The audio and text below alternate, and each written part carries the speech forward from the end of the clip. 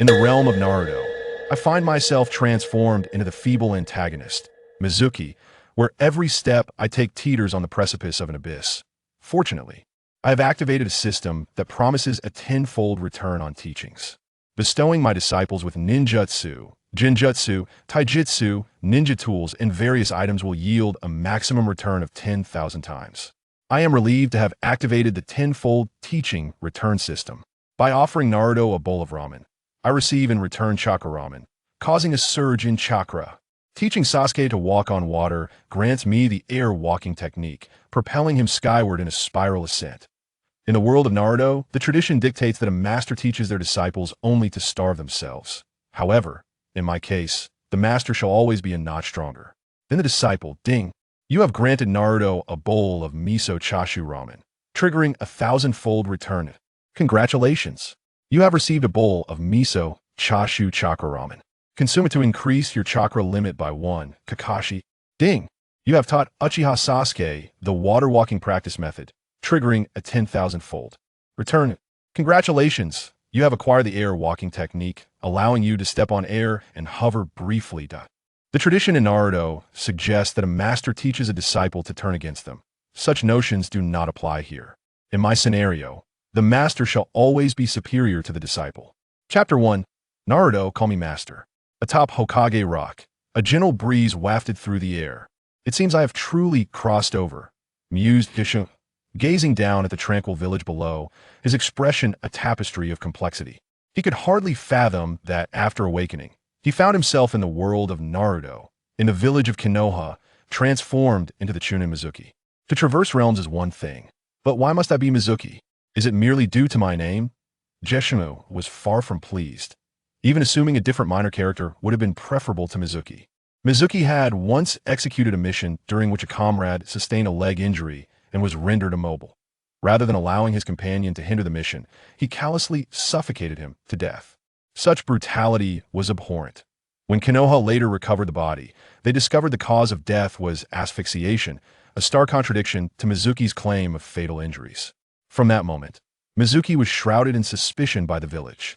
Although there was no direct evidence linking Mizuki to murder, the seed of doubt had been sown, and he would never regain trust, relegated instead to a minor assistant role at the Ninja Academy, merely passing time.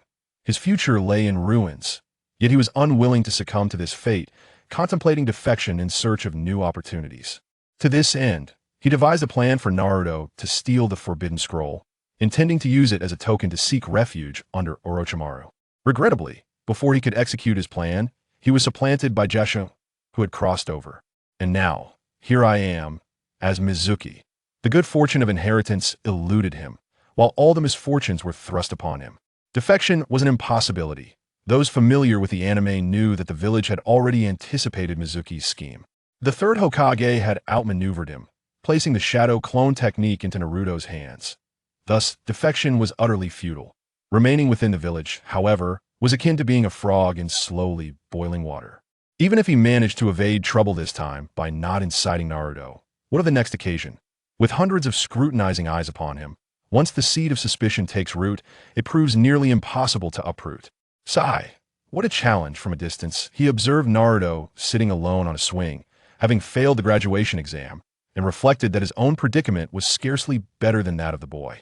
Today marked the end of the Academy's graduation exams, and the 9 young strong would officially become ninjas. Had he not intervened, Naruto likely would not have graduated. Ding! At that moment, a voice resonated within Jishimu's mind. Detection of a transmigrator. The tenfold teaching return system is commencing activation. Please complete the novice task for full system activation. Novice task. Accept Naruto as a disciple. Requirement. He must call you master. Task reward. Complete system. Activation. 1 genuine chakra control pill and 1 false chakra control pill. Jashimu's eyes widened. System?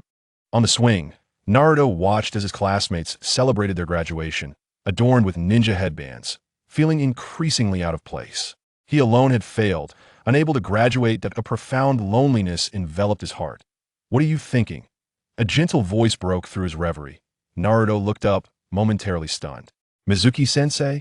With a faint smile, Mizuki replied, Naruto, if you wish to graduate, Follow me.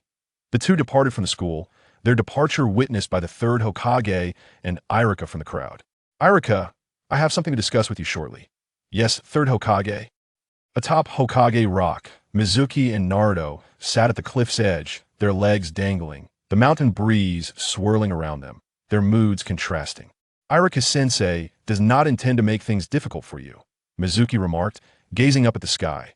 Naruto, puzzled, asked, then why does he always target me? Mizuki replied, I believe it is because he wants you to truly grow stronger. After all, both of you have lost your parents. When he looks at you, he sees a younger brother, someone he cares for deeply. That is why he fears losing you. Becoming a ninja is a perilous endeavor. Whether on missions or in battle, a moment's inattention can cost you your life. And yet, you have yet to master the shadow clone technique. Naruto felt a stirring in his heart upon hearing this. Despite this, he remained unwilling to accept defeat. But I truly want to graduate. Mizuki smiled gently. Alas, I must arrange for you to retake the assessment. Naruto eagerly inquired, retake? Is that really possible? Mizuki nodded. Elated, Naruto's joy quickly faded as he lowered his head in despair. Mizuki-sensei, even if I retake the test, my shadow clone technique will still be inadequate. I won't be able to graduate. Mizuki chuckled. Do you know why your shadow clone technique is always failing? Naruto replied, every time I use the technique, I feel as if my chakra is uncontrollable. I have been practicing diligently, yet it remains ineffective. Mizuki nodded. Indeed, the issue lies in your chakra control. It is simply too poor, hence the abysmal results. He refrained from mentioning that it was the nine tails affecting Naruto's chakra control. What should I do? Naruto asked helplessly. Mizuki turned to face him, saying, it is quite simple. I will teach you how to control your chakra, but you must call me master first.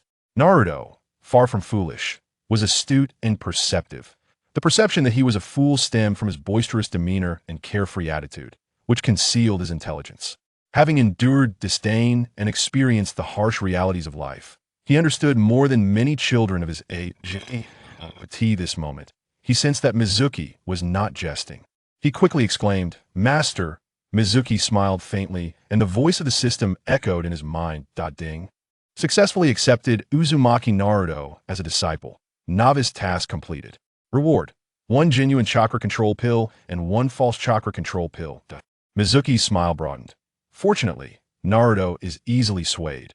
A few words, and he calls me master. The tenfold teaching return system is now fully activated, granting disciples ninjutsu, taijutsu, genjutsu, experience, ninja tools, and medicines will yield a maximum return of 10,000 times. Each disciple is entitled to 3 granting opportunities each month. With a smile, Mizuki said, Rise. He opened his hand, revealing a small blue pill resting in his palm, offering it to Naruto. Consume this, and you will master your chakra. The chakra control pill, a product of the system, enhances any ninja's chakra control to 90 upon consumption. However, for those whose chakra control exceeds 90, it would be ineffective. Naruto hesitated momentarily, but ultimately accepted the pill and swallowed it. It was a desperate gamble, regardless of its toxicity or efficacy. This was his sole opportunity. Ding. You have granted your disciple, Uzumaki Naruto, a chakra control pill, triggering 1,000-fold return. Shueimu raised an eyebrow. 1,000-fold? Although it fell short of the maximum 10,000-fold, it was still commendable. Congratulations. You have obtained a super chakra control pill. Super chakra control pill. Upon consumption, chakra control will reach 99.99. Shueimu inquired with curiosity, what is the distinction between 90 and 99.99? System. Regular chakra control pill can enhance chakra control to 90. Intermediate chakra control pill to 99. Advanced pill to 99.9. Super pill to 99.99. Kingly pill to 99.999. Imperial pill. Chakra control exceeding 90 allows for rapid mastery of any ninjutsu. Exceeding 99 permits the streamlining of hand seals, accelerating ninjutsu. Release. Exceeding 99.9 enables single-handed hand seals. Exceeding 99.99 allows for ninjutsu release without hand seals. A mere clap summons whatever is. Uttered. Exceeding 99.999 allows for ninjutsu release without clapping. Mere thought summons whatever is uttered, with an increase in ninjutsu potency by 1 level. Shuemu's eyes widened in astonishment. At that moment, Naruto, having consumed the chakra control pill, began to sense an internal transformation. Master Shuemu, I can feel it. I can feel it. My chakra has become obedient. Shuemu nodded. Let's put it to the test. Naruto raised his hand, formed the necessary signs, and declared, Shadow, clone technique. With a resounding bang, 10 Narutos stood before him, one being the original and 9 as clones, nearly indistinguishable from one another. I did it. I, Uzumaki Naruto, have succeeded. I have finally mastered the shadow clone technique. Naruto exclaimed with exuberance. Master Shuemu, thank you so much. I'm heading back to school to retake the exam. Iruka-sensei will surely allow me to graduate. He prepared to disperse the clones and leave. However, Shuemu stopped him. Hold on. This is just the beginning. Here, take another one. He produced the super chakra control pill returned by the system and handed it to Naruto. The system never stated that returned items could not be used to trigger further returns. If the super chakra control pill triggered another return, even a mere tenfold would be extraordinary. Without hesitation, Naruto accepted the pill and consumed it. Ding! You have granted your disciple, Uzumaki Naruto, a super chakra control pill, triggering 100-fold return. Congratulations, you have obtained an Imperial Chakra Control Pill. Imperial Chakra Control Pill. Upon consumption, chakra control will reach 99.9999. With chakra control at 99.9999, ninjutsu can be released at will, potency increased by 2 levels, and effects may vary. Haha, it truly works. Shuemu rejoiced that a shortcut lay before him. He planned to give this Imperial Chakra Control Pill to Naruto shortly, triggering another return. But just then, ding! Bug detected, repairing. Shuemu, is the system playing games? Repair completed. From now on, items returned by the system can no longer trigger further returns. Shuemu could not help but exclaim, what the heck? Chapter 2. A clap and whatever is uttered appears. The snowball plan declared a failure. The Imperial Chakra Control Pill now lay uselessly in his hands. With no other option, Shuemu consumed it himself. The pill dissolved upon entering his stomach, quickly spreading its effects throughout his body. In less than half a minute, his chakra control reached an astonishing 99.9999. Unable to resist the urge, he attempted a technique. With a mere thought, Naruto beside him transformed into Iruka's likeness with a loud bang. Naruto. What just happened? Shuemu displayed a peculiar smile. With 99.9999 chakra control, not only did ninjutsu potency increase by 2 levels, but the effects also varied. What he had just executed was the transformation technique, not on himself, but on Naruto. As a result, Naruto had transformed. Is this the effect of a mutated transformation technique? It seems quite intriguing. The ordinary transformation technique allowed only for self-transformation. However, the mutated version permitted transformation of others or even objects. If used wisely, it could yield unexpected results in critical moments. As for the elevation of the technique from E to C rank, its effects would require gradual exploration.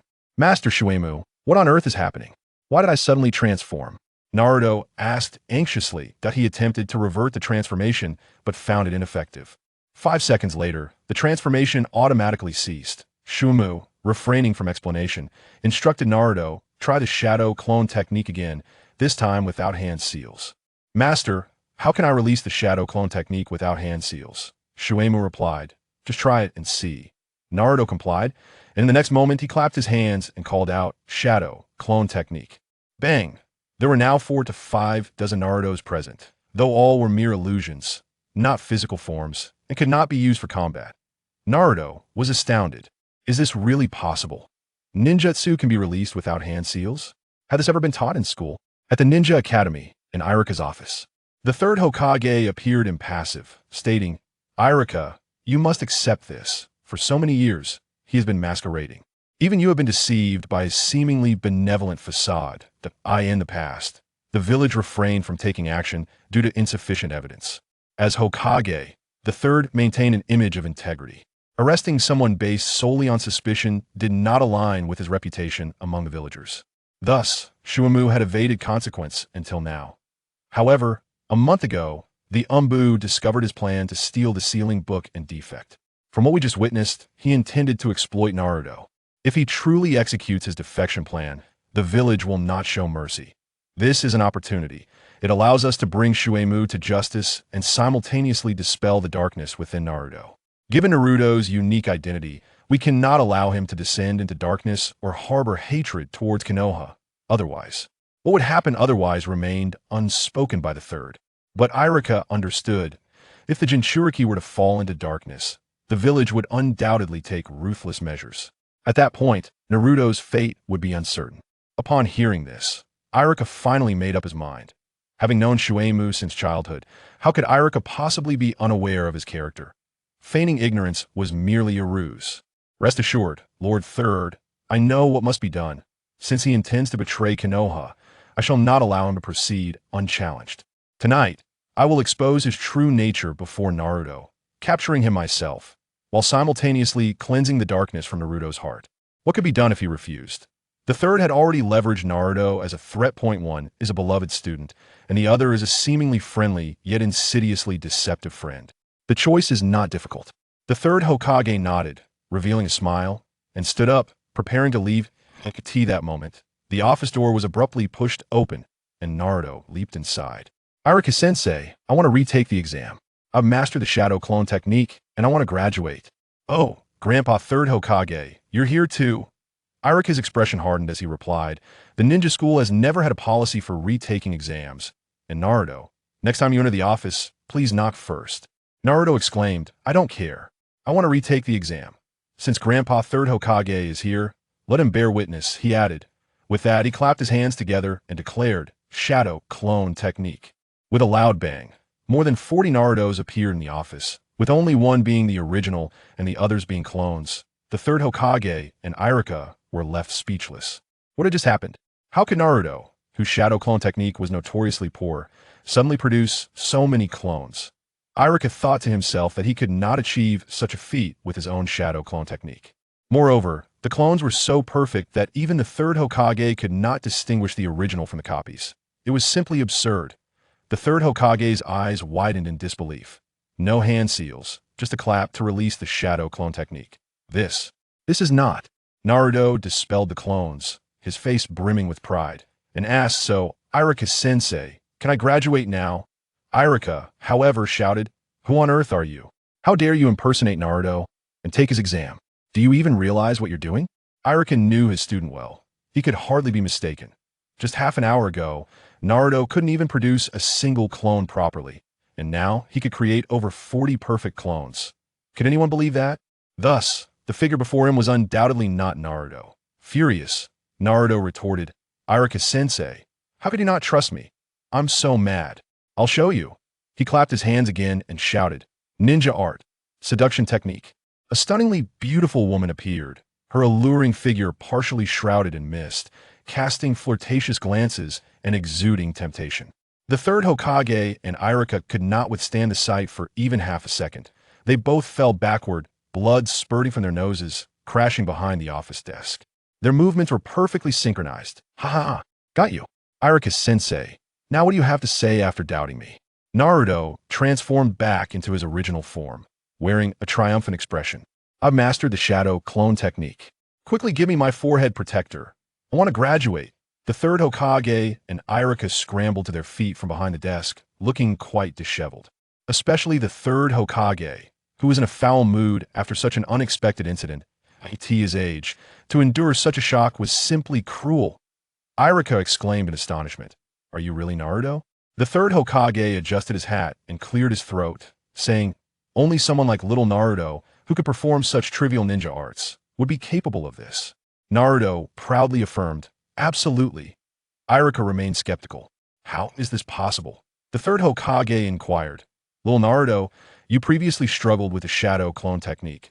Why can you now produce so many perfect clones? Moreover, you didn't even perform any hand seals when using the technique. Can you enlighten me on what happened? Naruto, not hiding anything, replied, I always felt that my chakra was uncontrollable. Just now, Master Mizuki found me and gave me 2 blue pills. After taking them, my chakra became very obedient, and using the shadow clone technique became much easier. Mizuki?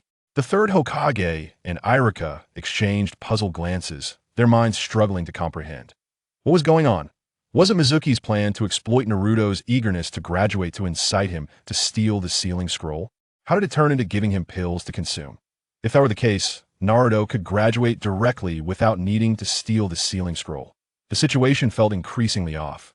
The third Hokage's first reaction was to wonder if there were more of those pills. His second thought was that the pills must have side effects, potentially damaging the seal within Naruto. What if the seal is broken and the Nine Tails escapes? That would be troublesome. The third Hokage swiftly moved to Naruto's side, pinning him down with one hand while lifting his shirt to expose his abdomen. After a quick examination and finding no signs of damage to the seal, he finally breathed a sigh of relief. Yet he remained uneasy and swiftly lifted Naruto up, racing out of the Leaf Village school toward the hospital. As they exited, he reminded Irika, "Do not speak of this matter to anyone for now." Upon reaching the hospital, the third Hokage approached the director directly. Quickly, administer a full-body examination. Before long, the results came in, confirming that Naruto was perfectly fine. What on earth is happening? The third Hokage was utterly baffled. Naruto, did Mizuki say anything else besides giving you the pills? Did he instruct you to do anything? Please recount everything that transpired. He had no choice but to ask Naruto to ensure Mizuki could deceive Naruto into stealing the sealing scroll without suspicion. He had withdrawn the Umbu monitoring Naruto, fearing Mizuki might detect them and be deterred from proceeding with his plan. Moreover, he had been discussing matters in Irika's office, leaving him no time to observe with the telescope technique. As a result, he was entirely in the dark about what had transpired after Mizuki took Naruto away. Seeing the grave expression on the third Hokage's face, Naruto recounted, "Master Mizuki took me to Hokage Rock and told me that Irika-sensei didn't want me to graduate because he was afraid I would be unskilled and face danger in missions. Then he asked me to call him master. After that, he gave me a blue pill, and after taking it, I could produce 9 clones. Then he gave me another pill, and after taking it, I could produce over 40 clones without needing to form hand seals. Then, I came back to the ninja school to retake the exam." The third Hokage asked, "Was there anything else?" Naruto shook his head, "No." The third Hokage's confusion deepened. It made no sense. Absolutely none. Just 2 pills allowed Naruto's chakra control to reach a level comparable to the first Hokage. This is a height I have pursued my entire life, yet could never attain. Thus, the question arose, why would Mizuki give Naruto such extraordinary pills instead of consuming them himself? Could it be that he has so many pills that he cannot consume them all? Or perhaps he possesses the recipe and can create more pills at will? As these thoughts crossed his mind, the third Hokage's breath quickened. Chapter 3. Even ramen can trigger a tenfold chakra surge. The Umbu would never make a mistake. Although the process has changed, Mizuki's goal must still be the sealing scroll. Mizuki giving Naruto the pills is a ploy to distract my attention while he himself steals the sealing scroll. The third Hokage pieced together the truth in his mind. Then let us continue this charade. Glancing at the sky outside, he noted that night had fallen. With a stoic expression, he formulated a new plan in his heart. Once Mizuki steals the sealing scroll, with irrefutable evidence, he could order his arrest and confine him to prison. Then, through various means of coercion and temptation, he could extract the recipe from him. Logically, if he wanted the recipe, sending it to the clan in the mountains would be the quickest method. However, that would risk the recipe leaking to the outside world. Such a significant matter. How could anyone else know about it besides oneself? Especially Danzo. He must never learn of the existence of the pills. Grandfather Third, are you done yet? After all the inspections, what have we found? Naruto was already growing impatient. At that moment, the third Hokage had no inclination to engage with him, that he casually replied, "The inspection is complete. For now, there are no issues. It's getting dark. You should head home." Naruto insisted, "What about the ninja headband? I have mastered the shadow clone technique, even surpassing my classmates. I should be able to graduate, right?" The third Hokage replied, Yes, you graduated. Hurry and go find Irika for your headband. Just tell him it's from me." After sending Naruto off, the third made his way to the Hokage building. He found a random excuse to send all the vigilant Umbu off for barbecue, then placed the already prepared, censored sealing book on his desk before leisurely returning home. The entire Hokage building was deserted, devoid of any presence. The sealing book was left conspicuously on the Hokage's desk, as if fearful that no one would notice it. Once home, the third immediately took out a crystal ball and utilized the telescope technique to monitor the Hokage building from a distance. Half an hour passed without any commotion. An hour passed, and still no activity. The third was not anxious, exhibiting remarkable patience. In fishing, without patience, one would never catch a fish. At this moment, Naruto had acquired his headband and excitedly entered Ichiraka Ramen, eager to indulge in 3 bowls to celebrate. Hey, Naruto, you're here for ramen too. As Naruto stepped into Ichiraka Ramen, he recognized a familiar voice. There sat Mizuki at a table, with half-eaten ramen before him. Mizuki-sensei, I didn't expect you to enjoy Ichiraka Ramen as well. Naruto's face lit up upon seeing Mizuki. Mizuki replied, I came here after finishing my school matters. The flavor of this ramen is indeed delightful. By the way, I see you're wearing your headband. It seems you've successfully graduated. Naruto eagerly exclaimed, Yes, yes. I owe it all to you, Mizuki-sensei. Without you, graduating today would have been quite difficult. I'm thrilled to have obtained my headband and truly wish to celebrate with a bowl of ramen. Unfortunately, I'm too poor to afford ramen. But just being here to savor the aroma is enough to satisfy me. Naruto emerged from his pocket, feigning a pitiful look as he stared longingly at Mizuki's bowl of ramen, swallowing hard. Mizuki felt a twitch at the corner of his eye.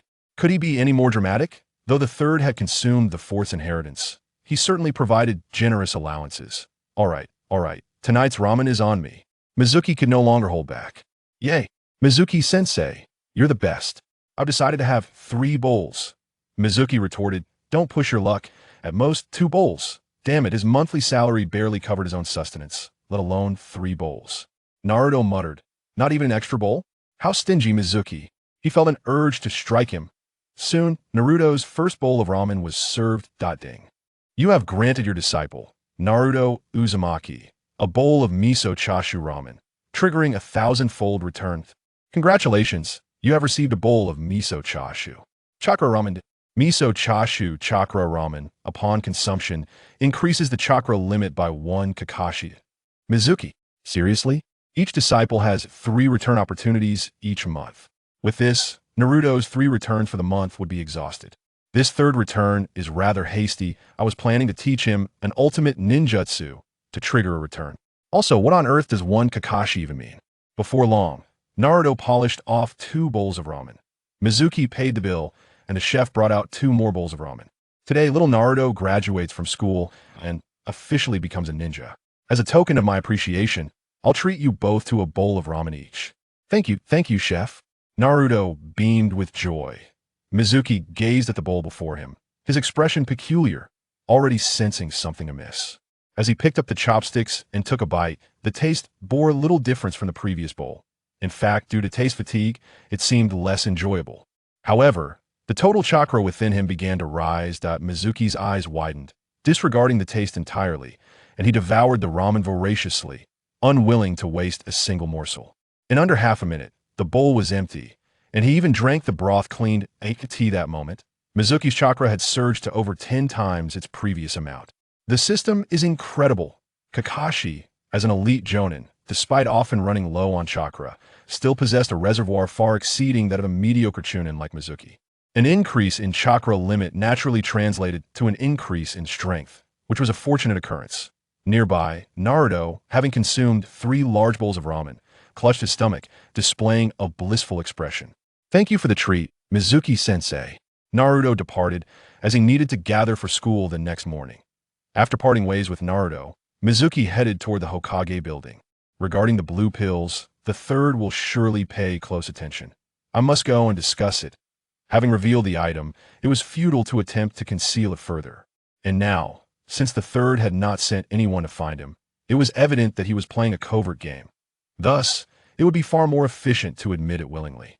He had already concocted a reasonable explanation. In the Sarutobi clan residential area, the third Hokage, Hiruzen Sarutobi, suddenly sat upright, placing his pipe on the table. The crystal ball clearly displayed the scene outside the Hokage building. Mizuki was seen casually walking to the base of the Hokage building, ascending the stairs, with his target being the Hokage's office.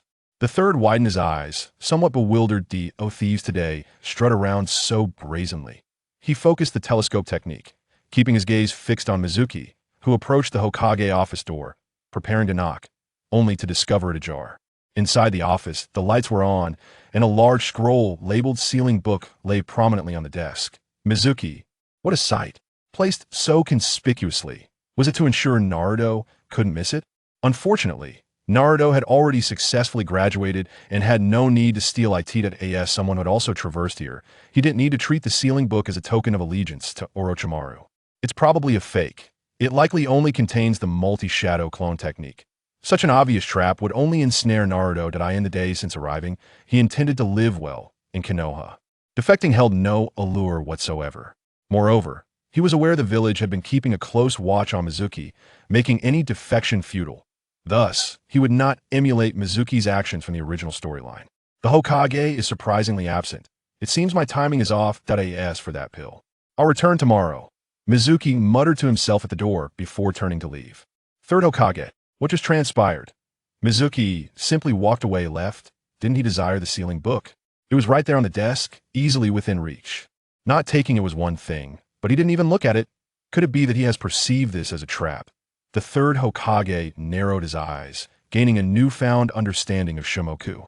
In his perception, Shimoku was an arrogant individual, one who acted without consideration for the consequences. Therefore, despite the myriad flaws in this trap, he believed that Shimoku would undoubtedly fall for it.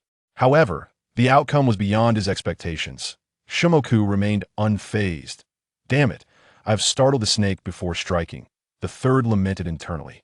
This time, Shimoku had evaded the pitfall, making future designs exceedingly difficult. Nevertheless, Shimoku's earlier mention of the blue pill piqued my interest. With a spark of realization, the third hastily rose from his abode and proceeded toward the Hokage building. A few minutes later, he fortuitously encountered Shimoku. Hokage-sama, I did not realize you were here. I just visited the Hokage building looking for you, only to find you absent. The third smiled and inquired, Shimoku, what brings you to me? Shimoku replied, it concerns Naruto. Today The third immediately gestured for silence, stating, let us discuss this matter in my office. Such topics were far too sensitive to be aired in public. He was contemplating how to keep the formula to himself. Following the third, they entered the Hokage office and secured the doors and windows. Shimoku, I have heard from Naruto about today's events. You administered 2 blue pills to him, significantly enhancing his chakra control abilities. Is the matter you wish to discuss related to these blue pills?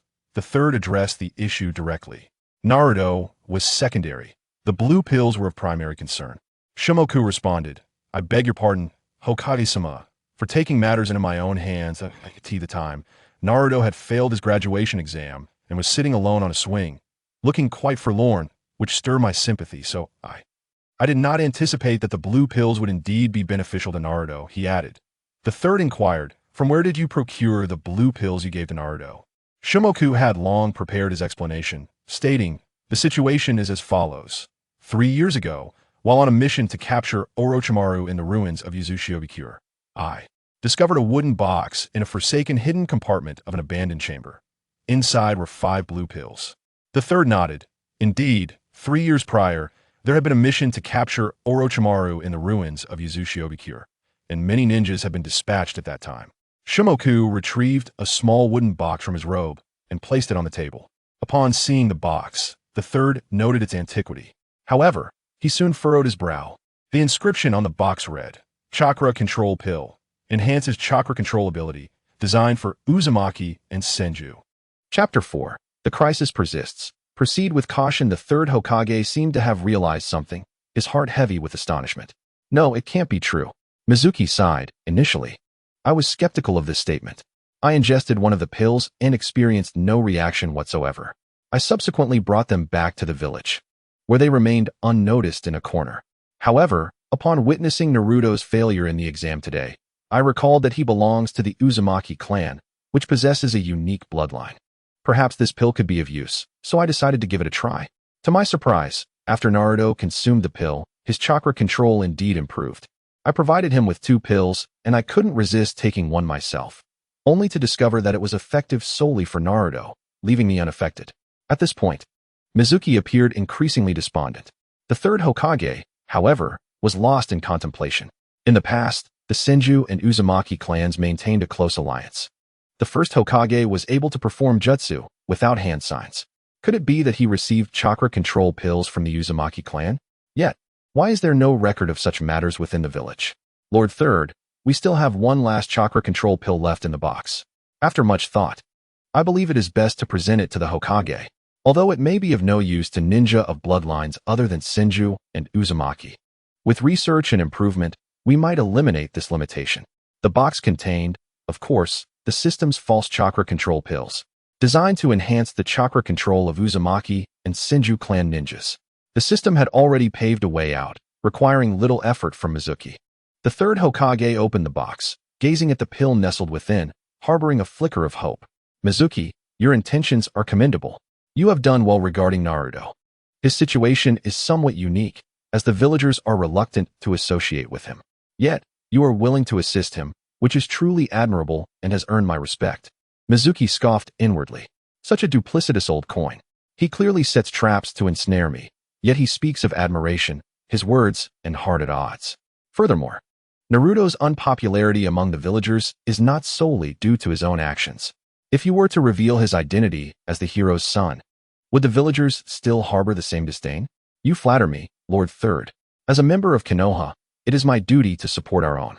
I may lack talent, merely a standard chunin, unable to undertake high-level missions for the village's benefit, yet I strive to focus on nurturing the next generation of Konoha.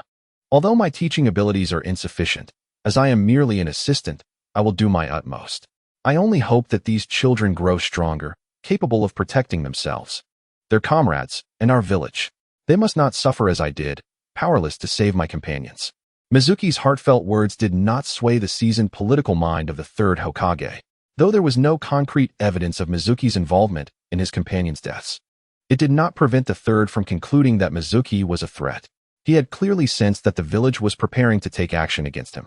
Mizuki had surrendered the last blue pill, feigning concern for the village.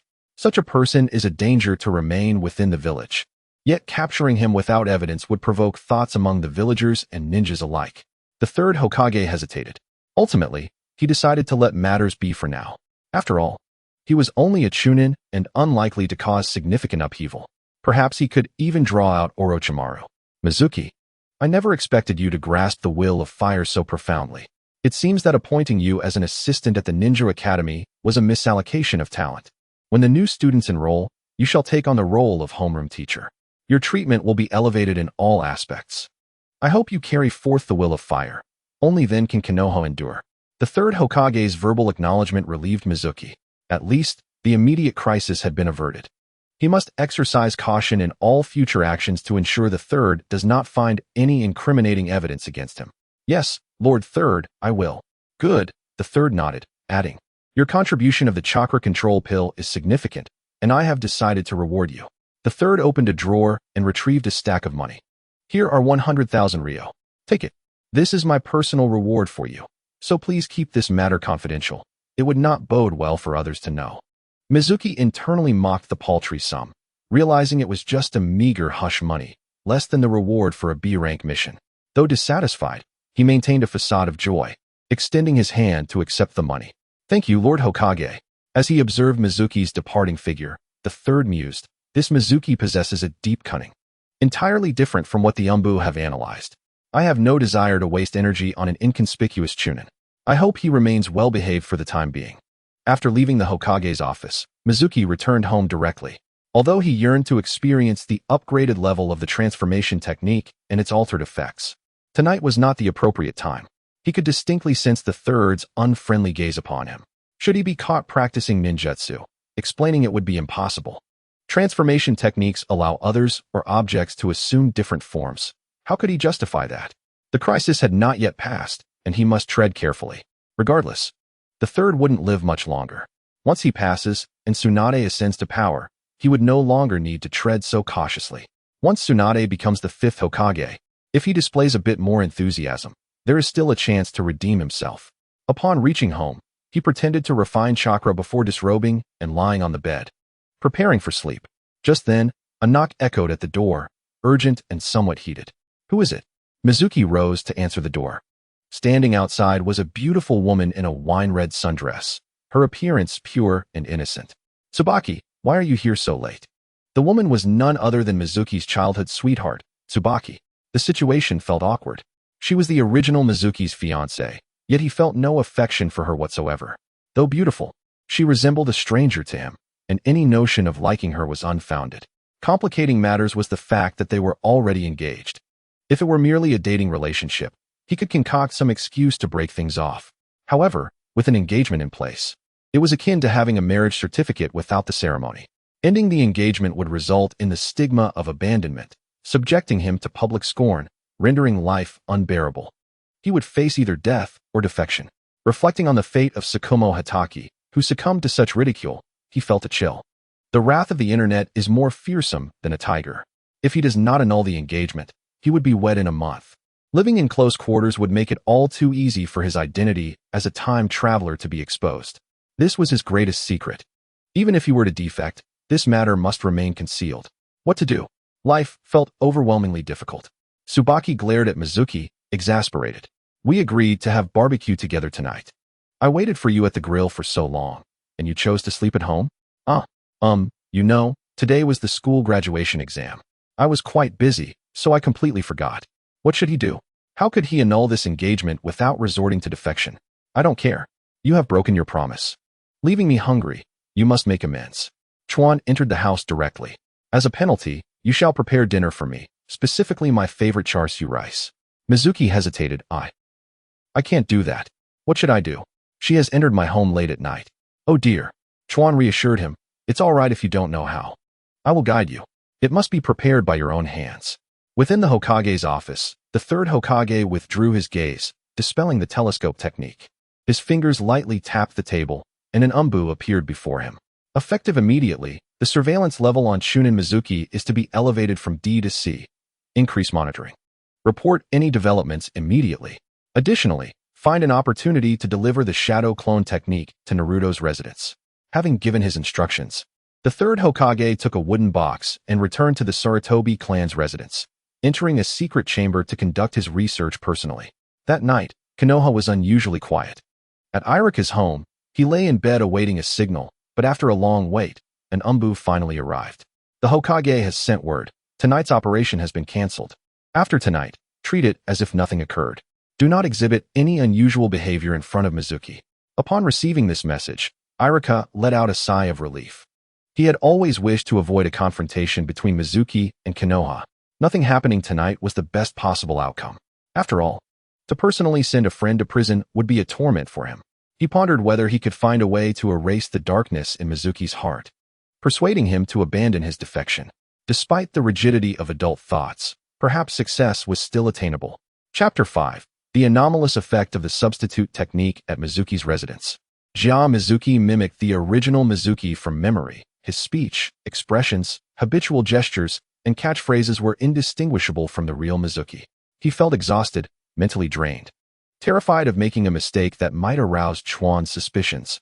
Yet, the outcome was favorable. Chuan had no idea that the person before her was no longer her fiancé. While the body remained the same, the soul had been entirely swapped.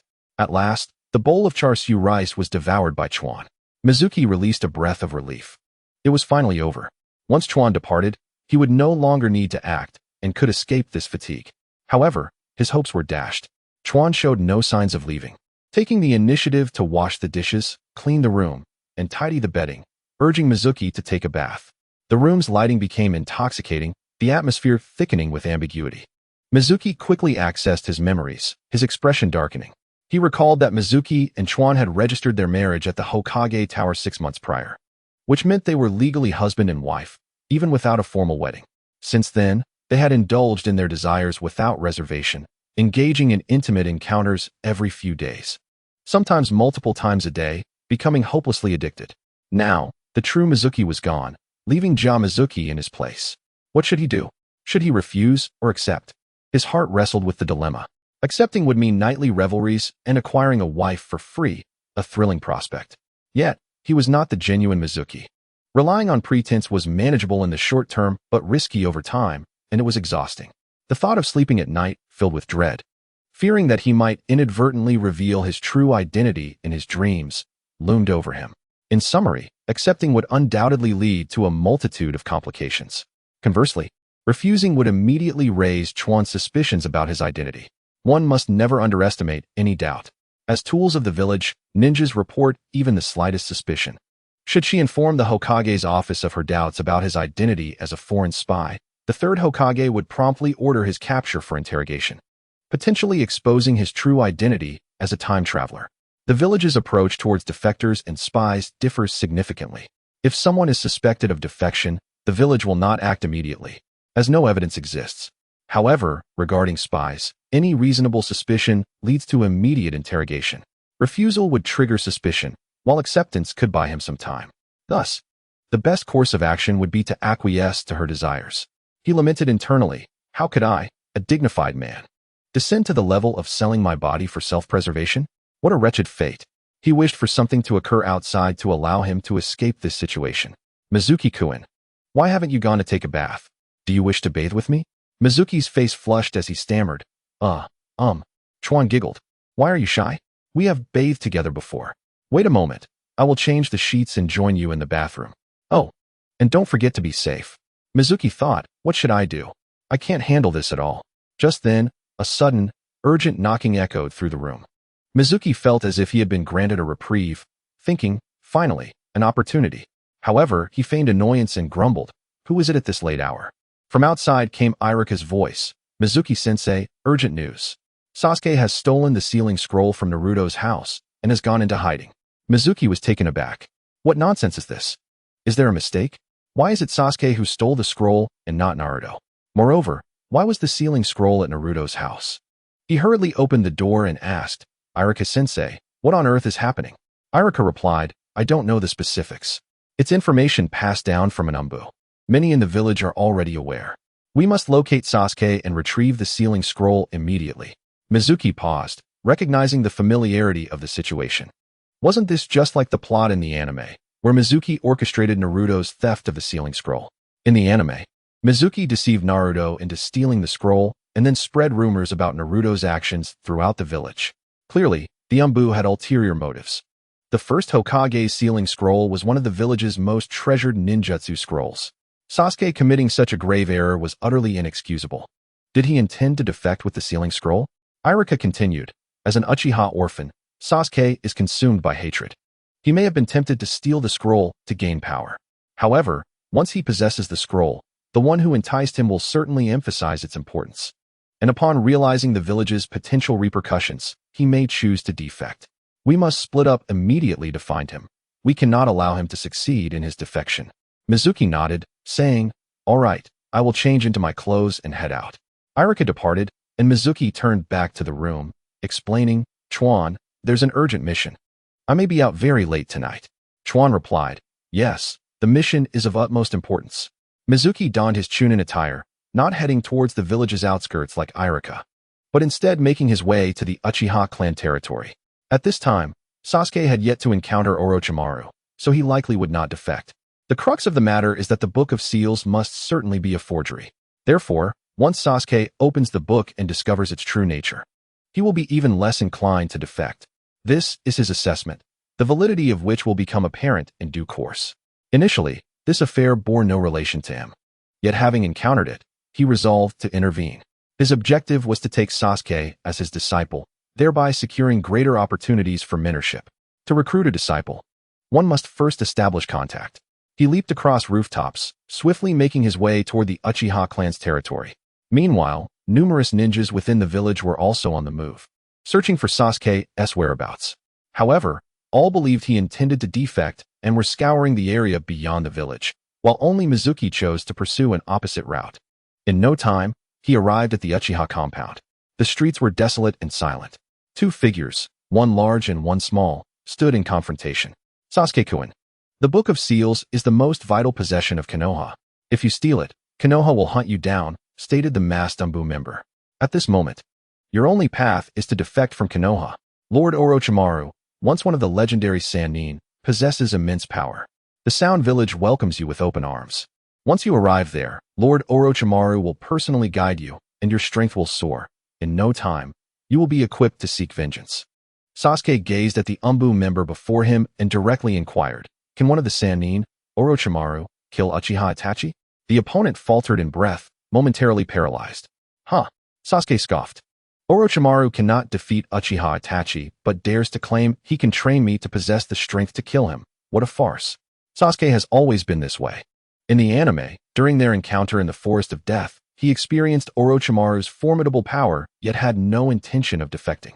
However, after witnessing the third Hokage's demise at Orochimaru's hands, he recognized the latter's strength and began to entertain thoughts of defection. Following Kakashi's swift defeat by Itachi, he realized that continuing to train under Kakashi would forever render him unable to match Itachi, thus decisively abandoning Kakashi and opting to defect. Moreover, this was not a book of seals filled with forbidden jutsu, but rather a prank concocted by Naruto, a mere imitation. Tonight's events were merely a jest shared between Naruto and himself. Therefore, I shall not defect. The Umbu member chuckled lightly and replied, "At this juncture, since you refuse, I will have to knock you out and take you by force. However, before that, the little mouse hiding in the shadows must be dealt with." With that, 3 shurikens were unleashed, darting like lightning toward a nearby corner. There, Mizuki, upon seeing the approaching shurikens, broke into a cold sweat. As the moment of impact loomed, he concentrated and, with a puff, evaded the attack using the body replacement technique. Wait, when did he form the seals for the body replacement technique? The Umbu member thought. Astonished, Mizuki, crouched in the trees, reflected on the sensation he experienced while executing the technique and quickly grasped the implications. At this moment, Sasuke seized the opportunity and slipped inside a building. The Umbu member, undeterred, turned his gaze in search of Mizuki's location. Well hidden, but that is of no consequence to me. From his sleeve emerged a serpent, flicking its tongue before hissing toward Mizuki's position. Found you, he exclaimed, just as a kunai was hurled toward Mizuki. This time, Mizuki remained calm. As the kunai approached, he activated the body replacement technique once more. With a puff, white smoke enveloped the area, followed by the unmistakable sound of a kunai embedding into flesh. When the smoke dissipated, the Umbu member was found with a kunai lodged in his throat, while Mizuki stood where the Umbu had previously been. The two had exchanged positions in that fleeting moment. Is this the mutated body replacement technique? Chapter 6. Taking on a disciple, Sasuke, a new return breathing heavily. Mizuki realized he had expended a third of his chakra in that exchange. The mutated body replacement technique is incredibly taxing yet astonishingly effective, enabling him to turn the tables and have his opponent fatally wounded by their own weapon. Life and death reversed in an instant. It allows for instantaneous position swapping with any object, living or otherwise. The body replacement technique, one of the 3 body techniques, manifests with a puff of smoke, obscuring the enemy's line of sight while substituting a wooden stake for the user's body, allowing them to evade. It is a technique that misleads the opponent into believing they have succeeded in their attack. In essence, the body replacement technique is merely a simple sleight of hand. The mutated version, however, resembles the Rinnegan's ocular techniques, a spatial ninjutsu. Remarkable.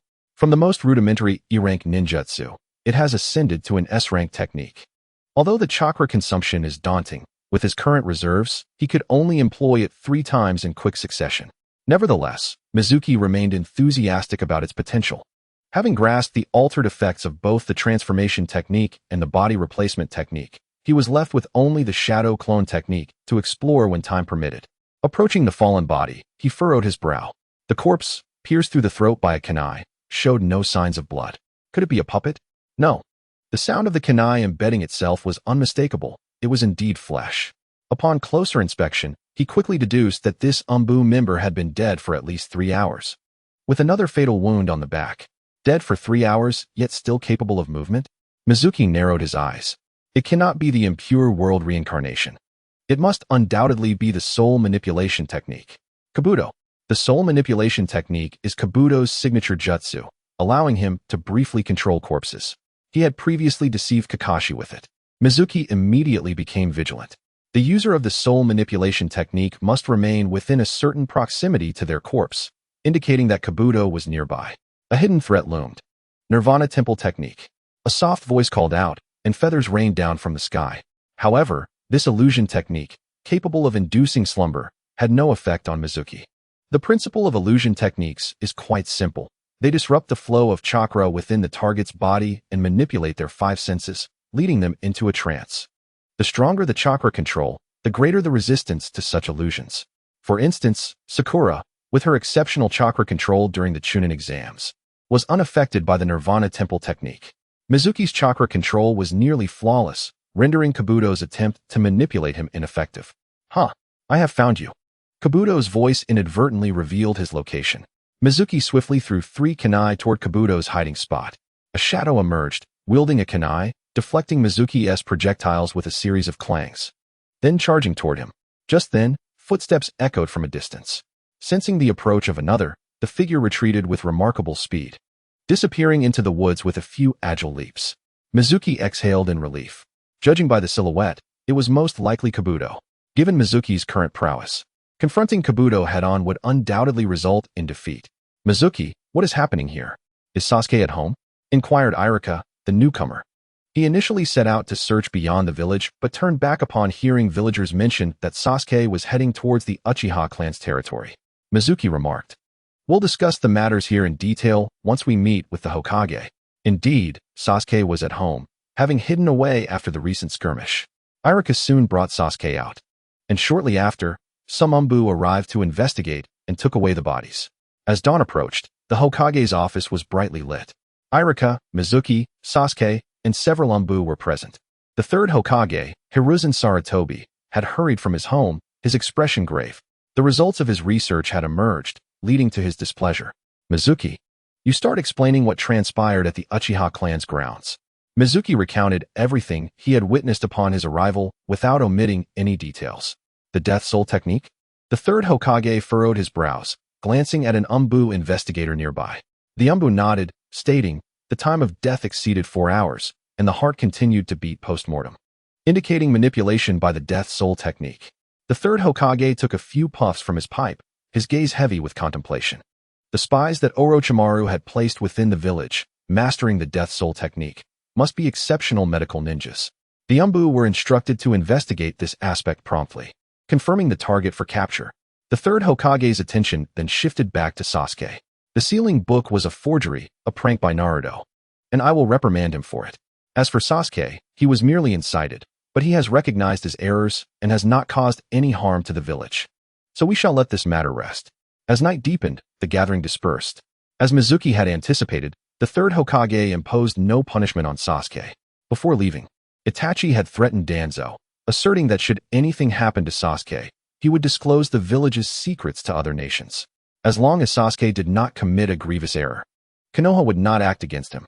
By the time everyone departed, dawn had broken. On his way home, Mizuki walked slowly. Though it was already the next day, a beautiful woman still lay in bed at his home, which made him feel somewhat apprehensive. Behind him, Sasuke followed at a distance. Just as Mizuki reached home and was about to ascend the stairs, Sasuke hurriedly approached him, saying, "Hey." Mizuki turned his head for a glance, inquiring, "What is it?" Sasuke replied, "Teach me that technique of swapping positions with an enemy. I'll pay you 1 million ryo." Last night, he had hidden indoors, observing everything that transpired outside. Upon witnessing the Umbu being killed by his own shuriken, Sasuke felt as though he had glimpsed the future, envisioning Itachi's demise. His desire to learn this technique was overwhelming. At that moment, Sasuke raised his chin, wearing an expression that suggested he believed he was making a tremendous bargain by offering 1 million ryo for a jutsu. Mizuki's eyes twitched. What an attitude! Is this how you ask for a favor? If it were someone else, they would have been met with far less mercy. Though Mizuki felt somewhat disgruntled, he could not let his displeasure interfere with the system's return. His exhibition of strength last night was intended to take Sasuke as his apprentice, thus reaping the benefits from the system. "I can teach you, but I won't accept money. However, you must call me master and bow down to me. I will teach you for free." "What? Bow down?" Flames ignited in Sasuke's eyes. "Are you dissatisfied with the amount? If 1 million ryo isn't enough, then I'll offer 3 million ryo. Mizuki chuckled. "It's not about the money. If you wish to learn the technique, you must comply with my terms, otherwise, we cannot discuss it further. High-level ninjutsu is not something one can simply learn at will." Watching Mizuki ascend the stairs, Sasuke clenched his fists, his eyes filled with conflict. If he could master high-level ninjutsu, he would not be defenseless when facing that man. Yet, before he had even begun to learn, he was already feeling prideful. Upon returning home, Tsubaki was already awake and preparing breakfast. Mizuki secretly let out a sigh of relief. He had managed to evade disaster that night. After Tsubaki left, Mizuki took a nap and, by afternoon, set out to seek a new apprentice. Each apprentice was allowed 3 opportunities for returns each month. Therefore, the more apprentices he had, the more return opportunities he could accumulate, thereby enhancing his strength more rapidly. As he strolled through the streets, he happened upon Naruto being thrown out of the women's bathhouse, accompanied by a young boy, Konohamaru. "Hey, Naruto, what is going on here?" Upon seeing Mizuki, Naruto awkwardly stammered, "Master, I wasn't doing anything." Konohamaru chimed in. "Naruto Big Brother was teaching me the seduction technique. Once I master it, I can defeat my grandpa." "Well, since you're Naruto's master, your seduction technique must be even better than his. Will you teach me?" Mizuki replied, "I don't know it. I haven't taught it. Don't spread falsehoods." He turned on his heel and hastily departed. He could take on any apprentice, but not Konohamaru, at least not until Hiruzen's passing. As he continued walking, he arrived near the Uchiha clan's territory and spotted Sasuke sitting by the lake, staring blankly at the water. Sasuke sensed someone approaching and turned to see Mizuki. Struggle flickered in his eyes for a moment, but it quickly transformed into determination. Standing before Mizuki, Sasuke declared, "I must learn that technique. I accept your conditions." He then bowed to Mizuki and called out, "Master." In his quest for strength, he had shed his pride. Mizuki felt a surge of joy in his heart. He had gained another apprentice. The system's benefits could continue to be reaped. "Rise, for since you have taken me as your master, I will indeed teach you ninjutsu." The technique used last night was an advanced form of the substitution jutsu, the body flicker technique. This is a space-time ninjutsu, classified as S rank. Upon hearing the rank, Sasuke was elated. Mizuki added, "This technique is extremely difficult to learn and requires exceptional chakra control. At your current level, you cannot learn it immediately. You must first build a foundation. Today, I will teach you how to climb trees and walk on water." With that, Mizuki led Sasuke to the woods and demonstrated tree climbing. By concentrating an appropriate amount of chakra at the soles of his feet, he created an attractive force that allowed him to adhere to the tree without falling, enabling free movement. Practicing tree climbing would enhance his chakra control. Once he could scale the tree's height in one go, his chakra control would show significant improvement. After finishing the tree climbing lesson, the system's voice chimed in. "Ding! You have taught your apprentice, Uchiha Sasuke, the tree climbing practice method, triggering a double return. Congratulations, you have obtained the wall climbing practice method." Mizuki was taken aback. "Damn it, system. You can also return double?" With a dark expression, Mizuki took Sasuke to the lakeside, demonstrating and explaining the water walking technique. "Ding! You have taught your apprentice, Uchiha Sasuke, the water walking practice method, triggering a 10,000-fold return." Yay! Mizuki rejoiced. With such a considerable return, it could only be beneficial. "Congratulations, you have obtained the air step practice method. Air step practice method, stepping on air, rising with each step." Mizuki's eyes widened. Was this a sign of divine favor? Chapter 7. The consumption of body flicker technique. What level of chakra control must I achieve to learn the body flicker technique? Sasuke's focus was solely on mastering the body flicker technique.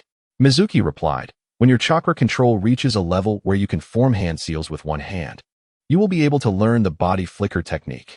One-handed hand seals? You can form seals with just one hand? Sasuke's eyes widened in astonishment, as if a new world had opened before him. Mizuki explained, "As your chakra control improves, the release of ninjutsu will become increasingly effortless. When your chakra control reaches a certain level, you can perform hand seals with one hand.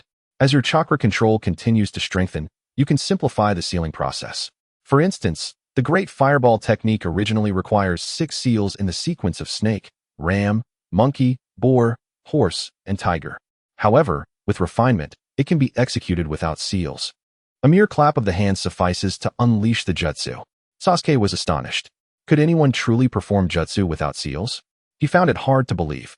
Mizuki chuckled, saying, "As far as I know, the 4th Hokage, Minato Namikaze, could accomplish one-handed seals.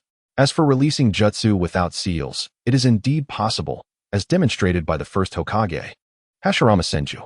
Oh, and your classmate, Naruto Uzumaki, can also perform the same feat as Hashirama, clapping his hands and calling forth jutsu."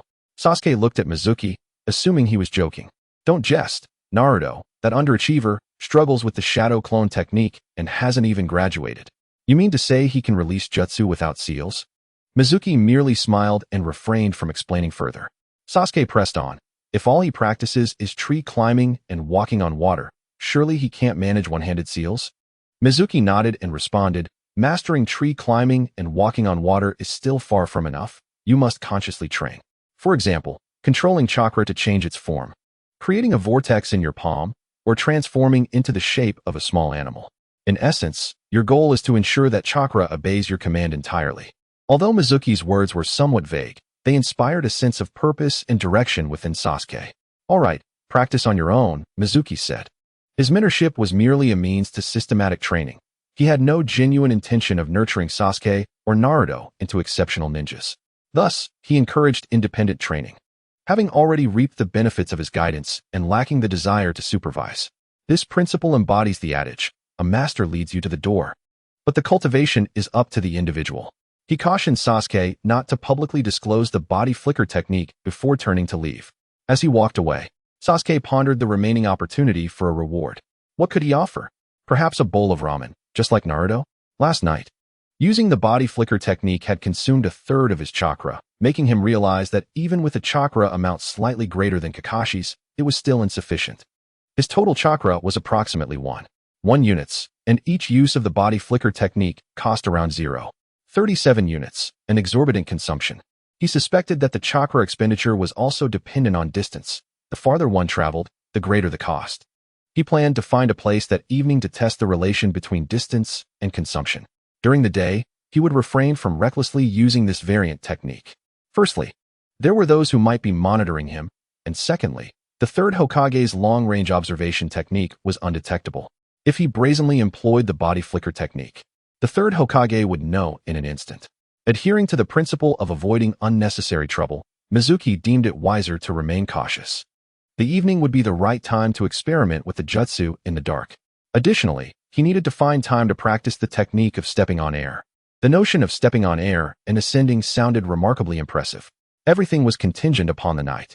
Today, the graduates were taking photos and registering their ninja information, leading to a break at the Ninja Academy. Mizuki, eager to escape idleness, ventured to the riverbank outside the village to fish. In his previous life, he had been an ardent fishing enthusiast, braving winter's chill and summer's heat, unwavering in his passion. Even in this new existence, he clung to his interests. His rationale was sound. With a system at his disposal, he needed not train. If he did not fish, what else could he do? The fish he caught could be consumed, providing meals like boiled fish, sauerkraut fish, and grilled fish, thus saving on grocery expenses. Any surplus could be sold to supplement household income, making fishing a promising and noble pursuit.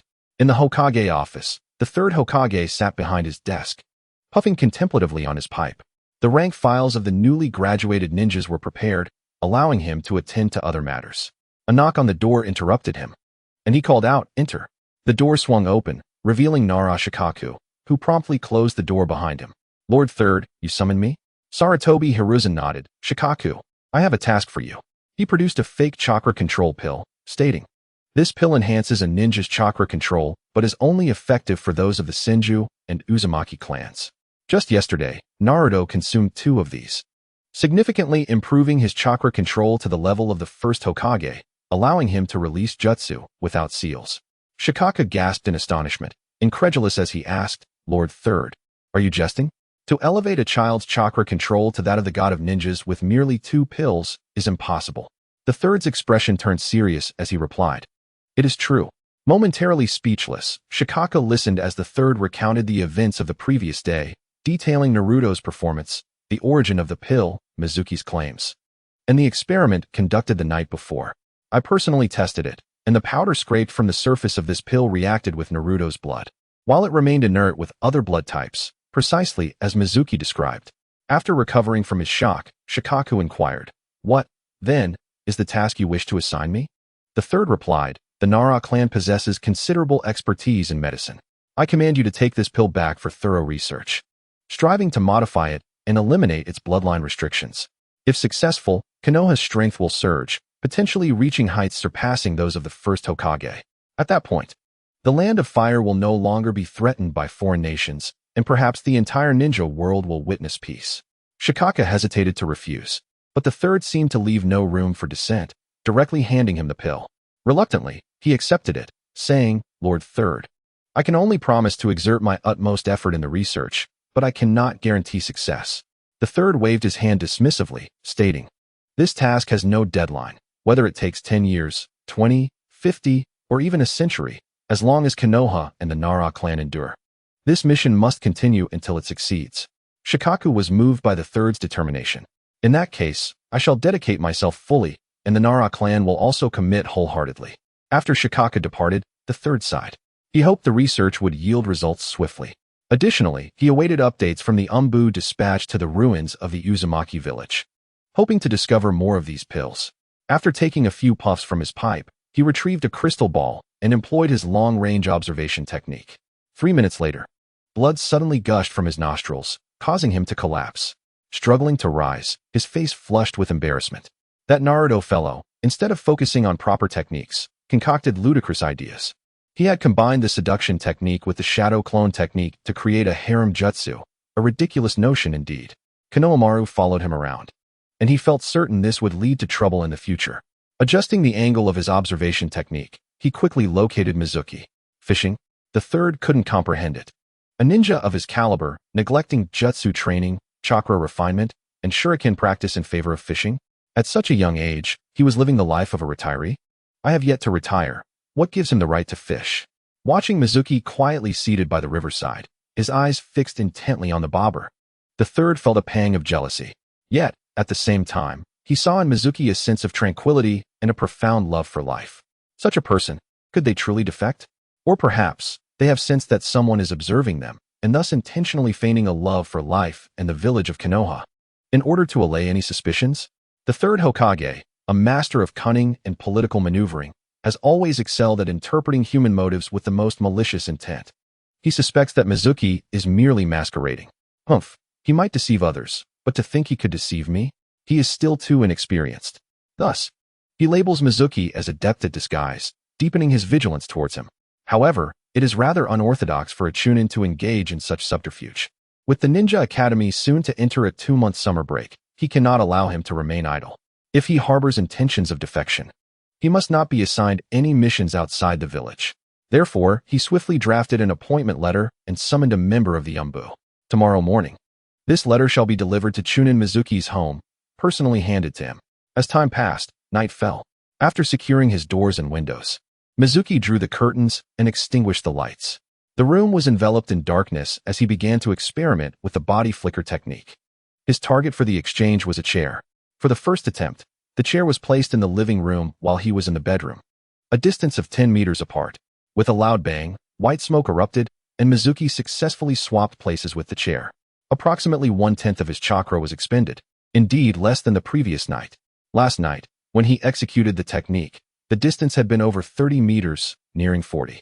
The results were conclusive, the farther the target, the greater the chakra consumption. Continuing his experiments, he extended the distance to 15 meters, the longest possible within his home.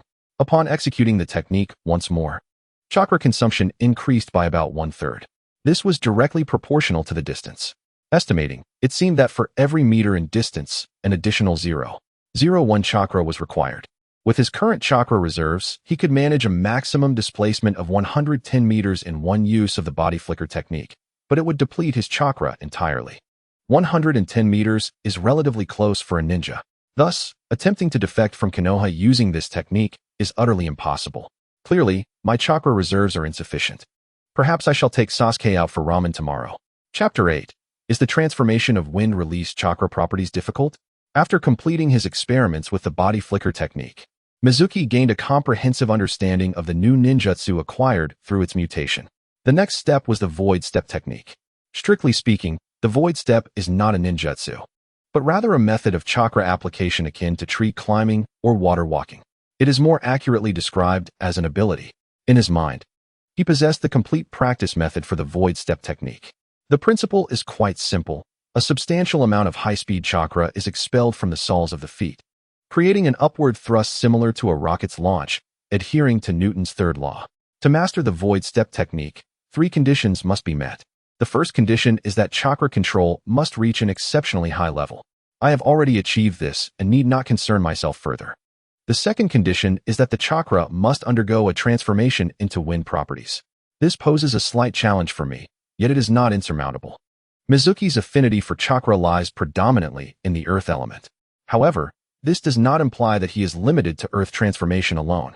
In the world of ninjas, there are 7 elemental affinities: water, earth, fire, wind, lightning, yin, and yang. Each individual possesses these 7 attributes from birth, albeit with varying affinities. Those with higher affinities can be detected by chakra paper, while those with lower affinities cannot, though they still exist.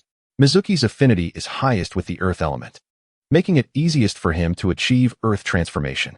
The other 6 elements can also be mastered with the right methods and dedicated practice. Generally, Jonin possess mastery over 2 or more elemental transformations. For example, the 3rd Hokage, Sarutobi Hiruzen, through rigorous training, has mastered transformations in all 7 elemental natures, excelling in over 1,000 ninjutsu techniques, thus earning the title of Professor of Ninjutsu. Likewise, the copy ninja Kakashi has also mastered all 7 elemental transformations, earning him great renown in the ninja world.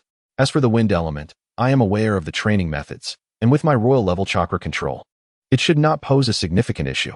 The most troublesome aspect is the 3rd condition, the Kitsumi-I, yin release. Point must be sufficiently robust to withstand a sudden influx of chakra without sustaining damage. This step is the most challenging and time-consuming, requiring sustained training and the use of specific medicinal herbs for foot soaking. The required herbs are quite expensive. On my way back from fishing today, I conveniently purchased some soaking herbs, which cost me 6,000 ryo for a single batch. They are all rare herbs, hence the steep price.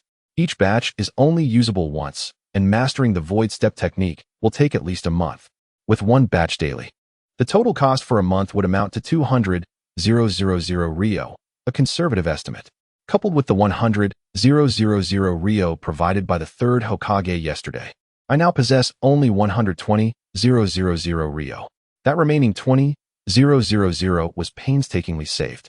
This is utterly insufficient. The Ninja Academy is preparing for its break, and as a mere assistant, I have yet to receive a paid vacation. Goodness, it has only been a few days since my arrival, and I am already short on funds. This truly brings shame to all those who have traversed worlds. It appears that the most crucial factor in learning the void step technique will be financial resources. I shall seek out Sasuke tomorrow. That night, Tsubaki did not come, and Mizuki enjoyed a sound sleep. The following morning, as he prepared to head to school to find Sasuke, a sudden knock at the door interrupted him. It was a member of the Umbu. Chunin Mizuki, the 3rd Hokage has appointed you as an assistant to the Hokage's office during the summer break, to assist in issuing missions to the genin teams.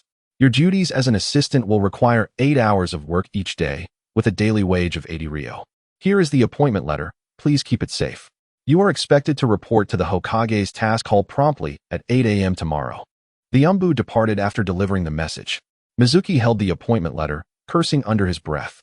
80 ryo a day, for 30 days in a month, amounts to a mere 2,400 ryo. The lowest D-rank missions, such as weeding for villagers, feeding pigs, caring for children, picking up trash, or catching cats, can yield rewards ranging from 500 to 10,000 ryo upon completion. For instance, the esteemed lady of the land frequently loses her beloved cat, and she offers a 10,000 ryo reward for its return. Is my entire month's salary less than the reward for catching a single cat? As a teaching assistant at the school, I would at least earn 3,000 ryo in a month. That cunning 3rd Hokage, does he see me as mere free labor? Just wait until I get my hands on him. The Hokage's appointment cannot be refused unless I choose to defect or face imprisonment. Early in the morning, Konoha School buzzed with excitement, as today was the day for graduating students to be assigned to their respective classes. Mizuki stood at the school entrance, waiting. After a while, Sasuke arrived. Sasuke, come here for a moment. Upon seeing Mizuki, Sasuke replied, just in time. I have some questions about my training. The two moved to a corner by the wall.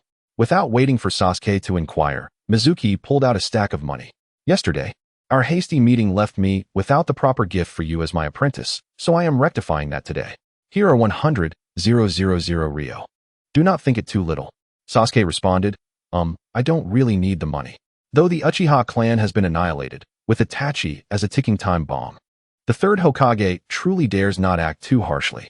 The legacy of the Uchiha clan, though largely pillaged by the village, still holds much for Sasuke. A mere 100,000 ryo is something he cannot regard with any value. Unlike Naruto, who, having lost his parents, lacks any backing, has not inherited a single coin from the fourth Hokage. Seeing that Sasuke refused to accept the money, Mizuki, with a stern expression, remarked, "Your financial needs are of no concern to me. This is a token of my mentorship.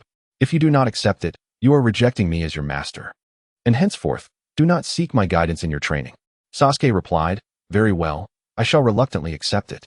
Mizuki's forehead twitched with annoyance. This little brat was truly infuriating. Ding! You have bestowed upon your disciple Uchiha Sasuke a sum of 100,000 ryo, triggering a 1,000-fold return. Congratulations, you have received 100 million ryo, now stored in your bedroom wardrobe. Upon hearing the system's notification, Mizuki's lips curled into a smile. The sensation of being financially supported by the system was exquisite. With the money in hand, he turned to leave. Sasuke, in a state of urgency, called out, "Don't go. I still have questions regarding my training." Mizuki waved his hand dismissively, not bothering to look back. "Do not inquire further. The briefing will commence shortly. Hurry to the classroom, and we shall discuss it later." With that, he swiftly departed. Sasuke gazed at Mizuki's retreating figure, a peculiar feeling swelling within him. Was he waiting at the school gate early in the morning just to hand over money? The Uchiha clan is known for its sensitivity, and Sasuke could not shake the feeling that Mizuki harbored some hidden secret. After leaving the ninja academy, Mizuki hastily returned home. Instead of rushing into his bedroom, he waited until he surmised that the school's briefing had begun before entering. At this moment, Sarutobi Hiruzen's attention was focused on the ninja academy and would not be concerned with him. Opening the wardrobe, he immediately spotted 3 black cases. His heart raced. He opened one of the cases, revealing it filled to the brim with cash, causing his eyes to gleam with excitement. "I've struck gold. No more worries about the cost of medicine." He withdrew 200,000 ryo and headed to Nara's pharmacy to purchase a month's worth of medication. Meanwhile, this event was promptly reported to the third Hokage by the ANBU, who had been monitoring Mizuki. "You mean Mizuki bought 200,000 ryo worth of medicine?" The third Hokage removed the pipe from his mouth, seeking confirmation. "Yes, Lord Third, I have noted the types and quantities of the medicinal herbs," replied the ANBU. A glimmer of intrigue flashed in the third Hokage's eyes. What could Mizuki possibly need such a quantity of medicine for? His immediate suspicion centered on the chakra control pill, which Mizuki had previously produced. The acquisition of such rare herbs stirred doubt in the third Hokage's mind regarding Mizuki's intentions. Continue to monitor Mizuki's every move, especially concerning those herbs, and report back to me in detail. Understood. The ANBU departed to resume their surveillance of Mizuki. Consequently, the third Hokage shifted his focus from the academy to Mizuki's residence. Activating the telescope technique, he observed Mizuki soaking his feet. In the foot basin, not only was there water, but also various medicinal herbs. The third Hokage leaned in for a closer look, realizing these were precisely the herbs reported to him by the ANBU. His mouth fell agape in shock. Mizuki spent 200,000 ryo on rare herbs to soak his feet? What absurdity is this? Even a feudal lord would not indulge in such extravagance. Unable to bear the sight any longer, he hastily deactivated the telescope technique. Fearing that continued observation might provoke him to storm into Mizuki's home and enact the impure world reincarnation. After soaking his feet at home for half an hour, Mizuki donned his shoes and aimlessly wandered the streets. Unbeknownst to anyone, as he walked, the Yonquan point on the soles of his feet was releasing chakra downward. An ANBU agent hiding nearby felt that Mizuki's gait seemed somewhat ethereal. As he passed beneath a tree, a leaf fell, and Mizuki instinctively reached out to catch it. He then enclosed the leaf within his palms. Wind-style chakra is characterized by its slicing and tearing properties. Training in the transformation of wind chakra involves using chakra to sever leaves. From this day forward, he would not only enhance the Yonquan point, but also practice the transformation of wind chakra.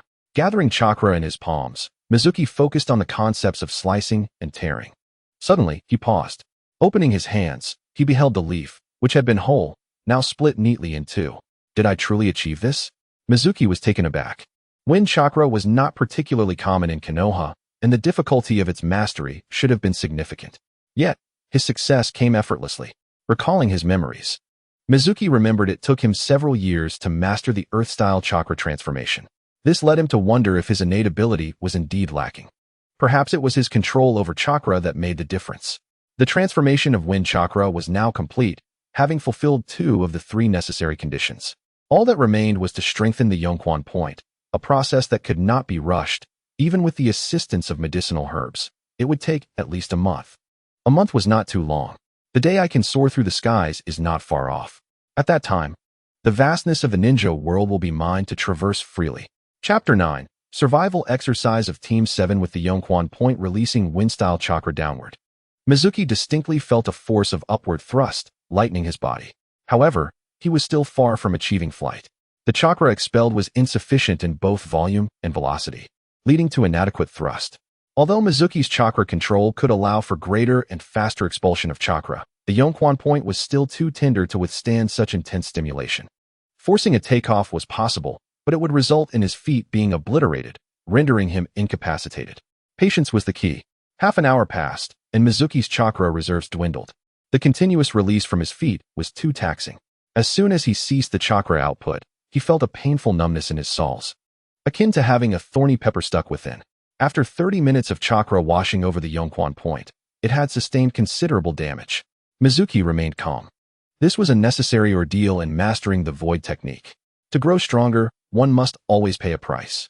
Laboriously making his way home, he immediately began brewing the medicinal concoction to soak his feet. The moment his feet hit the water, the sharp pain intensified, transforming into a searing agony. Mizuki nearly cried out, his feet instinctively wanting to rise, but he forced them down into the water. Endure. Gradually, the pain subsided, replaced by an indescribable sense of relief. After half an hour, the potency of the medicine waned, and Mizuki reluctantly withdrew his feet. Why must the system make this so complicated? It would have been much simpler to grant me mastery over the void technique directly. Even with the aid of medicine, his feet could not instantly recover. Further training of the Yonquan Point would have to wait for another day. In the afternoon, Mizuki found himself by the riverside in the forest, fishing. As he fished, he contemplated who his next disciple should be. Considering the 12 young ninjas, the 2 from the Hyuga clan focused solely on gentle fist. The Inuzuka clan practiced their secret techniques. Shino was engrossed in insect manipulation, while Lee was dedicated solely to taijutsu and was a fervent fan of ninja tools. Each of these 9 individuals possessed their own legacies, unlike Naruto and Sasuke, who, lacking parental support, were more easily influenced. Thus, Sakura's opportunities have increased. Coming from a humble background, Sakura learned little under Kakashi's tutelage after joining Team 7. Ultimately, she sought out Tsunade as her mentor, which allowed her to learn medical ninjutsu and gain room for growth. If Sakura were to discover that Sasuke is also my pupil, she would surely follow suit. Mizuki is quite confident that Sakura would choose him as her teacher. Furthermore, my thinking should not be too narrow. Konoha is not solely comprised of the 12 ninja warriors. The orphans in the orphanage, those without any support, are also worth considering. In comparison, the success rate of taking in orphans as disciples is undoubtedly much higher. Of course, the prerequisite is to become familiar with the orphanage. I need to devise a way to legitimize the money at home, then frequently visit the orphanage. Fishing allows one to clear their mind and focus on problem solving. Thus, it cannot be deemed idleness. As evening fell, Mizuki returned to the village and passed by Ichiraku Ramen, where he fortuitously encountered Naruto. Mizuki-sensei, are you here for ramen too? That's wonderful. Let us eat together. Mizuki raised an eyebrow and remarked, didn't you just come out of there? Why do you say together? Naruto replied, upon seeing my handsome master, I got excited and my stomach growled again. I can still eat 3 large bowls. Mizuki was speechless, realizing the kid had learned to flatter. This was clearly a case of taking advantage. Mizuki chuckled, saying, I'm merely passing by and have no intention of eating ramen, so if you wish to eat, go ahead.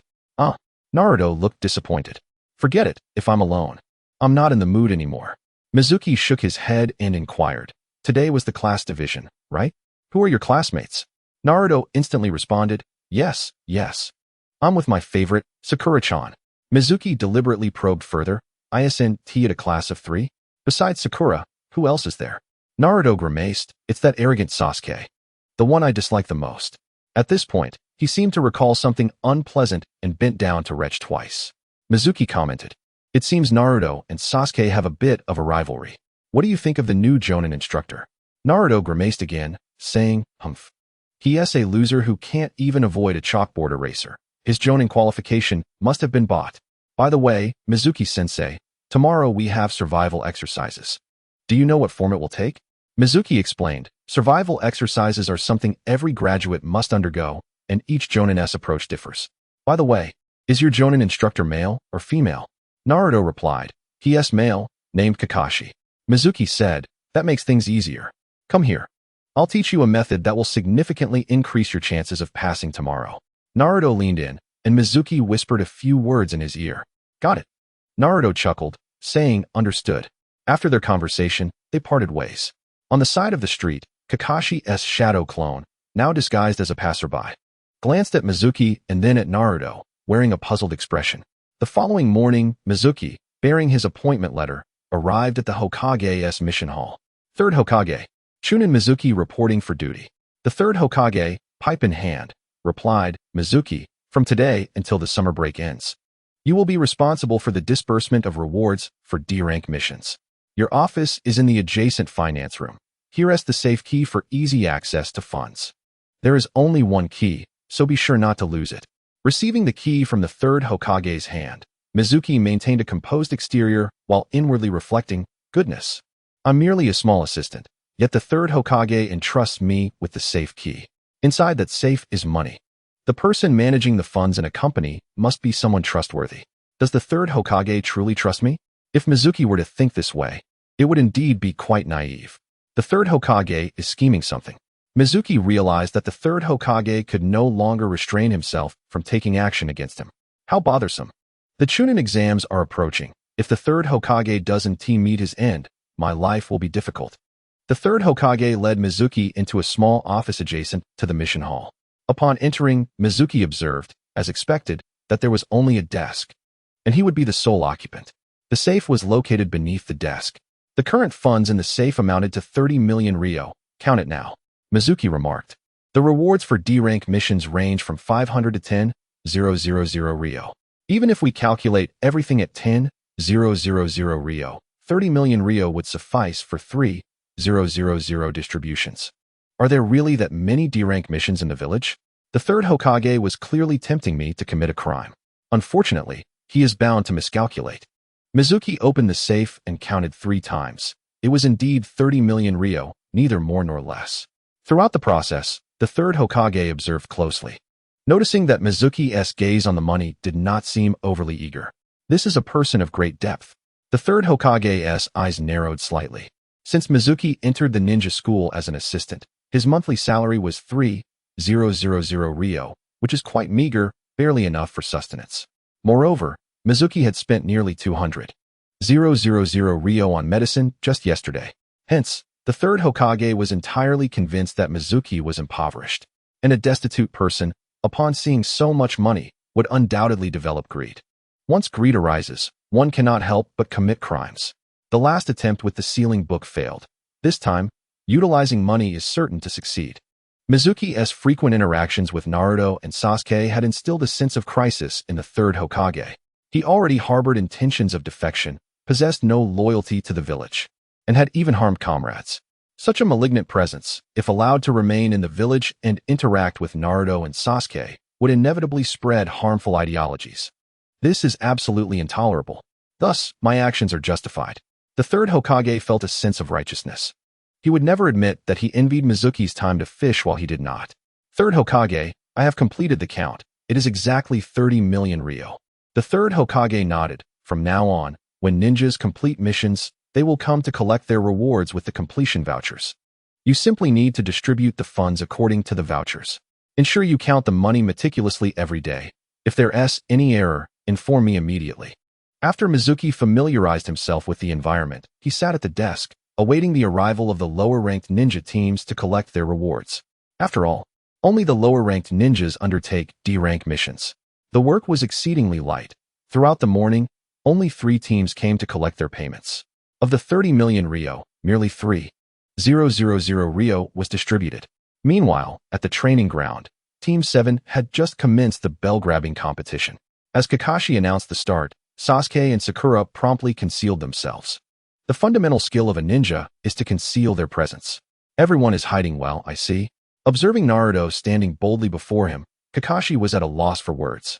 Naruto shouted, "Let us face each other head-on." Kakashi replied, "Hiding in the trees, Sasuke. What a super big idiot." Kakashi looked at Naruto, bemused, and said, Don't you think there's something off about you? Naruto retorted, enough with the nonsense. Hand over the bell. In the next moment, he clapped his hands and shouted. Forbidden technique. Multiple shadow clone technique. Dozens of Narutos appeared. Kakashi's pupils dilated, fixated on Naruto's hands, his expression filled with shock. No hand seals. The execution of the multiple shadow clone technique may only require a single hand sign, yet this does not imply that no hand seals are needed. Can it truly be released with just a clap? Sasuke and Sakura, lurking nearby, quickly discerned that this was no ordinary clone technique, but rather a unique, tangible doppelganger. They were astonished by Naruto's transformation, and a sense of anticipation began to stir within them. Everyone charge. Defeat him and seize the bell. A multitude of Narutos surged toward Kakashi. Kakashi, having suppressed his astonishment, replied coolly, "Such a technique will not be sufficient to defeat me." Naruto chuckled mischievously, "Oh really? Then how about this?" Immediately, all the shadow clones clapped their hands in unison, exclaiming, "Ninjutsu! Harem technique!" Chapter 10. The Pursuit of the Rogue Ninja Mizuki Kakashi-sensei. Oh come on.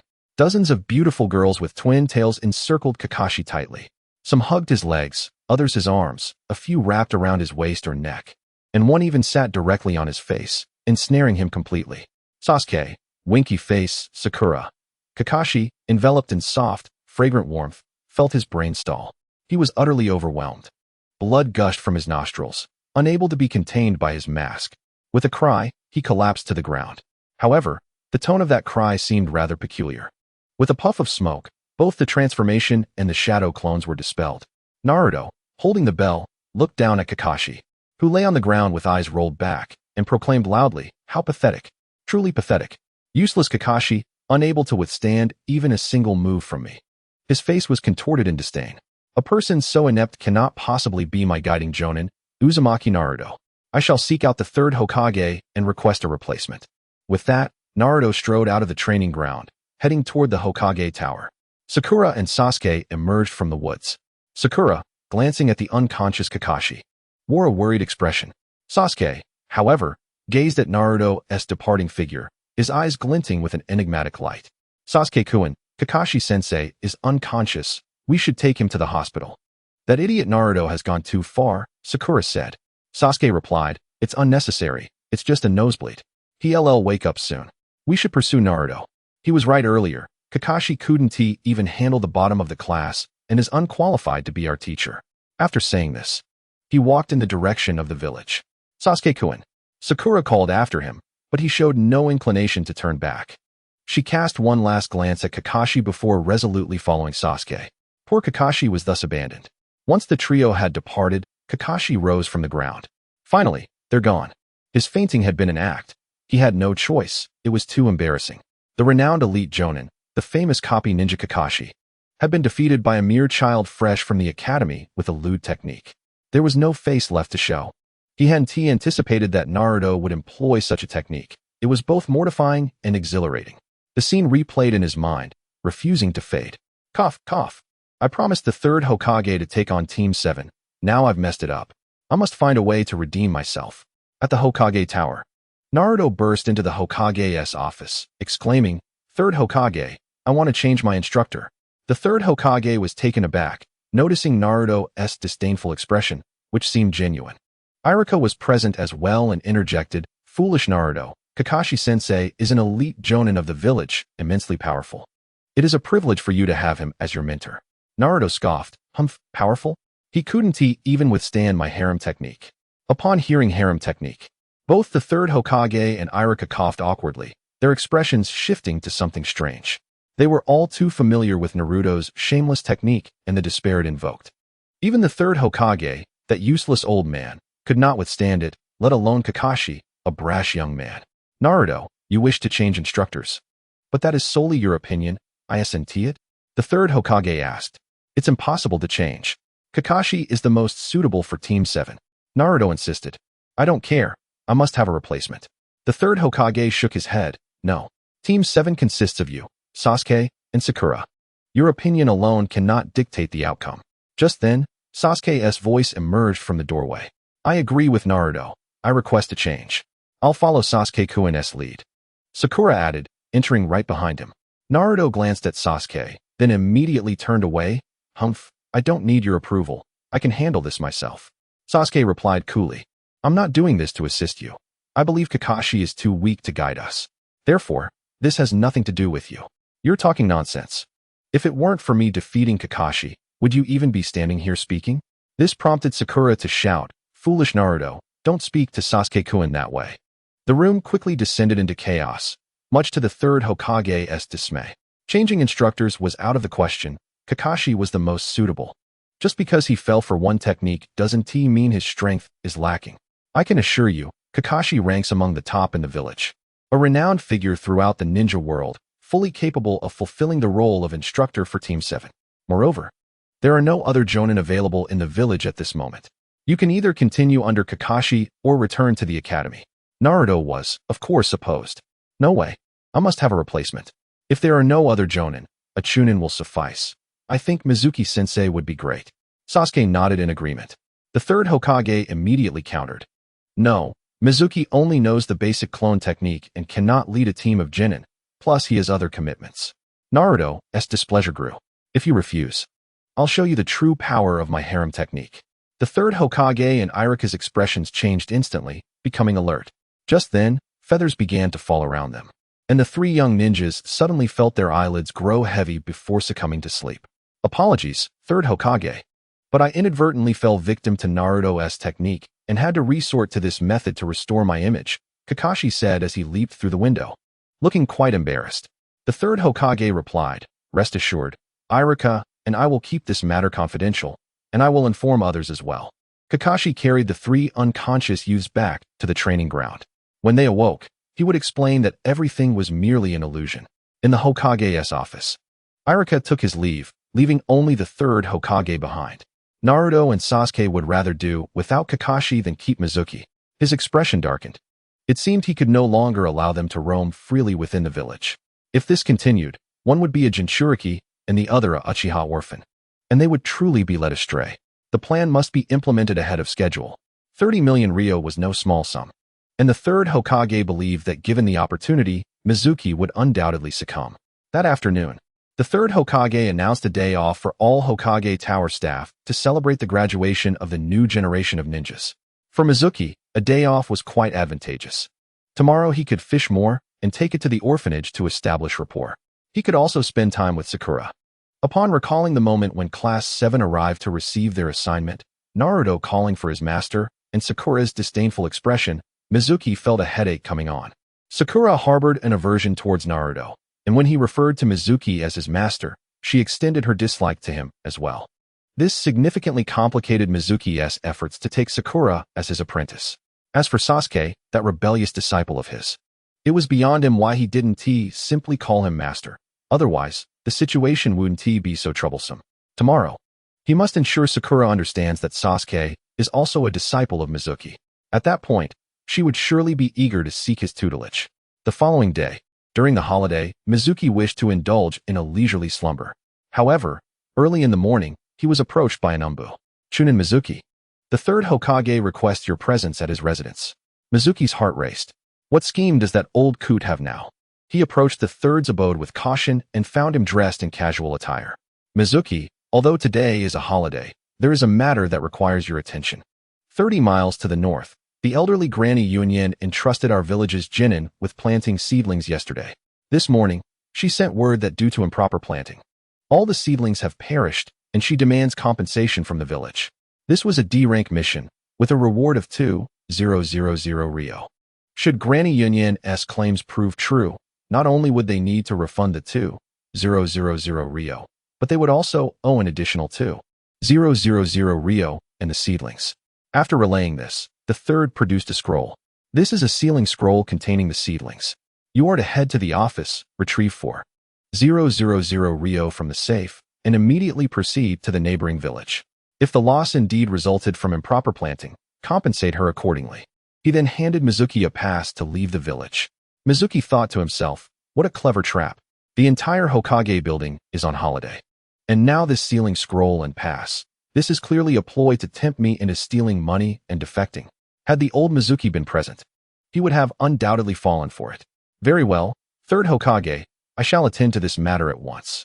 A fleeting glint of greed crossed his eyes. which the third noticed immediately. The third rejoiced inwardly. He had indeed been unable to resist. As he watched Mizuki depart, a cunning smile crept onto his face. He retrieved a crystal ball to observe the proceedings. Mizuki arrived at the Hokage building, entered the office, opened the safe to take the money, and placed it into the ceiling scroll. The safe was located beneath the desk, and Mizuki shielded it with his body, preventing the third from seeing how much he had taken. However, it was evident that his hands were in constant motion, indicating he was certainly not merely taking 4,000 Rio. Ah, youth. The third was pleased. Once Mizuki exited the village gates, the third hurried to the Hokage building to summon the village's elite ninjas. Soon, Kakashi, Asuma Sarutobi, and Kurenai Yuhi arrived. There has been a report that Mizuki has stolen a large sum of money and has now defected from the village. One of them stated. Kakashi furrowed his brow and asked, "Is that the Chunin who was distributing D-rank mission rewards downstairs?" "Indeed, that's him. He oversees the safe's key. Today, we dispatched him on a mission, and he has embezzled 30 million Rio from the safe, escaping during his mission." All the elite ninjas fell silent.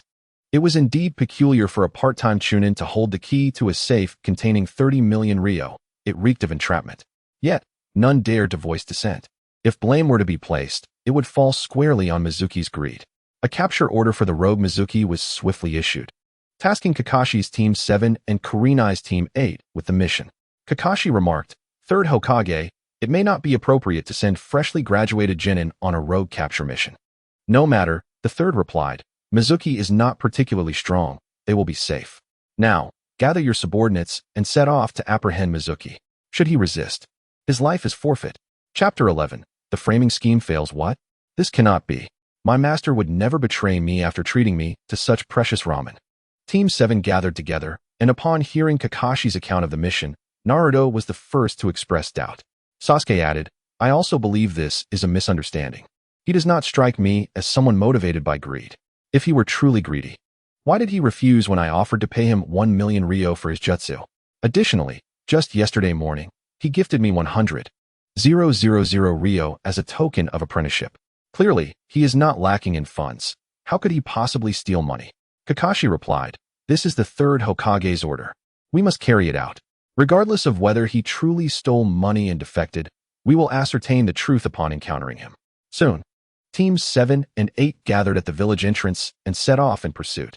Meanwhile, in Mizuki's office at the Hokage building, the doors and windows were tightly shut when suddenly, a figure descended from the ceiling. It was the third Hokage himself. He produced a key, his expression calm. To substantiate Mizuki's theft, he needed to ensure the safe was empty, so he proceeded to unlock it. If it were empty, all would be well. If it were full, he would take all the money. Thus, regardless of whether Mizuki had taken the money, the outcome would be the same, an empty safe. I publicly declared that there is only one key to the safe for this very moment. However, as he approached the desk and crouched down to unlock it, he was taken aback to find the safe secured by 3 locks. Had he sensed my intentions? It seemed Mizuki had feigned taking money to mislead me. When he shook the safe, it did not budge, indicating it was indeed full. He had not taken anything. However, this did not deter the third's determination. After all, he was still too young to think that adding a few locks would thwart him. He grasped 2 of the new locks, channeling wind chakra. With a couple of clicks, the locks shattered from within, forcibly opening. He retrieved the key to open the third, older lock, but just then, a hissing sound emanated from beneath the safe. An explosive tag? The third's expression changed, and he swiftly retreated. With a thunderous explosion, the entire Hokage building trembled slightly. The desk was obliterated, and the safe was blasted into the ceiling, crashing down onto the floor. As it was designed to hold money, its quality was exceptional. However, the locks had been blown apart, sending wads of cash flying everywhere. The third was furious.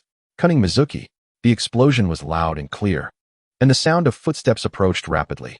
The third had miscalculated. He did not anticipate that Mizuki had set explosive tags that detonated at a critical moment, drawing attention.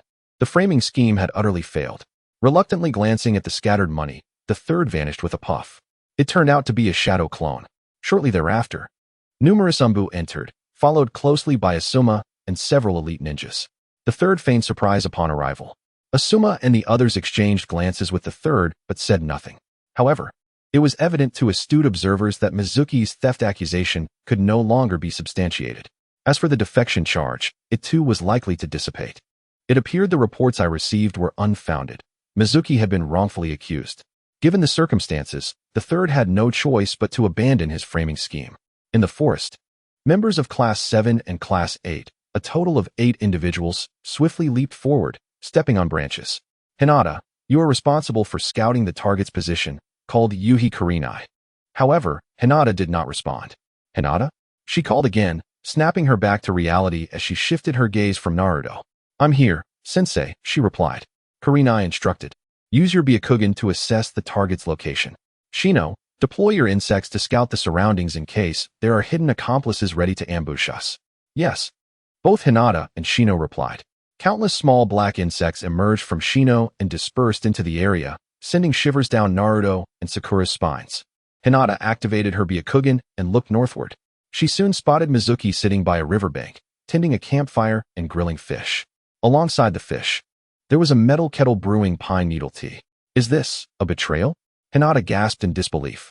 Any rational person would know that betrayal would not manifest in such a manner. Hinata, what do you see? Kurenai inquired. The target is by the river. Grilling fish and brewing tea, Hinata reported. Kakashi and Kurenai exchanged glances. Kurenai remarked. Such nonchalance suggests it may either be a shadow clone, or that he is not betraying us, or perhaps the third Hokage is playing tricks on us. Kakashi added. From my knowledge, Mizuki is merely an average chunin, proficient only in basic techniques, and does not possess the skill for shadow clones. Naruto immediately exclaimed, I told you. Sensei Mizuki would never betray us. Who would leisurely grill fish on the path of treachery? Kakashi cautioned, we must not be careless. It could be a trap. Let us proceed with caution. As they approached Mizuki, they halted. Hinata continued to observe with her Byakugan, while Shino's insects scoured every nook and cranny. What is the situation? Shino shook his head, saying, no suspicious targets detected. Hinata added, within a 3-kilometer radius, we see only the target aside from ourselves. Naruto jumped up, exclaiming, see. I told you there is no trap. Sensei Mizuki has definitely not betrayed us. The third Hokage must have made an error. Kakashi and Kurenai conferred briefly before deciding. Let us go to Mizuki. We will ascertain his loyalty once we return to the village. However, both had already judged Mizuki guilty in their hearts. By the stream, Mizuki flipped the fish over on the fire, ensuring it cooked evenly, inhaling the aroma deeply. Ah, it smells divine, he exclaimed. Having been summoned by the third Hokage early in the morning, he had not eaten breakfast, and grilling fish on the way seemed harmless. Just then, his ears perked up, and he called out, who was hiding there? Come out. As he spoke, a familiar figure tumbled down from a tree. It was Naruto. Naruto, what are you doing here? Mizuki asked. Naruto, with a large bump on his head, stood up awkwardly. I was out on a mission, but I got separated from Kakashi-sensei and the others. Mizuki replied, you can't even lie properly. The Hokage's office is closed today. No missions are being issued.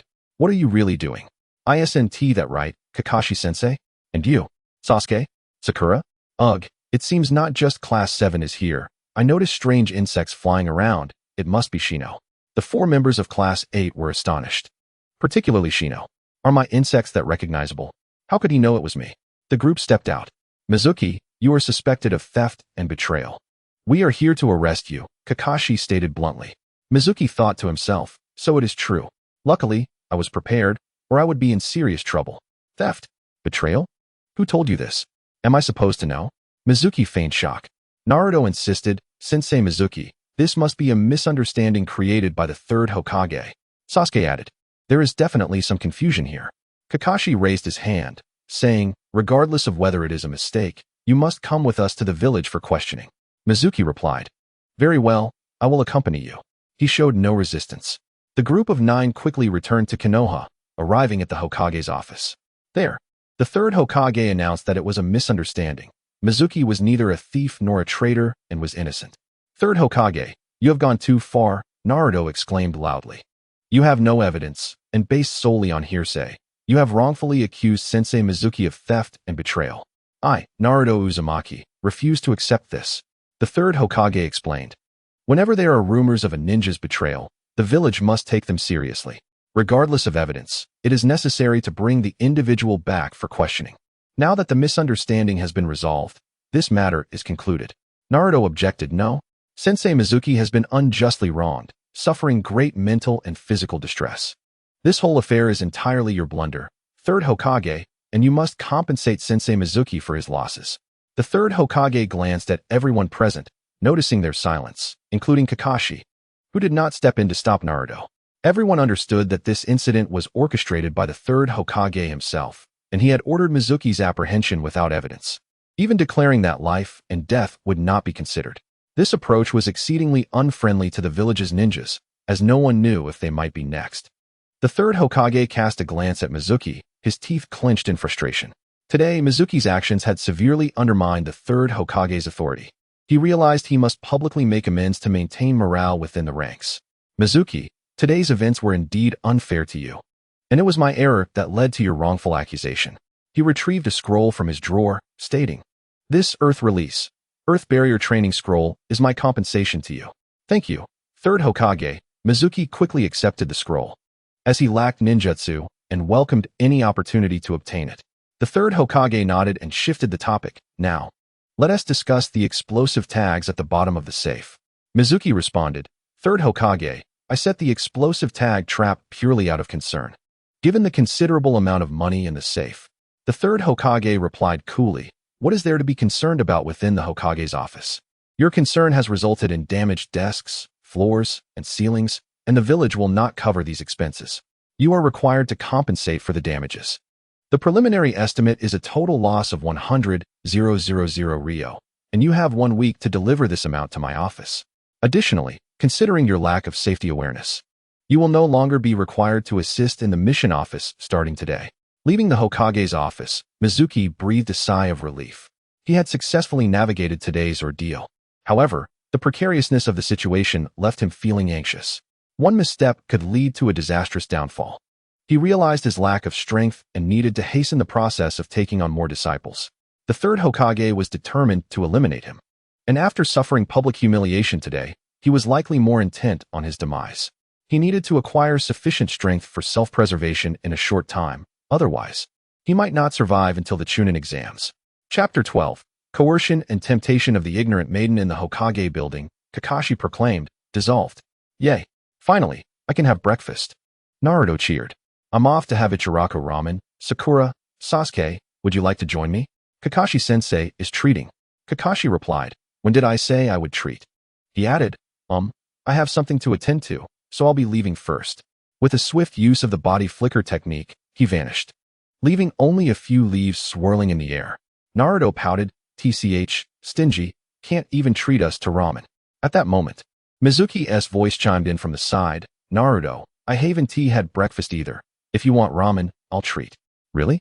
Sensei, you are so generous. I want 3 bowls."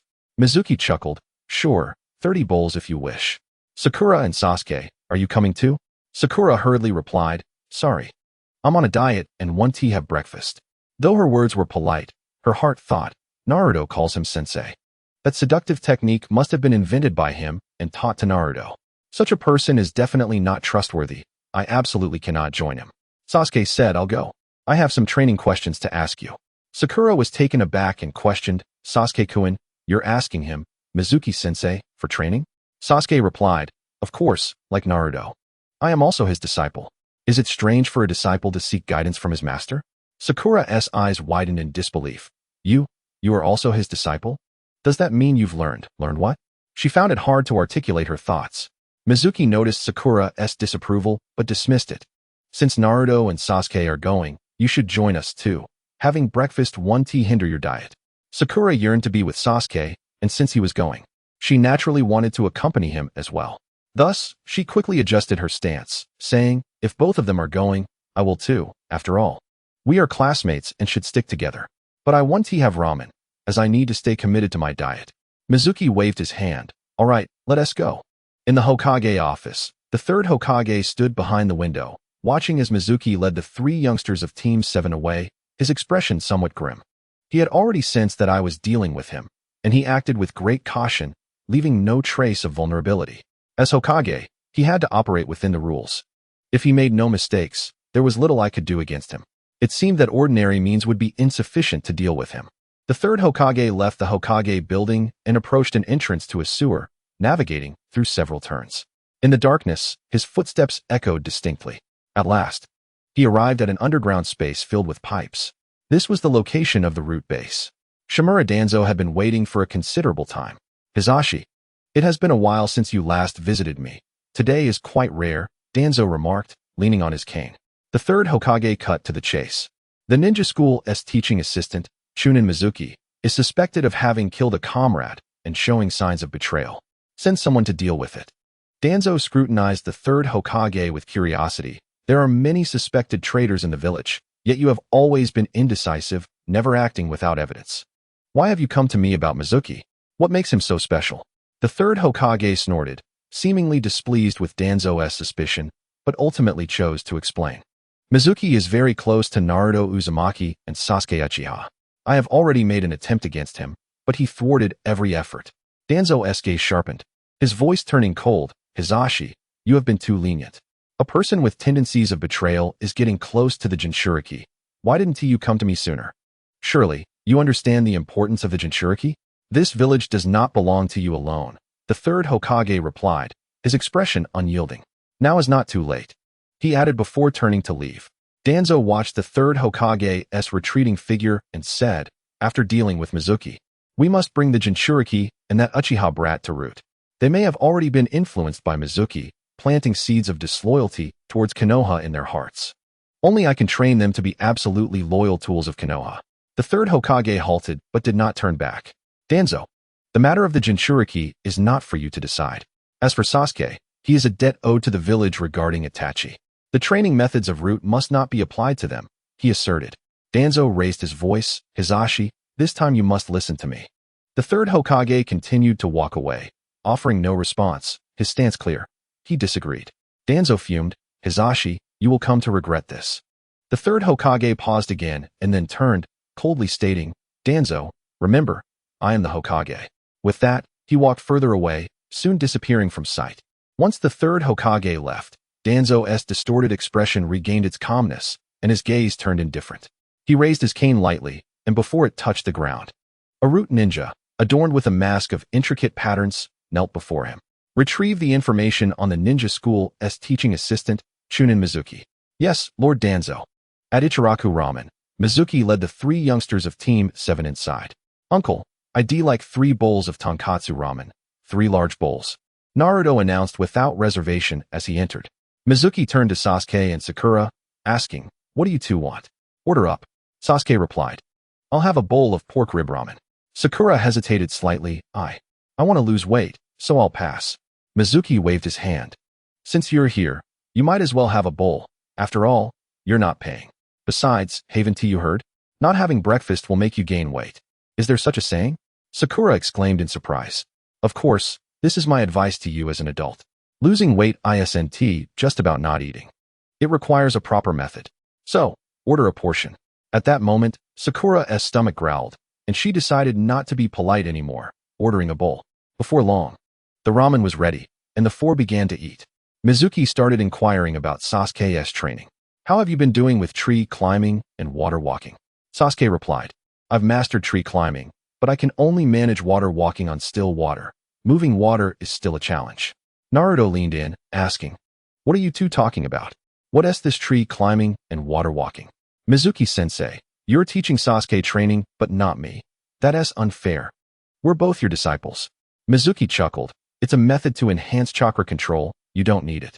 Naruto's eyes lit up. Mizuki-sensei, do you have other things you can teach me? Like jutsu or secret techniques? Mizuki replied, not so fast. There will be opportunities in the future. You've just graduated.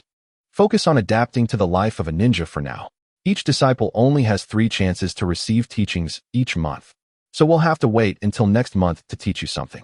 Mizuki had limited resources to offer and needed to be frugal. As the 3 of them engaged in lively conversation, Sakura found it difficult to interject.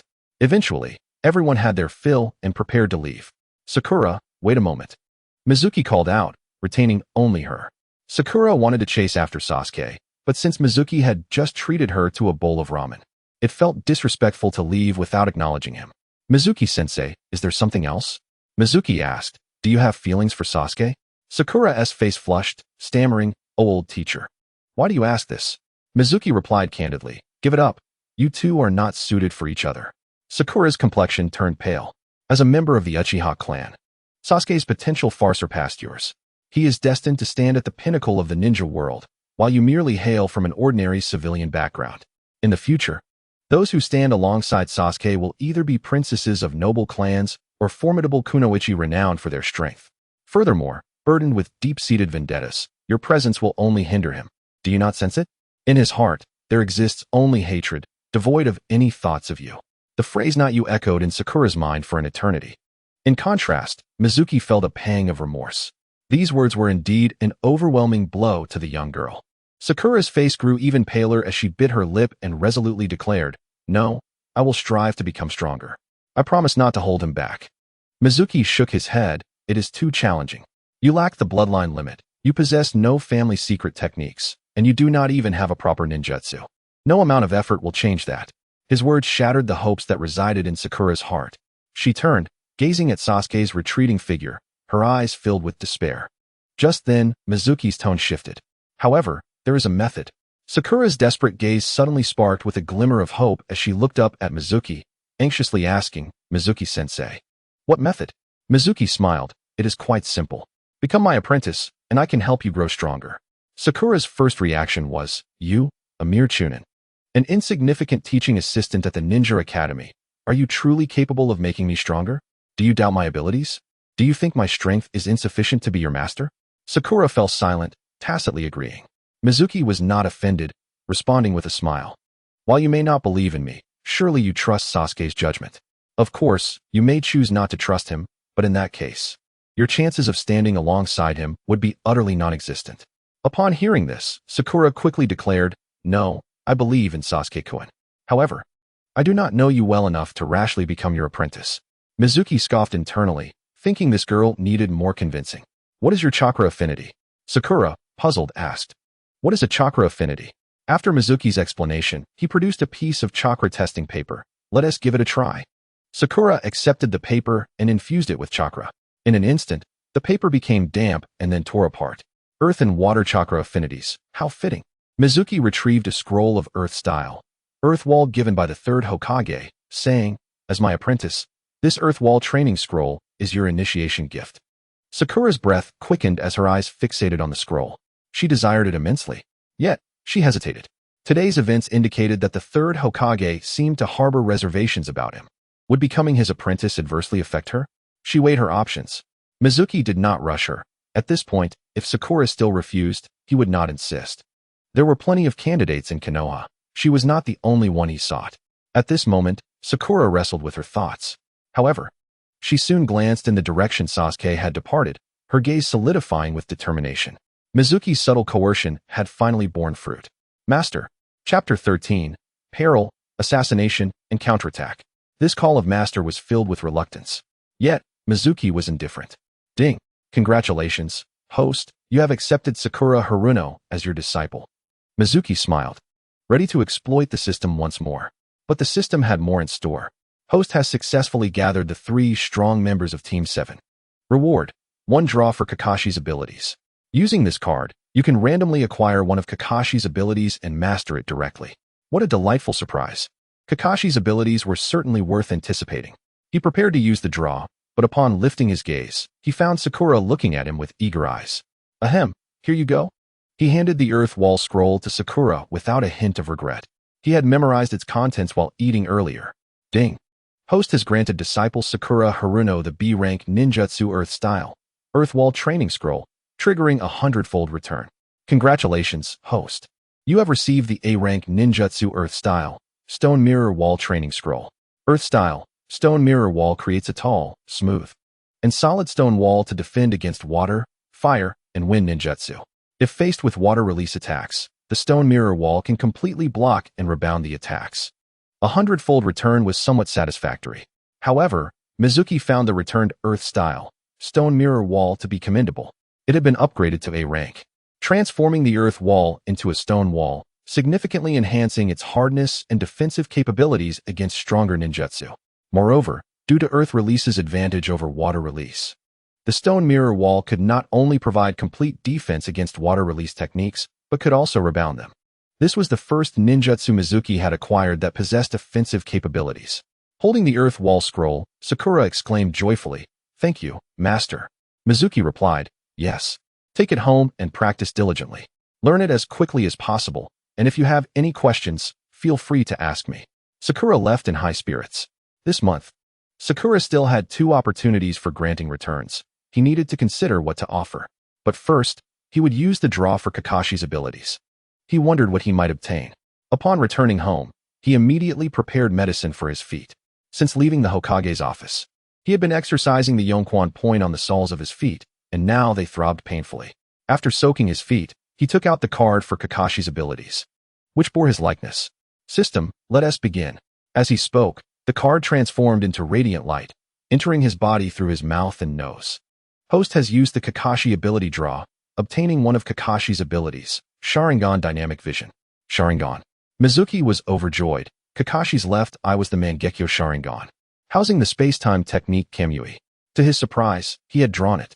He quickly looked down, peering into the water of the foot basin to check his left eye. Although the surface of the water rippled, he could clearly see that his left eye had not changed at all. "System, where is my Mangekyo Sharingan?" "Host, you must understand. It is Sharingan Dynamic Vision, the key term being Dynamic Vision, not Sharingan itself." Mizuki rolled his eyes, leaning back and muttering, "TCH. What a letdown." His moment of joy was short-lived.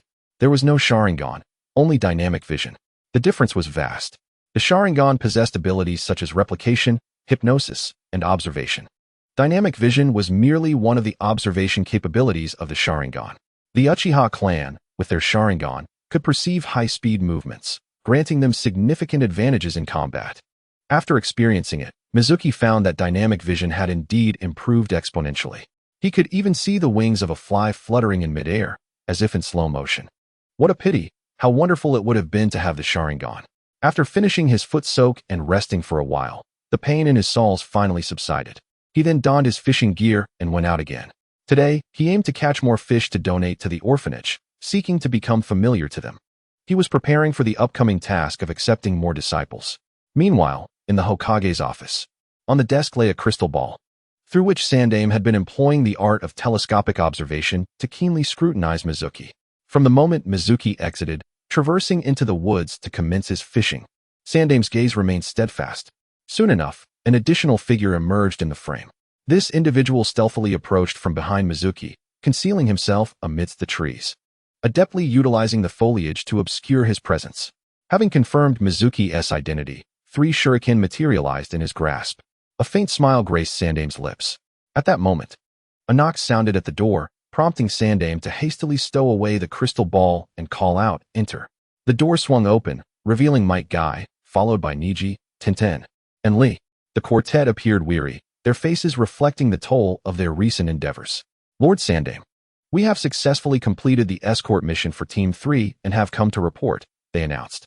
In the tranquil woods, the gentle murmur of a brook harmonized with the melodic chirping of birds, creating an idyllic atmosphere. Mizuki, averse to commotion, had deliberately chosen a secluded fishing spot. He sat quietly by the riverbank, watching the bobber float atop the water's surface. Suddenly, it quivered, sending ripples cascading outward. Mizuki's attention sharpened, and he poised himself to strike at any moment. The bobber danced slightly before plunging beneath the surface. It was time. Mizuki swiftly lifted his fishing rod, drawing a small fish from the depths. However, at that instant, a sound sliced through the air behind him. Mizuki dismissed it as inconsequential, merely glancing over his shoulder. Yet, that fleeting glance sent his adrenaline surging. His enhanced visual acuity allowed him to discern 3 shuriken glinting ominously as they hurtled toward him in a triangular formation. By the time he comprehended the danger, the shuriken were already a mere 2 meters away. Evasion was futile. In the next heartbeat, 3 shuriken struck his nape and both sides of his chest, penetrating deeply. His body crumpled forward, and the assailant landed gracefully, surveying the lifeless form and declaring, "Target eliminated. Chunin Mizuki, mission accomplished." Yet, in that moment, the corpse erupted into a wooden block with a resounding thud. A substitution technique? When had he formed the necessary hand seals? Had Mizuki sensed the impending ambush and preemptively prepared? Though surprised, the attacker dismissed the notion, having deemed Mizuki merely an ordinary Chunin, lacking the skill to pose any threat. Thus, he stood unfazed, confident that Mizuki, without any ninja tools or offensive jutsu, was incapable of harming him. At that moment, Mizuki concealed himself behind a tree, cold sweat trickling down his back. If not for the fortuitous draw of enhanced dynamic vision today, he would have met his demise. The masked assailant was a member of the Umbu, but the intricate patterns on the mask revealed it belonged to the Root faction. Sandaime had switched from a game of subterfuge to outright assassination without a second thought. His predicament was growing increasingly dire. Being targeted by the Hokage while within the village was a precarious situation indeed. At that juncture, the Root ninja turned towards the tree where Mizuki hid, stating, "Come out, I've discovered your whereabouts." Mizuki emerged openly, choosing not to flee. "It appears I have drawn the attention of Elder Danzo. I never anticipated that a mere chunin would warrant such notice. It is indeed a privilege. Proceed, then." The Root ninja, perplexed, questioned, "You do not resist?" Mizuki shrugged. "What good would resistance do? I am destined to die either way, so I might as well embrace it." Although the Root ninja remained dubious, he wasted no time, hurling a shuriken aimed at Mizuki's throat. Throughout the ordeal, his eyes remained fixed on Mizuki's hands, ready to counter any hand seals he might form. Mizuki, however, remained still, seemingly resigned to his fate. In the blink of an eye, the shuriken was but a meter away from Mizuki, and any attempt to act would be too late. The Root ninja felt assured, but just then, he noticed a faint smile curling at the corners of Mizuki's mouth. Body flicker technique. The Root ninja sensed something amiss, yet before he could ponder the implications, a searing pain struck his throat. Looking down, he was shocked to find his own shuriken lodged deep within. Out of the corner of his eye, he registered the uncanny exchange of positions with Mizuki. How could this be? He could not fathom how their places had swapped. Desperately, he reached for the shuriken, intending to extract it and continue his assault on Mizuki, but he found himself devoid of strength. With a thud, he collapsed, lifeless. Danzo had severely underestimated him, dispatching but a single assassin to terminate him, as if he were merely an inconsequential chunin. As Mizuki gazed upon the fallen body, he contemplated his next move. Should he defect? Or should he continue to maneuver against Sandaime? His mind raced. Defection seemed implausible. Given his current strength and lack of support, success was unlikely, and he would likely be pursued and meet a grim fate. Thus, Mizuki resolved to persist in his game against Sandaime. In the Hokage's office, as Guy and his team exited, Sandaime promptly retrieved the crystal ball and activated his telescopic vision, directing his gaze toward the stream in the woods. However, the anticipated scene of Mizuki's demise was absent. Instead, the Root ninja lay dead. What transpired? Sandaime's eyes widened in disbelief. How could Mizuki, an unremarkable chunin, possess the power to slay a Root ninja? The Root operatives were meticulously selected and trained by Danzo himself, their prowess in taijutsu, jinjutsu, and ninjutsu far surpassing that of Mizuki. What was going on? Sandaime sighed, recognizing that while the loss of a Root operative might cause Danzo distress, Mizuki's act of killing one provided an excellent opportunity to frame him for a crime. He promptly summoned, "Attention! A murder has occurred in the eastern forest of the village. We must proceed immediately to apprehend the culprit." Chapter 14. The unyielding Sandaime. To ensure Mizuki's guilt was firmly established, Sandaime gathered a considerable force, including all 4 members of Guy's team. Meanwhile, Mizuki ignited a fire to produce smoke, intending to draw the villagers' attention. More witnesses would only serve to bolster his plans. Soon enough, several villagers noticed the smoke and approached the scene. When Sandaime and his entourage arrived, a crowd of villagers had already gathered. Mizuki had not fled. Rather, he had deliberately created smoke to attract attention. What was his intention? Sandaime was perplexed. Nevertheless, there was no doubt regarding Mizuki's actions. "Seize the murderer, Mizuki," Sandaime commanded, and 2 Umbu members instantly materialized behind Mizuki, restraining his arms. Mizuki cried out, "Lord Sandaime, wait. I did not kill him. It was a suicide out of guilt." Sandaime scoffed dismissively, "Preposterous." Mizuki persisted, "Allow me to explain the circumstances in detail." However, Sandaime offered no opportunity for elaboration, insisting, "What is there to explain? Take him away."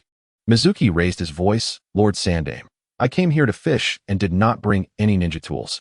How could I have killed him with shuriken? Is it merely because he was an Umbu ninja that you seek a convenient scapegoat?" Upon hearing this, the surrounding villagers began to murmur and point fingers. Sandaime's expression shifted. "Very well, if you assert your innocence, I shall grant you a chance to clarify. Do not utter a word about not bringing your tools. Those kunai do not belong to you.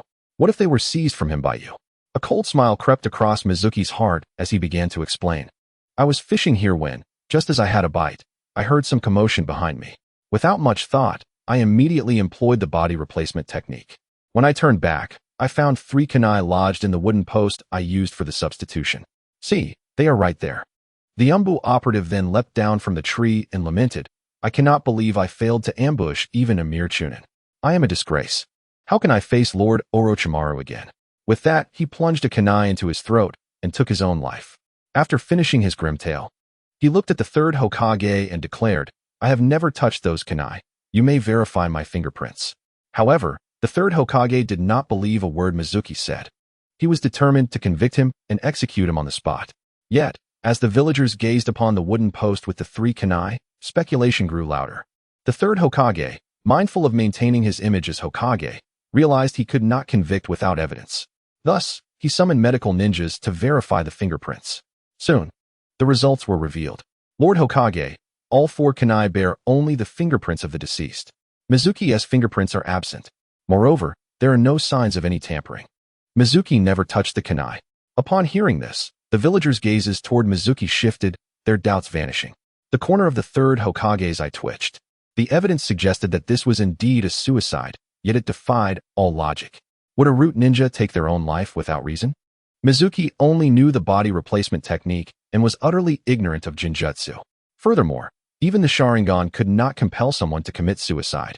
He was utterly baffled, unsure of what had transpired. A glance at Might Guy filled him with frustration. If it weren't for the timely arrival of Team 10, he might still be in the dark about the entire incident. At that moment, the Umbu had thoroughly searched the area but found no evidence to implicate Mizuki in the murder. Instead, they uncovered evidence of a root ninja lurking in the shadows, attempting to ambush Mizuki. The 3rd Hokage was left speechless. Damn it, he cursed inwardly. He was furious at Danzo for sending such incompetent subordinates. He also cursed Mizuki for being so cunning that he could not be convicted. It was an affront to justice. However, with the situation as it stood, venting his anger would be futile. He could only announce Mizuki's innocence to the public. Everyone disperse. The matter is concluded. As the crowd began to scatter, Mizuki dared not continue his fishing. The attempt on his life was a clear indication of the lengths to which they would go. He resolved never to return to such a secluded and desolate place for fishing, nor would he venture out alone again. The events of the day had been harrowing, and he had narrowly escaped with his life. Fortunately, there had been only one root ninja. Had there been another, he might not have fared so well. Relying solely on the body replacement technique for survival had its limitations. If an enemy launched a direct assault using taijutsu, the technique would merely allow him to evade death rather than facilitate a counterattack. Additionally, the technique was overly taxing on chakra and could not be employed frequently. Ultimately, he lacked the requisite strength. At the Hokage's office, the 3rd Hokage was in a rather gloomy mood. Lord Hokage, should we send the body to the interrogation division for the Yamanaka clan to investigate the deceased's memories? An Umbu inquired. The 3rd Hokage replied, yes, proceed with that. One of the Umbu hoisted the corpse, preparing to head to the interrogation division. Just then, the office door swung open, and Danzo entered with a scowl. Leaning on his cane, put the body down, the rest of you may leave. The 3rd and I have matters to discuss. The Umbu exchanged glances with the 3rd Hokage, who nodded for them to exit, and the body was once again placed on the floor. Danzo, what sort of incompetent subordinates did you send? They could not even handle Mizuki, the 3rd Hokage reprimanded directly. Danzo, however, was unfazed, retorting, Hizashi, you wish to send the body to the interrogation division so that the Yamanaka clan can uncover that I ordered the assassination of Mizuki, thereby tarnishing my reputation, correct? You fear that my influence surpasses yours, and that I might usurp your position as Hokage? The 3rd Hokage, caught off guard by Danzo's directness, dismissed the concern, countering, what? Is the root of Konoha fearful of a tarnished reputation when lurking in the shadows? Danzo bristled, I do not care for reputation, but your blatant attempts to besmirch my name. Do you possess any ninja ethics? You are simply afraid. I will take the body with me. My root ninjas have been sealed. Even if sent to the interrogation division, you will gain nothing. The 3rd Hokage replied. Investigating the deceased's memories can only be performed by the current head of the Yamanaka clan, Yamanaka Inoichi. It would be a tremendous waste to return the body to you for handling.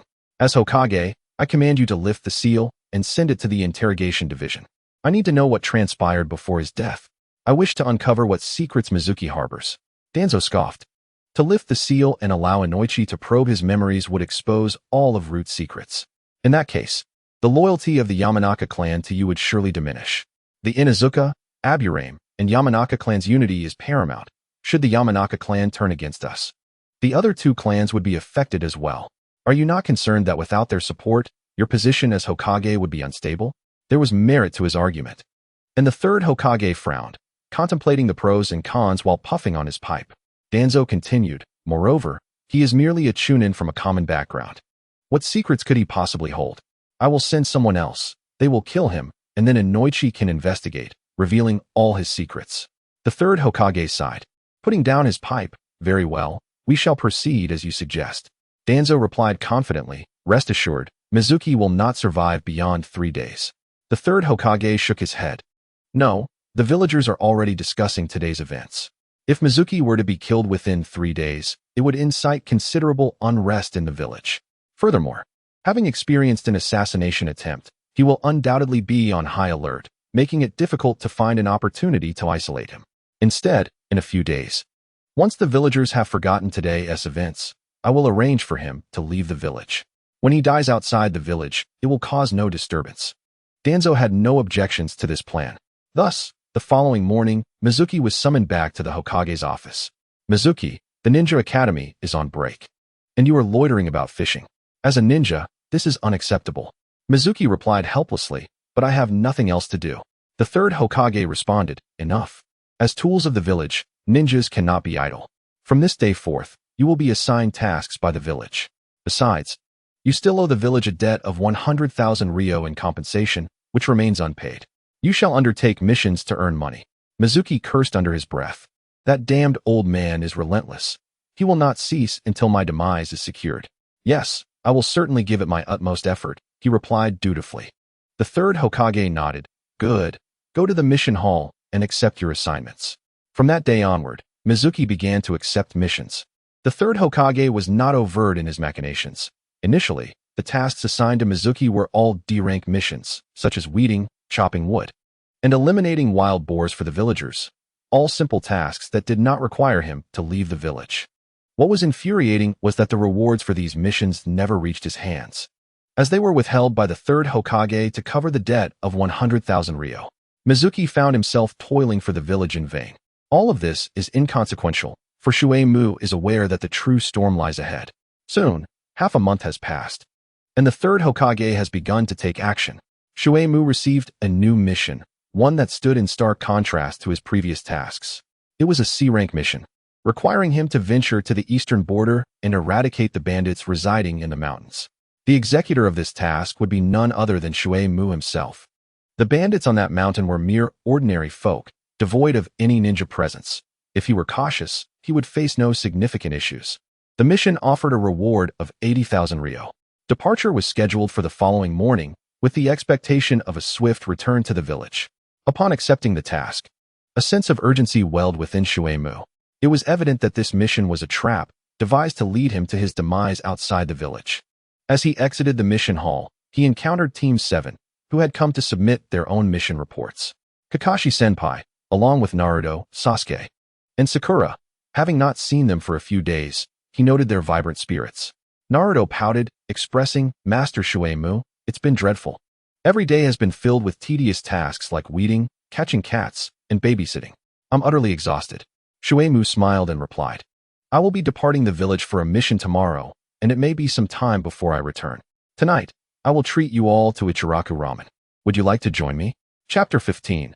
The multiplicative return and the aptitude of apprentices. Kakashi narrowed his one eye, a knowing glimmer hidden within. The third Hokage had targeted Shuei-mu more than once. It was apparent to any observant individual that the third wished to eliminate Shuei-mu, and Kakashi was certainly aware of this. Moreover, when Shuei-mu mentioned treating them to ramen, it was clear he did not intend for Kakashi to be included. I have matters to attend to this evening, so I shall not intrude, he decisively declined, yet he did not stop the younger members. Naruto cheered, I'm going. Free ramen from Master Shuei-mu? How generous. Sasuke and Sakura also agreed. Then let us meet at Ichiraku ramen at 7 this evening. Shuei-mu was acutely aware that the third had arranged for him to leave the village precisely to ensure his demise. This time, Danzo would likely send at least 2 individuals, filling Shui Mu with a sense of impending peril. His technique of body flicker might have already been exposed. However, that was not the crux of the matter. The true issue lay in the excessive chakra consumption. As long as his chakra reserves were adequate, he feared no number of adversaries and could even turn the tide against them. This was also why he had decided to treat Team 7 to ramen. Sakura still had 2 opportunities to grant chakra returns, and he intended to offer her a bowl of ramen to enhance her total chakra capacity. If one bowl proved insufficient, he would provide 2. Whether Sakura could consume 2 bowls was of no concern to him. His only duty was to present the offering, for a gift ensured a return. Yet, this was still not enough. Upon departing from the Hokage building, Shui Mu made his way to the orphanage. Over the past half-month, he had often visited the orphanage, bringing food and donating money. He had become quite familiar with the director and the children. While it felt somewhat abrupt to take on the role of a teacher at this moment, there was no time to delay. Opportunities would soon be scarce. The third had resolved to eliminate him, and remaining in the village would only amplify the danger. It would be wiser to seize this chance to defect. The ninja world was vast, and surely there would be a place for him. With the aid of the system, he could swiftly rise to prominence, and at that time, even the likes of Konoha would be but a fleeting memory. He could no longer endure this wretched village. Defection was imperative. No matter how patient he was, he could not withstand this nonsense any longer. Before leaving, he intended to exploit every opportunity available to him. The Konoha orphanage, situated on the outskirts of the village, was quite remote. The building had fallen into disrepair over the years, appearing both shabby and dilapidated. From a distance, the children playing at the entrance spotted him. "Look, it's Uncle Shuemu. Uncle Shuemu. Uncle Shuemu." The children rushed toward him, their faces beaming with joy. Shuemu smiled, lifting the items he carried and announcing, "Today I have brought dumplings for you all, 3 skewers each. Xiaoya, please help distribute them." "Yay, dumplings!" The children cheered. The director of the orphanage, along with several caretakers, approached. "Shuemu, you've been overspending again. In just half a month, you've spoiled these children.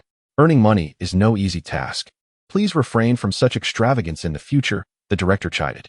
Shuemu chuckled. "Director, I'm merely doing what I can, and besides, it doesn't cost much."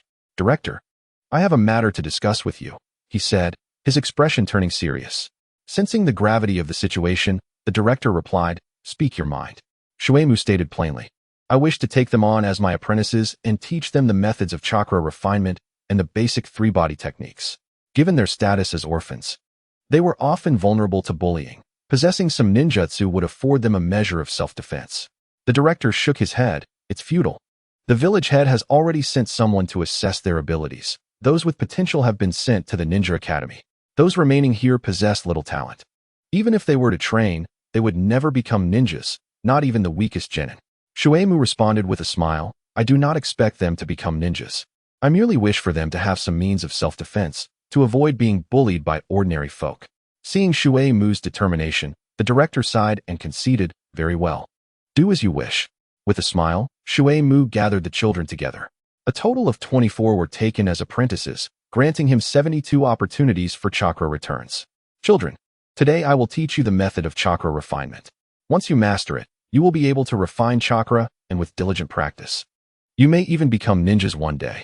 Would you like to learn?" In unison, the children exclaimed, "Yes." Their eyes sparkled with longing. At that moment, their aspirations were simple: to become ninjas and never face bullying again. As orphans, their backgrounds were steeped in tragedy, bereft of parents. They had suffered at the hands of village children, powerless to retaliate. Yet they understood that once they became ninjas, such suffering would cease. "Good. Now each of you call me master," Shuemu instructed. One by one, the 24 children lined up before him, reverently addressing him as master. In no time, he had gained 24 apprentices. "Now, I will teach you how to refine chakra. Please sit down, listen attentively, and commit the method to memory." The technique of chakra refinement was not overly complex. Under Shuemu's guidance, the children quickly grasped the method. Of course, knowing the method was one thing. Actually refining chakra was another challenge entirely. For those with good aptitude, the first successful refinement could take 3 to 5 days, while those with poorer aptitude might take half a month to master it. Without the talent for ninjutsu, one might never be able to refine chakra in their lifetime. Shuemu did not expect them to succeed. He was merely responsible for teaching, with the objective being the system's return. Beep. The voice of the system resonated. Host grants apprentice Xiaoya the basic chakra refinement technique, triggering a 0-1x return. Congratulations, you have acquired a subpar chakra refinement technique. Host grants apprentice Sanfu the basic chakra refinement technique, triggering a 0-1x return. Congratulations. You have acquired a subpar chakra refinement technique. Shui Mu, what is this? 0-1x return? System, what is going on? Why are the return multipliers so low? The host bestowed upon his disciple, Ji Sun, the ordinary chakra refining method, triggering a 0-1x return. Congratulations, you have acquired the ordinary chakra refining method. The response to Shui Mu remained the same, a 0-1x return notification. Shui Mu was utterly perplexed, his mind racing with thoughts on whether it was possible to exploit the system. At that moment, a distinct announcement jolted him from his reverie. The host has granted his disciple, De Xiong, the ordinary chakra refining method, triggering a 100-fold return. Congratulations, you have obtained the advanced chakra refining method. The advanced chakra refining method refines chakra at a speed 100 times that of the ordinary method. Soon, the 24 return notifications were completed, except for De Xiong. The other 23 children received a 0-1x return. Shui Mu was thoroughly disheartened. What was going on? The system explained, the higher the disciple's aptitude, the greater the return multiplier. Conversely, the same applies. Among these 24 children, apart from De Xiong who possessed some talent, the remaining 23 were devoid of any ninja abilities, resulting in a naturally low return multiplier. Shui Mu was taken aback. Was this how it worked? He realized, in an instant, that his decision to defect may have been hasty. Where could he find those with superior ninja talents? Certainly, they resided in the major ninja villages. Having left the village, seeking out those with exceptional talents would be akin to finding a needle in a haystack. This predicament could not entirely be blamed on the system's lack of clarity, as his earlier disciples, Naruto, Sasuke, and Sakura, had all exhibited remarkable talents, leading Shui Mu to mistakenly believe that the return multiplier had no correlation with aptitude. Thankfully, there was one disciple with slightly better aptitude, preventing his hopes from being entirely dashed. The advanced chakra refining method, with its 100-fold refining speed, was quite commendable. He then retrieved 24 shurikens. These are gifts for you. They can be used for training, but remember, never throw them at your companions. Each child received one. And then the system's return notifications commenced once more. Predictably, they were all 0-1x returns, with each receiving a wooden shuriken, except for De Xiong. The host has granted his disciple, De Xiong, a shuriken, triggering a 300x return. Congratulations, you have acquired a thought-controlled shuriken. It can soar freely, change direction, accelerate, and attack at will. Note, blood must be used to recognize the owner. Shui Mu's eyes sparkled. This was a marvelous item. The thought control was akin to Orochimaru's Kusanagi sword. With this in hand, there was no need to aim while throwing. With one final opportunity for a return, Shui Mu produced a stack of explosive tags. Observing from a distance, the orphanage director exclaimed, Shui Mu, what are you doing? Shui Mu replied, don't worry, director. These are gifts for them, not intended to harm. The director's eyes twitched. Gifting a group of children explosive tags seemed to imply he wished for them to escape their miserable lives prematurely. No, this is too dangerous. I cannot agree. Shui Mu reassured him, rest assured, although they are gifts, these explosive tags will be entrusted to you for safekeeping until they become ninjas. Then, the scene unfolded. Shui Mu handed each child an explosive tag, and upon receiving them, they turned and handed them to the director. The system's return notifications began anew. As expected, apart from De Xiong, the other 23 still received a 0-1x return. The host has granted his disciple, De Xiong, an explosive tag, triggering a 500x return. Congratulations. You have acquired a bombing aircraft. Its explosive power is equivalent to 500 explosive tags, with a supersonic flight speed. Once a target is selected, it will not relent until the objective is annihilated. Chapter 16. A new play on shadow shifting after leaving the orphanage. He had not ventured far when a member of the Umbu intercepted him. Chunin Shui Mu, follow me. Lord Third wishes to see you. With that, he turned and strode into the nearby forest. Shui Mu's expression faltered. Why not meet in the Hokage's office, but in the woods? Was the Third intending to personally eliminate him? This was contrary to the Third's usual style. Such a meticulous and indecisive schemer would not act against a ninja in the village without solid evidence. Did he no longer care for his reputation? Did he not fear losing his position as Hokage? He resolved to assess the situation. If the third truly attempted to harm him, he would not hesitate to utilize the bombing aircraft. The power of 500 explosive tags could not guarantee the third's demise, but it would certainly afford Shui Mu an opportunity to escape. Following the Umbu ahead, he soon delved deep into the forest.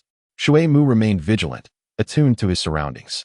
Suddenly, the Umbu sprang into action, a kunai appearing in his hand, slashing towards Shui Mu's cheek. The speed of the attack was as swift as the wind. By the time Shui Mu noticed the turn, the attack was already upon him. Anticipating the move, he exerted force underfoot and retreated a half step at a critical moment. He then distinctly saw the tip of the kunai slice past his face, mere half a finger away from his eyes. Had he been a fraction slower, he would have been blinded, a victim of his own inaction. You seek death. Shui Mu's gaze turned icy. It was indeed an attempt on his life. He produced 3 explosive tags and activated them. The hissing sound echoed as the tags neared detonation. The assailant immediately retreated, unwilling to be caught in the explosion's radius. Shui Mu smirked, releasing the tags, and in the next instant, he activated the shadow shifting technique. His position was instantaneously swapped with that of the Umbu.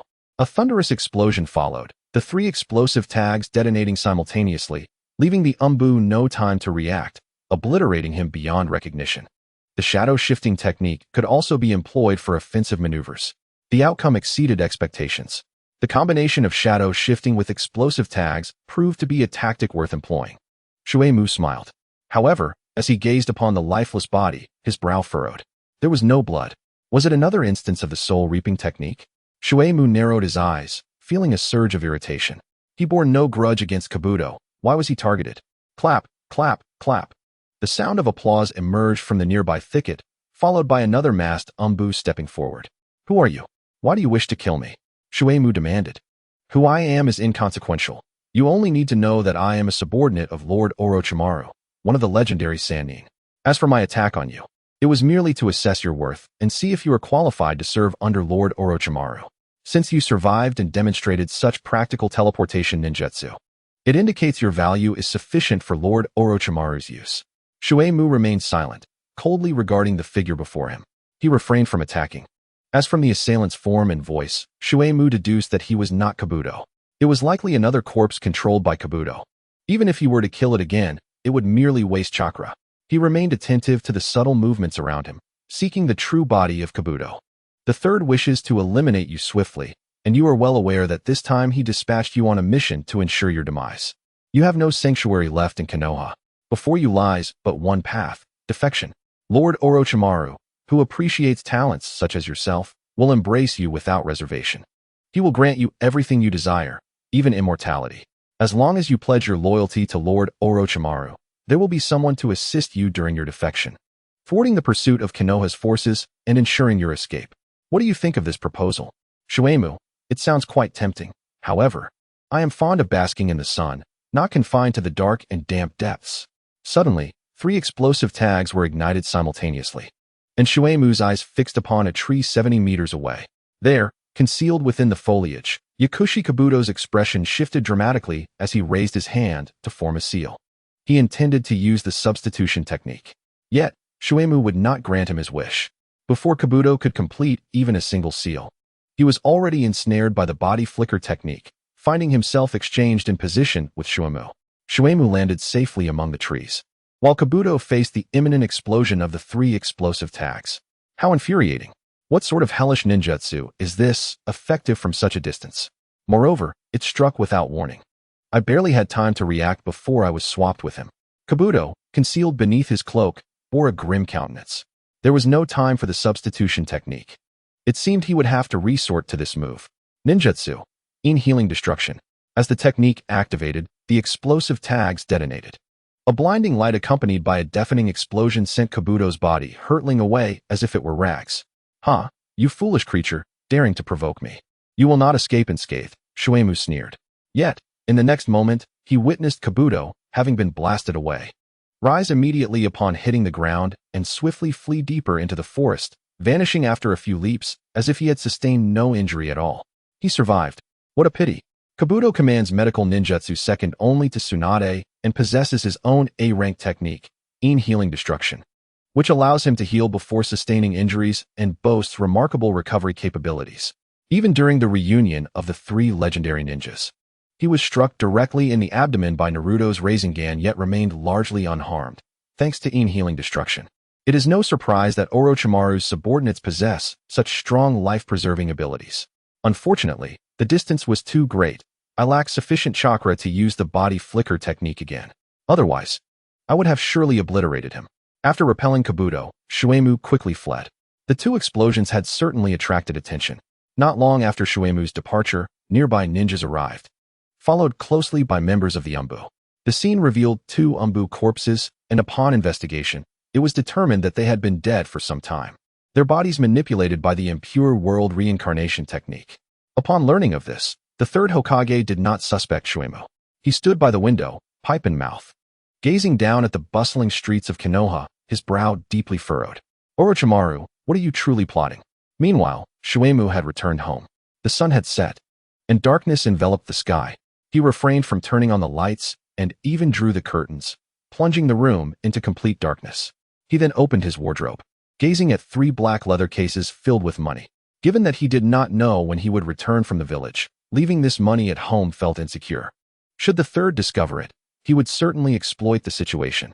At that point, he would be left with nothing. The origin of this money was unexplainable. As a chunin whose salary barely covered basic needs, harboring such a large sum at home would undoubtedly raise suspicions. The third could easily accuse him of treason, and the villagers would believe it. In that case, the third could brazenly execute Shueisha. This money must be taken with him. However, carrying 3 large cases out was impractical. He would require sealing scrolls. After taking some money with him, he headed straight for the ninja tools shop. Upon entering, he found Ten dozing at the counter. Shueisha approached and rang the bell at the counter. Ding ding ding. Ten instantly awoke, her eyes still heavy with sleep. I apologize for dozing off. What would you like to purchase, Shueisha-senpai? Though she initially did not recognize him, she remembered him after accompanying Might Guy to meet Shueisha a few days prior. I would like sealing scrolls. Ten explained. The price of sealing scrolls varies with their capacity. A 1-liter scroll costs 10,000 Ryo, an 8-liter scroll costs 100,000 Ryo, a 27-liter scroll costs 1 million Ryo, and a 64-liter scroll is valued at 10 million Ryo. Sealing scrolls are inscribed with space-time sealing techniques, creating a small space to store items. For instance, Ten sealing scroll contains a variety of items, everything from ninja tools to food and drink. Hence, Team 10 never lacks provisions during missions. Shueisha's lips twitched. The prices were exorbitant.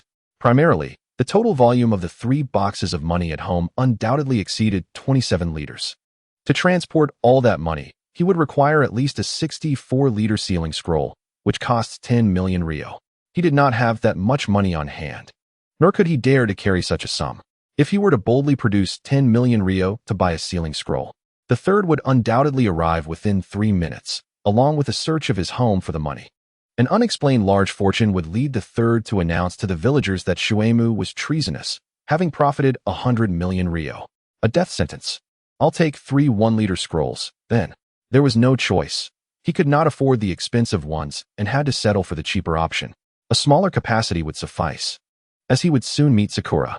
Handing over 30,000 Ryo, the third would not suspect anything.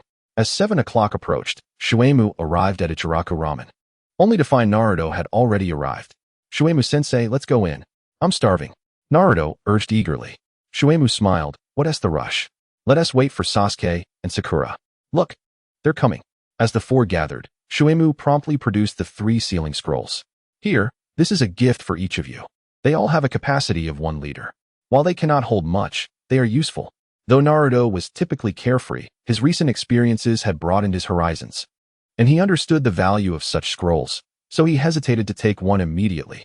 Sasuke remained indifferent. He neither needed nor wanted such scrolls, leaving the decision to Naruto and Sakura. Sakura directly stated, Sensei, this is too valuable. I cannot accept it. Shueisha replied, the money has already been spent. If you refuse, I cannot return it. Just take them. I still have enough. The 3 had no choice but to accept. Ding. The host grants disciple Haruno Sakura a 1-liter sealing scroll, triggering a 1,000-fold return. Congratulations, you have obtained a 1 cubic meter storage ring. Chapter 17. Play as you wish. What a splendid item. Shueisha was overjoyed. The ring, when worn, allows for easy storage and retrieval of items, unlike sealing scrolls, which require unfolding. Moreover, with a capacity of 1 cubic meter, it can hold numerous items. At last, this 30,000 Rio was not wasted. Amid laughter, the four entered Ichiraku ramen. As per usual, Naruto ordered 3 large bowls of ramen, while Sasuke and Sakura each ordered 1 bowl. Make it hearty, Shueimu silently prayed. Ding. The host grants disciple Haruno Sakura a bowl of miso chashu ramen, triggering a 10,000-fold return. Congratulations, you have obtained a bowl of Super Chakra Miso Chashu Ramen. Miso Chashu Super Chakra Noodles, upon consumption, bestows an increase of 10 units to Kakashi's chakra limit. A 10-fold return? 10 units of Kakashi's chakra? Mizuki's eyes widened, and an uncontrollable laughter escaped his lips. Such delight. The trio of youngsters turned to Mizuki, their eyes brimming with curiosity. Haha, that reminds me of something joyous, he exclaimed. At that moment, Shouter remarked, Mizuki-sensei appears to be in high spirits. It seems you've encountered something truly uplifting. In that case, I shall gift you a bowl of ramen. Hoping to amplify your happiness. Mizuki replied, Thank you, kind sir, I shall gladly accept. Soon, the ramen gifted by Shouter arrived. Despite being nearly full, Mizuki devoured it voraciously. Determined to indulge. Naruto offered to assist several times, but Mizuki steadfastly declined. After all, this was 10 units of Kakashi's chakra. He would not leave a single bite, not even if it were a bowl of refuse. Ultimately, he finished every last morsel, leaving not a drop of broth behind. His stomach felt as though it might burst. Yet he was filled with satisfaction. His total chakra now reached 11. 3 units, an astonishing 11. 3 times that of Kakashi. It is worth noting that without considering the Nine Tails chakra, Naruto's own chakra was merely 4 times that of Kakashi. The system was truly remarkable. After finishing the ramen, Mizuki bid farewell to the trio and, with a full belly, made his way home. Upon reaching his doorstep, he discovered the door ajar, with lights illuminating the interior. Mizuki's expression changed instantaneously. Just then, a voice emanated from the kitchen, Mizuki-kun, is that you returning? Following this, Tsubaki emerged from the kitchen, apron tied around her waist. Mizuki sighed in relief, having feared it was the 3rd Hokage come to investigate. Tsubaki, what brings you here? Tsubaki pouted, expressing her grievances. You haven't sought me out in over half a month. I understand you've been busy with missions every day, so I won't hold it against you. However, you're set to leave the village tomorrow, and you didn't even inform me. Do you no longer wish for me as your fiancé? As she spoke, tears welled in her eyes, resembling a wronged little wife. Mizuki panicked. He had never encountered such a situation. What to do? Please don't cry. Tsubaki looked up, her tear-stained gaze fixed on Mizuki's eyes, and gently inquired, Will you return after you leave tomorrow? Mizuki exhaled deeply and assured her, Of course, I shall return. I am no longer the Mizuki of old. I will not act foolishly again. Tsubaki continued, I heard that the 3rd Hokage has been targeting you recently. You, Mizuki interjected. Rest assured, I have not done anything to betray the village. The 3rd will not take any action against me, and that was a matter from half a month ago. Tsubaki sensed no deceit in Mizuki's words, and thus, she felt a wave of relief wash over her. In half a month, we are to be wed. Will you truly be able to return? If not, we shall have to postpone. Mizuki promptly replied, Let us postpone. The mission location was near the borders of the Land of Fire, and the travel time alone would consume nearly half a month. Coupled with the task's duration, returning in time was impossible. Tsubaki pouted, The 3rd Hokage should know our wedding date is approaching. Why assign you such a time-consuming mission? Mizuki felt elated, even grateful to the 3rd for finally doing something beneficial. Marriage, after all, should not be rushed. To live in close proximity would only serve to reveal one's true identity. Tsubaki refrained from further inquiries, which brought Mizuki immense relief. I prepared a few small dishes and some sake. Let us share a drink in your honor. Although Mizuki's stomach felt as though it might burst, the anticipation in Tsubaki's eyes compelled him to acquiesce. Drinking would not occupy much space. At the table, Tsubaki poured 2 cups of sake, 1 for each of them. You haven't left the village on a mission in quite some time. With this drink, I wish you a safe return. Cup, after just 3. Mizuki began to feel lightheaded, and soon, he lost consciousness. Tsubaki gazed at Mizuki, slumped over the table, worry etched upon her face. Your transformation has been so drastic lately that I scarcely recognize the Mizuki I once knew. I can only hope my suspicions are unfounded. She carefully laid him on the bed and began a thorough examination. After 3 rounds of scrutiny, She confirmed that the person before her was indeed Mizuki, authentically Mizuki. A smile broke across her face. Perhaps I have been overly anxious. Yet soon, her concerns resurfaced. If this is truly Mizuki, then why has he been so distant lately? Even when I suggested postponing our wedding, he agreed without a second thought. He was the one who eagerly wished to marry me. Had he grown weary of her? Just as she grappled with these doubts, a knock echoed through the door. Mizuki, are you home? It's Irika. Tsubaki exited the bedroom and opened the door to find Irika standing outside. Tsubaki, you're here too? It seems my timing is unfortunate, Irika said, scratching his head awkwardly. Tsubaki replied courteously, Irika, Mizuki had a few too many drinks this evening and has fallen asleep. Is there something you wish to discuss with him? Irika responded. He is leaving the village tomorrow. I have some matters to discuss with him, but since he is asleep, I shall not intrude. Tsubaki suggested, as his fiancé. Feel free to share with me. I can relay your message to him in the morning. After a moment of silence, Irika sighed. Tell Mizuki to be extremely cautious on this outing. Tsubaki's expression shifted. Irika, do you know something? Irika shook his head, choosing not to elaborate, and turned to leave. After closing the door, Tsubaki furrowed her brow deeply. Irika's warning to be cautious seemed unwarranted for a C-rank mission to eliminate bandits. What was there to be cautious about? Suddenly, a thought struck her. Could it be that the third Hokage was still targeting Mizuki, sending him out of the village for a reason? Tsubaki dared not dwell on that notion. Gazing at Mizuki, she was overwhelmed with concern. Then it hit her. Could his distance from me stem from fear that the third Hokage might target me as well? That must be it. He loves me dearly. He used to want to be with me every moment. How could he suddenly ignore me? She cursed silently. Cursed third Hokage, you ruined my relationship with Mizuki. May you perish soon. As the night grew late, Konoha fell into a tranquil silence, and Mizuki's home extinguished its light. In a daze, Mizuki felt something soft and comforting pressing against him. The next morning, upon awakening, he sensed something amiss. His clothes were completely removed, the sheets were in disarray, and an undeniable scent lingered in the air. What transpired last night? He struggled to recall, but could remember only that he had been intoxicated. Just then, the bedroom door swung open, and Tsubaki entered. Mizuki-kun, you're awake. Mizuki stared at Tsubaki, asking, did you put something in my drink last night? He recalled that his tolerance for alcohol was not so feeble as to succumb to merely 3 cups of sake. Tsubaki seemed even more displeased than Mizuki. I am your fiancé. You haven't sought me out in over half a month, and I am not permitted to intoxicate you and engage in bet play. However, she added, though you were barely conscious last night, you were surprisingly vigorous. Listen, what audacious words are these? Shuemu's face flushed. Before his time travel, he had been a bachelor for over 20 years, remaining a virgin for the same duration. After crossing over, he unexpectedly lost it in a drunken dream? No. How could this happen? As a man, did he not deserve some dignity? Shuemu was infuriated. This was his first time, after all. How could it be so carelessly handled? However, Chun wore a beaming smile and said, I don't care. You are my husband, albeit without a wedding ceremony.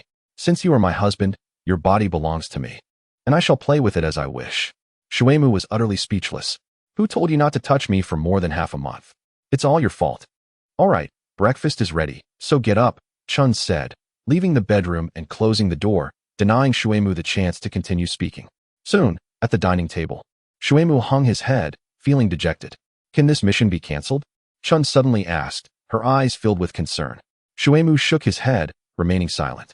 Chun hurriedly took out a stack of money, saying, this is my savings. Take it and buy more ninja tools. For some reason, Shuemu felt a surge of emotion. Don't worry, I am not in danger, he said, immediately regretting it. That sentence sounded too much like a husband reassuring his wife. After breakfast, while Chun busied herself in the kitchen, Shuemu entered the bedroom and packed the 3 boxes of money into his storage ring. After making further preparations, he was ready to depart. Upon opening the door and about to step outside, Chun suddenly embraced his waist from behind. Shuemu's body stiffened. He wanted to break free but ultimately remained still. When I return alive, I will be waiting for you in the village. Chapter 18. Terrifying dream talk Shuemu uttered. I am leaving, and stepped out the door. At that moment, Chun suddenly said, damn you, Saratobi Hiruzen, I will kill you one day. Shuemu stood frozen, turning around in shock. You are also from another world? It was only natural for him to ask, as Chun had spoken that phrase in Chinese. Although it sounded somewhat awkward, Shuemu could not mishear it. It was indeed Chinese, standard Mandarin. This was the world of ninjas, devoid of China. So how could there be Chinese? Thus, Shuemu instinctively believed that Chun had also crossed over. At that moment, his emotions soared with excitement. A fellow countryman. Yet Chun wore a puzzled expression and asked, Shuemu-kun, do you know what that dream talk meant? Dream talk? What dream talk? Shuemu sensed something was amiss. Chun replied, it was that strange phrase I just repeated. You said it dozens of times in your dream last night, and now I can recite it all. I remembered it and wanted to ask you. Shuemu felt a rush of disappointment. He had thought Chun was also a traveler, but it turned out to be a misunderstanding caused by his dream talk. He quickly responded, oh, that dream talk means, dear Chun, we will be very happy for the rest of our lives.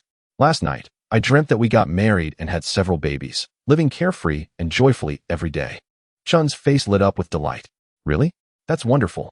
But Shuemu-kun, why have I never heard the language you used in your dream talk? Shuemu explained. That is an ancient tongue, said to predate the era of the Sage of Six Paths. It is no longer used in the ninja world. I was fortunate enough to learn it while on a mission in the land of whirlpools. I thought you might also know that language, which startled me. It is getting late. I must depart. As Shuemu walked away, Chun's expression dimmed, her eyes filled with sorrow. During the dream talk, he had not used his native language, but rather a rarely spoken ancient tongue. Moreover, when he had spoken in his sleep, he had been gritting his teeth. His face twisted with a fierce expression, filled with murderous intent, showing no signs of happiness. Shuemu-kun, what are you hiding from me? She turned back into the house, filled with worry. Just as she was about to close the door, a hand propped it open, revealing a root ninja standing at the entrance. Chun and Chun, Lord Danzo requests your presence. Chun coldly replied, several years ago, after the Uchiha clan was exterminated. Elder Danzo was dismissed by the third Hokage and no longer has the authority to command the ninjas of the village. You may leave, I will not go. The root ninja insisted, this concerns the truth of your fiancé's mission. Wait a moment, I will change my clothes. Meanwhile, Shuemu, who had already walked far, broke into a cold sweat. That was close. So perilous. Thankfully, he had used Chinese. Had it been the island language, he might have been doomed by now. In his dreams, he had been shouting about wanting to kill the third Hokage, repeating it dozens of times. If Chun had understood the meaning, even as his fiancée, she would undoubtedly have acted against him. Shuemu realized that his engagement to Chun must be terminated, and swiftly. Furthermore, from now on, he would have to sleep with one eye open, ensuring that he never spoke in his sleep again. At the Hokage office, the third Hokage stared at the crystal ball, watching Shuemu exit the gates of Konoha before putting it away. Just then, the office door swung open, and Danzo entered. The third Hokage stated, after Shuemu's death, bring me his corpse. I need to uncover some secrets he possesses. It had been over half a month, and despite giving Nara Shikaka the chakra control pills, no useful information had been derived. The third Hokage had been troubled by this, always feeling that Shuemu was hiding something regarding the chakra control pills. This was also the reason he had plotted multiple times to eliminate Shuemu, because once Shuemu was dead, he could arrange for the Yamanaka clan to probe into Shuemu's memories to find the answers he sought. Regardless of whether Shuemu possessed the recipe for the chakra control pills, he was determined to give it a try. Danzo replied, understood. The third Hokage added, this time, it should be foolproof, right? Danzo retorted, last time. I underestimated him because I was unaware of his trump cards. This time, I am fully prepared, ensuring absolute certainty. The third Hokage narrowed his eyes and lowered his voice, saying, Danzo, you have crossed the line. Chun is innocent. Danzo glanced at the third Hokage, sneering. The news of their wedding in half a month was disseminated from the Hokage office. I recall that when you married Biwa, there weren't as many people discussing it a month prior. The third Hokage took a puff from his pipe, falling silent. Danzo's implication was clear. This matter was driven by you, Sarutobi Hiruzen, so stop pretending to be a good person. I, Danzo, have long seen through everything. After leaving Konoha, Shuemu proceeded east along the main road, maintaining a steady pace. However, his mind was constantly alert. There could be traps ahead, and the surrounding woods might hold ambushes. Life and death were at stake. He could not afford to let his guard down. The journey from Konoha to the border would take at least 5 to 6 days on foot. The first day passed swiftly without any attacks. By evening, he found lodging in a town, and that night also passed without incident. Then came the second day, the third, and up to the 6th day. When he finally arrived at the village where the mission to eliminate the mountain bandits was posted, encountering no unexpected events along the way. It seemed they were waiting for me in the mountains. Upon entering the village, Shuemu sought out the village chief, revealing his identity and inquiring about the whereabouts of the bandits. Shuemu-kun, it is getting late, and you have traveled a long distance. Let us discuss the mission tomorrow.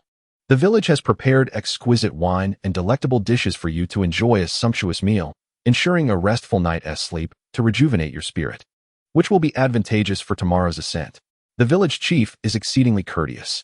After the previous incident where Chun intoxicated him with medicinal wine, Shuemu has become increasingly cautious. Indulging in alcohol is absolutely out of the question.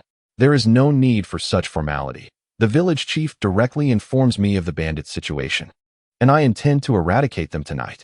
Soon, Shuemu learns from the village chief about the general circumstances on the mountain. This group of bandits numbers around 20, all of whom are ordinary individuals, devoid of ninjas. Logically, a mere band of common thieves should not necessitate the intervention of Konoha's ninjas for their elimination. However, in reality, the authorities have repeatedly sent soldiers to the mountain, yet they have been unable to manage this band of thieves. The primary reason lies in the fact that the mountain is surrounded by sheer cliffs, allowing the bandits to ascend and descend using ropes dangling from the cliffs. When soldiers arrive, the bandits simply pull the ropes up, rendering the soldiers incapable of climbing. Having grasped the situation, I shall ascend the mountain now, await my news. The sun has set, and darkness gradually envelopes the land. After Shuemu departs from the village chief immediately lights a bonfire in the village square. Upon reaching the mountain's base, Shuemu looks up and indeed sees the cliffs surrounding the mountain, making it nearly impossible for an ordinary person to climb. Yet, for a ninja, such obstacles are trivial. He firmly plants his feet on the cliffside and begins to ascend with ease. It is time to take action. Shuemu has readied himself. In the next moment, he hears a hissing sound. This familiar noise, without needing to look, he knows it is an explosive tag, and it has already been activated. Following the sound, he discovers the explosive tag positioned just 3 meters to his left. At this distance, the explosion's force would not be enough to injure him, but the resulting shockwave could destabilize his form, even propelling him into the air. This is a cliff, not level ground. A simple slip could lead to a fall, let alone being airborne.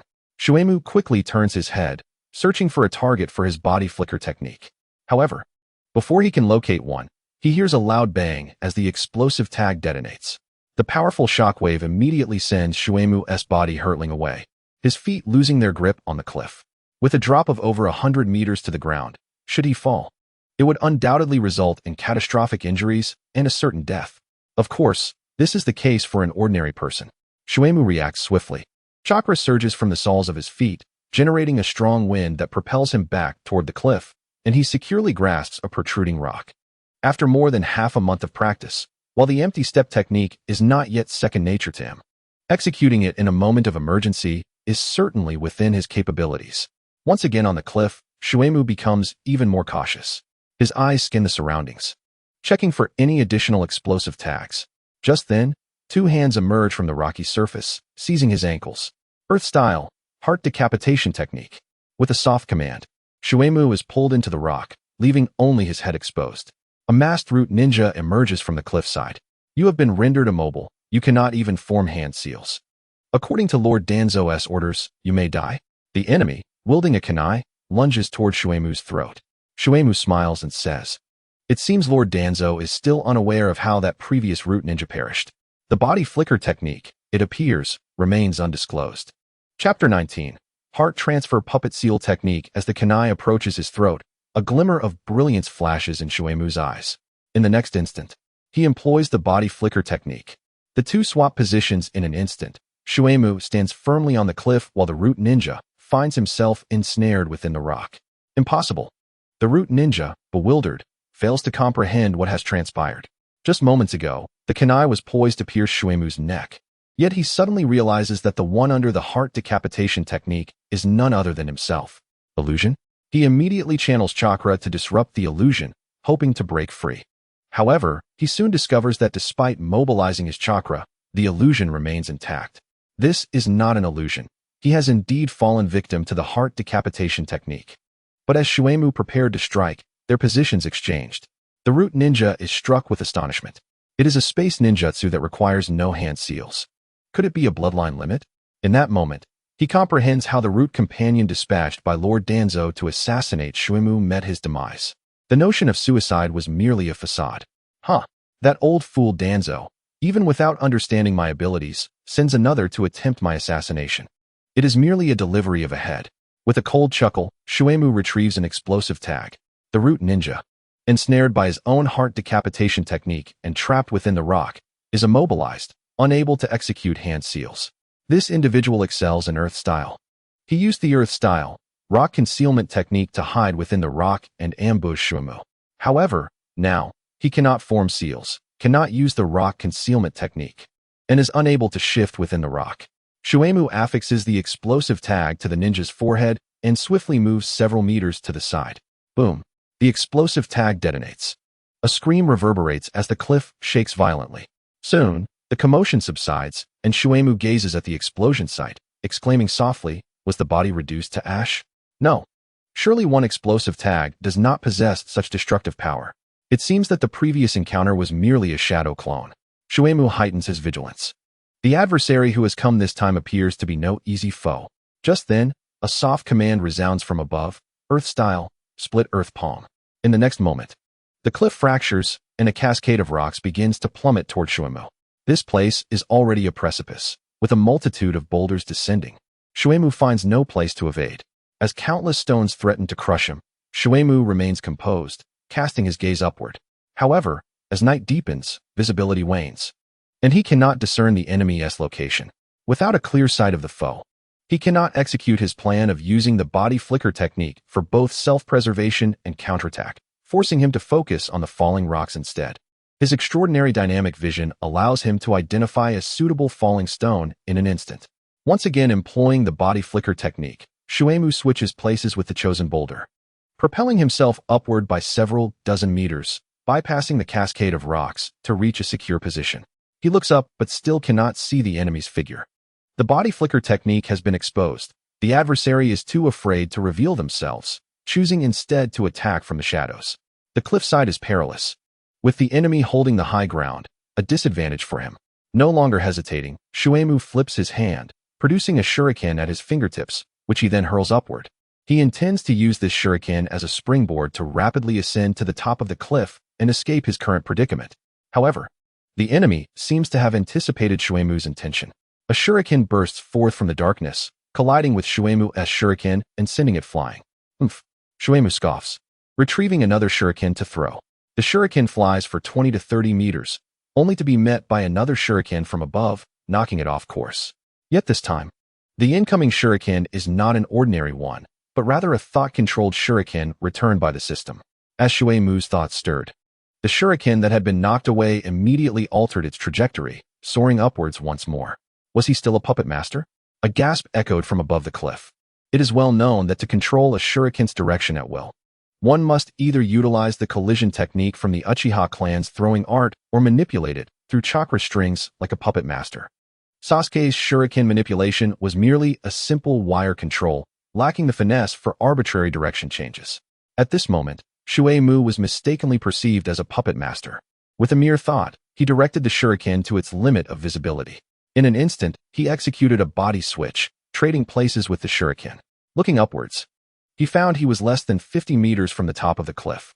Above, an individual swiftly retreated, denying Shuimu the chance to switch again.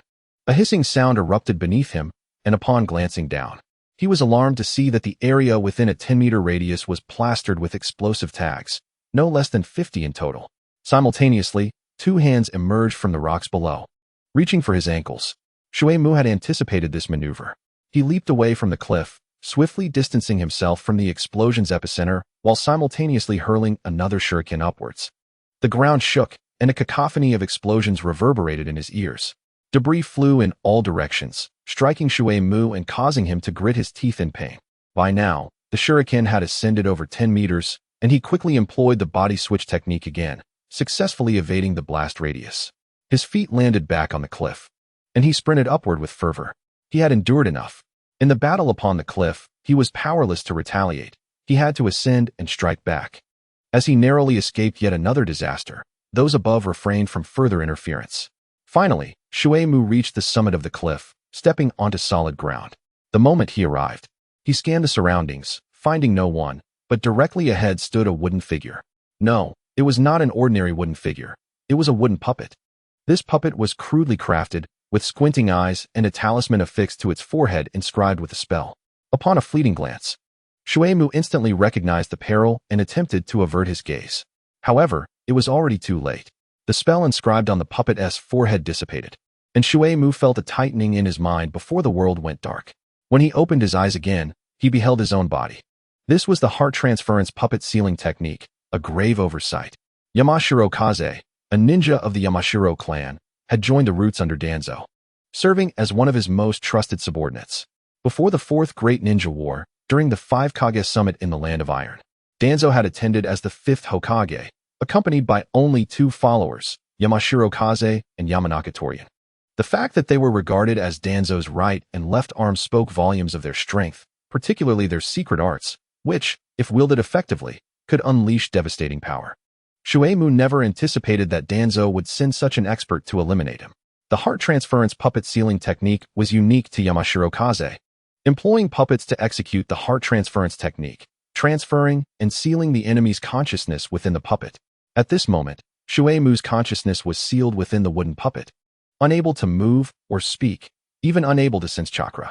Meanwhile, Yamashiro Kaze had seized control of Shuei-mu's body. The current predicament could only be described with one word: helplessness. Your technique is highly practical, and your strength surpasses that of a chunin, reaching the level of a jonin, Shuei-mu stated. Unfortunately, your disloyalty to Konoha necessitates your demise. Shuei-mu communicated with Yamashiro Kaze through his consciousness, saying, "If you occupy my body and kill me, you will perish as well." Yamashiro Kaze replied coolly, "I will command your body to leap off the cliff, and before hitting the ground, your consciousness will return to your original form, ensuring my survival." Shuei-mu retorted, "Useless. The moment my consciousness returns, I will immediately seek to switch places with an object, thus averting death." Yamashiro Kaze countered, "Based on the previous battle, your ability to switch places relies on a prerequisite. You must be able to see the object with which you intend to swap. Therefore, I will blindfold you." Shuei-mu felt a chill of apprehension. So quickly had he analyzed the weakness of the body-switching technique and devised a countermeasure. He was indeed a ninja highly valued by Danzo. "My consciousness is imprisoned within this puppet. So what happens if this puppet is damaged?" Yamashiro Kaze answered. "This specially crafted puppet is designed specifically for the heart transference puppet sealing technique. Ordinary damage is inconsequential, but if the head is harmed, the heart transference will fail, and your consciousness will return. Unfortunately, you are alone, with no allies to assist you." Yamashiro Kaze produced a black cloth to blindfold himself. Even feeling this was insufficient. He took out ropes to bind Shuei-mu's hands and feet. Shuei-mu watched in horror. How ruthless. "Hey, if you blindfold yourself, how will you know when you are close to the ground? What if you misjudge and harm yourself?" Yamashiro Kaze replied nonchalantly, "I have companions who will alert me before we land." Shuei-mu conceded, truly meticulous planning. "Alas, it won't be that easy to kill me." In the next moment, a shuriken shot up from below the cliff, soaring over Shuei-mu's head and embedding itself in the puppet's forehead at incredible speed. "Thank you for revealing the weakness of the heart transference puppet sealing technique." Yamashiro Kaze, though blindfolded, felt the puppet sustain damage, and Shuei-mu's consciousness began to return. As an external consciousness, he immediately experienced intense rejection. "This is impossible." Upon uttering this phrase, his consciousness was expelled from Shuei-mu's body. Shuei-mu's consciousness returned, and he tore off the blindfold, coldly stating, "There is nothing impossible." The shuriken embedded in the puppet's forehead quivered and flew up, returning to Shuei-mu, circling around him. He turned to face a small patch of dense forest behind him. Yamashiro Kaze was hiding within the trees, and there was more than one of them. "Today, none of you shall escape." Chapter 20. Perilous crisis behind a large tree. 2 individuals whispered to each other. Under his will, the shuriken danced through the air like bees. This was not mere puppet mastery. It transcended the realm of ninjutsu. He possesses such power yet masquerades as an ordinary chunin, evidently harboring nefarious intentions against the village. No wonder Lord Danzo sought to eliminate him. Yamashiro Kaze spoke gravely. The other person nodded, equally apprehensive. "His abilities are exceedingly peculiar. Even we jonin must exercise utmost caution when facing him alone, especially that position-switching technique, which is exceedingly dangerous. It could even switch us near explosive tags, resulting in an untimely demise." Yamashiro Kaze declared. Regardless, such a dangerous individual must be eliminated. Plans A and B have already failed. Now that we understand his capabilities, we will proceed directly with Plan C.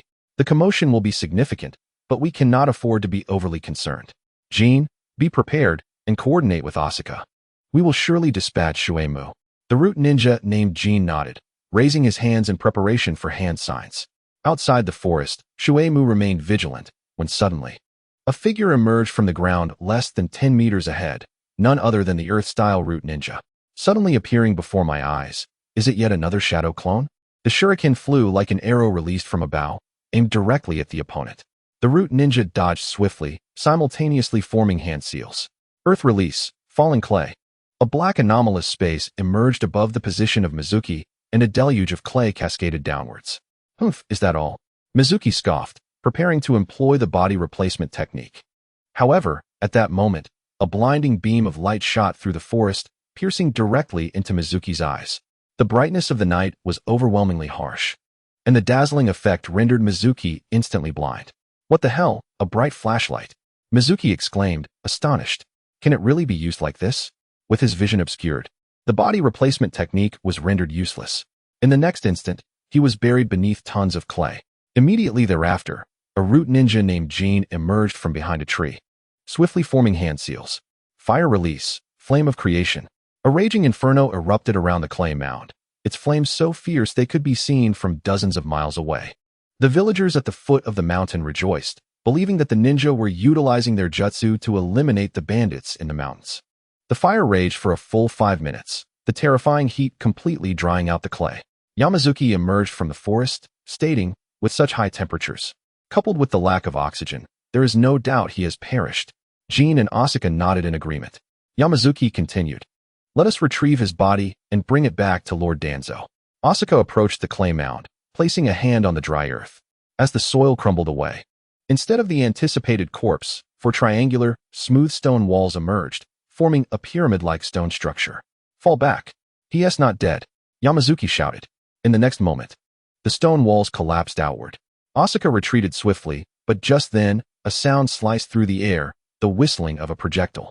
Asuka sidestepped just in time and caught a glimpse of a shuriken whizzing past him, only to change direction midair and accelerate back like a boomerang, slicing across his throat. Blood gushed forth, and Asuka collapsed to the ground. First one. Mizuki emerged from the stone wall, drenched in sweat.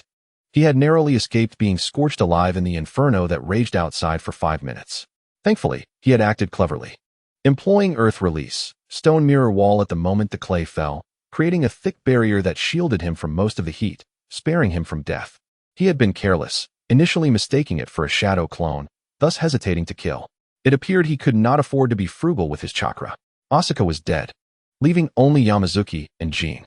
Yamazuki had already retreated into the forest upon seeing the stone wall, and now he stood behind a tree, shouting, Jin, fall back. We cannot confront him directly. Jin, noticing the explosive tag in Mizuki's hand, sensed danger and quickly retreated. It was too late.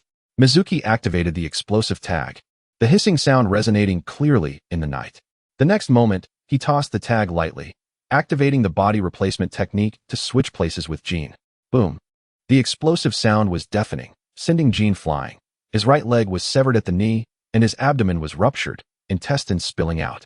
He rolled on the ground several times, convulsed a few times, and then lay still. Second one. Meanwhile, Yamazuki was sprinting through the forest, quickly reaching the entrance of a cave. This cave was the stronghold of the bandits.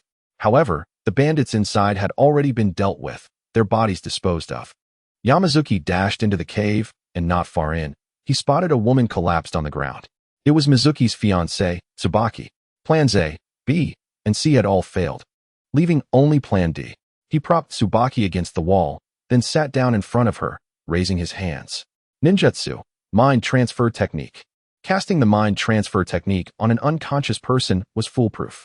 In the next moment, Yamazuki's consciousness successfully entered Tsubaki's mind. He controlled her body, standing up and walking out of the cave towards Mizuki.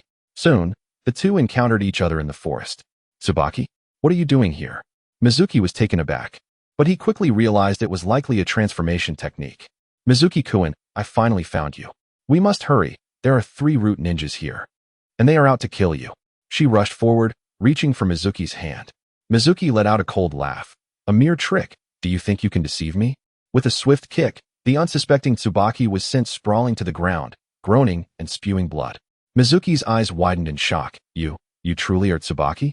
A transformation technique that mimicked another's appearance would revert if the user was injured and their chakra became unstable. Yet, this Tsubaki had been struck by his kick and was bleeding, but had not transformed back. This indicated that she was indeed the real Tsubaki. However, a new question arose. Why was she here? Mizuki-kun, I heard rumors that the third Hokage and Lord Danzo are planning to kill you, and they dispatched 3 elite root ninjas. So, I defected from the village to warn you, but I was intercepted by the root ninjas and brought here. They bound me in the cave, intending to use me as a hostage to coerce you into taking your own life. Just now, while the 3 were away, I seized the opportunity to break free and escape. We must leave quickly. Those 3 are elite ninjas, and you cannot face them. Tsubaki's words were seamless, and Mizuki felt his doubts dissipate. He was even moved. His fiancée was willing to defect to rescue him. With such a devoted partner, what more could one desire? Do not worry. Those 3 root ninjas are no match for me. I have already killed 2 of them. I will deal with the remaining 1 in due time. He approached, helping Tsubaki to her feet and guiding her to lean against a tree. I sincerely apologize. I thought it was Yamazuki using a transformation technique to impersonate you. Tsubaki quickly replied, I understand, Mizuki-kun, there is no need for you to feel guilty. Her empathy brought Mizuki comfort. He sighed, you should not have done this. But I also bear some blame for not informing you of my abilities, causing you unnecessary worry. By the way, how did you learn that the third Hokage and Lord Danzo wanted to kill me? Mizuki casually inquired. Logically, such confidential matters should not have been leaked. It was Irika. He overheard the news accidentally at the Hokage's office and came to tell me, Tsubaki explained. Mizuki's heart raced. Something was amiss.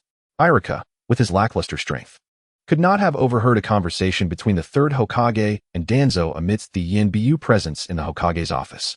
Moreover, Irika was a staunch supporter of the Hokage and would never directly inform Tsubaki that the third intended to kill him. At most, he might mention it vaguely out of friendship.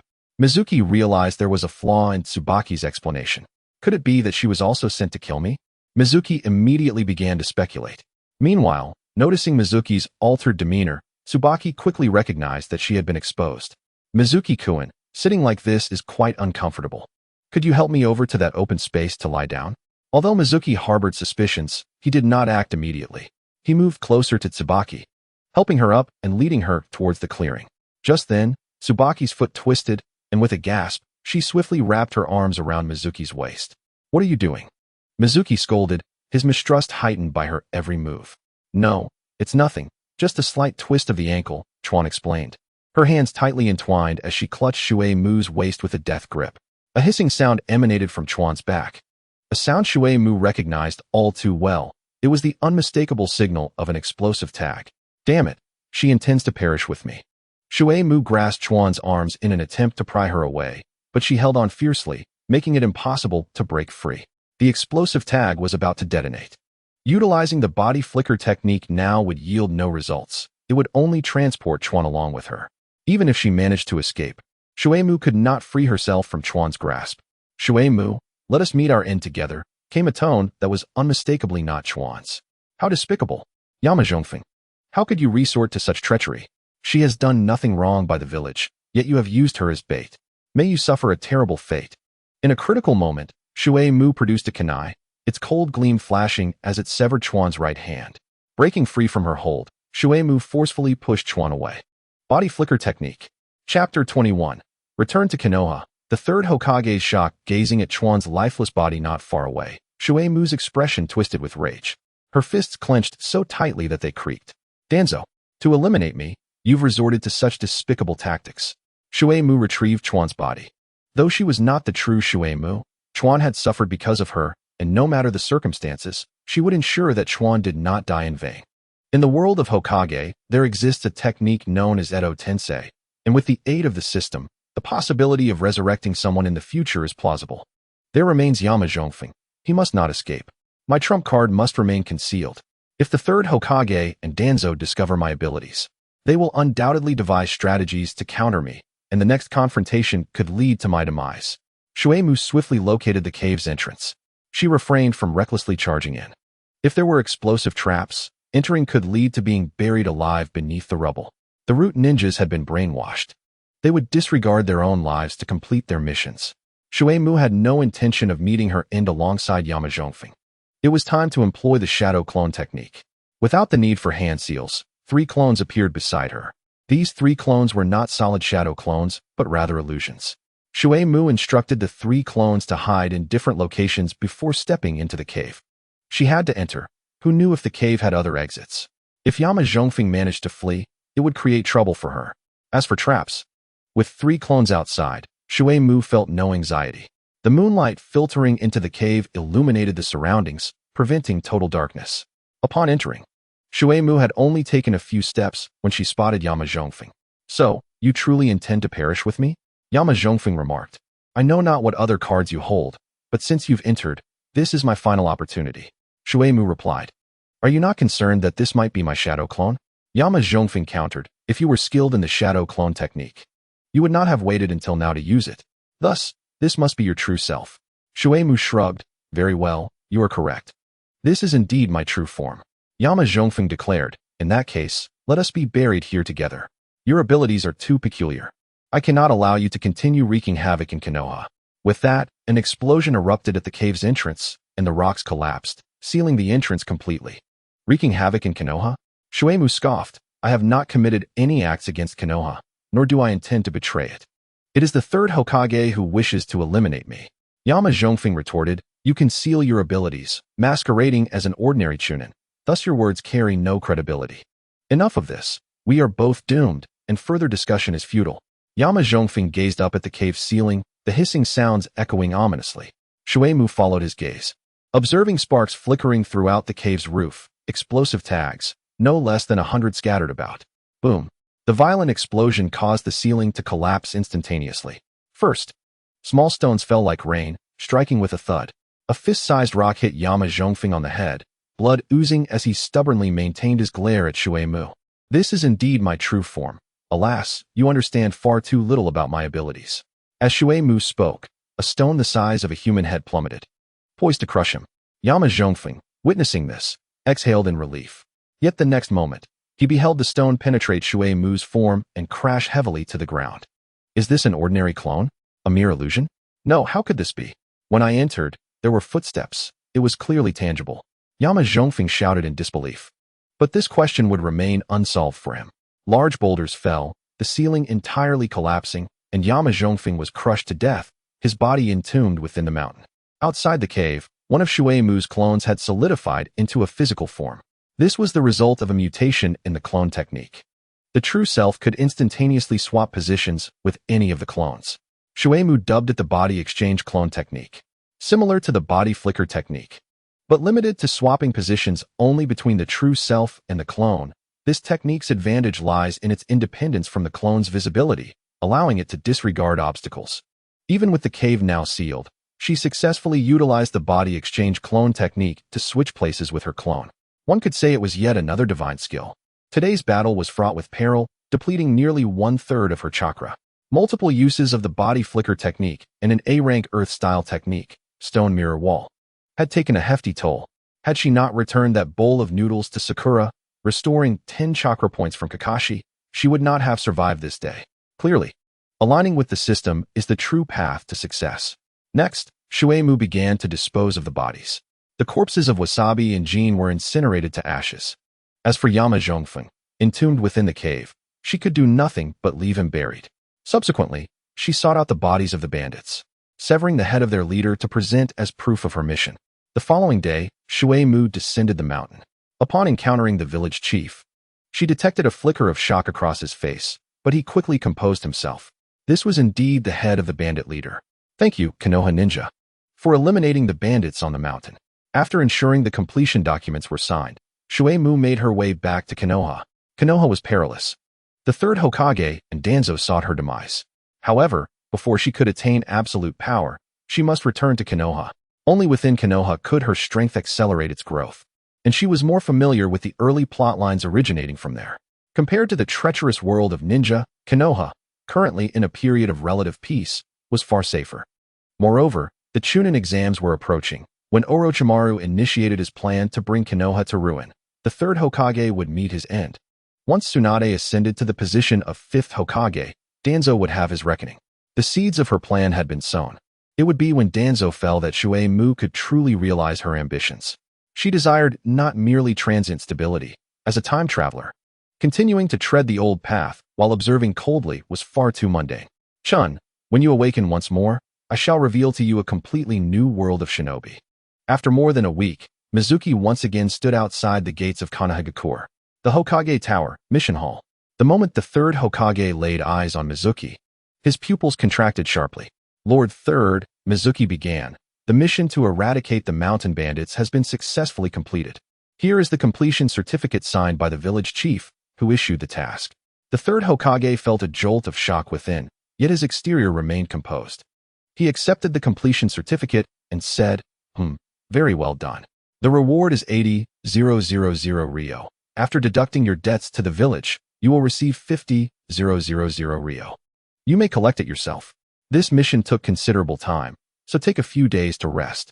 After Mizuki departed, the expression on the third's face darkened considerably.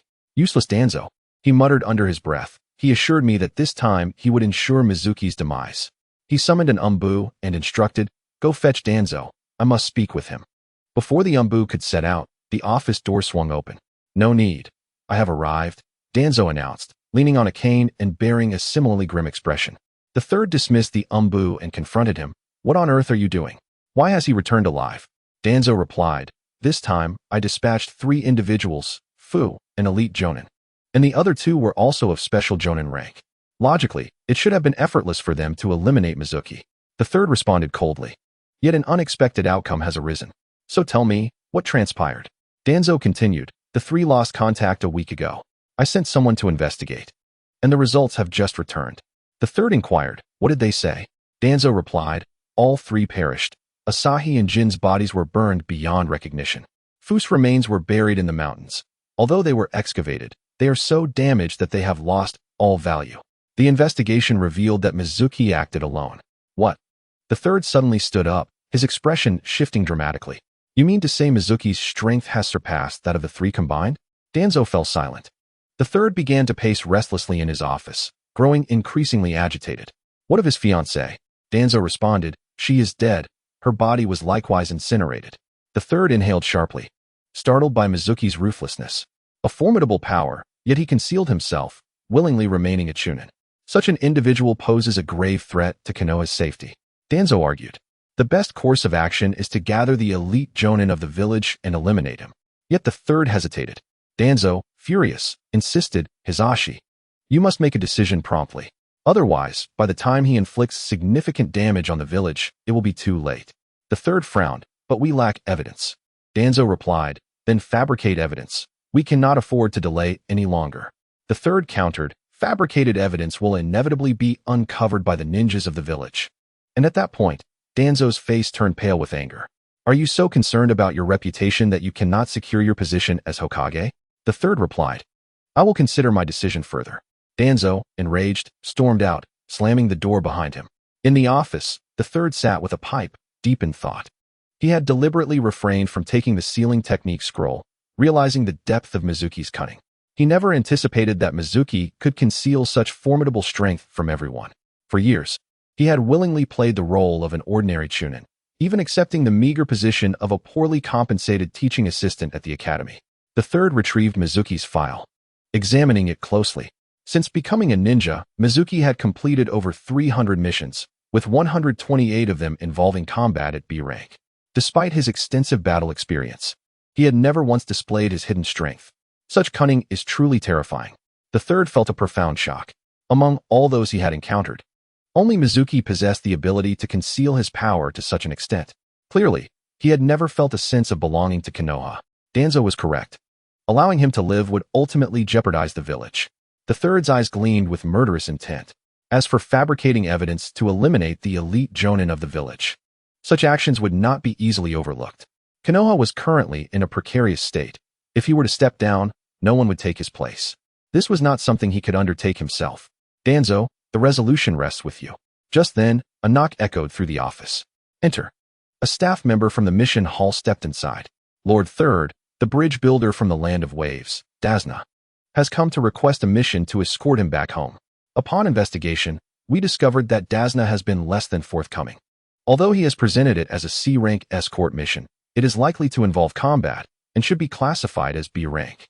However, he cannot offer more in terms of reward, so we turn to you for a decision. A glimmer of light sparked in the Third's eyes. The bridge builder from the land of waves, you say? Very well, I understand. The land of waves is impoverished, so it is only natural they cannot offer much. However, given their amicable relations with Konoha, we shall classify this task as C rank. Furthermore, I shall personally arrange for the personnel to undertake the mission. Once the staff member exited, the Third was left alone in his office. He retrieved a document, scrutinizing it with care. As an island nation, the land of waves relied on maritime trade for its economy. However, merchant Kato monopolized the shipping routes, leaving the country in dire straits. The only hope for the land of waves is to construct a bridge connecting it to the mainland, breaking Kato's stranglehold. Dasna, a renowned bridge builder, had come to Konoha to seek protection for his project. Kato would never permit the bridge's construction to succeed and would send assassins after Dasna. The intelligence department had uncovered that Zabuza Momochi, an S-rank rogue ninja from the land of Water's Mist Village, had been hired by Kato as an enforcer. Zabuza, known as the Demon of the Mist, is a formidable elite jonin, famous for his silent assassination techniques. A smile spread across the Third's face as he devised a plan to eliminate Mizuki. He would assign Mizuki the task of protecting Dasna. Upon arriving in the land of waves, he would inevitably confront Zabuza. Given Zabuz's strength and methods, Mizuki would surely be no match for him. Allowing Mizuki to perish at Zabuza's hands seemed an excellent strategy. Furthermore, even if Mizuki were to survive by some stroke of luck, his true power would be exposed, leading the villagers to suspect him of harboring ulterior motives and potentially labeling him as a spy from another village. After reaching his decision, the Third immediately set about making arrangements. Meanwhile, Tuanzong, returning to the roots, wore an increasingly somber expression. When you annihilated the Uchiha clan, you professed that force could not be used, yet subtly urged me to take action, ultimately compelling me to order Itachi to execute the massacre. Today is no different. While you claim that we must refrain from taking forceful measures, your gaze suggests you would prefer I immediately lead the roots to eliminate Mizuki. This has become a recurring pattern. You present yourself as noble and benevolent in the eyes of the villagers, while I am left to carry out the nefarious deeds and shoulder the blame. I have had enough. Tuanzong, in a fit of rage, appeared as if he might breathe fire. After 10 minutes of furious tirades, he finally fell silent, only for a strange smile to creep upon his face. At last, such days are nearing their end. The Chunin exams are approaching, and this is my opportunity for resurgence. Becoming the 5th Hokage will be as easy as plucking a fruit from a tree. No longer shall I dwell in the shadows. I yearn to step into the light, basking in the warmth of the sun. Hisashi, your indecision has rendered Konoha increasingly feeble. You are unfit to be Hokage. Only under my leadership can Konoha regain its strength and restore its former supremacy over the 5 great nations. Upon leaving the Hokage building, Mizuki immediately sought out Tsubaki. He first went to her home, but found it empty. Inquiring from neighbors, he learned she had been missing for over half a month. Mizuki then scoured the village, even visiting the Hokage building. His actions were, of course, mere pretense. After all, he could not show no sign of grief for his lost fiancée. To continue living in this village, it was essential to maintain an appearance of normalcy. In response to Mizuki's inquiries, the 3rd Hokage could only confirm that Tsubaki was missing, and the village was dispatching search parties. Both were well aware that Tsubaki was deceased, and they knew the circumstances surrounding her demise, yet they feigned ignorance. Neither was willing to speak candidly, as it would serve neither party's interest. After a symbolic search lasting several days, the 3rd Hokage announced that Tsubaki had met with foul play and her remains were non-existent. Mizuki was plunged into profound sorrow, drowning his grief in drink, appearing haggard and weeping. Ultimately, it was Irika who took him to various establishments, helping him to emerge from his widowhood. It was time to cease the charade. Maintaining such a facade was exhausting, and he could not endure it much longer. Focus must shift to enhancing one's strength. Each disciple had 3 opportunities for returns each month. It had been over a month since Naruto and Sasuke's last return. It was time to capitalize on that. What should he offer? Mizuki pondered this dilemma. Ideally, he desired to present something that would significantly elevate his strength upon return. In fact, teaching ninjutsu would yield the most rapid improvement, as the return ninjutsu would be formidable. However, the challenge lay in the fact that Mizuki had a limited repertoire of ninjutsu to offer. Naruto and his peers were already familiar with the body flicker technique. The earth-style wall had already been gifted to Sakura, and the stone mirror wall was a system return, thus not triggering a new return. Offering ninja tools would result in stronger items upon return, yet Mizuki was not particularly adept at using them, so the enhancement would be minimal. After considerable thought, Mizuki found himself at a loss for what to offer. Consequently, he stepped outside, strolling through the streets in search of inspiration. As he passed by the pharmacy, a sudden spark of insight struck him. He entered the shop and approached the counter. "Shopkeeper, I would like 10 soldier pills." Soldier pills, when consumed by a ninja, could instantly restore substantial chakra and substitute for food, replenishing the body's energy reserves. During missions or in warfare, soldier pills served as excellent sustenance, replacing regular food. Uncertain of what would be returned, but knowing that chakra-restoring items were always beneficial, he ordered 10 soldier pills. "That will be 1,000 Rio, please," the shopkeeper said. Mizuki replied, "Hold on, I need to buy some other items." The shopkeeper inquired, "What else do you require?" Mizuki responded, "Do you have any strength-enhancing medicine?" The shopkeeper replied, "Yes, but it is for external use rather than internal. It requires soaking to allow the medicinal properties to permeate the body, thus achieving strengthening effects. However, this medicine necessitates prolonged use and does not yield immediate results. Yet, with persistence, the benefits can be substantial. The skin and muscles will become resilient. Bone density will significantly increase, and one's agility will surpass that of others. Generally, those who come here are specializing in physical techniques." Before the shopkeeper could finish, a figure burst through the door, exclaiming, "Boss, I'm here to pick up my medicine." Mizuki turned to see it was Lee. The shopkeeper chuckled, "Ah, Lee, your medicine has been prepared." He retrieved 2 packets, saying, "One is for Guy, and the other is for you." Lee grabbed his medicine and rushed out. The shopkeeper shook his head with a smile. He truly is diligent. Aside from missions, he only focuses on training, even rushing to pick up his medicine. Mizuki, intrigued, asked, "Was the medicine he just grabbed for strengthening the body?" The shopkeeper nodded, "Indeed. Among the many ninjas of Konoha, Guy's physical techniques are the strongest, which is closely tied to the strengthening medicine from my shop. Only with a robust physique can one excel in physical techniques." Mizuki said, "Then, I would like some strength-enhancing medicine as well."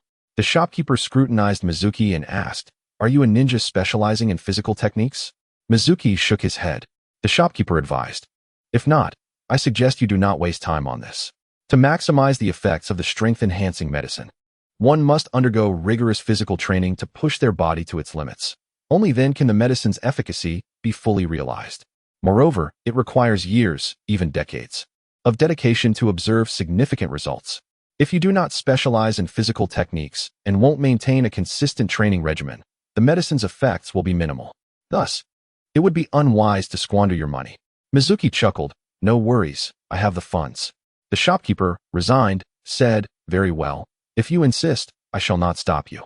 However, I must warn you, do not come seeking refunds if it yields no results." Mizuki assured, "Rest assured, I won't."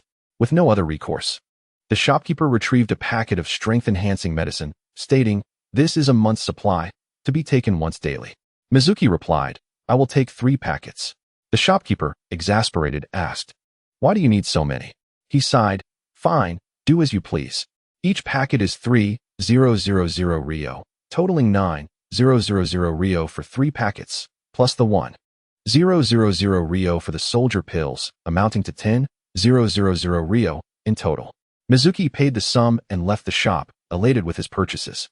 Chapter 23. The mission to the Land of Waves arrives just as Mizuki exited the pharmacy. He encountered Naruto, who was ambling about the street. "Are you off today? Why aren't you on a mission?" Mizuki inquired. It was daytime, and typically, the lower-ranked ninjas in the village would be engaged in missions. Naruto complained, "It's all Kakashi-sensei's fault. He left us behind to undertake some special mission alone. Without a supervising teacher, we can't take any missions. No missions mean no money. Without money, I can't even afford ramen. I'm so hungry. Mizuki-sensei, have you eaten? How about we go for ramen together?" He looked at Mizuki with pleading eyes. Mizuki replied, "You are quite the clever little rascal." Although Mizuki was not short on funds, he couldn't treat Naruto to ramen just yet. Naruto would devour 3 bowls at once. and the system would return all the chakra, resulting in a significant loss. While more chakra is always advantageous for a ninja, Mizuki's current chakra reserves were over 11 times that of Kakashi's, ample enough for his indulgence. What he requires is a qualitative transformation, a significant enhancement of his strength. To exchange the granted returns for chakra noodles would be a waste. What he truly needs now are offensive ninjutsu, illusion techniques, and physical skills. I have other matters to attend to, so I shall forego the ramen. This is the medicine I purchased for you. Use a small packet daily.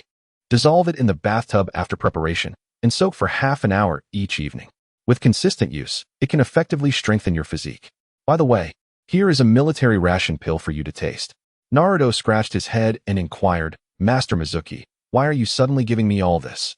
Mizuki replied, why ask so many questions? I am your master.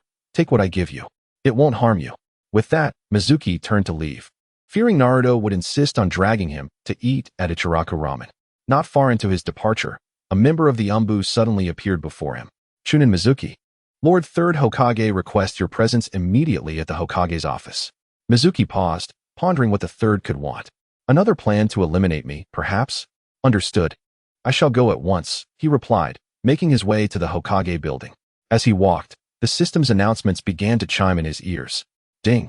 The host grants the disciple Naruto Uzumaki a course of strengthening medicine, triggering a 666-fold return.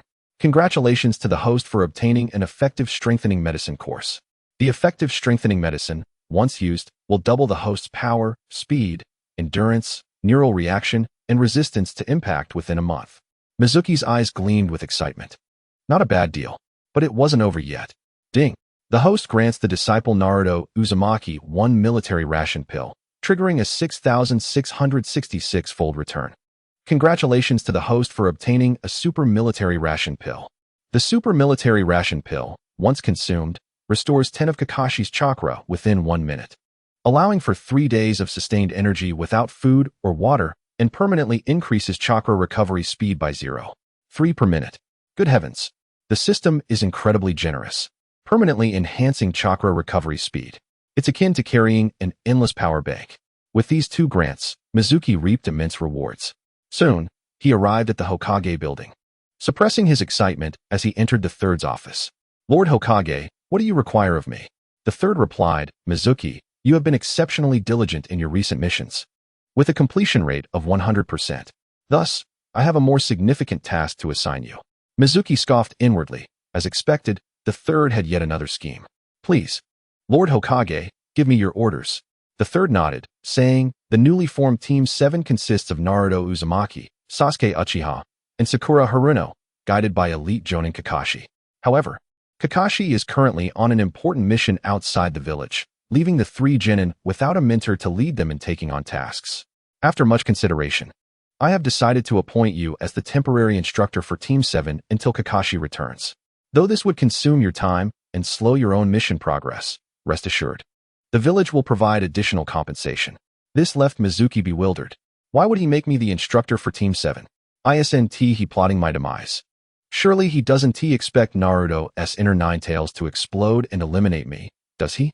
Mizuki found it difficult to discern the third's intentions. Of course, he would not refuse this appointment. The third would not allow him to. This was not a request, it was an order from the Hokage. I have already informed Naruto and the others. You are to gather at the Hokage building's mission hall at 1 o'clock this afternoon to begin accepting tasks. After leaving the Hokage building, Mizuki remained puzzled, unable to fathom what trick the third was playing this time. After much contemplation, he could only reassure himself that he would meet challenges head-on. In the afternoon, Team 7 gathered, and Mizuki, as the temporary instructor, began guiding the 3 youngsters in their tasks. Mizuki remained vigilant, yet the ensuing days passed peacefully, with the third making no moves whatsoever. One day, the Lady Daimyo of the Land of Fire issued a task to find her beloved cat, Little Tiger. A D-rank mission with a reward of 10,000 Ryo. The emergence of this mission sparked a sudden realization in Mizuki's mind. Little Tiger was caught, tightly embraced by the Lady Daimyo, who showered it with affection while it cried, struggled, and wept helplessly. The next mission for Team 7 involved looking after the children of the elderly gentleman or running errands to the neighboring village, as well as helping to dig up sweet potatoes. Before the third could finish reading, Naruto erupted. No, Not this kind of mission again, please. I want to undertake something more formidable. Give me another task. Iruka stood up and admonished, Foolish Naruto, you are merely a novice. Everyone begins accumulating experience with lower-level tasks. Naturally, Naruto was reluctant and began to sulk. Finally, the third sighed and said, All right, I understand. Since you insist, I shall assign you a C-rank mission. You will be tasked with protecting someone. Naruto was elated. Mizuki stood aside, observing coldly. He had completely grasped the third's intentions. Did he intend to use the rogue ninja Zabuza to eliminate me? What a cunning strategy. The concealment technique of the mist, combined with Zabuza's silent killing technique, was a formidable challenge just to contemplate. To counter the silent killing technique, one would either need immense perceptive abilities, utilize large-scale wind-style ninjutsu to disperse the mist, or possess a sensitive canine summoning beast like Kakashi. Yet, Mizuki possessed none of these skills. The best course of action would be to eliminate Zabuza before he could cast the mist technique, preventing him from deploying his silent killing technique. However, this was not a guarantee. Mizuki could not be certain that Zabuza would not first emerge to deliver a few lines before attacking, as depicted in the original story. The third was indeed ruthless. To eliminate me, he was unconcerned about Naruto and the others' safety. Was he not afraid that Zabuza would take out the three youngsters first? Naruto, brimming with excitement, hurriedly asked who their charge would be. The third chuckled, Naruto, there's no need to rush. I shall introduce you right away. With that, the third called out, Please come in. The door swung open, and the bridge builder, Tazuna, stepped inside. Team 7 was officially assigned the task of protecting Tazuna. The third urged, Since you have accepted the mission, you should depart promptly. Mizuki interjected, Naruto and the others are venturing out of the village for the first time. They need to prepare adequately. Furthermore, it is already 4 o'clock in the afternoon. If we set off immediately, we won't reach the next town before nightfall and will have to camp in the forest. The forests at night can be quite dangerous. What do you say, Mr. Tazuna? Tazuna immediately concurred, Yes, we cannot sleep in the forest. I think it's better to set off tomorrow morning. With the client having spoken, the third could no longer object, casting a deep glance at Mizuki. Exiting the mission hall, Mizuki announced, We will gather at the entrance of Konoha village at 6 o'clock tomorrow morning. Do not be late. He then added, Everyone else may disperse, but Sasuke, come with me. Mizuki led Sasuke to Training Ground 3. To what extent have you trained your chakra control? Sasuke extended his right hand, as azure chakra gathered in his palm, eventually taking the form of a cat under his meticulous control. Although this feline manifestation appeared quite rudimentary, it nonetheless attested to the considerable mastery Sasuke had achieved in chakra manipulation. Remarkable progress had been made, yet there remained room for further improvement. Furrowing his brow, Sasuke inquired, Is this level insufficient? Mizuki chuckled, extending his own right hand to conjure a cat of his own. However, in stark contrast to Sasuke's creation, Mizuki's cat was exquisitely lifelike. Even the whiskers were distinctly discernible. The art of body flicker was a space-time ninjutsu, and attempting to practice it without adequate chakra control could prove perilous. A moment's carelessness could result in grievous injury. Although Sasuke felt a pang of dissatisfaction, he was acutely aware of his limitations. Resolutely, he vowed to devote himself to more diligent training henceforth. I have summoned you today for a different training regimen, Mizuki announced. What is it? Sasuke asked. It is the art of discerning positions through sound, Mizuki replied. The human visual field encompasses approximately 230 degrees horizontally and about 150 degrees vertically.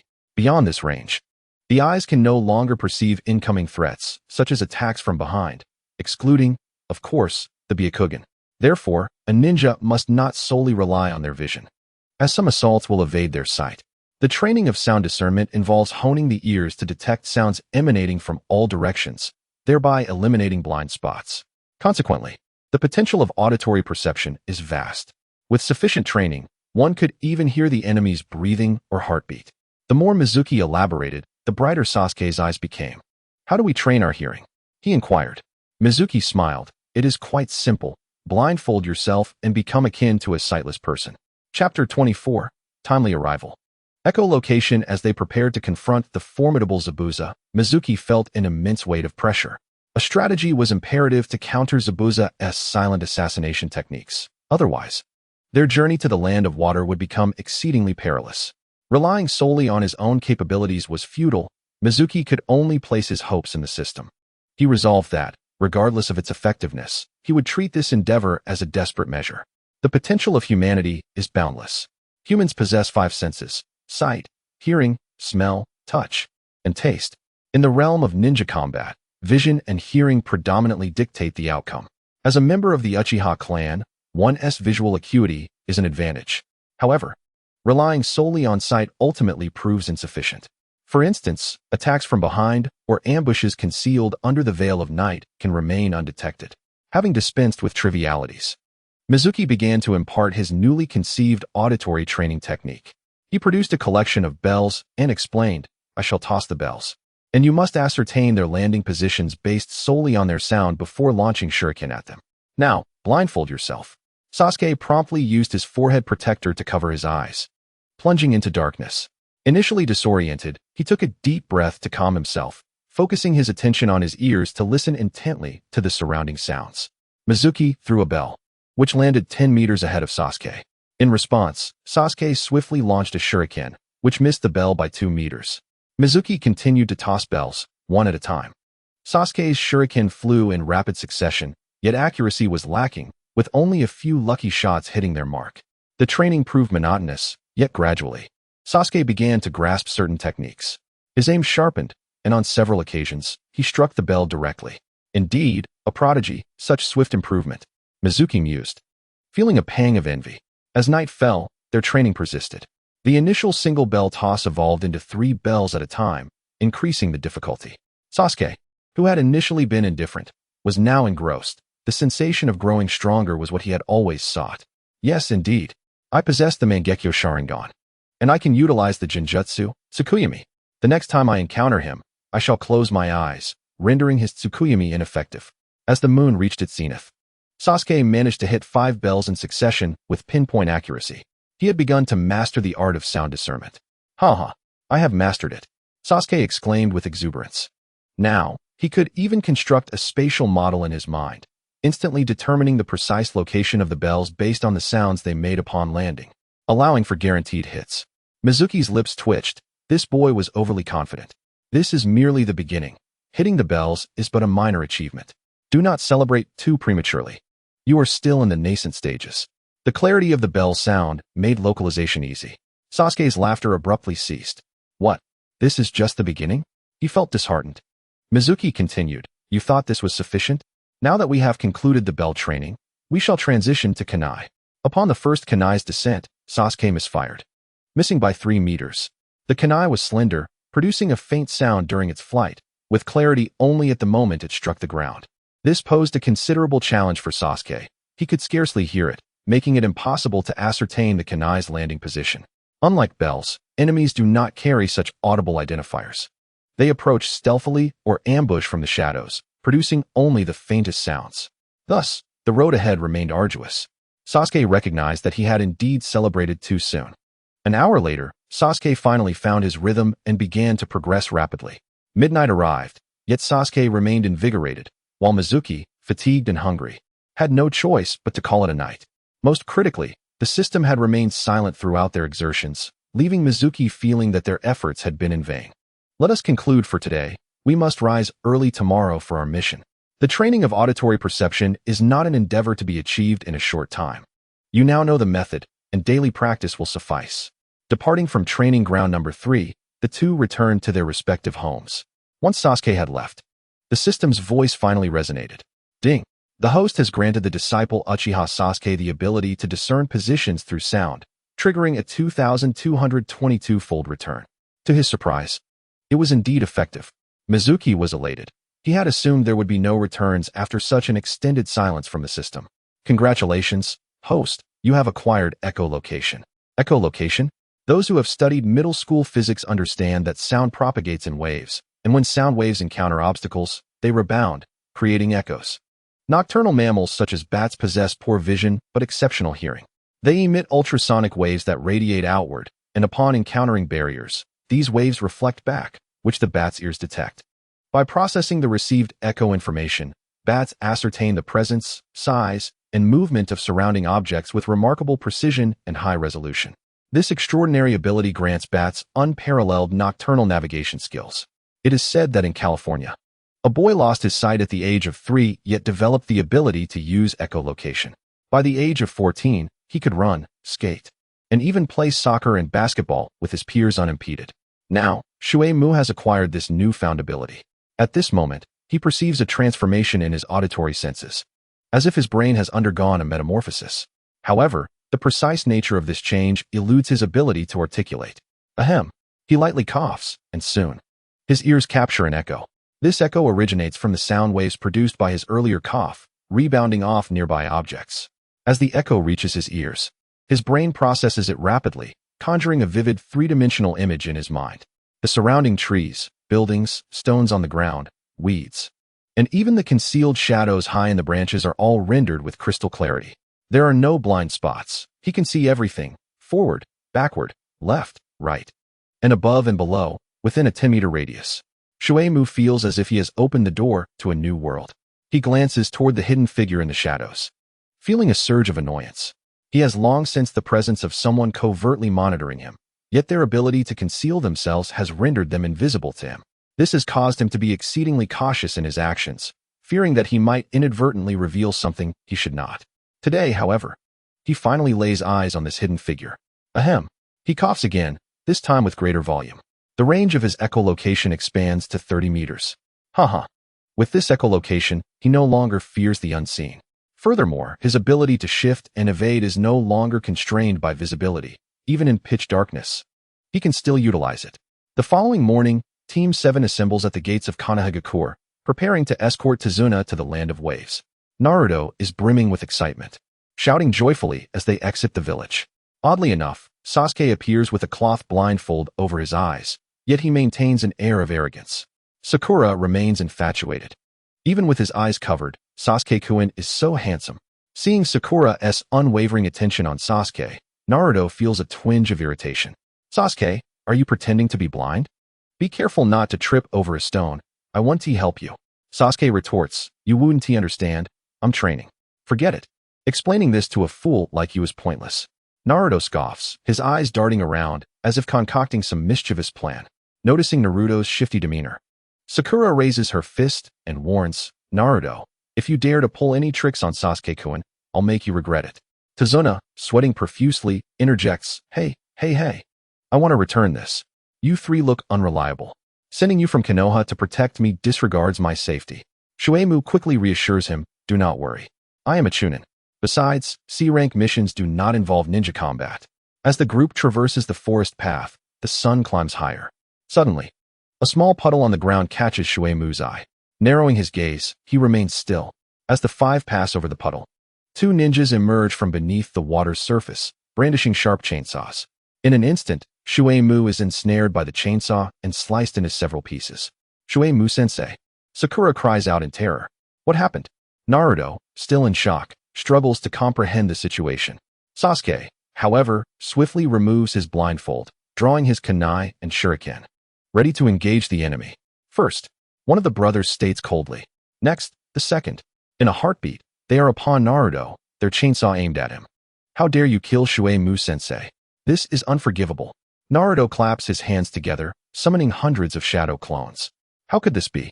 He is just a lowly genin. The brothers express their disbelief.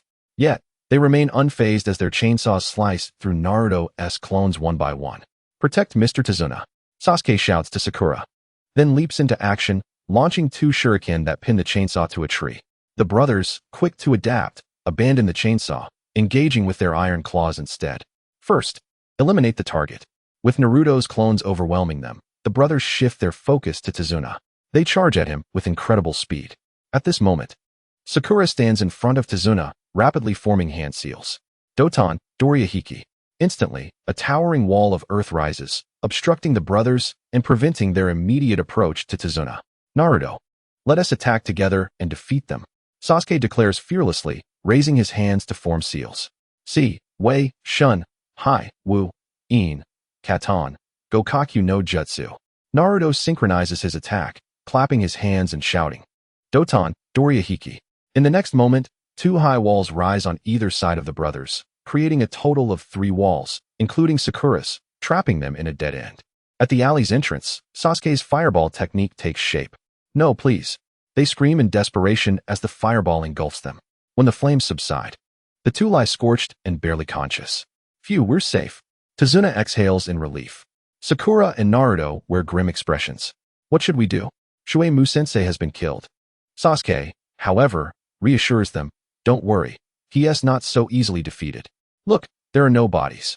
As they turn to observe, they find that where Shuei-mu was supposedly slain, there are only several broken pieces of wood. Ah, it's a substitution technique. How wonderful. Chapter 25.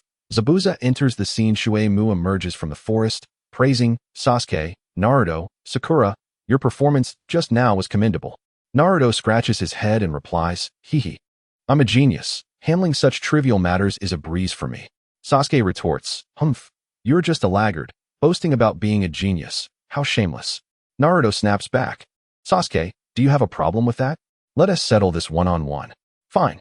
A one-on-one it is. The laggard will always be a laggard. Watch me knock you down. Sasuke, equally competitive, appears ready to fight. He had noticed that Naruto executed his shadow clone technique and Doton, Dorihiki without hand seals. He simply clapped his hands and unleashed them. This ability clearly signifies a mastery over chakra control, as Shuei-mu had previously mentioned. I can't even simplify hand seals. Yet he has already reached the point of casting jutsu without seals. His former image as the laggard in school must have been a facade. Sasuke feels a pang of frustration. Reflecting on their past encounters in the combat classes at school, where Naruto consistently fell to him, he feels a surge of anxiety.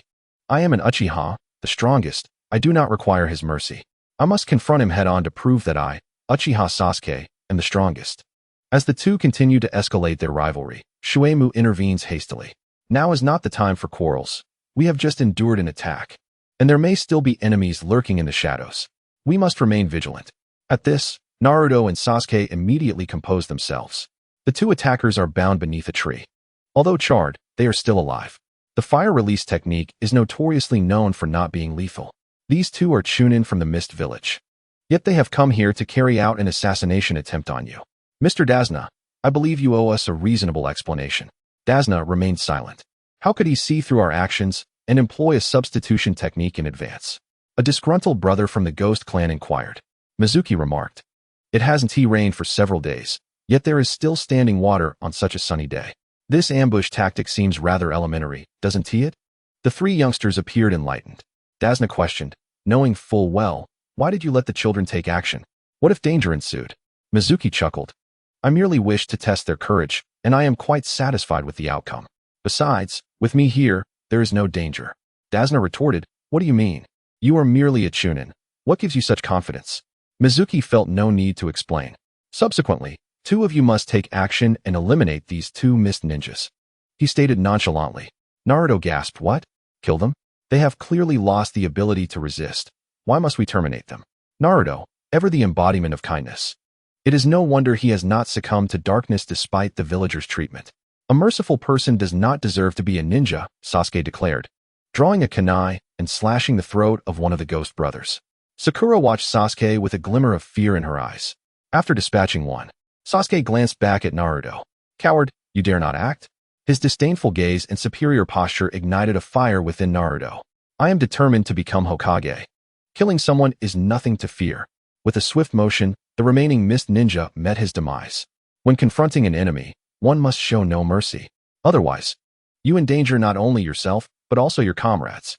Mizuki stated calmly, then turned to Dazna, saying, Mr. Dazna, the task you assigned is classified as C rank. We are merely responsible for protecting you from ordinary threats like bullies and bandits. However, the appearance of ninja assassins elevates this situation beyond a C rank assignment, possibly to B or even a rank. Perhaps you harbor unspoken concerns, but a deceptive commission complicates matters for us. We can either abandon the task of protecting you or renegotiate the payment. Sakura immediately interjected, this task is far too perilous for novices like us. Recalling the earlier battle, particularly the scene where Mizuki was torn into pieces, she was filled with trepidation and wished to withdraw. Naruto exclaimed, no way. We promised to protect the old man until the bridge is completed. We cannot abandon our duty. Keeping one's word is my ninja way. Moreover, the enemy is not particularly strong. We have nothing to fear. Mizuki queried, Sasuke, what do you think? Sasuke replied, I believe someone's courage requires further cultivation. So let us proceed. Consider it a form of training. Naruto jumped in front of Sasuke, shouting, who was lacking in courage. I dare to stay alone in a graveyard at night. Do you dare? Sasuke scoffed, it's just a graveyard. Naruto countered, I dare to transform into a woman. Do you dare? Sasuke stubbornly declared, I dare.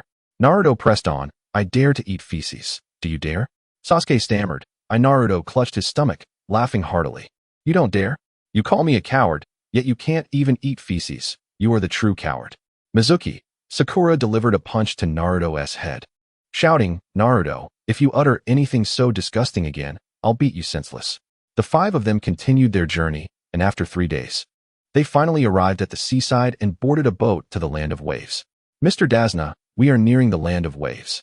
If you do not provide a reasonable explanation soon, the mission will conclude upon our arrival. Dasna immediately resorted to theatrics and moral coercion. Naruto's compassion surged forth, vowing to see the mission through. Mizuki-sensei, I will complete this task. If you disagree, you may return. I can defeat that bully Kato on my own. Mizuki replied, fine. I concede. However, Mr. Dasna, I will classify this task as B rank, with a reward of 100,000 Ryo.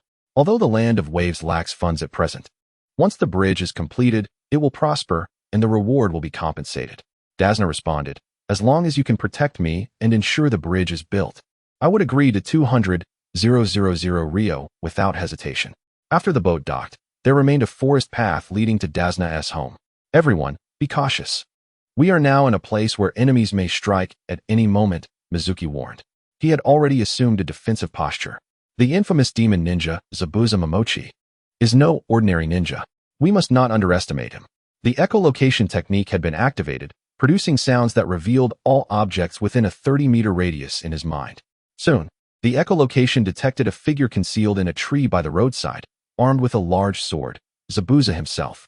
Sasuke, perform the great fireball technique towards me. Mizuki exclaimed as he leaped into the air. He wasted no time, opting for the first strike. Sasuke hesitated, then quickly grasped the intention. Fire release, great fireball technique. Zabuza, perched in the tree, widened his eyes in shock. Has he lost his mind, attacking his own? Naruto, Sakura, and Dasna were equally perplexed. Sasuke, what are you doing? Naruto yelled, clapping his hands together. Earth release, earth-style wall. Sakura also positioned herself in front of Mizuki, forming hand seals while staring at Sasuke in bewilderment. 2 earth-style walls rose before Mizuki, successfully blocking Sasuke's fireball. Mizuki thought, my teammates are holding me back. Originally, the fireball was to land, followed by a substitution technique. And even if Zabuza survived, he would be gravely injured. Now, we have merely wasted 3 people's chakra. Mizuki-sensei, why did you instruct Sasuke to attack you? And Sasuke, you just do as he says? Sasuke ignored the question, instead gripping his kunai, remaining vigilant. In the next moment, a gust of wind swept by. Mizuki shouted, Naruto, Sasuke, get down. The two realized the danger and immediately dropped to the ground. A massive sword whistled overhead, striking the tree behind them. Zabuza had made his entrance. Standing on the hilt of the sword, he loomed over them, a murderous intent radiating from him. 3 little brats, an inconspicuous Chunin, and the Ghost Brothers failed against you. It seems you are not as simple as you appear. However, for me, this will be quite effortless. Mizuki refused to engage in banter, swiftly retreating and distancing himself from Sakura. Simultaneously, 3 explosive tags were activated and gently released. Old tricks are being employed once more. Zabuza's eyes narrowed, observing Mizuki's every move, yet unable to comprehend. In the next instant, the substitution technique was executed. What? Zabuza felt the scenery shift abruptly when he looked again. He found himself in the very spot where Mizuki had just stood, and the 3 explosive tags detonated with a thunderous blast.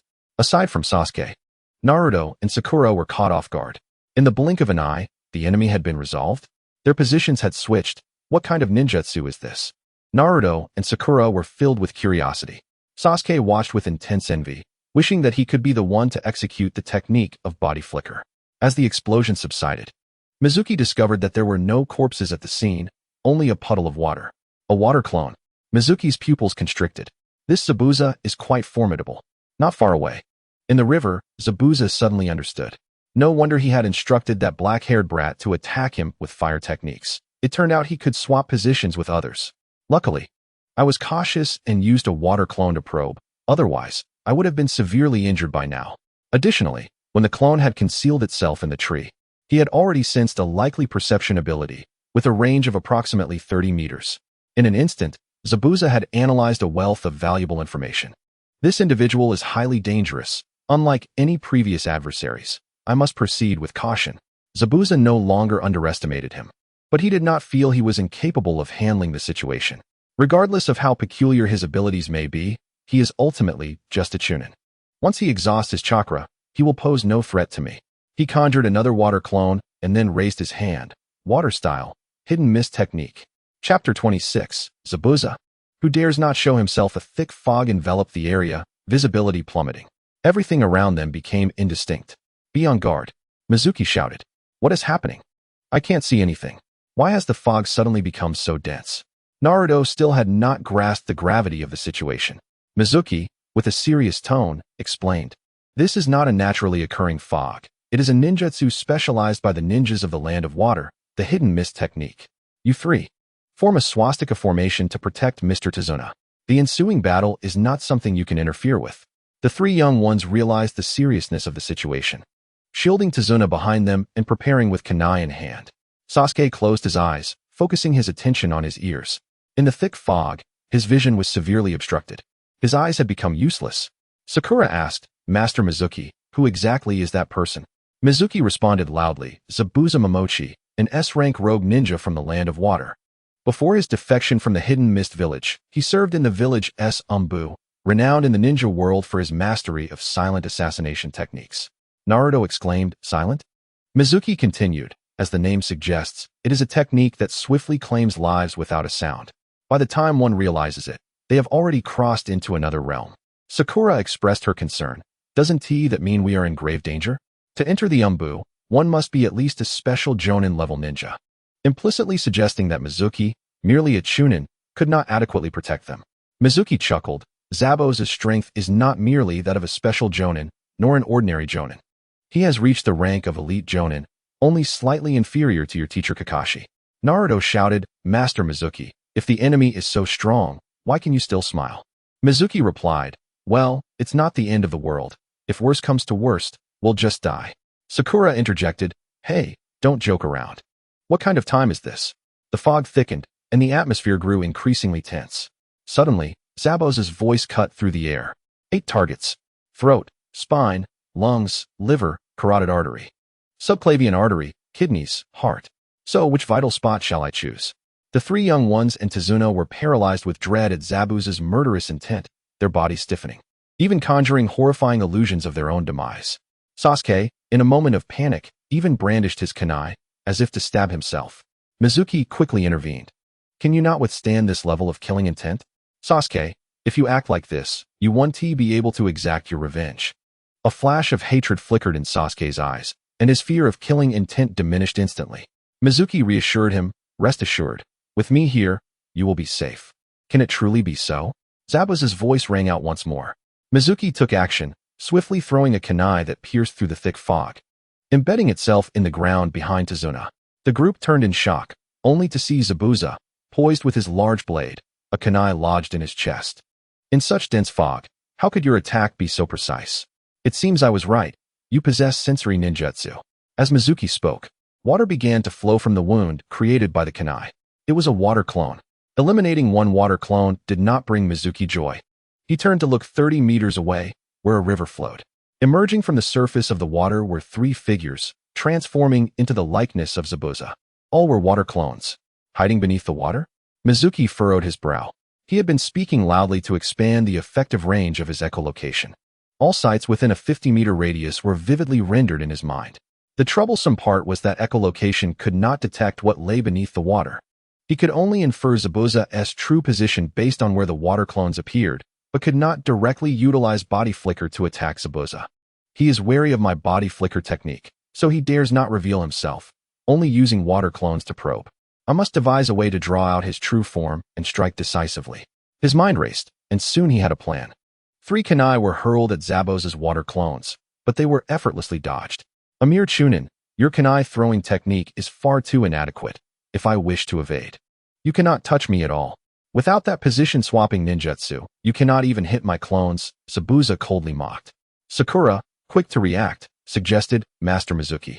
He is forcing you to use the position-swapping technique, depleting your chakra. He is a jonin. You are a chunin. His chakra reserves exceed yours. Mizuki smiled wryly. Even if I cannot outlast him, I must still expend my energy. Explosive tag body flicker technique, reappearing. With 3 consecutive body flicker techniques. The 3 water clones were disposed of before they could get close. Huffing and panting, Mizuki bent over, appearing utterly drained. Master Mizuki, are you all right? Naruto asked anxiously. Mizuki pointed in a direction, saying, you all protect Mr. Tazuna and retreat in that direction. I will cover you, and can still manage a few more attacks. No. We must fight alongside you, Naruto insisted. Sasuke interjected, fool, we can do nothing here. We would only hinder you. We should leave, without our burden. Mizuki can disengage from the battle at any time. Naruto was reluctant, but understood Sasuke spoke the truth. Thus, the 3 young ones shielded Tazuna and retreated in the direction Mizuki indicated. Meanwhile, Zabuza's newly summoned 3 clones were swiftly eliminated by Mizuki, taking down 2 of them. At this moment, Mizuki's complexion was pale, his spirit waning, barely able to stand. Yet even so, Zabuza remained cautious, still hiding beneath the water. Is my act not convincing enough? Mizuki began to doubt his performance. As soon as he saw that Sasuke and the others had exited the fog, Mizuki executed the explosive tag body flicker technique again, eliminating Zabuza's last water clone. Then, dragging his weary body, he stumbled after Sasuke and the others. Nevertheless, Zabuza still did not emerge from beneath the water. How excessively cautious can one be? Mizuki felt speechless. Soon, he caught up with the 4 and collapsed onto the ground. Master Mizuki, are you all right? Naruto and Sasuke rushed over, supporting Mizuki from either side. I'm fine, just fatigued from chakra depletion. Sasuke inquired, what about Zabuza? Have you dealt with him? Shuemu shook his head. He is overly cautious, consistently using water clones to feign attacks. His true self remains hidden. Even when my chakra is depleted, he dares not show himself. Sakura inquired, will he come after us? Shuemu chuckled. He is merely a coward, too afraid to pursue. Besides, my chakra depletion was merely a ruse. I still retain a portion of my chakra and can strike 3 more times. Dazna expressed relief. That is reassuring. Shuemu replied, let us proceed to Mr. Dazna's home. I require a proper rest. The 5 departed swiftly along the path, and a faint smile graced Shuemu's lips. Once they had distanced themselves, a figure emerged from behind a tree by the roadside, donning a mask from the umbu of the hidden mist village. After glancing at the direction Shuemu and the others had taken, the figure turned and swiftly made his way to the riverbank. Zabuza rose from beneath the water, standing atop the surface. How long will you wear that mask, Haku? He queried. Haku removed the mask, revealing a strikingly handsome face, though regrettably, it belonged to a boy. Have they left? Zabuza asked. Haku nodded. Yes, the Chunin named Shuemu has exhausted his chakra and was being supported. I overheard him say he was feigning weakness and still has 3 strikes left. Zabuza scoffed. That was merely for your benefit. He possesses perceptive abilities. He would have detected you long ago. Haku replied. I understand, yet he did not attack me, indicating that his chakra is indeed depleted. Zabuza warned, do not underestimate him. His abilities are too peculiar. Combined with explosive tags, he possesses lethal potential, which is why I have refrained from confronting him directly. Despite being a mere chunin, he poses a greater threat than most jonin I have faced. Haku suggested, if he is so dangerous, should we not abandon Kato's commission? Enough. Zabuza interrupted sharply. The remuneration from Kato is substantial, we cannot forego it. You will assist me when the time comes. However, we must allow Kato's samurai to lead the charge, sacrificing their lives to drain his chakra. Once he is spent, he will pose no threat. The next time we meet, he will surely perish at my hands. Shuemu and his companions soon arrived at Dazna's residence. Mr. Dazna, when do you plan to commence the bridge construction? Dazna replied, I will spend a day gathering my old comrades and 2 days preparing the timber. We tentatively aim to start in 3 days. Shuemu nodded. Addressing Naruto and the others, for the next 3 days, you may train in the vicinity. Naruto asked, what will you be doing, Master Shuemu? Shuemu stated, I too will be training. I have a jutsu I have long contemplated.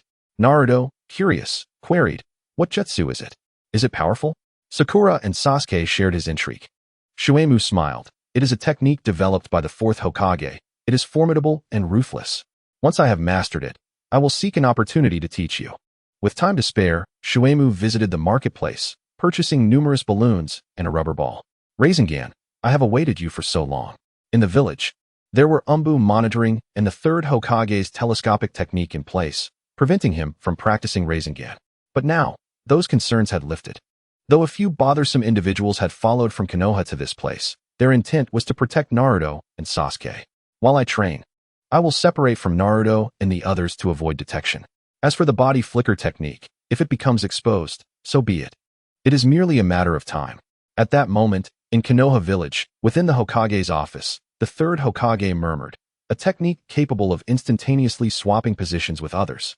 Combined with explosive tags, even Zabuza dares not reveal himself. No wonder. He is merely an average chunin. How could he develop such a powerful space-time ninjutsu comparable to the Flying Thunder God? Has he deceived me regarding the chakra control pills? Or has he obtained something else in the land of whirlpools? Chapter 27. Rasengan with a creak, the office door swung open, and Danzo entered. The third Hokage furrowed his brow, increasingly irritated by Danzo's habitual disregard for decorum. Danzo, must you always enter without knocking? Danzo interrupted. Do you truly believe you can rely on Zabuza to eliminate Shuemu? The third Hokage snorted softly, his dissatisfaction mounting. While Shuemu's jutsu is perilous, now that it has been revealed, countermeasures can be formulated.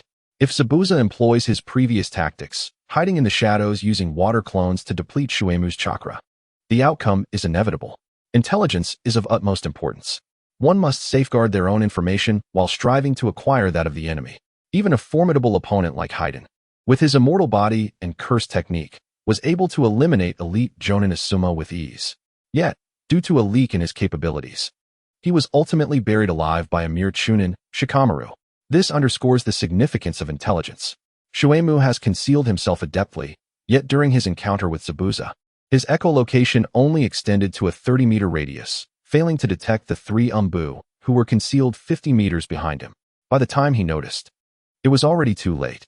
The revelation of Shuemu's intel is favorable for the third Hokage and Danzo alike. Danzo sneered. Can you assure me that it will be Shuemu who exhausts his chakra first, rather than Zabuza? The third Hokage fell silent. Indeed, it cannot be guaranteed. Shuemu's cunning runs deep. Possessing space-time ninjutsu akin to the Flying Thunder God, he has remained shrouded in secrecy. Who can say he has not concealed even more? What are you implying? The third Hokage inquired with a stern expression.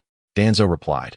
The danger of an unmarked jutsu that swaps positions with others, combined with explosive tags, is self-evident. Even you would face a life-threatening situation. With the Chunin exams approaching, do you think Orochimaru will make an appearance? If he allies with Zabuza, can Konoha withstand the onslaught? The third Hokage's countenance darkened. Danzo, we cannot afford any delay. We must strike with swift decisiveness to eliminate him. Otherwise, the consequences could be dire. The third Hokage rose, gazing out the window, taking several puffs from his pipe. After a lengthy pause, he sighed. Turning his back to Danzo, with Naruto and Sasuke close to him, we must tread carefully to prevent him from taking any drastic actions. Even if Zabuza cannot kill him, we must wait for Team 7 to return to the village before we act. Danzo was incensed. Hiruzen, how can you remain so passive? You fear that such a dangerous individual will not act? Are you not afraid of the repercussions? The third Hokage asserted, I have my own strategies. You need not concern yourself. Furthermore, Root is prohibited from taking any action against him. Danzo smirked derisively, thinking to himself that even at this juncture, the third Hokage maintains his charade. Externally, he forbids Root from acting, yet internally, he likely yearns for them to intervene sooner rather than later. The third Hokage shot Danzo a warning glance, stating solemnly, Danzo, this is no jest. He possesses something I require, and I need him alive. Danzo frowned. Is it merely a jutsu akin to the Flying Thunder God? Is it truly that critical? There are plenty of techniques within the Forbidden Scroll. Losing one is inconsequential. The third Hokage countered. It is not merely a technique. It is something far more significant. In any case, Root must not take action, otherwise. Do not blame me for my lack of leniency. The third Hokage narrowed his eyes, exuding an aura of immense pressure. Danzo, taken aback, realized that the third Hokage was entirely serious about this matter. I shall no longer intervene in this matter. You must resolve it on your own. After speaking, Danzo turned and departed. The third Hokage gazed out at the bustling Hidden Leaf village, murmuring to himself, a commoner ninja of mediocre talent, devoid of natural gifts, resources, and guidance, has acquired such formidable power? What have you discovered in the land of whirlpools? Is the chakra control then truly only beneficial to those of the Senju and Uzumaki bloodlines? Returning to his seat, he lightly tapped his fingers on the table. And in the next moment, a member of the Umbu appeared, kneeling on one knee. The third Hokage instructed, convey a message to the representative of the Land of Waves, urging him to pay close attention to Mizuki's ninjutsu, especially the hand signs. In the forest near the Dasna residence in the Land of Waves, Mizuki held a water sphere in his right hand, chakra flowing from his palm, agitating the water within. He was learning the Rasengan. Once mastered, he intended to teach Naruto, following the method Jiraiya used to instruct him. The first stage of learning the Rasengan involves making the chakra spin, and it must rotate chaotically in all directions. So, let us give it a try. Hundreds of chakra streams, under Mizuki's precise control, rotated in various directions, causing the water in the sphere to swirl erratically. The surface of the water sphere quickly bulged, the protrusions becoming increasingly prominent, as if hundreds of bullets were being expelled from within. With a loud pop, the water sphere burst, splashing water everywhere. This was far too easy. The stronger the chakra control, the higher the efficiency in learning ninjutsu. Yet, Mizuki did not anticipate such remarkable efficiency. He attempted several more water spheres, successfully manipulating both his left and right hands with growing proficiency. Having mastered the chaotic rotation of chakra, the next step was to enhance its power. He replaced the water sphere with a rubber ball. The water sphere was thin-skinned and prone to bursting, but the rubber ball was thick and resilient, making it less likely to break. Gripping the rubber ball, he unleashed chakra from his palm, causing it to spin chaotically within. The surface of the rubber ball began to show small bulges, though they were not yet pronounced. More chakra was needed. Mizuki infused additional chakra, and in the next moment, the rubber ball exploded with a loud bang. It was as simple as eating or drinking. It seemed that an A-rank ninjutsu posed no challenge for him at all. After trying several more rubber balls, each attempt was successful. Now, it was time for the final step. With chakra gathering in the palm of his right hand, a blue chakra sphere began to take shape. However, it only maintained its form for 3 seconds before uncontrollably dispersing. He attempted a second time, achieving the same fleeting stability. Unstable. Mizuki furrowed his brow in contemplation. How can I maintain stability and prevent disintegration? Or rather, what is causing this instability? He once again formed a Rasengan, his dynamic vision attuned to the flow of chakra within. Soon, the Rasengan dissipated, prompting him to create another and continue his observation. After repeating this process over a dozen times, he finally discerned the issue. The chakra rotating in different directions collided, causing turbulence. I must refine my chakra control further, ensuring it rotates chaotically yet operates in an orderly fashion to prevent collisions. Mizuki began redesigning the chakra rotation path. After the improvements, he attempted the Rasengan once more, this time maintaining it for 10 seconds. Still not enough. He continued refining the technique, extending the duration to 15, 20, 30 seconds. This time, it should be perfect. He executed the Rasengan again, sustaining it for 60 seconds without any signs of disintegration. Nodding with satisfaction, Mizuki smiled. In the next moment, he hurled the Rasengan forward. The rapidly spinning sphere generated a powerful gust of wind, ultimately crashing into a large tree 30 meters away. The sound of the tree bark and trunk being ravaged by the Rasengan echoed through the air. When the chakra within the Rasengan was depleted, a conical pit with a diameter of 1 meter and a depth of half a meter appeared at the base of the tree. Haha, my Rasengan has truly evolved. The Rasengan was developed by the fourth Hokage based on the principle of the tailed beast bomb, used in conjunction with the flying thunder god technique, allowing the fourth to vanquish countless foes. Unfortunately, the fourth was unable to launch the Rasengan as an offensive attack before his demise. What he could not achieve, Mizuki has accomplished. Moreover, he achieved this transformation in less than an hour. With the Rasengan perfected, the next step is to find an opportunity to teach it to Naruto. One wonders what rewards the system will bestow. He was filled with anticipation but remained patient. 3 Umbu operatives were discreetly observing Naruto and the others. And Mizuki certainly would not teach Naruto the Rasengan openly. While the body flicker technique could be exposed, the Rasengan must remain concealed, at least for the time being. Over the next 3 days, he aimed to master the void step technique, which had been long overdue. His training in this technique had been sporadic, wasting considerable time, especially during the recent mission to eliminate bandits, which consumed a full half-month. The Yongquan acupoint in his feet had been adequately exercised under the influence of medicinal substances, and it was only a matter of a few final days to achieve the necessary refinement. Before the Chunin exams, or during the examination period, the third would undoubtedly act against him again. If he resorts to underhanded methods, I would not be concerned. My only fear is that he might brazenly fabricate evidence to label me as spy, forcing me to stand in opposition to the hidden leaf. Should that occur, Mizuki would have to confront the entirety of the village's ninja. With his current strength, he was far from capable of contending with the whole of the hidden leaf. If it came to that, he could only drag a few down with him, as he himself would perish in an instant. Thus, it was imperative to complete the void step technique swiftly. Even if forced to flee, he would not be cornered and slain within the confines of the hidden leaf village. As chakra surged from his feet, Mizuki's body gradually ascended, floating through the forest. A slight sting indicated that the Yongquan acupoint was still not sufficiently robust to endure the sustained impact of chakra. However, it was nearly there. Chapter 28. The intrusion of Orochimaru. 3 days passed in the blink of an eye. As evening fell and the sun dipped below the horizon, a thick fog enveloped the sea. 2 sea turtles frolicked on the surface, planning their future offspring. Suddenly, a shadow glided silently through the dense mist above, startling the male turtle into a shudder. Haha. I no longer feel any discomfort beneath my feet. The void step technique has finally been mastered. Laughter echoed through the fog, causing the 2 sea turtles to hastily dive deeper. The shadow swept across hundreds of meters of the sea surface before gently landing on the shore. It was Mizuki.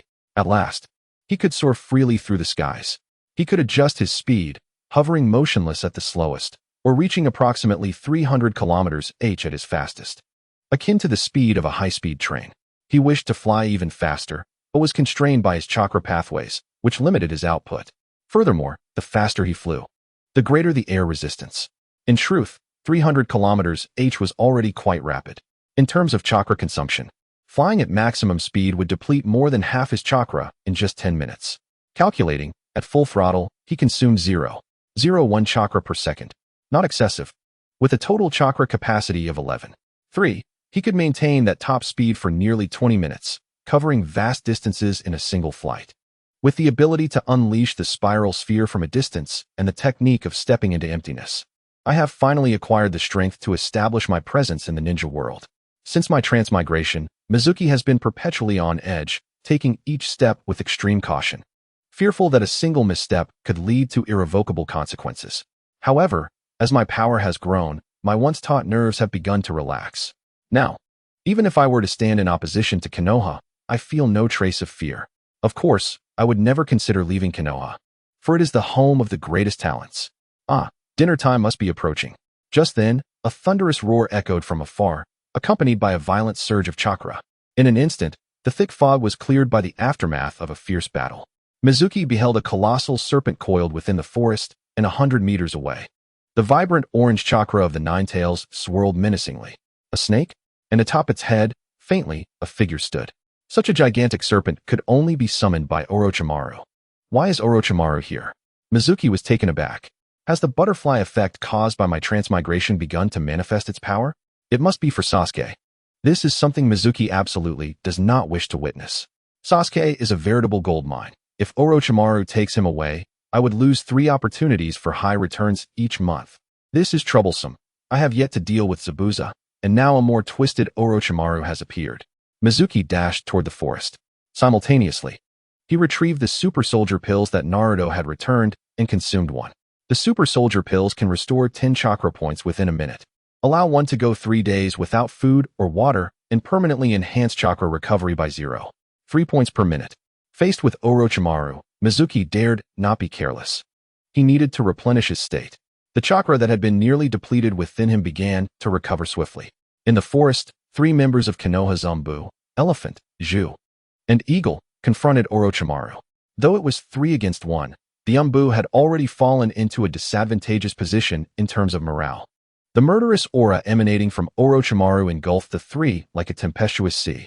Orochimaru, why are you here?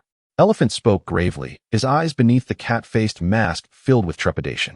He was among the elite of the Umbu, yet faced with Orochimaru, he felt utterly powerless. He was all too aware of Orochimaru's formidable strength. In the past, Kakashi, as the captain of the Umbu, had fallen in a single move against Orochimaru.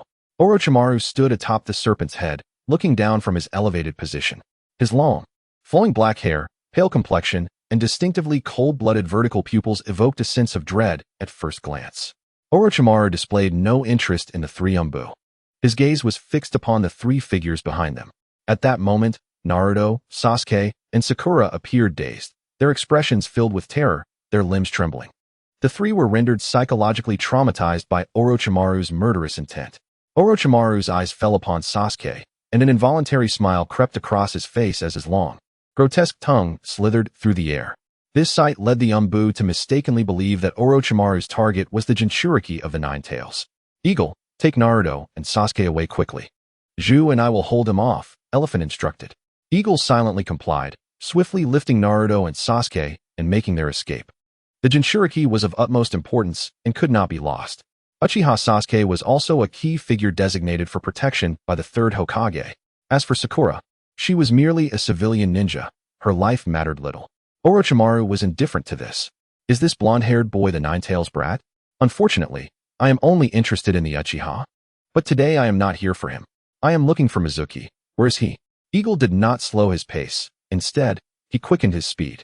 Nobody knew whether Orochimaru's words held any truth, but ensuring Naruto's safety was the most prudent course. He carried both individuals with remarkable speed, quickly covering several hundred meters. However, just then, a peculiar boy clad in white with white hair, adorned with 2 dots of red on his forehead and a purple butterfly knot belt, blocked his path. I am Kagaya Kimimaro, a subordinate of Lord Orochimaru. Lord Orochimaru requires the two of them to lure Mizuki out. I hope you will release them. Eagle found his path obstructed, while Elephant and Zhu had already sensed the situation. Yet, they were powerless to assist. Merely holding off Orochimaru was a significant challenge. The two exchanged glances and nodded. Orochimaru, you are an S-rank rogue ninja of Konoha. Since we have crossed paths today, we shall do our utmost to capture you. Elephant declared loudly. Haha, you think you can capture me? Orochimaru sneered. Zhu interjected, do not underestimate us. We are not ordinary ninjas. We are elite jonin who have inherited the will of fire. The so-called will of fire is laughable. Orochimaru scoffed. Elephant was the first to strike. Rapidly forming hand seals. Lightning release, for pillars binding. For massive pillars rose from the corners of the giant serpent, encircling it within. The pillars crackled with lightning, scorching the serpent, which writhed in agony. Lightning release, 16 pillars binding. 12 more pillars emerged, combining to form an enclosed space that trapped the serpent entirely. Lightning flickered within, and the serpent's cries were chilling. Finally, with a thunderous crash, the serpent, having sustained injuries, released the summoning jutsu and retreated to its lair. Elephant's eyes did not relax. He continued to form seals.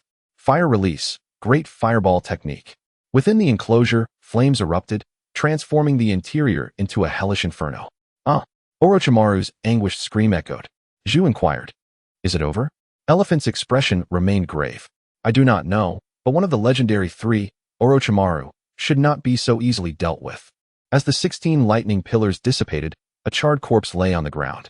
Zhu exclaimed in joy, we burned him to death. Yet, Elephant frowned, sensing something amiss. Be careful. He may not be dead. As he spoke, the skin on the back of the corpse split open, a hand emerging, followed by a head, and eventually the entire body. The scene was grotesque and revolting. Orochimaru's substitution jutsu. Upon witnessing this, fear gripped Elephant and Zhu's hearts. Behind them, Sakura, having finally shaken off Orochimaru's murderous intent, was now frightened into a scream, her eyes rolling back as she fainted. Quite impressive ninjutsu. However, to think you could use such techniques against me is naive. I had no intention of harming you, but since you initiated the attack, I shall not hold back. After all, I will destroy Konoha eventually, and eliminating you will only increase the success rate of my plans. Orochimaru extended his tongue to stir, his long fingers rising slowly. He positioned himself on all fours. Mouth agape, as numerous venomous snakes slithered forth from his mouth, rapidly covering the ground like a tidal wave, advancing toward Elephant and Zhu. The serpent's array. May you perish in agony beneath the fangs of 1,000 snakes. Orochimaru sneered. Elephant swiftly formed hand seals and shouted, fire release, great fireball technique. A massive fireball erupted from his mouth, colliding with the swarm of serpents, incinerating a significant portion. However, the sheer number of venomous snakes was overwhelming, one fireball proved insufficient, and the gaps were swiftly filled anew. Fire style, great fireball technique. Fire style, great fireball technique. If one fireball was inadequate, then multiple would suffice. Earth style, mudslide. Zhu also took action, conjuring an otherworldly portal from which a deluge of mud was summoned, ensnaring numerous poisonous snakes. Yet, countless serpents continued to slither about. They were inexhaustible.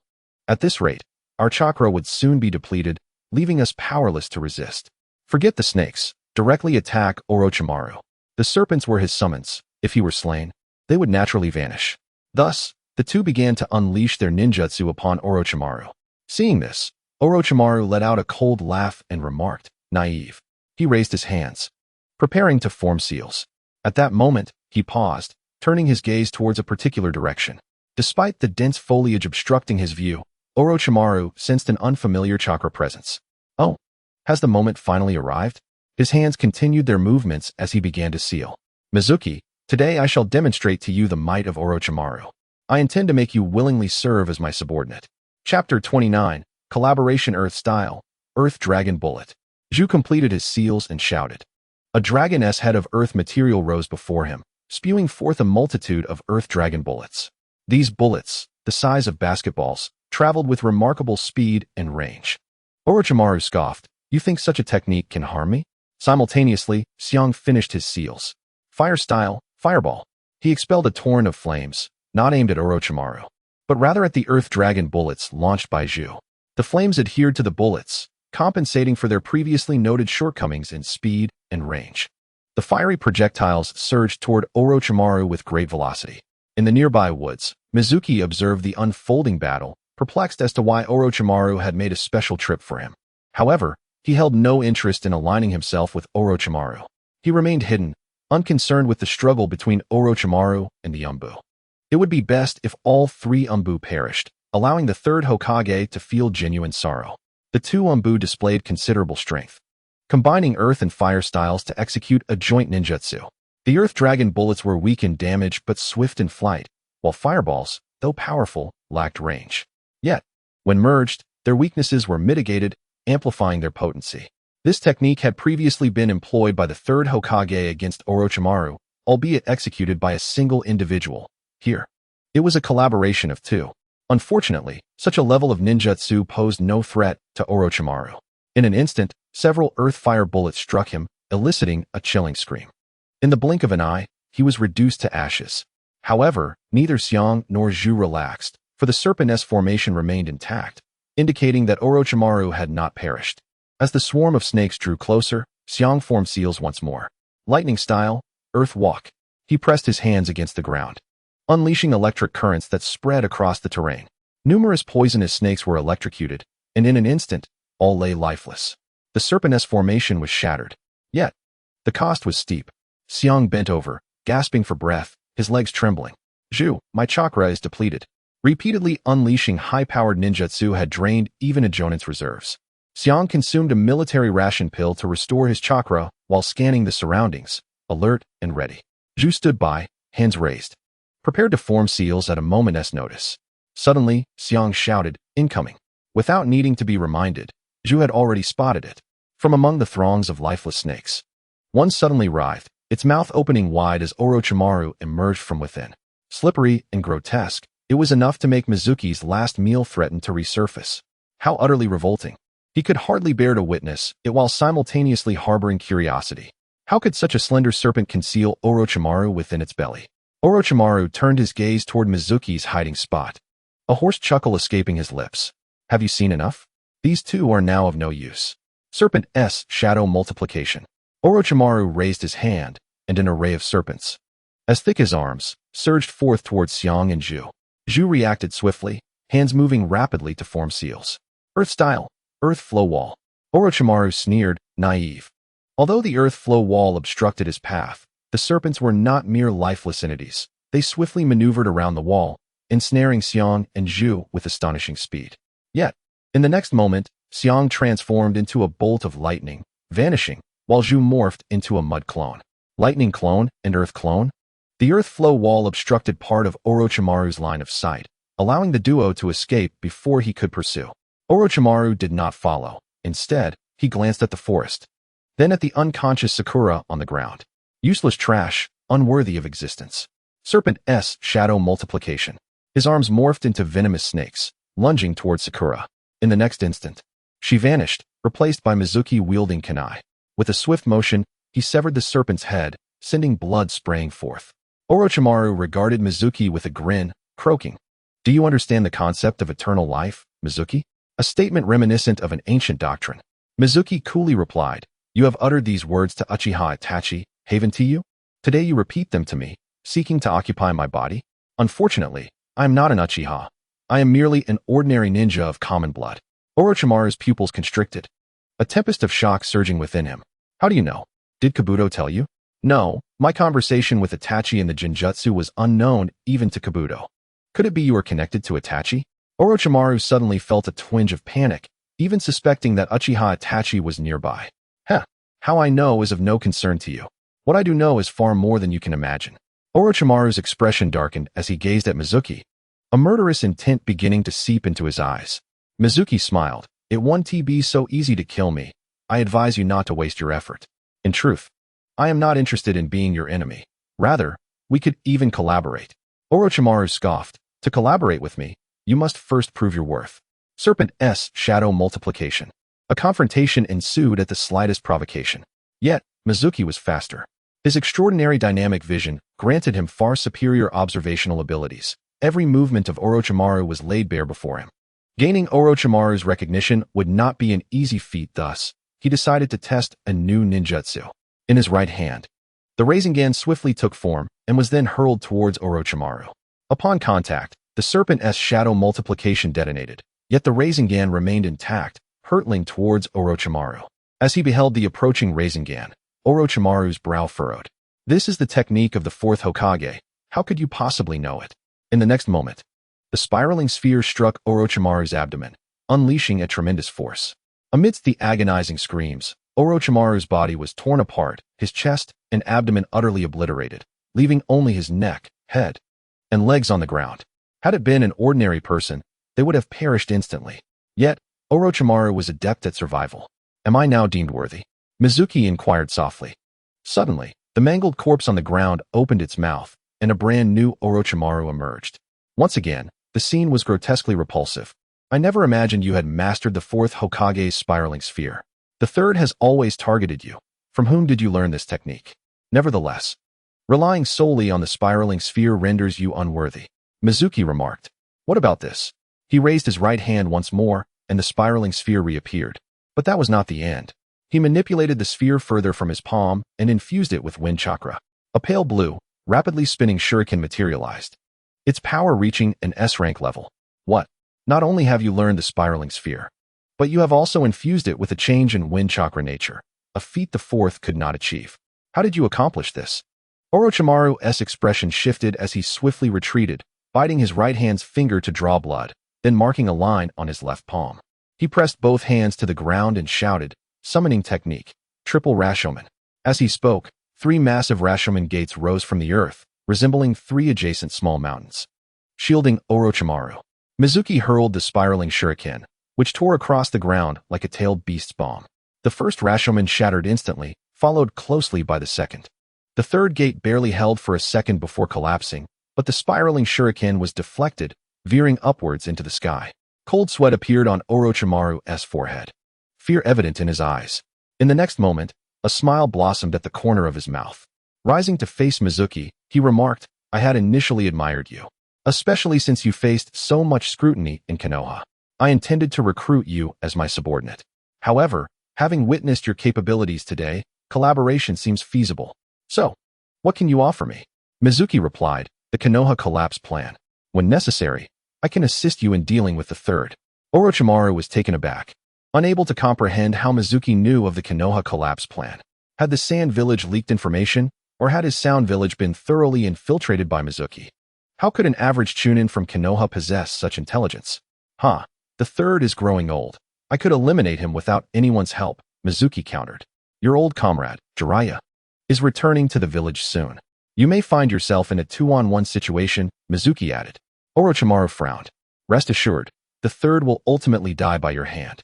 I shall not contest you, he replied, fixing his gaze intently on Mizuki, searching for any hint of deception, but Mizuki's expression remained indifferent, offering no useful information. This is insufficient. I also desire Uchiha Sasuke, Orochimaru mentioned. Sasuke is equally important to me. I will not simply hand him over. When the time comes, it will be a matter of skill, Mizuki retorted. After a moment of silence, Orochimaru inquired, what do you wish for? The pivotal moment had arrived. Mizuki had awaited this for quite some time. I seek ninjutsu scrolls, any ninjutsu, regardless of rank. The more, the better.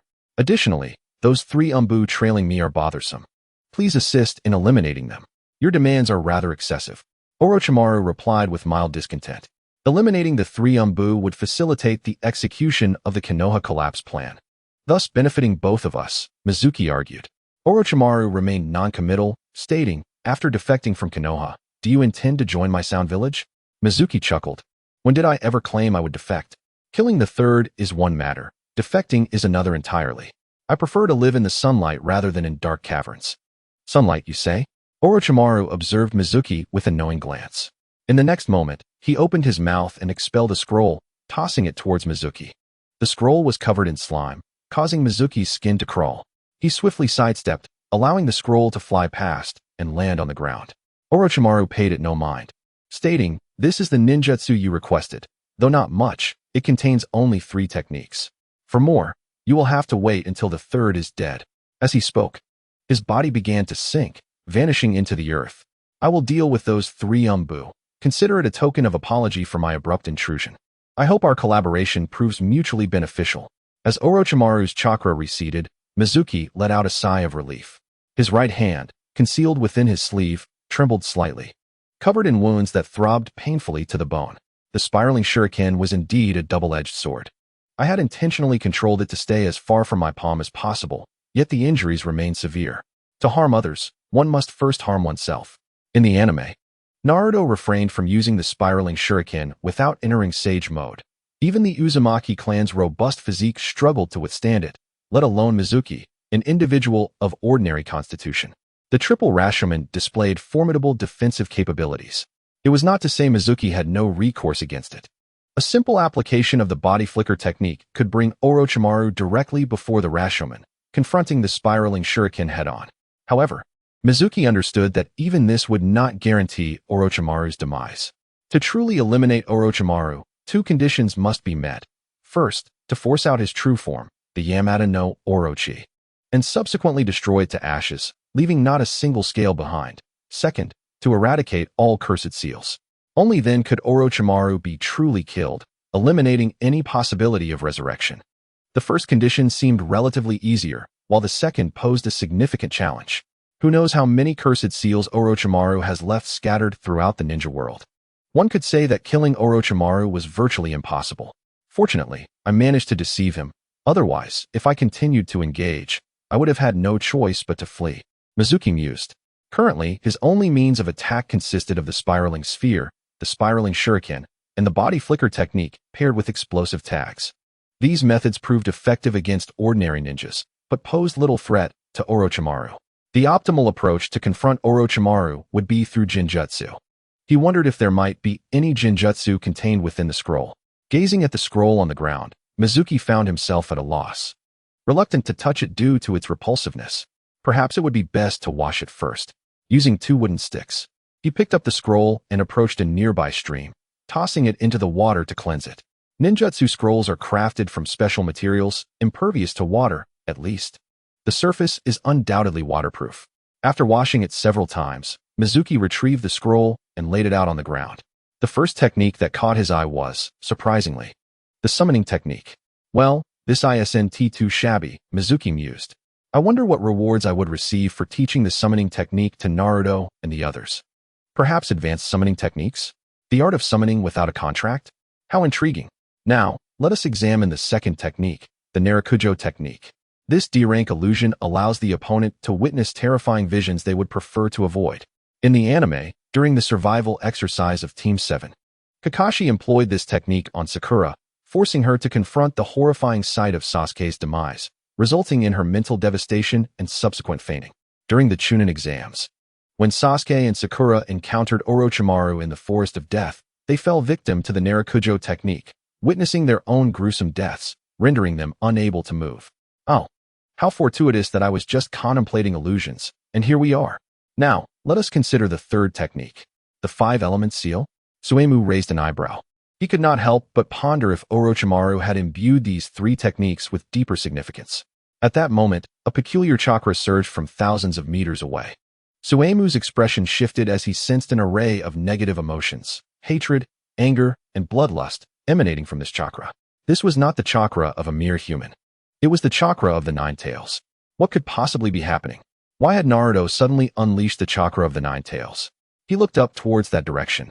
Witnessing the orange chakra spiraling upwards, its malevolent aura palpable even from such a distance. The fierce remnants of battle radiated outward, causing trees to topple in droves. With the scroll tucked away, Suemu moved swiftly towards Naruto's location. Upon his arrival, the battle had already concluded. The scene was one of utter devastation, bones littered the ground. Countless trees lay prostrate, and the terrain had been severely altered. At that moment, Orochimaru had his hand pressed against Naruto's abdomen. As the Nine Tails chakra emanating from Naruto rapidly dissipated, Naruto lay unconscious, encircled by a series of sealing runes, the five-element seal. Kimimaro stood behind Orochimaru, gasping for breath. Sasuke lay nearby, in a state of unconsciousness. The three Umbu, Zhu, Xiang, and Ing, had all become corpses, particularly Ing, whose body was riddled with holes from Kimimaro's bone spikes. Oh, Suemu, the matter is concluded, and I must take my leave. Allow me to assist you with these three corpses, Orochimaru declared, summoning three snakes to consume the bodies of the Umbu. Do not forget our collaboration. Farewell. With a smile, Orochimaru turned and departed, followed closely by Kimimaro. Suddenly, Suemu spoke up. Orochimaru, would it be permissible for this young man, who possesses the bone disease, to become my pupil? Should he choose to study under me, I might be able to assist with his affliction. Orochimaru paused, turning back to regard Suemu. You are aware of Kimimaro's blood disease. Where do you source your intelligence? Suemu replied with a smile. I have my own channels of information. What do you say? Would you care to give it a try? If this continues, he may only last another 3 months. Orochimaru inquired, can you truly cure him? Suemu replied, who can say? Orochimaru chuckled, Suemu, you are indeed an intriguing individual. Perhaps we shall discuss this further after Konoha's downfall. Indifferently observing the retreating figures, Suemu shook his head with a wry smile. What a turn of events. A seemingly straightforward mission in the Land of Waves had taken such an unexpected twist. With both of them unconscious, it was best to take them to Sakura first. Once she awakens, they would return to the House of Dazna. At that moment, Orochimaru and Kimimaro had already embarked on a small boat, leaving the Land of Waves. Lord Orochimaru, is that Suemu truly formidable? Kimimaro inquired. Orochimaru's voice was hoarse as he paused for a moment before responding. Even for me. Defeating him would be a daunting task, let alone killing him. His abilities are exceedingly peculiar and adaptable. He can both attack and defend, leaving his opponents in a constant state of disadvantage. In him, I see the shadow of the fourth Hokage. In certain aspects, he surpasses the fourth Hokage. Orochimaru recalled the spiraling Rasengan and the exceedingly potent spiraling Shuriken, achievements that the fourth Hokage, Minato Namikaze, had not accomplished. Can we trust him to cooperate with us? Kimimaro asked again. Should we inform Konoha that Suemu allied with us to eliminate their Umbu, thereby compelling him to our side? Orochimaru shook his head. He is akin to a lone wolf, relying solely on himself, and does not trust external forces. According to the information from Kabuto, he seems to have even killed his fiancée. Such a person discards notions of companionship and bonds as worthless. If we force him to defect, he will not only refuse to join the Sound Village, but will also become our sworn enemy. What if, at that juncture, he forsakes our agreement and sides with Konoha? Kimimaro queried. Therefore, our plans must undergo modification. We must preserve the fourth Kazekage for now. Meanwhile, Suemu had lifted Naruto and approached Sasuke. As he drew near, he noticed something on the back of Sasuke's neck, 3 circular tomo. A cursed seal? What a swift hand Orochimaru possesses. The seal was corrupting Sasuke's body, causing him to run a high fever and remain unresponsive. Naruto, having been initially afflicted by the Nine Tails and then subjected to Orochimaru's machinations, was also utterly drained and slumbering. Without rousing either of them, Suemu carried one under each arm and sought out Sakura. Sakura, too, lay unconscious, having fainted from fear induced by Orochimaru. Suemu approached and gently shook her awake. "Master Suemu, where are we?" As she opened her eyes, Sakura appeared somewhat dazed, but upon recognizing Suemu, she visibly relaxed. In her gaze, Suemu detected lingering remnants of fear. "It is over now. Everything has concluded." As Sakura gradually calmed herself, she turned to see Sasuke and Naruto lying on the ground, and gasped, "Sasuke-kun." Naruto had become entirely transparent. Sakura hurried to Sasuke's side and quickly noticed the cursed seal on his neck.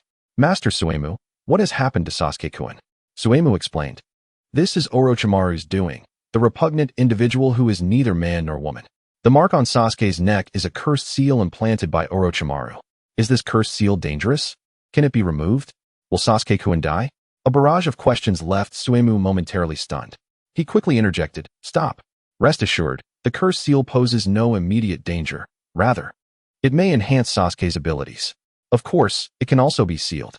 Here, take this 5-element seal. If you master it, it may prove beneficial for Sasuke." Chapter 31. Bestowing the Rasengan. The 5-element seal is a high-level sealing technique, with a learning difficulty rated A. Generally, only the most skilled jonin can hope to master it. Few possess the knowledge of the 5-element seal, aside from Orochimaru and Jiraiya. It is likely that only the 3rd and 4th Hokage share this expertise. To master the 5-element seal, one must comprehend the nature transformation of the 5 elemental chakras: lightning, wind, water, earth, and fire. In the anime, chakra nature was not initially established. Thus, the 5-element seal employed by Orochimaru and Jiraiya originally referred to the 5 elements of metal, wood, water, fire, and earth. However, this was later revised by Kishimoto to align with the 5 elemental chakras. At present, Suemu had only grasped the transformation of wind chakra. Thus, the 5-element sealing technique is something he cannot master at present, nor will he expend his energy on it. Orochimaru is truly insufferable, gifting me such a worthless item. Naturally, Mizuki does not expect Sakura to learn the 5-element sealing technique. Giving it to her is merely a way for the system to return something. Ding. The host grants disciple Haruno Sakura the 5-element sealing technique, triggering a 1-fold return. Mizuki furrowed his brow. Did he hear correctly? 1-fold. Sakura's aptitude is not lacking. So is this broken system malfunctioning? Congratulations to the host for acquiring the 5 elements release technique. 5 elements release. Kenjutsu the 5 elements sealing. Mizuki felt a wave of frustration rise within him, nearly choking on it, especially with Sakura nearby. He wanted to curse, but found himself unable to do so. He could only sit on the ground, gazing up at the gradually darkening sky, retreating into silence. If only he had a cigarette. After a while, Mizuki sighed, contemplating. It isn't entirely fruitless, at least. The 5 elements release Kenjutsu the sealing placed on Naruto by Orochimaru. Yet, despite this thought, he remained discontent. Thus, he resolved to try once more. Sakura, the 5 elements sealing technique is quite difficult, making it hard to learn in a short time. Therefore, I will impart to you an illusion technique that can enhance your strength. Mizuki proceeded to teach Sakura the Naraka Path technique. The learning difficulty of the Naraka Path is rated D, and its power is not particularly strong, making it easy for Sakura to grasp. The Naraka Path technique allows one to make the enemy see their deepest fears. Previously, it was this very technique that Orochimaru had used against them. Upon receiving the training method, Sakura was overjoyed. Thank you, Master Mizuki. Ding. The host grants disciple Haruno Sakura the Naraka Path technique, triggering a 2,222-fold return. Congratulations to the host for acquiring the illusion, Hell technique. Illusion, Hell, a single target S-class illusion, when cast on an individual enemy, subjects them to the torments of hell, causing significant psychological damage. After the system finished its introduction, Mizuki smiled. As darkness began to envelop the sky, he and Sakura brought Naruto and Sasuke back to the home of Tazuna. Master Mizuki, will they be all right? Sakura inquired. Mizuki replied, There's no need to worry. They will awaken by morning. Sakura nodded, her face full of concern as she gazed at Sasuke. Master Mizuki, who exactly is Orochimaru? Upon encountering us, he inquired about your whereabouts and cast illusions on us. Does he hold a grudge against you? Mizuki explained, Orochimaru, an S-class rogue ninja from Konoha, was once one of the legendary Sannin and a favored disciple of the 3rd Hokage.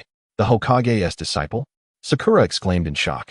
She could not fathom why such a person would become a traitor. Shouldn't he remain in Konoha and inherit the Hokage position?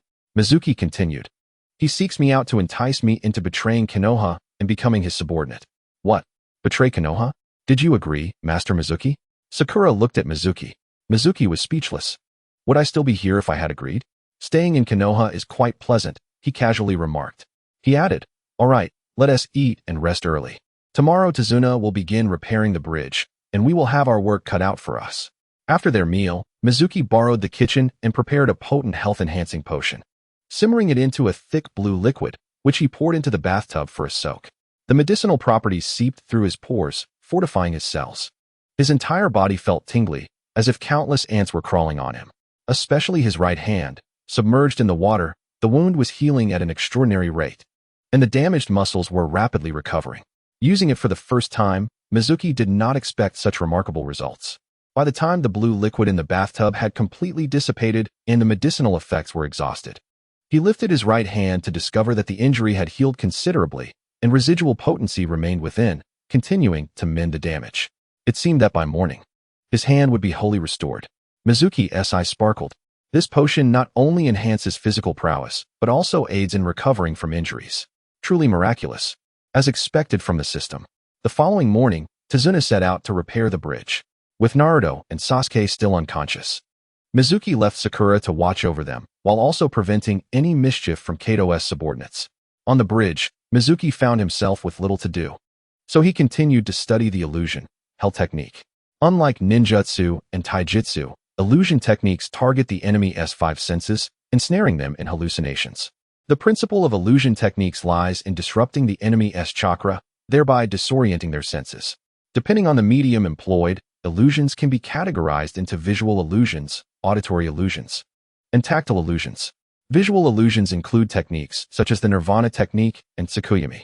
Auditory illusions, such as Moya's illusion, sound lock. Tactile illusions, like Izanami. The illusion, hell technique is unprecedented in the ninja world, and Mizuki has yet to grasp its fundamental principles. He feels utterly at a loss. Firstly, S-class illusions are extremely challenging to learn. Secondly, he has never encountered any illusion techniques before, leaving him with no foundational knowledge. Mastering it will certainly not be achievable in a day or two. It seems he must start with simpler illusions. Initially, he had no intention of learning the Naraka Path technique, but now it appears he has no choice. Time swiftly passed to midday when Naruto, Sasuke, and Sakura arrived to deliver lunch. Naruto wore a troubled expression, caught in some dilemma. Sasuke appeared solemn, seemingly burdened with heavy thoughts. What is troubling you both? Mizuki inquired. Naruto replied, Master Mizuki, I don't know what is happening, but my chakra has become difficult to control again. Moreover, the total amount of chakra has diminished significantly. Mizuki responded, you have fallen victim to Orochimaru's 5 elements sealing technique. I'm sorry, but I do not possess the means to jetsu this seal. You will have to wait until we return to the village to seek the Hokage's assistance. Naruto looked disheartened. Oh, I have to wait until we return to the village to jetsu it? Does that mean I won't be able to accomplish anything during this time? The thought that only that arrogant Sasuke would be able to shine made him irritable. After saying this, he provocatively glared at Sasuke, looking quite dissatisfied. Mizuki reassured him. Although the 5 elements sealing technique affects you, it does not completely incapacitate you. You will merely need to perform hand signs for ninjutsu, which will take a bit longer. Sasuke, instead of bantering with Naruto, turned to Mizuki and said, I want to become stronger. Naruto, not wanting to be outdone, chimed in, yes. I want to grow stronger too. Master Mizuki, please teach us a new ninjutsu. Mizuki smiled. It seems that this encounter with Orochimaru has made you realize what it truly means to be strong. If you wish to learn new ninjutsu, that is certainly possible. However, let me finish my lunch first. After the meal, Mizuki rose. Naruto's face lit up with anticipation, while Sasuke, though less overt, regarded Mizuki with earnest attention. As for Sakura, she appeared disinterested, wholly focused on studying the 5 elements sealing technique and occasionally glancing at the back of Sasuke's neck. Her eyes filled with concern and determination. Mizuki shook his head and said, Now, I will teach you a powerful ninjutsu, but I have one condition. Naruto immediately asked, What condition?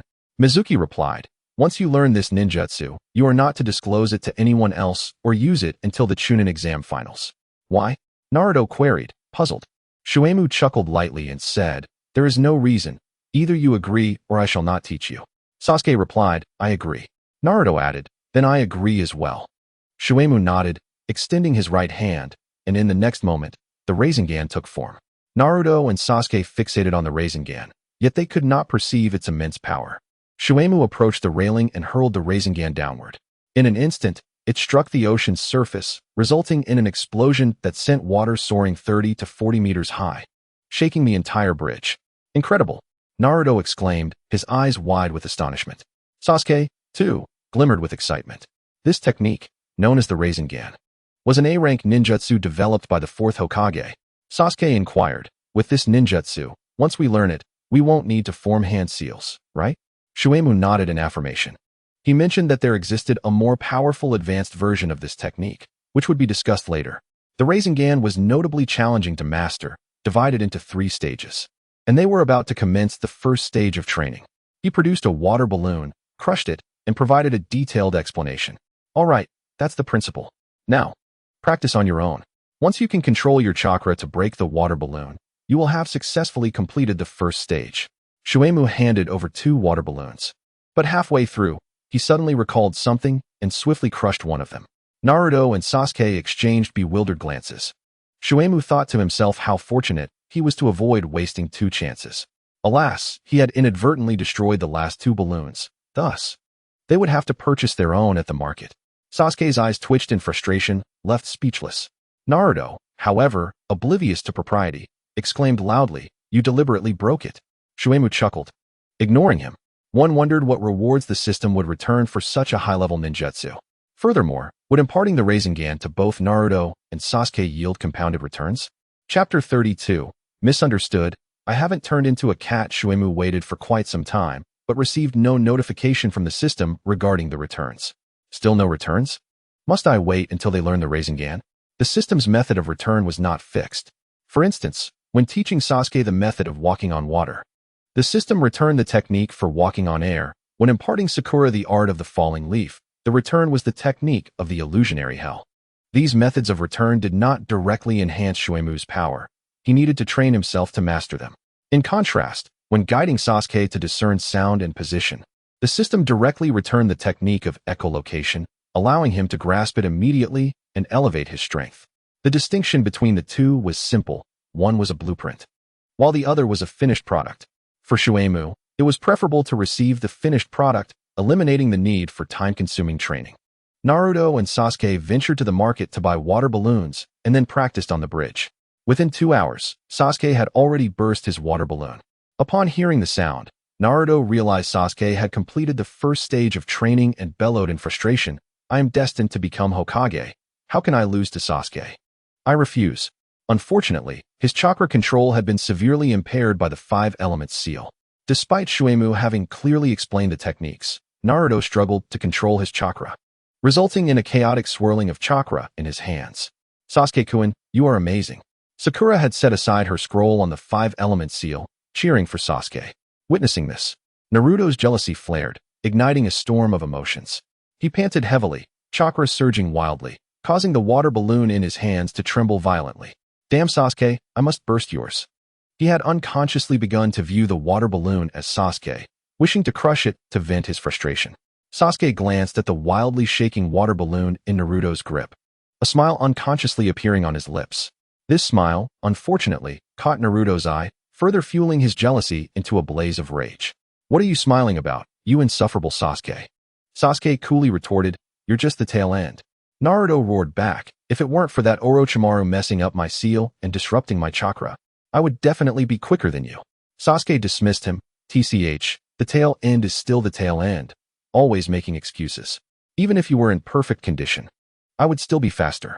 I am faster. I am faster. Shuemu raised an eyebrow at the 2 immature boys competing over who was faster. What a disgrace. Amidst their bickering, Sakura joined the fray. Silly Naruto, Sasuke-kun is a genius. He is definitely faster than you. Shuemu cleared his throat, reflecting on his own inner thoughts. It is said that those with wicked hearts perceive everything as malicious. This cannot be blamed on me. It is merely a reflection of the declining morals of society. Soon enough, the 3 grew tired from their quarrel and settled down. Sasuke scoffed at Naruto and said to Shuemu, I have successfully completed the first stage. It is time to begin the second. Shuemu nodded. Very well. Next, I will explain the second stage of the Rasengan training. Naruto quieted down, coming closer to listen, wishing to avoid having to repeat himself. He took out a ball and completed the explanation for the second stage. The system still failed to issue a notification for returns. By nightfall, Naruto had yet to burst his water balloon, while Sasuke's ball had begun to exhibit slight deformation. Naruto, feeling resentful yet powerless, walked back, his head hung low, resembling a defeated rooster, silent throughout the journey. The following day, after training all day, Naruto still could not burst his water balloon. Meanwhile, Sasuke's ball continued to morph more significantly. Watching Sakura cheer for Sasuke only deepened Naruto's feelings of isolation. That night, while everyone else slept, Naruto stealthily rose and went to the seaside, diligently practicing alone. Observing from the rooftop, Shuemu smiled at this scene. The reason Naruto could become the protagonist and ultimately save the ninja world was multifaceted. He was the son of the fourth Hokage, the Jinchuriki of the Nine Tails, and the reincarnation of Ashura. However, Shuemu always felt these factors were not the primary reasons. It was Naruto's unwavering determination, despite being the underdog. That was the most crucial element of his success. Shuemu considered himself inferior to Naruto. A person endowed with such resilience would undoubtedly succeed, regardless of their origin. Thus, he resolved to lend Naruto a helping hand. With the water balloon in hand, Naruto practiced repeatedly, striving to control his chakra to create chaotic rotations. Yet, no matter how hard he tried, the outcome remained a disarray. Damn it! Damn it! Damn it! Cursed Orochimaru, just wait. Once I grow stronger, I shall turn you into dried snake and feed you to the cats. Just then, a meow echoed nearby. A plump orange cat leaped out from the corner, bounding forth to swat the water balloon from Naruto's grasp, engaging in play. Hey, little kitty, don't play with my ball. That's for my training. Naruto shouted in distress. Yet the cat paid him no mind, batting the balloon back and forth with glee. With each playful swipe, the water inside the balloon began to swirl chaotically. Suddenly, with a pop, the balloon burst, spilling water everywhere. With a startled meow, the orange cat leaped up and vanished in an instant. Naruto, witnessing this, did not scold the feline, but rather his eyes sparkled with excitement. Haha, I've got it. Thank you, little kitty. Where do you live? I'll bring you some fish treats tomorrow. He promptly retrieved a new water balloon, gripping it in his left hand while channeling chakra into it. Simultaneously, his right hand released chakra, forming a swirling vortex in his palm. He then began to touch the water balloon with his right hand, using the swirling chakra to influence the rotation of the chakra within the balloon. As he touched various points at different angles, the water inside began to rotate irregularly, causing the surface of the balloon to deform violently until it burst with a loud pop. Haha, I did it! Naruto cheered exuberantly. The orange cat leapt onto the rooftop, transforming with a thud into Mizuki. Watching Naruto burst the water balloon, Mizuki smiled. Quite clever, indeed. You catch on quickly. My transformation into a cat was not in vain. The following morning, while having breakfast, Naruto excitedly announced that he had completed the first phase of his training for the Rasengan and eagerly demonstrated it. Sakura scoffed, TCH. Using two hands, and still not as good as Sasuke-kun. However, Sasuke cast a serious glance at Naruto, devoid of mockery, instead tinged with a hint of approval. Mizuki chuckled. Regardless of whether it's a black cat or a white cat, a good cat is one that catches mice. Naruto's cleverness in utilizing both hands is commendable. Naruto scratched his head and grinned. Actually, I owe it all to that cat from last night. If it weren't for it, I wouldn't have thought to use two hands. He pondered where that cat might live, wishing to gift it a pile of fish treats. Mizuki awkwardly rubbed his nose. Just then, Inari chimed in. Last night, I saw it transform into a cat, a big orange fat cat, while pointing at Mizuki. Everyone turned to Mizuki instantly. Naruto exclaimed, Huh, Mizuki-sensei, was that fat cat you? Mizuki, of course, would not admit it. No, Inari must have seen wrong. If I were to guide your training, I'd do so directly, without the need to transform into a cat to inspire you. Naruto nodded. Yes, that's true. Inari insisted. I'm sure it was him. Mizuki replied, No, you are mistaken, or perhaps you were dreaming. Sasuke, observing Mizuki, felt a sense of suspicion. As a member of the Uchiha clan, he sensed Mizuki was not being entirely truthful. Could it truly be that Mizuki transformed into a cat to inspire Naruto? How did he know to use two hands to enhance the success rate of the chakra's irregular rotation? Such a simplistic method seemed only a fool could conceive. Sasuke thought to himself, why employ two hands when one would suffice? It seemed utterly unnecessary. In the following days, both Sasuke and Naruto diligently worked to burst the ball. The first phase involved irregular chakra rotation, while the second phase required injecting more chakra to increase power, testing their chakra control abilities. Sasuke maintained a significant lead, but Naruto refused to fall behind. Sasuke's chakra was not as abundant as Naruto's. He practiced less frequently, tiring out after a few dozen attempts, while Naruto, with his greater chakra reserves, could practice 200 to 300 times a day. Quality may lag behind, but quantity compensates. You may run fast, but if you lack stamina, it matters not. I may run slower, but I have endurance. You run for an hour, I'll run for 3. They both pushed each other, significantly enhancing their training efficiency.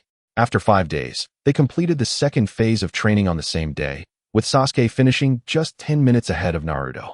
Sasuke-kun is indeed faster. Admit it, Naruto. Sakura gazed at Sasuke with admiration while teasing Naruto. This time, Naruto merely chuckled and refrained from retorting. Instead, Sasuke wore a serious expression, seemingly displeased. Sakura, enough? Noticing Sasuke's discontent, Sakura was puzzled. Why isn't he happy when he is faster? Mizuki shook his head, thinking that Sakura was quite the oblivious fan of Sasuke. Clearly, Naruto had completed the second phase faster, as he had switched to the ball later while Sasuke had been practicing with it for over a day. Naruto had caught up remarkably well, trailing by only 10 minutes, which should have made Sasuke feel less pleased. Excellent work on completing the second phase. Next, we move on to the third and final phase, without any external aid. Gather chakra in your palm and achieve irregular rotation at various angles. If you can accomplish this, the Rasengan will be yours. The bridge will be completed in 3 days. Can you learn it before then? Chapter 33. Kakashi comes to take over. Once one becomes accustomed to dependency, shedding it proves quite challenging. Utilizing the constraints of the water and rubber balls, Sasuke and Naruto had learned to control their chakra for irregular rotation. However, when their hands were empty, the task became daunting. It was akin to an elementary student practicing calligraphy with a reference guide, producing flawless characters, yet faltering when faced with a blank sheet of paper. They struggled as their chakra flitted chaotically, spinning yet failing to coalesce into a sphere. Mizuki was not surprised and refrained from further guidance. At this stage, success was merely a step away. With more practice, mastery would naturally follow. Mizuki estimated that 3 days would suffice. Yet, genius often defies expectations. Remarkably, just 1 day later, Naruto succeeded. I did it. Sakura-chan, look at my Rasengan. Early in the morning, Naruto burst into the kitchen, beaming with excitement as he demonstrated his newfound technique. A gust of wind swirled in the kitchen. Baka! Sakura punched Naruto on the head, extinguishing the Rasengan. Do you even realize how dangerous it is to perform that here? What if you damage the house? Naruto clutched his head, looking crestfallen. I got so excited that I forgot. He stammered. But I've learned the Rasengan, Sakura-chan. Now you know who the true genius is between me and Sasuke. Sakura wanted to argue but found herself speechless. She was also astonished. She once thought Naruto was a hopeless fool, yet here he was, mastering the Rasengan with astonishing speed. At that moment, Sasuke entered the kitchen. Naruto swiftly redirected his attention. Taunting, smug Sasuke, I've mastered the Rasengan. Surprised, aren't you? Feeling inadequate, huh?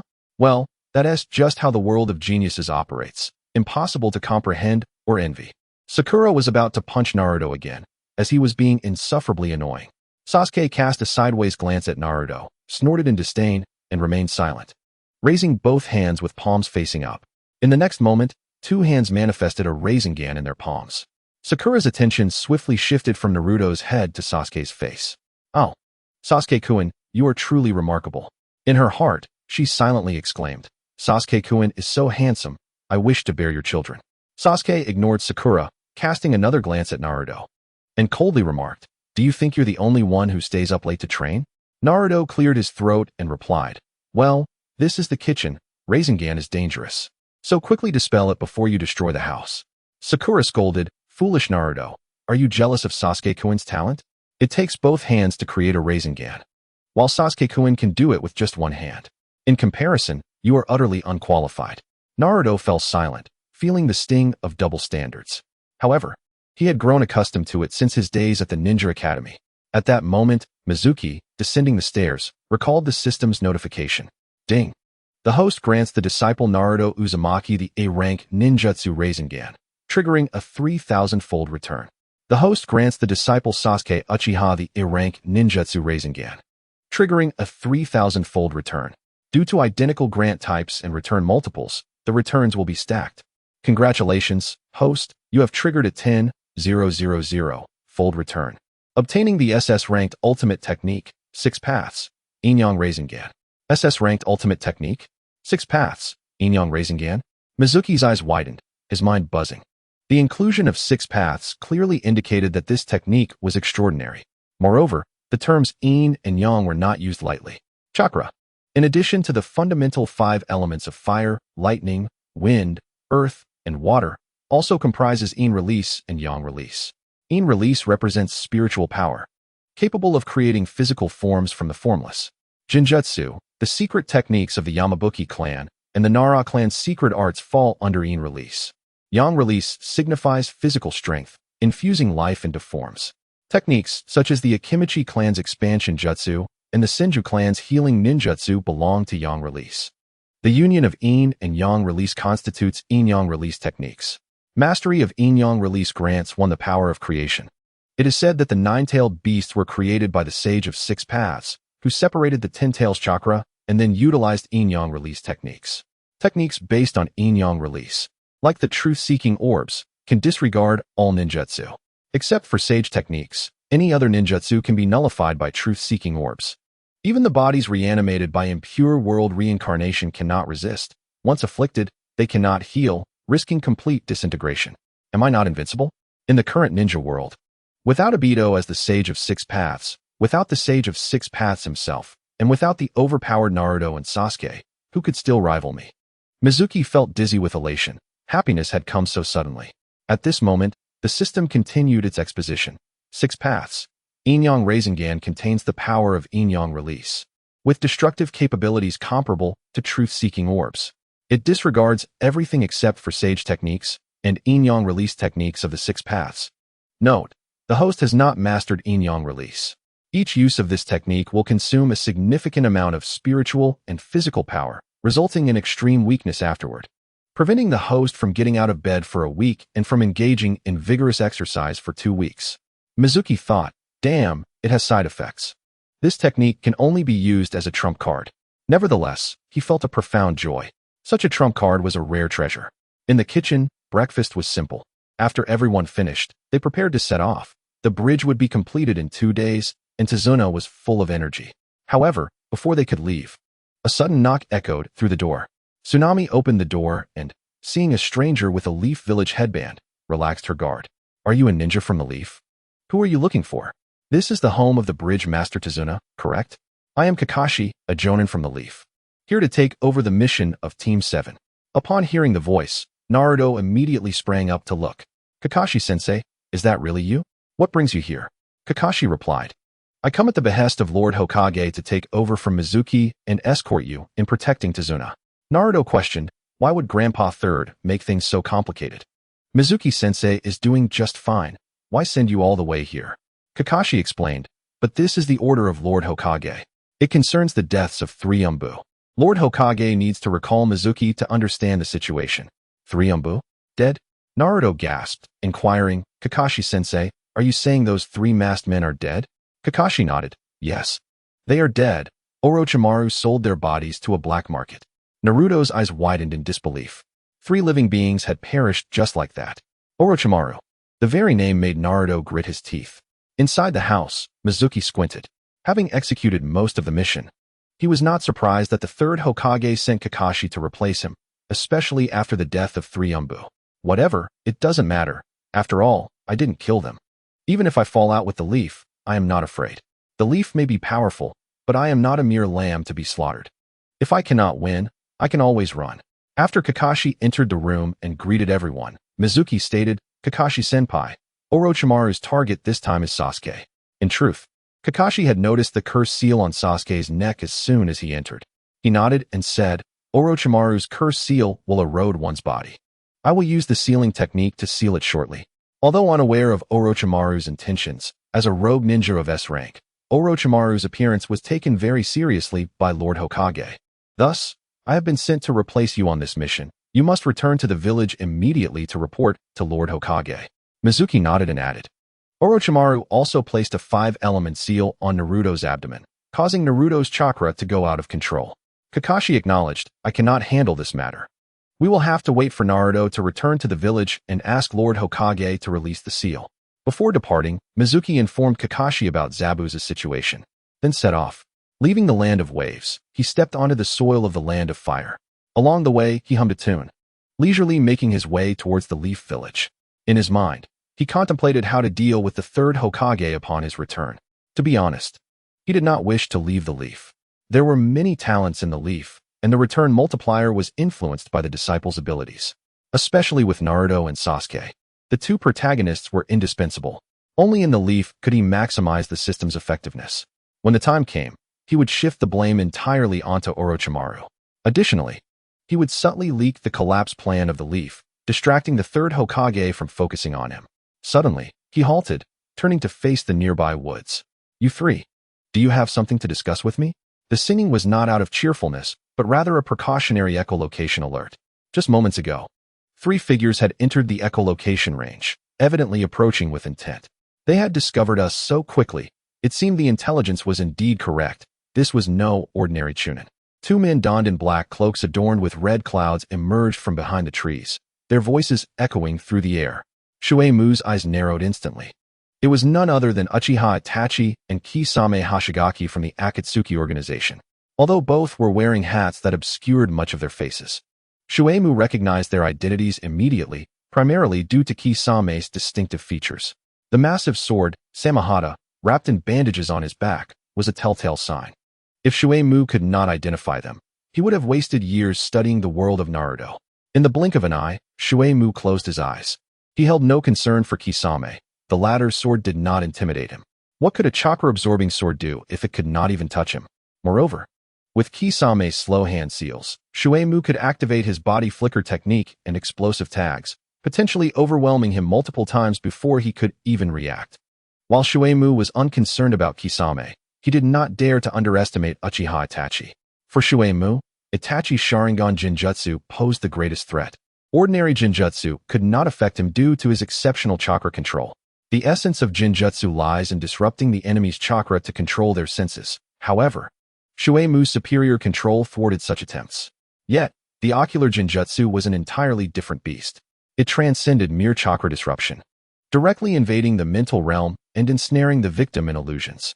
Uchiha Itachi was a master of Jinjutsu, known for his infamous Tsukuyami, and Shueimu felt compelled to exercise caution. Despite his soul having traversed into this body and assimilated Shueimu's memories, granting him a stronger mental fortitude than most, he did not wish to take chances. If he were ensnared by Tsukuyami, escape would be impossible, placing him in a perilous situation. Therefore, upon realizing Itachi's presence, he promptly shut his eyes. Relying on echolocation, he could discern the movements of his adversaries without the need for sight. However, this was still not entirely foolproof. Itachi possessed the Amaterasu technique, which ignited anything his eyes fell upon in flames. Thus, Shueimu resolved to speak briefly and depart. He would likely face a conflict upon returning to Konoha. Sustaining injuries here would be detrimental. Itachi, concealed beneath his hat, revealed a flicker of surprise in his eyes. With his keen intellect, he quickly deduced that Shueimu was guarding against him. How could Shueimu anticipate his Sharingan while his true visage remained hidden? Did he recognize him? Itachi pondered, perplexed. Since graduating from the Ninja Academy, he had joined the Umbu and had always concealed his face with a mask, rarely revealing himself to anyone, especially to a mere Chunin like Shueimu, who had no prior connection to him. Are you two here for a specific reason? Shueimu inquired. Removing their hats, Itachi and Kisame regarded him. Kisame, visibly displeased, exclaimed, Hey, is it not rude to speak to us with your eyes closed? Shueimu retorted, You're just a fishman. Why should I show you any courtesy when I don't even know you? Kisame opened his mouth to respond, but he found himself at a loss for words. It was a valid point, leaving him speechless. At that moment, Itachi interjected, We hail from the Akatsuki organization. I am Uchiha Itachi, and this is Kisame Hashigaki. We have come to invite you to join our ranks. The Akatsuki is already aware of your abilities. Your undefeated battle against Orochimaru and mastery of space-time ninjutsu, allowing for position swapping, Meet our criteria for becoming a formal member of the Akatsuki. Shuei-mu was taken aback. How could the Akatsuki possess intel on him? Did they have spies present during his confrontation with Orochimaru? Suddenly, he raised his voice. It seems you know quite a lot about me. The louder he spoke, the further the sound waves traveled, extending his echolocation range. He then noticed a figure perched on a tree 60 meters away, one with an odd shape, its neck adorned with serrated pitcher plants that enveloped its head. It was Zetsu. This indicated that Zetsu had likely been observing his battle with Orochimaru from a distance. Zetsu had probably reported his abilities to Obito, leading to the Akatsuki's awareness. Shuei-mu felt a surge of vigilance. Zetsu's abilities were exceedingly unique, making him elusive and difficult to counter. Henceforth, he would need to exercise greater caution to prevent further information from leaking to Zetsu. Uchiha Itachi, a rogue ninja of Konoha, had slaughtered the Uchiha clan, while Kisame Hoshigaki, an S-rank rogue ninja from the Mist Village, wielded the formidable sword Samehada. It is indeed an honor to be approached by such formidable individuals.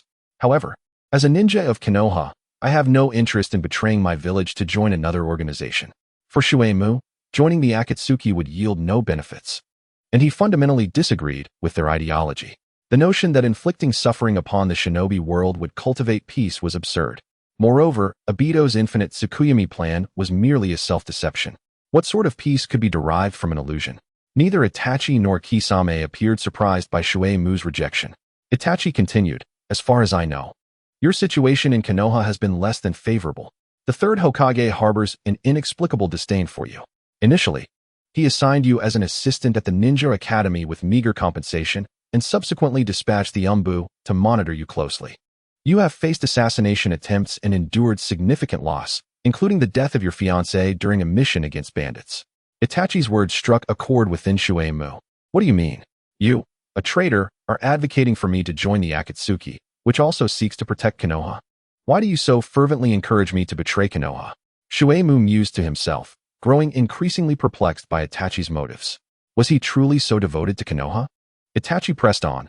3 members of the Umbu have perished in the land of waves. The third Hokage will summon you back and hold you accountable. Shuei-mu retorted. Those Umbu were killed by Orochimaru. What does that have to do with me? It doesn't matter, Itachi replied. You survived while they did not. The third Hokage will surely accuse you of colluding with Orochimaru, branding you a rogue ninja. Regardless of your defense, the villagers and ninjas will side with the third Hokage. Upon your return, you will find yourself cornered. Shuei-mu raised an eyebrow. It seemed Itachi was genuinely concerned about the potential repercussions of his return, fearing the chaos that might ensue. What a devoted protector of Konoha Uchiha Itachi was. Enough of the trivialities. If you wish for me to join the Akatsuki, the means to do so are not complicated. Capture me and defeat me, and I shall consent to becoming a member. With a chuckle, Mizuki vanished in the next moment, leaving only a single fallen leaf drifting to the ground. His true form reappeared 50 meters away, but as soon as he materialized, he vanished again, flashing forward another 50 meters. In mere moments, Mizuki was no longer within the line of sight of Itachi and Kisame. How do we catch him? Kisame stood dumbfounded. Itachi remarked, it seems his ability allows him not only to swap places with others, but also with objects. He exchanged positions with the leaf 50 meters away, instantly advancing that distance. Such power is even more effective than the flying thunder god technique of the fourth Hokage. Kisame asked, Itachi-san, what should we do next? At that moment, Konan emerged from the forest. She said, since he wishes to return to Konoha to meet his demise, we need not concern ourselves with him. However, Itachi countered, his ability cannot be used indefinitely, it must consume chakra. If we pursue him, there is a chance we can catch up. Such a person, should he join our Akatsuki, would greatly benefit the organization's future plans. Moreover, Konoha is already aware of Mizuki's strength.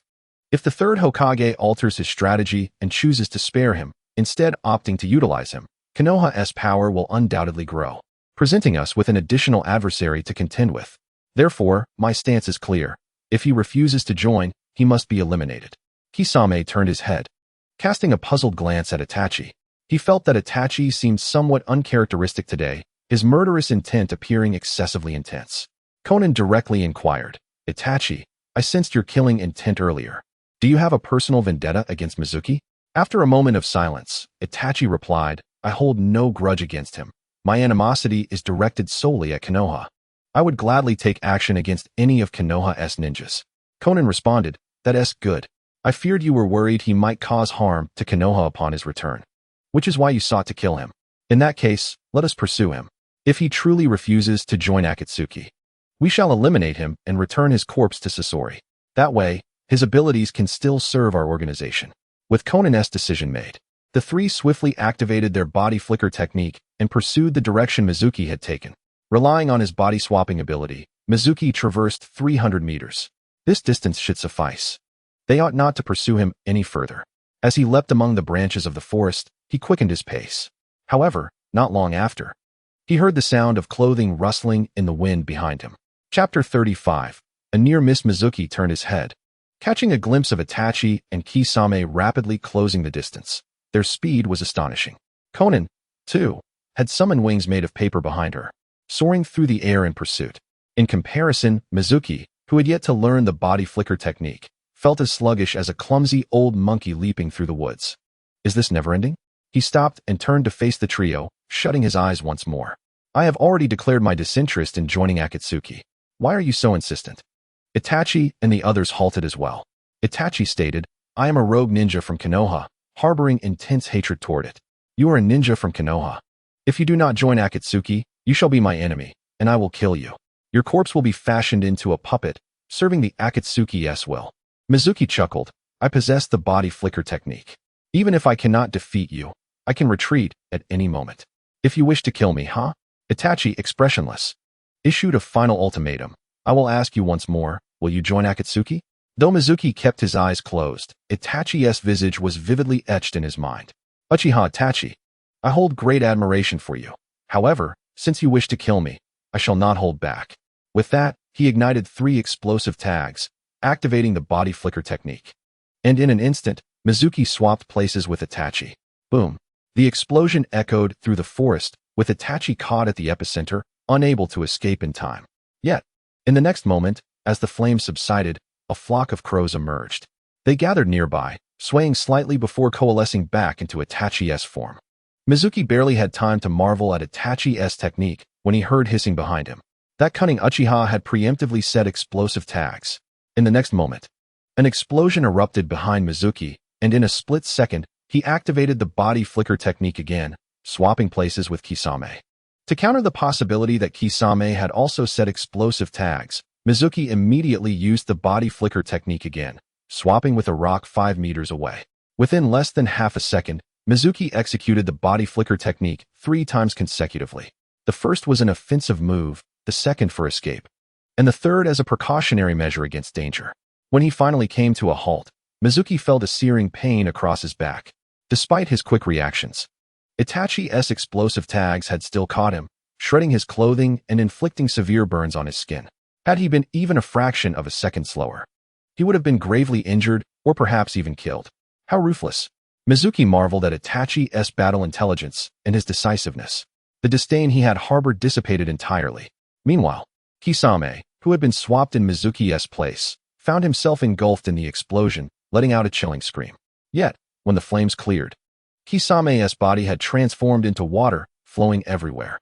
A water clone. Mizuki's lips twitched. He had taken the initiative to attack, employing the body flicker technique 3 times. Yet Itachi and Kisame had suffered no harm, while he himself had been injured. The fool was indeed himself. The once invincible body flicker technique had met an insurmountable wall today. This was the unfortunate consequence of leaking one's own information. The enemy had discerned the body flicker technique. As long as they were not foolish, they would devise countermeasures. No technique is invincible. Overconfidence leads to downfall. My echolocation is ultimately not precise enough. There are delays. While it serves well for sensing enemy movements, it is insufficient for combat. I failed to notice when Itachi summoned the crows for his substitution or when Kisame utilized the water clone. If only I had kept my eyes open. The opponent's actions would have been impossible to evade. Alas, due to my fear of Itachi's genjutsu, I could only fight with my eyes closed. This is far too passive. If this continues, I may very well be killed. Mizuki felt a sense of frustration but found himself helpless. In a single encounter, he had suffered a severe setback and incurred injuries. Since his arrival in this world, he had never faced such a significant loss. It seems I must take my leave. Truly, Uchiha Itachi, I concede. You are formidable. I am no match for you, so I shall depart. he resolutely declared, leaping to the treetops. Itachi stated, "You cannot escape. Though the body flicker technique is agile, it consumes chakra. How long can your chakra sustain you? Today, you will either join Akatsuki or perish." Mizuki chuckled. "Who says I possess only the body flicker technique?" With that, he flickered several times, escaping beyond the trio's line of sight, then unleashed chakra beneath his feet, activating the void technique. He did not soar high, but rather flew low, skimming the treetops of the forest at maximum speed. In the woods, Uchiha Itachi declared, "He won't get far. We shall continue our pursuit." After a brief skirmish, Itachi had gained a clearer understanding of Mizuki's strength. He possessed not only the Shunshin technique, but also mastery over sensory ninjutsu, allowing him to accurately perceive the positions of surrounding objects even with his eyes closed. Furthermore, he had learned the fourth Hokage's Rasengan and innovated upon it by incorporating wind-style chakra, significantly enhancing its power to a level comparable to that of a tailed beast bomb. In Itachi's mind, the threat posed by Mizuki had escalated to an S rank. The third Hokage already harbored disdain for him, and with the recent loss of 3 Umbu members, he would undoubtedly seize the opportunity to act against Mizuki upon his return. Mizuki would inevitably resist, leading to a fierce conflict. Regardless of the outcome, Konoha would suffer tremendous losses. Itachi was deeply troubled, his singular focus being to catch Mizuki and eliminate him, ensuring he did not return to Konoha and wreak havoc. Yet, Mizuki had long since flown far away. Pursuit seemed futile. The Shunshin technique also consumed chakra and could not be used indefinitely. After chasing for 2 to 3 kilometers without sight of Mizuki, Itachi began to feel anxious. "It's impossible to catch up. Let us abandon the chase," Conan stated decisively. "Perhaps his speed exceeds ours, or he has changed direction. In any case, we have lost him." Itachi was filled with regret. Had he known earlier, he would have used Amaterasu to incinerate him on the spot. Regret, however, was of no use now. The only course left was to find an opportunity to relay information about Mizuki back to Konoha, enabling them to devise a response strategy to minimize losses. After 5 minutes, Mizuki had flown approximately 25 kilometers, expending 3 chakra points. At this juncture, his chakra reserves were nearly depleted. The extensive use of the Shunshin technique had drained much chakra, compounded by the consumption from the Shunshin technique. Now, only 1 chakra point remained, which must be conserved for unforeseen circumstances. He ascended to a higher altitude and surveyed his surroundings. At this distance, he felt secure. Even if Itachi and the others did not give up, they could not catch up. Ahead lay a small town. He decided to tend to his back injuries there. Upon entering the town, Mizuki found an inn and soaked in a potent health-enhancing medicine. As always, the effects were remarkable, and by the following morning, his back injury had nearly healed. Reflecting on the battle from the previous day, Mizuki felt a pang of fear. He had come perilously close to defeat. In the past, he had been overly arrogant, believing that possessing the Shunshin technique rendered him invincible. Although Itachi had aimed to kill him, he had inadvertently imparted a valuable lesson. One's strength cannot solely be measured by chakra or ninjutsu. These are external factors. The internal factors are wisdom in battle and experience. During the previous conflict, Mizuki had never anticipated that Itachi would set explosive tags in advance. Had he been aware, he could have avoided the injuries. This reflected his lack of combat intelligence. In essence, Mizuki had been outmatched in intellect by Itachi. The thought was frustrating and somewhat disheartening. Since acquiring the Shunshin technique, he had focused solely on offense and eliminating foes, neglecting to consider the weaknesses of this technique. Consequently, Itachi had exploited this oversight and nearly brought about his demise. As the saying goes, know thyself and know thy enemy, and you will never be defeated. Mizuki had failed to understand himself, which led to his defeat. Realizing this brought clarity to his thoughts, as if he had transcended to a new realm of understanding. Additionally, to stand undaunted against Itachi, he must resolve the issue of Jinjutsu. Until this problem was addressed, any encounter with Itachi would place Mizuki at a disadvantage. He could either enhance the precision of his echolocation to the extent that he could perceive every movement of his opponent, or he could strengthen his mental fortitude to the point of disregarding Jinjutsu altogether. While there would always be inherent flaws in echolocation, he would set that aside for now. Although sound travels swiftly, there is still a delay. The speed of sound in air is approximately 340 ms. If Mizuki were 30 meters away from his adversary, it would take about 0.1 seconds for the echo to reach his ears. This means there would be a 0.1 second delay from the moment the opponent initiated an action to when Mizuki perceived it. In battles between skilled fighters, 0.1 seconds could determine the victor. Thus, echolocation was unsuitable for combat. The only viable path was to enhance his mental power. There must be methods or medications to directly augment mental strength, perhaps within the Yamanaka or Nara clans. However, such secret potions would likely be beyond Mizuki's reach. He could rely solely on the system for assistance. In the future, he would seek out invigorating substances, and he had one opportunity to return a favor to Sasuke and Sakura each. Once they returned to the village, he would provide the medicine. It was time to return to the village. He wondered what the third Hokage had in store for him.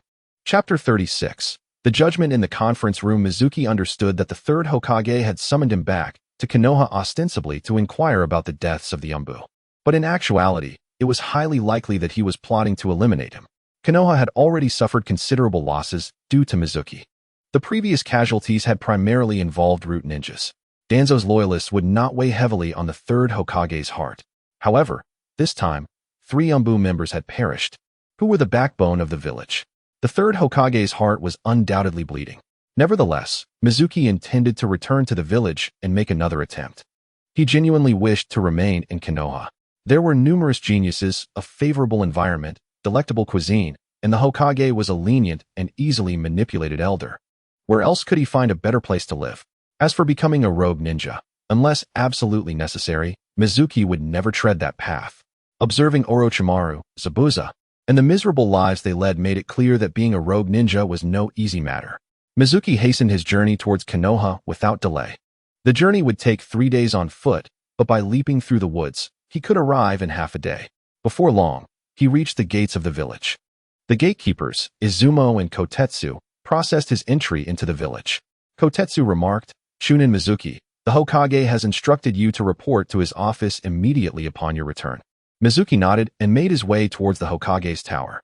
The news of Mizuki's return reached the third Hokage's desk almost instantly. He narrowed his eyes, a flicker of concealed malice gleaming within. He summoned Danzo and the 2 advisors, along with all Jonin and special Jonin on leave, to gather at the Hokage tower for an emergency meeting. Furthermore, the Anbu were instructed to prepare for battle, awaiting his command to apprehend Mizuki. The third Hokage had resolved that today, without fail, he would deal with Mizuki. The losses had been too great. If Mizuki were to survive, Konoha would undoubtedly face even greater losses in the future. Rising from his seat, he gazed out at the serene and peaceful Konoha village, muttering to himself, "I will not allow anyone to disrupt the tranquility of the village. Even the slightest threat must be extinguished." Just then, a raven flew directly towards the window where the third Hokage stood. With a furrowed brow, the third Hokage summoned the Anbu, who swiftly appeared, drawing a blade toward the crow.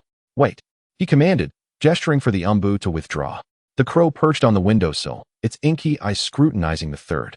The Hokage noticed a letter tied to the crow's leg. Was it a summoning raven from Itachi? For years, he had conveyed no messages to the village. Why now? The third removed the letter from the crow's leg and began to unfold it. The more he read, the graver his expression became. The message revealed that Shumoku had mastered the body flicker technique and sensory ninjutsu, allowing him to perceive his surroundings even with closed eyes. He had learned the 4th Hokage's Rasengan and had integrated wind-release chakra nature transformation, powerful enough to breach Orochimaru's triple Rashomon. He had rejected Orochimaru's temptations and confronted him head-on, leaving Itachi at a loss. This revelation left the third Hokage's already wrinkled forehead further creased in worry. He had assumed Shumoku only knew the body flicker technique, yet he had hidden such depth of skill. How had he acquired such ninjutsu? The third found it perplexing. Although Shumoku was merely an average chunin without a guiding master, there was no logical explanation for his strength. Had he instilled the will of fire within him during his youth, perhaps Konoha would have gained another worthy successor like Minato. Alas, the realization had come too late. The third took a deep draw from his pipe, releasing a long sigh with the smoke. It was evident that he must act swiftly to apprehend him, otherwise, should Shumoku unleash the wind-release Rasengan, Konoha would suffer tremendous destruction. With resolve flashing in his eyes, the third continued to peruse the letter. Itachi's message contained not only information about Shumoku, but also intelligence regarding the Akatsuki organization. The letter detailed the members of Akatsuki, their intelligence, and their capabilities. Pain, who claimed to be a god, possessed the legendary Rinnegan. This immediately brought to mind Jiraiya, who had once taken on 3 disciples in the Land of Rain, one of whom, Nagato, had the Rinnegan. And then there was the masked man who called himself Uchiha Obito, wielding space-time ninjutsu. As he recalled the events of the Nine-Tails attack 12 years prior, the third squinted, bewildered. Who exactly were they? The shocking revelations from Itachi left the third in awe. Shimoku's power astounded him, while the strength and composition of the Akatsuki left him even more astonished. He shifted his focus away from the Akatsuki. The immediate priority was to deal with Shimoku. Soon, the high-ranking officials and the idle jonin of the village gathered, with the Umbu setting up extensive arrangements. Lord Third. Shimoku is downstairs, reported an Umbu. The third nodded, instructing, bring him to the conference room. He approached his desk, placed his pipe down, donned his Hokage hat, and made his way to the conference room. On the first floor of the Hokage building was a grand conference room, dominated by a large central table. Rows of smaller tables flanked either side. At that moment, the main table was occupied by Danzo Shimura, Mito Kazama, and Koharu Udatain. The smaller tables were filled with numerous jonin, including Asuma Saratobi, Kurenai Yuhi, Might Guy, and Anko Mitarashi. When Shimoku entered the conference room, all eyes turned to him. The Umbu led him to the center of the room, stating, wait here. The Hokage will return shortly to conduct the meeting and inquire about your experiences in the Land of Waves. Being the center of attention made Shimoku distinctly uncomfortable, especially under Danzo's openly hostile gaze, which he found particularly detestable. He felt an impulsive urge to unleash a wind-release Rasengan. However, there was no choice. To remain in Konoha, he had to endure. Soon, the third arrived, taking his seat at the main table. Shimoku, you are to thoroughly explain your collusion with Orochimaru and the murder of 3 Umbu members, the third declared, revealing his intent. Shimoku was taken aback, realizing the third was resolute in condemning him. Yet, he remained composed. Lord Third, do you have evidence of my collusion with Orochimaru? Where is your proof regarding the murder of the Umbu? While you may be the Hokage, you cannot accuse me of betraying Konoha without substantiation. The third retorted, 3 Umbu. All-powerful jonin, are dead. Why did you, a mere chunin, survive? The only explanation is that Orochimaru chose not to kill you. The reason is simple, you are his accomplice. Shimoku chuckled. The third had truly decided to go all out. The conference room had turned into a courtroom. The two advisors exchanged concerned glances. Mito Kazama remarked, Danzo, how can you conclude he colluded with Orochimaru based on this alone? Koharu Udatain added, indeed, Danzo. Such reasoning cannot serve as evidence for a conviction. Danzo asserted, what the third says is valid. His survival at Orochimaru's hands is inherently suspicious. I cannot fathom any other reason why Orochimaru would spare him. The jonin present observed with cold detachment. It was evident to all that the third was targeting Shimoku, seeking his demise. At that moment, no one dared to oppose the third, nor did anyone support him, for he lacked concrete evidence. Shimoku defended himself, Lord Third. If your claims hold true, then Naruto Uzumaki, Sasuke Uchiha, and Sakura Haruno must also be Orochimaru's accomplices, as he has not killed them either. The third replied coldly. Whether they are Orochimaru's accomplices will be determined by the village's investigation. Shimoku fell silent. The third continued, moreover, you have unlawfully learned the fourth Hokage's unsignaled ninjutsu, the Rasengan. All ninjutsu belong to the village and cannot be learned without permission. The Rasengan is a formidable A-rank technique. Those who learn it unlawfully shall be treated as rogue ninjas. Shimoku was taken aback. How did the third know he could perform the Rasengan? Was the surveillance technique so extensive that it reached the Land of Waves? Or had someone among Naruto, Sasuke, or Sakura leaked information back to Konoha? Perhaps it was the traitor, Itachi Uchiha? After much contemplation, Shimoku concluded that Itachi was the most likely suspect. So he said, Lord Third, I cannot perform the Rasengan. It is a powerful technique created by the fourth Hokage. How could I possibly master it? Do you have evidence to support your claim? The third replied, he has evidence, but it cannot be presented. Itachi still bears the title of a rogue ninja from Konoha, and his return messages cannot serve as evidence. At this moment, Danzo interjected, setting the Rasengan aside. You did, in fact, learn the Flying Thunder God technique. This is a matter of record from the Umbu, who witnessed you using space-time ninjutsu to teleport during your battle with Zabuza. The Flying Thunder God technique, created by the second Hokage, is a forbidden jutsu recorded in the sealing book. If you can use it, it follows that you must have peered into the sealing book. This alone is enough to condemn you. Shimoku glanced at Danzo. The old coot certainly had a knack for twisting the truth. He decided against further debate and prepared to unveil his trump card. Lord Third, esteemed members, Whether I am guilty or not can wait. There is critical intelligence that I must share with you. This intelligence pertains to the safety of Konoha. If not handled properly, Konoha may very well face annihilation. Upon uttering these words, an unusual atmosphere enveloped the entire conference room. Everyone gazed at Mizuki as if he were a fool. Such alarmist rhetoric. Danzo coldly rebuked, "Do not expect to divert the topic to absolve yourself. Confess your crimes immediately and accept the justice that awaits you."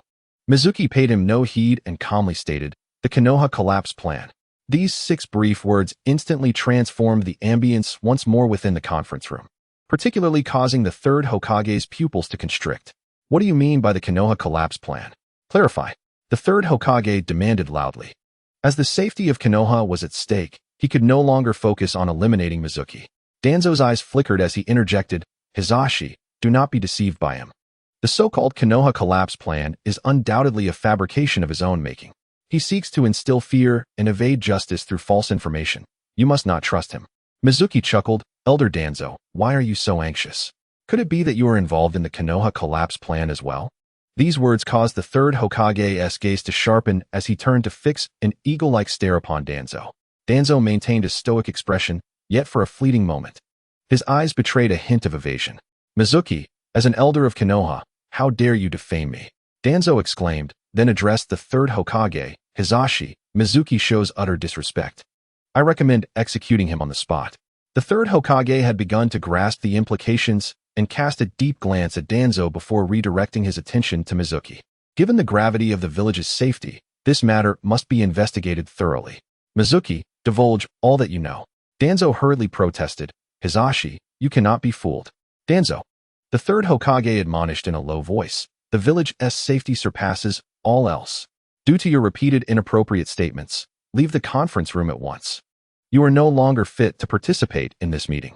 Danzo's eyes widened in fury. "Hisashi, I act for the village's sake.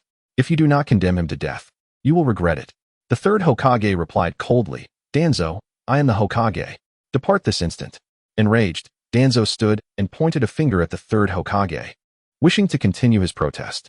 But the advisors could no longer tolerate the scene. "Danzo, you are indeed unfit to participate in this meeting. It is best to obey the Hokage's command and leave," suggested Kurenaka Haru. "Indeed, Danzo, the safety of the village is paramount, whether true or false. It must be thoroughly investigated, hence Mizuki cannot be eliminated at this moment," added Mido Gate Inazuma. Outnumbered and feeling cornered, Danzo remained reluctant. He knew he had secretly perused the Book of Seals and illicitly learned the Flying Thunder God technique. His death was imperative. Why not kill him first and then allow Kai to probe his memories to ascertain the truth of the Konoha collapse plan? Would that not guarantee the veracity of the information? This suggestion caused the expressions of the Jonin present to shift. Regardless of the truth behind Mizuki's alleged perusal of the Book of Seals, even a capital offense should warrant an opportunity for redemption. The third Hokage slammed his palm against the table, commanding, "Danzo, be silent. Leave this instant." Realizing the third Hokage's resolve, Danzo understood further argument was futile and turned to exit. "Hisashi, you will regret this." He spat before slamming the door behind him. The third Hokage then turned to Mizuki. "Now, reveal all that you know. If what you say holds any truth, the charge of stealing the Book of Seals will be absolved." Mizuki smiled, having passed this hurdle. "So, Orochimaru, I must apologize." On that day, Orochimaru suddenly appeared in the Land of Waves, accompanied by a boy named Kimimaro, who bore the bloodline limit of the Shikatsumiyaku. Orochimaru's target was Uchiha Sasuke. He killed 3 Umbu and implanted a cursed seal upon the Uchiha. He recounted certain aspects of the battle, though some details were altered. "I concealed myself within the dense forest and overheard Orochimaru's scheme. During the Chunin exams, he intended to join forces with the Sand Village of the Wind Country to execute the Konoha collapse plan, utterly obliterating Konoha." The third Hokage's expression remained unchanged.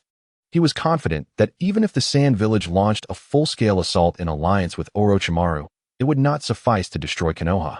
Even in the absence of defenses, Konoha would not fall. Its foundations were too strong. Yet he recognized Orochimaru's nature. Having declared his intent to destroy Konoha, there must be some trump card behind his words. The third Hokage inquired, "What else did you hear?" Mizuki continued, "There are those within Konoha who are aiding them, and the Sand Village will deploy its most formidable weapon." The third Hokage raised an eyebrow, pondering, who within Konoha is aiding them. And is the strongest weapon of the Sand Village the One Tail, Shikaku? If even the tailed beasts are involved, this is no trifling matter. The third Hokage finally grew serious. He pressed further, is there anything else? Mizuki furrowed his brow, stating. At that time, Kimimaro asked Orochimaru, Lord Orochimaru, it is said that the third Hokage is the strongest in the shinobi world and the most formidable Hokage. Can we succeed merely with ourselves and the sand? Orochimaru, with a smile upon his face, replied, if it were solely us and the Sand Village, success would be impossible. However, I possess 2 trump cards. Even if the third Hokage is strong, he shall not prevail against me. The third Hokage hastily queried, what are these trump cards? Mizuki smiled, withholding further response. The third Hokage's expression darkened with frustration, yet he felt compelled to acquiesce. Reveal all that you know, and I shall declare your transgression of peering at the Book of Seals forgiven. Mizuki regarded the third Hokage and replied coolly, I have never laid eyes on the Book of Seals. The so-called Flying Thunder God technique is not in my repertoire. The technique I command is known as body flicker, an advanced form of the substitution technique. Lord Third, unfounded charges do not require absolution from others. The third Hokage, anxious to discover the nature of Orochimaru's trump cards, felt a surge of anger at Mizuki's bargaining. Ultimately, he capitulated, stating, demonstrate it, let everyone see whether it is indeed the Flying Thunder God, thus proving your innocence. As he spoke, the third Hokage felt a sense of indignation. Mizuki smiled and, after glancing around, finally focused on Asuma Sarutobi. In the next moment, the body flicker technique activated, and he exchanged positions with Asuma. Everyone's eyes widened in astonishment, including the third Hokage's. While he had been informed of Mizuki's body flicker technique, witnessing it firsthand was an entirely different experience. At that moment, the gazes directed at Mizuki transformed. With merely this one technique, Mizuki demonstrated a lethality that rivaled even that of a Jonin, perhaps exceeding it. What enabled Minato Namikaze to achieve such renown during the Third Great Ninja War and ascend to the position of Hokage? Was it not due to the Flying Thunder God technique? It was indeed not the Flying Thunder God technique. The third Hokage concluded, declaring, the charge of stealing the Book of Seals against Mizuki is unfounded. As he uttered these words, his heart ached. How many times must this occur? Why does Mizuki persist in evading death? Why? Thank you, Lord Hokage, for granting me the opportunity to prove my innocence. The third Hokage waved his hand. Now, reveal the 2 trump cards of Orochimaru. Shuemu nodded and continued. At that time, Orochimaru mentioned having 2 trump cards, and Junmaru inquired what they were. Orochimaru replied with a smile, it is widely said that the third Hokage is the strongest, but that is not the case. Take the fourth Hokage, Minato Namikaze, for instance. He is not inferior to the third. As for the first and second Hokages, they are far superior to the third. The third frowned and asked, why is Orochimaru suddenly discussing the strengths and weaknesses of the Hokages? Shuemu chuckled and said, Junmaru asked the same question. Orochimaru responded, since they are trump cards, they must be stronger than the third. Tell me, who is stronger than the third? Junmaru stated, according to what Lord Orochimaru just said, the first Hokage and the second Hokage are indeed stronger than the third. However, they are already deceased. At that moment, the third seemed to realize something. Yet he had not fully grasped it. Shuemu continued. In response to Junmaru's inquiry, Orochimaru stated, they are indeed dead, but who says the deceased cannot fight? Upon hearing this, the third stood up abruptly, his expression pale with shock. Everyone present was bewildered by the third's extreme reaction. Some jonin began to murmur, questioning the science behind such a statement. How could the dead possibly engage in battle? Could it be that Orochimaru has a method to resurrect the first and second? What if their corpses have been stolen and turned into puppets? It is said that the Suna village possesses puppet masters who have mastered the art of crafting puppets from corpses, capable of harnessing the abilities they had in life. Where did you hear that? Puppet masters are not that powerful, are they? At this moment, the third's brows were tightly knitted together, exhibiting signs of agitation. Mato Gai spoke up, Shuemu, did Orochimaru say anything else? Did he specify any techniques for using the dead in battle? Shuemu shook his head and replied, he only mentioned these things. Before Mato could inquire further, he was interrupted by the third. Enough questions.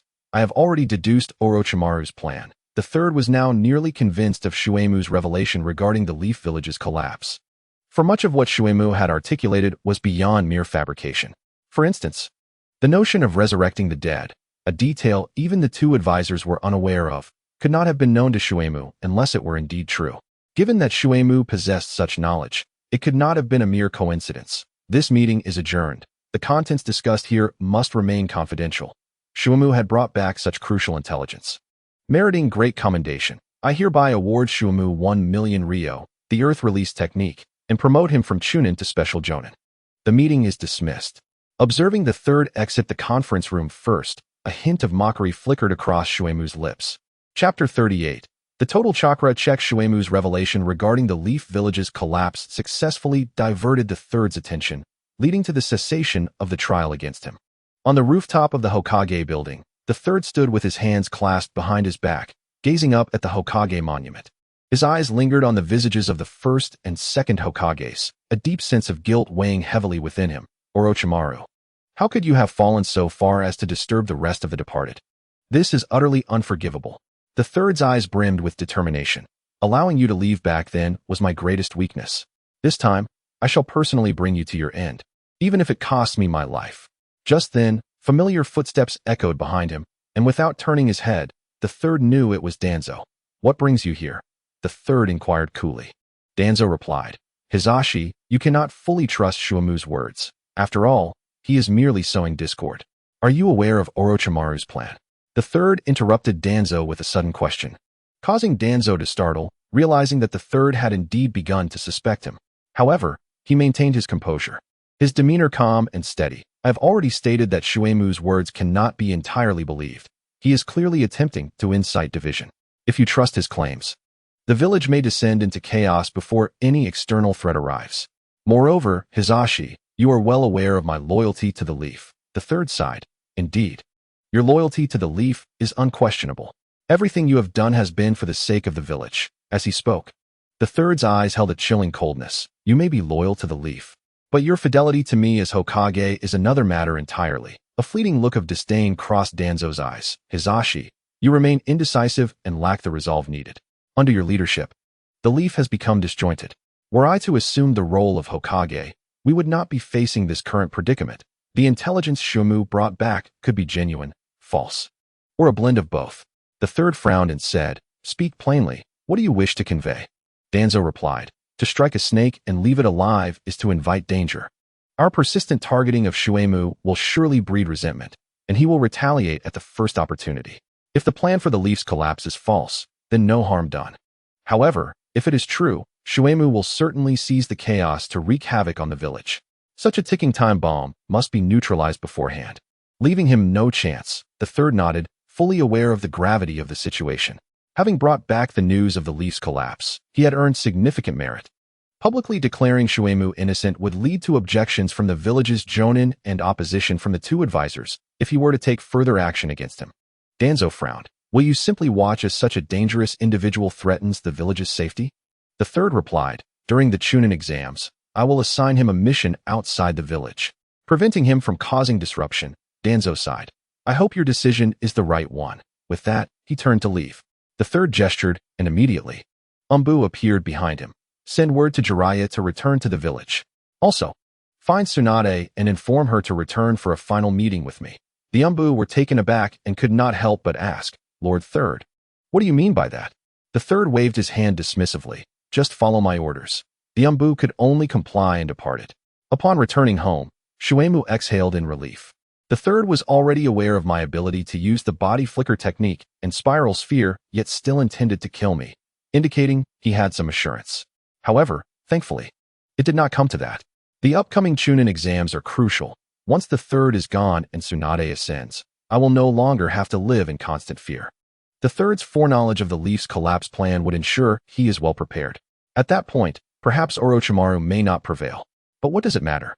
If Orochimaru cannot kill the third, there is always me. With just over a month remaining, I must elevate my strength further to set a proper trap for the third. Taking on apprentices is essential. One cannot grow stronger solely through personal effort, but must rely on the system. The more apprentices I have, the more returns I receive each month, accelerating my progress. After a brief respite, he ventured out to the orphanage. Shuemu, it has been a while since you last visited. You must have been busy lately. The director welcomed him warmly. Indeed, Director, I was dispatched on a mission outside the village for half a month and just returned today, after exchanging pleasantries. The director suddenly remarked, previously, you taught them the chakra refinement technique, and one child succeeded. Is it Shion? The director paused, curious. How did you know? This matter is to be kept secret, and I haven't even informed the Hokage. Mizuki chuckled. I realized that Daio possessed some ninja talent that, while not particularly strong, was indeed present. I never expected him to succeed. Principal, I would like to take Daio out for a stroll and share some thoughts with him, he continued. Of course, but it's lunchtime now. Let us eat first and then go, the principal replied. No need, Mizuki said. I'll take him for some Ichiraku ramen. He then produced a stack of money. I earned this reward from the Hokage for my recent mission. It's a small donation of 100,000 Rio to the orphanage to provide the children with nutritious meals. At Ichiraku Ramen, Mizuki and Daio were already seated. Daio felt quite reserved. As an orphan, his meals were always at the orphanage, and the thought of dining out was foreign to him. This was his first time eating lunch in the streets. What would you like to eat, Daio? Order anything. In a hushed tone, Daio replied, Master, I'll just have a bowl of plain ramen. Mizuki shook his head, feeling a pang of sympathy. That won't do. I'm not a miser, and if I'm treating you, you must enjoy it properly. Let me order for you. He called out to the chef, Boss, bring this young lad 3 bowls of ramen, one with char siu, one with tonkatsu, and one with seafood. Sure thing. Daio panicked. Master, 3 bowls is too much. I can't eat that much. Mizuki laughed. I heard from the principal that you have quite the appetite, but usually hold back so others can eat. Today, it's on me, and you'll have your fill. If 3 bowls aren't enough, we can order more later. Daio quickly insisted, that's more than enough. Before long, the 3 bowls of ramen arrived. Ding. The host grants disciple Daio 1 bowl of char siu ramen, triggering a 300-fold return. The host grants disciple Daio 1 bowl of tonkatsu ramen, triggering a 500-fold return. The host grants disciple Daio 1 bowl of seafood ramen, triggering a 600-fold return. Due to the same type of grant to the disciple, the 3 returns are compounded. Congratulations to the host, triggering a 3,000-fold return. The host receives 1 bowl of chakra ramen, which, when consumed, increases chakra total by 3 Kakashi units. Liu smiled. The compounded returns were quite significant, and he seemed to have discovered a pattern. Chakra is fundamental, and naturally, the more, the better. Mizuki's chakra total had now reached 14.5 Kakashi units. Daio's aptitude wasn't particularly remarkable. Each return was only a few hundred times, which wasn't substantial. Sending other items might yield lesser returns. Thus, accumulating chakra through him was still a worthwhile endeavor. At this moment, Daio was lost in the deliciousness of the ramen, completely unaware that he had become Mizuki's means of maximizing chakra limits. This is delicious. Truly exquisite. Chapter 39. Fixated on Shao Li as expected, the chef sent another bowl of ramen to Mizuki. After consuming it, his chakra began to increase, reaching a total of 14.5 Kakashi units. Is 14.5 Kakashi units of chakra considerable? For an ordinary person, it is indeed substantial. However, compared to some prodigies, it is rather paltry. For instance, Naruto's chakra in a normal state is 4 times that of Kakashi's, and at full capacity, it is a staggering 100 times. Of the remaining 96 Kakashi units, a portion is used to seal the 9 tails, rendering it inaccessible. In essence, excluding the 9 tails, Naruto's chakra is 100 times that of Kakashi's. When accounting for the 9 tails, it becomes even more terrifying. This explains why, during the 4th Great Ninja War, Naruto was able to distribute chakra to everyone. Conversely, Uchiha Madara and Senju Hashirama battled for 3 days and nights without exhausting their chakra. The fight between Kagaya and the Uchiha and Senju brothers lasted for months. Compared to these prodigies, Mizuki was still far behind. In a full-fledged battle, he could deplete all his chakra in just 3 minutes. He needed to continue striving. Mizuki reflected. Meanwhile, Daio struggled to finish even 1 bowl, leaving 2 untouched. I'm sorry, Master Mizuki, but 3 bowls are simply too much. He glanced nervously at Mizuki, fearing his anger. Mizuki casually replied, No worries if you can't finish, it was inexpensive. His primary objective was the system returns, and Daio's consumption was of little concern. That's not right. The principal taught us not to waste food. I'd like to sit here for a bit and finish this half bowl after my food digests. Hearing Daio's words, Mizuki felt inexplicably irritated. A surge of cynicism bubbling within. This wretched world. Don't bother. Let us get it packed. You can heat it up for dinner later. Dio asked. What does it mean to pack? The poor child didn't even know what packing was. Mizuki didn't explain, simply calling out to the chef, Boss, please pack up this remaining bowl. Sure. As they walked, Dio cheerfully held the takeout box. This ramen was amazing. The broth is so delicious. When I get back, I'll share this bowl with everyone. Each can have a noodle and a sip of the broth. That should be enough. Mizuki couldn't help but sigh, suddenly feeling a pang of sadness. Dio, do you wish to attend ninja school? For reasons unknown, Mizuki suddenly posed this question. He had only intended to use Dio to gain more grant returns. Dio's eyes sparkled with longing. What child from Konoha wouldn't wish to enroll in ninja school? Who wouldn't want to become a powerful ninja? Dio shared that desire. Yet, after the yearning came hesitation. But I want to stay with my friends at the orphanage. The village children always bully us, and if I leave, they'll bully us even more. Mizuki reassured him, by studying at ninja school, your strength will grow. When that happens, who will dare bully the children from the orphanage? You'll be able to fight back. Moreover, ninjas can take on missions to earn money. With that money, you can help your friends live better lives. Upon hearing this, Dio's hesitation vanished, and he nodded eagerly. I want to go to ninja school. I want to become a ninja to protect everyone and earn money to buy lots and lots of delicious food. After returning Dio to the orphanage, Mizuki approached the principal again to discuss enrolling Dio in ninja school. The principal was not only supportive but wholeheartedly agreed. Though being a ninja is dangerous and can lead to death, the lives of ordinary people are even more precarious. Orphans at the orphanage are often seen as less than human. Becoming a ninja could indeed change an orphan's fate. Leaving the orphanage, Mizuki began to contemplate taking on a disciple. Among the Konoha 12, aside from those with inherited family techniques and bloodline limits, the only candidates seemed to be Xiao Li and Tian Tian. Xiao Li specializes in taijutsu, while Tian Tian focuses on ninja tools. Mizuki was not adept in either area, making it challenging to impress them. If he were to take on a disciple, he should be stronger than them, right? In terms of taijutsu, Mizuki was certainly no match for Xiao Li, and regarding ninja tools, he was merely a novice. Unless Xiao Li and Tian Tian are blind, they would never take him as their master. Upon reflection, it appears that out of the 12 small strong ones, the remaining 9 seem quite difficult to acquire. Perhaps I should seek out Konohamaru? Yet, this notion was swiftly dismissed. The third Hokage is still alive. Approaching Konohamaru for apprenticeship would undoubtedly be thwarted by him. What a hassle. I wish the Ninja Academy would commence sooner. There are so many promising students within the academy. Even if their talents do not match those of Naruto or Sasuke, the sheer quantity is impressive. Even if they are all as mediocre as Nobita, gathering dozens of them could surely elevate me. Shuemu wandered the streets with a gloomy face, despondent over his inability to take on a disciple. At that moment, 3 young children passed by. Hee, I finally defeated Grandpa. Konohamaru exclaimed joyfully. Mo Huang retorted, that's nothing. Using seduction techniques isn't truly defeating someone. Real victory comes from overpowering them with sheer strength. Nosebleed Boy added, Konohamaru, I think Mo Huang is right. The seduction technique wouldn't work on me. Let alone the third Hokage, he must have been pretending. Konohamaru was displeased. Who says he was pretending? Did you not see the blood gushing from his nose? Who says one must defeat someone head-on? Regardless of the technique, as long as it can defeat an enemy, it holds value. Hearing this, Shuemu's mind sparked with inspiration.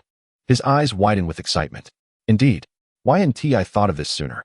Who says becoming Xiao Li's master must rely solely on taijutsu? Any method will suffice, as long as it leads him to acknowledge me as his master. Ha. He burst into laughter. The trio of Konohamaru and his friends were startled by his sudden outburst. Oh, it's Naruto's master. Konohamaru recognized Shuemu. Shuemu looked at Konohamaru and said, You are correct. Any technique that can defeat an enemy is valuable. Your words have greatly inspired me. I have decided to treat you to a feast. At the dumpling shop, you can eat as much as you want. How does that sound? To his surprise, Konohamaru responded with disdain. Uft, what is so great about dumplings? I'm tired of them. Shuemu replied, Well, the third Hokage's grandson is certainly not comparable to those orphans in the orphanage. Having been raised in luxury, it's normal to tire of dumplings. Shuemu then asked, What would you prefer? Konohamaru's eyes twinkled as he said, You're Naruto's master, so the seduction technique must be your creation. Could you teach me a jutsu stronger than the seduction technique? Shuemu was at a loss for words. I didn't invent the seduction technique, you know? However, this was an opportunity. Perhaps he could gain a promising disciple for free. I have many jutsu stronger than the seduction technique. I could teach you. But you must acknowledge me as your master, just like Naruto. Konohamaru exclaimed with delight. That's fantastic. Before he could finish, an umbu suddenly appeared. Young Master Konohamaru, the Hokage is looking for you. Konohamaru replied, wait a moment. I'm about to take on a master. The umbu insisted, that's not possible. The Hokage urgently needs to see you. Please hurry. Disappointed, Konohamaru said, all right. Before I go, Shuemu, wait for me. I'll come find you again. Watching Konohamaru walk away, Shuemu sighed inwardly. As expected. However, having become familiar with Konohamaru, it will be much easier to take him on as a disciple in the future. Just then, the umbu remarked, Special Jonin Shuemu. Konohamaru is the grandson of the third Hokage. Not just anyone can be his teacher. Please be mindful of your status. Shuemu narrowed his eyes, and in the next moment, he activated the body flicker technique, switching places with a nearby stone. The umbu felt as though the person in front of him had vanished, only to sense a chilling aura behind him. Cold sweat broke out on his forehead. Do not speak to me in such a tone. I despise those who abuse their authority. At that moment, two more umbu appeared, surrounding Shuemu. Shuemu, what do you intend to do? Shuemu smiled faintly, nothing, just a little joke. With that, he turned and left, a derisive smile playing on his lips. Continuing his leisurely stroll through the village, several hours later, he finally spotted his target. Just 2 more to reach 1,000. If I fail to accomplish this, I shall punish myself by running 500 laps around the village. A boy clad in a tight green outfit was walking on his hands around the village. Drenched in sweat, his hands trembling, yet he persevered. This was Rock Lee, Shuemu's candidate for a new disciple. Shaoli, who, hearing his name called, Shaoli could no longer hold on and collapsed to the ground. Shuemu felt somewhat awkward, as if he had interrupted the other's training.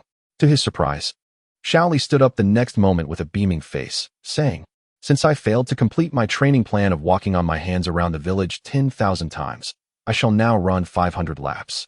Shuemu's eyes twitched in disbelief. Why are you so happy about failing? You clearly did that on purpose to run 500 laps. The guilt that had just blossomed in Shuemu's heart dissipated in an instant. At that moment, Shaoli recognized Shuemu's attire and face. Oh, it's Senior Shuemu. You've come to this remote place. Are you also here for youth training? Truly admirable. My spirit is reignited. I have decided to add 300 more laps. The sudden outburst of enthusiasm and the glimmer of his teeth shining in the sunset made Shuemu's eyes twitch again. No, I'm not that youthful. At this moment, Shuemu felt an overwhelming urge to turn and leave. It was a bit too much to bear. Ahem, Shaoli, let us pause for a moment. I specifically came to find you. Shaoli, curious, asked, Does Senior have something to discuss with me? Shuemu replied, I've heard that you cannot perform ninjutsu or jinjutsu and even lack chakra, which is why you can only focus on taijutsu. Is that correct? Shaoli responded, No. I do have chakra, but it refines at an extremely slow pace, so I cannot utilize ninjutsu or jinjutsu. I can't even perform the most basic transformation technique. Therefore, I can only train in taijutsu. However, I firmly believe that even with taijutsu, I can succeed. Shuemu smiled. So, if your chakra refinement speed could be enhanced, on the condition that you acknowledge me as your master, would you be willing? Shaoli replied decisively, I would not. Chapter 40. Rock Lee. A difficult pursuit. Shuemu was taken aback. Such a straightforward rejection? Why would he refuse? Is it because of Gai-sensei? I feel this shouldn't be an issue. The way of the ninja does not dictate that one can only have one master. Shaoli shook his head, saying, No, Senior Shuemu, that's not the reason. I refuse simply because I do not wish to abandon my beliefs. The light in Shaoli's eyes shone brightly, embodying an unwavering conviction. In my eyes, there is only taijutsu. If I had more chakra, like other ninjas, I might succumb to temptation and shift my focus to ninjutsu and jinjutsu. It's already challenging for geniuses to excel. How much more for someone of my mediocre aptitude? If I were to divert my attention to learning other things, then my future would hold no promise. Shaoli's words prompted Shuemu to involuntarily give a thumbs up. How many people truly grasp such awareness? As the saying goes, a multitude of skills does not weigh one down. Thus, some individuals aspire to learn everything and master various disciplines.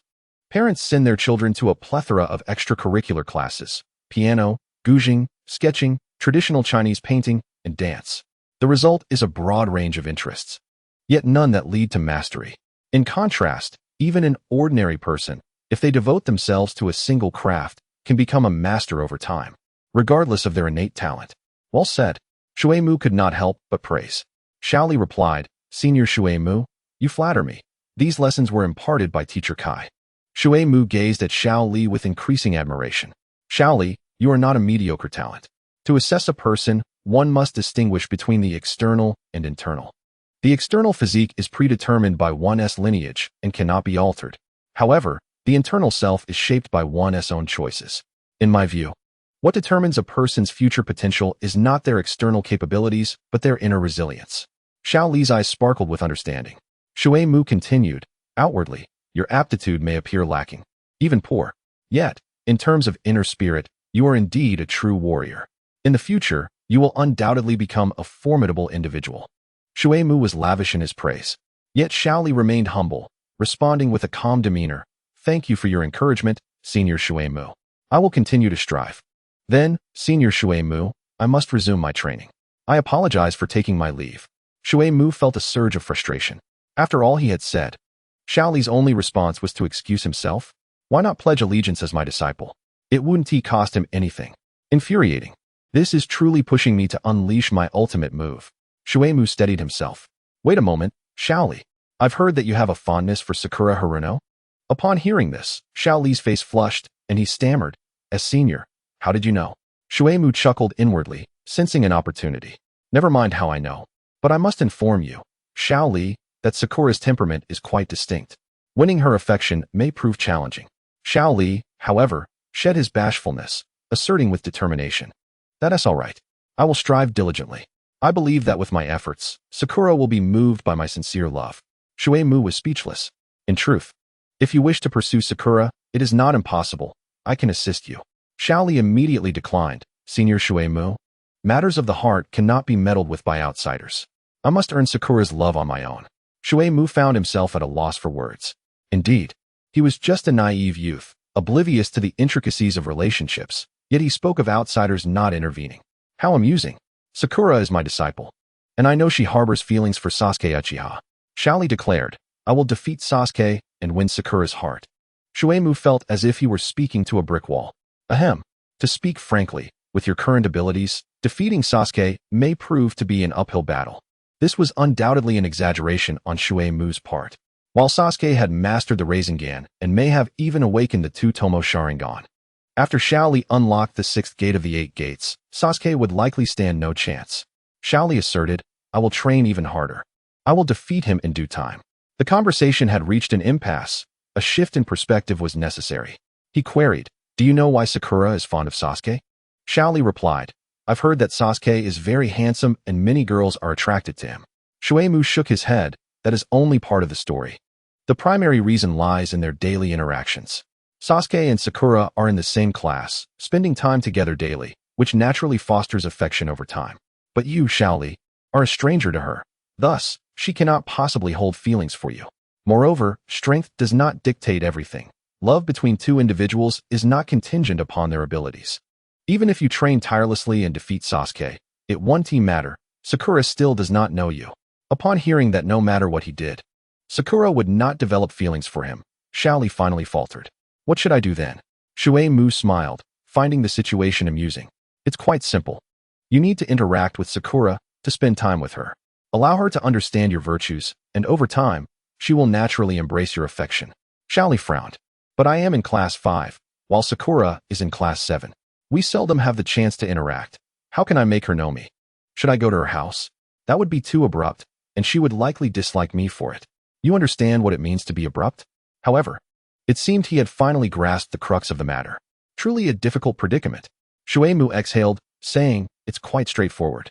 Xiao Li looked up at Shui Mu, then respectfully said, please, senior, instruct me. Shui Mu replied, Sakura is my disciple and occasionally trains with me. Therefore, if you also become my disciple, I will be able to bring you along during our training sessions. This will provide you with opportunities to interact with Sakura, and as you spend time together, she will come to appreciate you and accept your love. Shui Mu was painting a grand vision. Xiao Li's eyes brightened with hope. He then stood before Shui Mu, bowed deeply, and respectfully proclaimed, Master. Ding. Congratulations, The host has successfully taken Rock Lee as a disciple. The host has now accepted 5 disciples with a talent rating of C or above, rewarding in a tribute panel. Note: current disciple quota is full. To increase the quota, at least 1 disciple must attain the Chunin title. Full quota? What nonsense is this? I can no longer accept disciples. Is this a limitation on my development? Why impose such a restriction?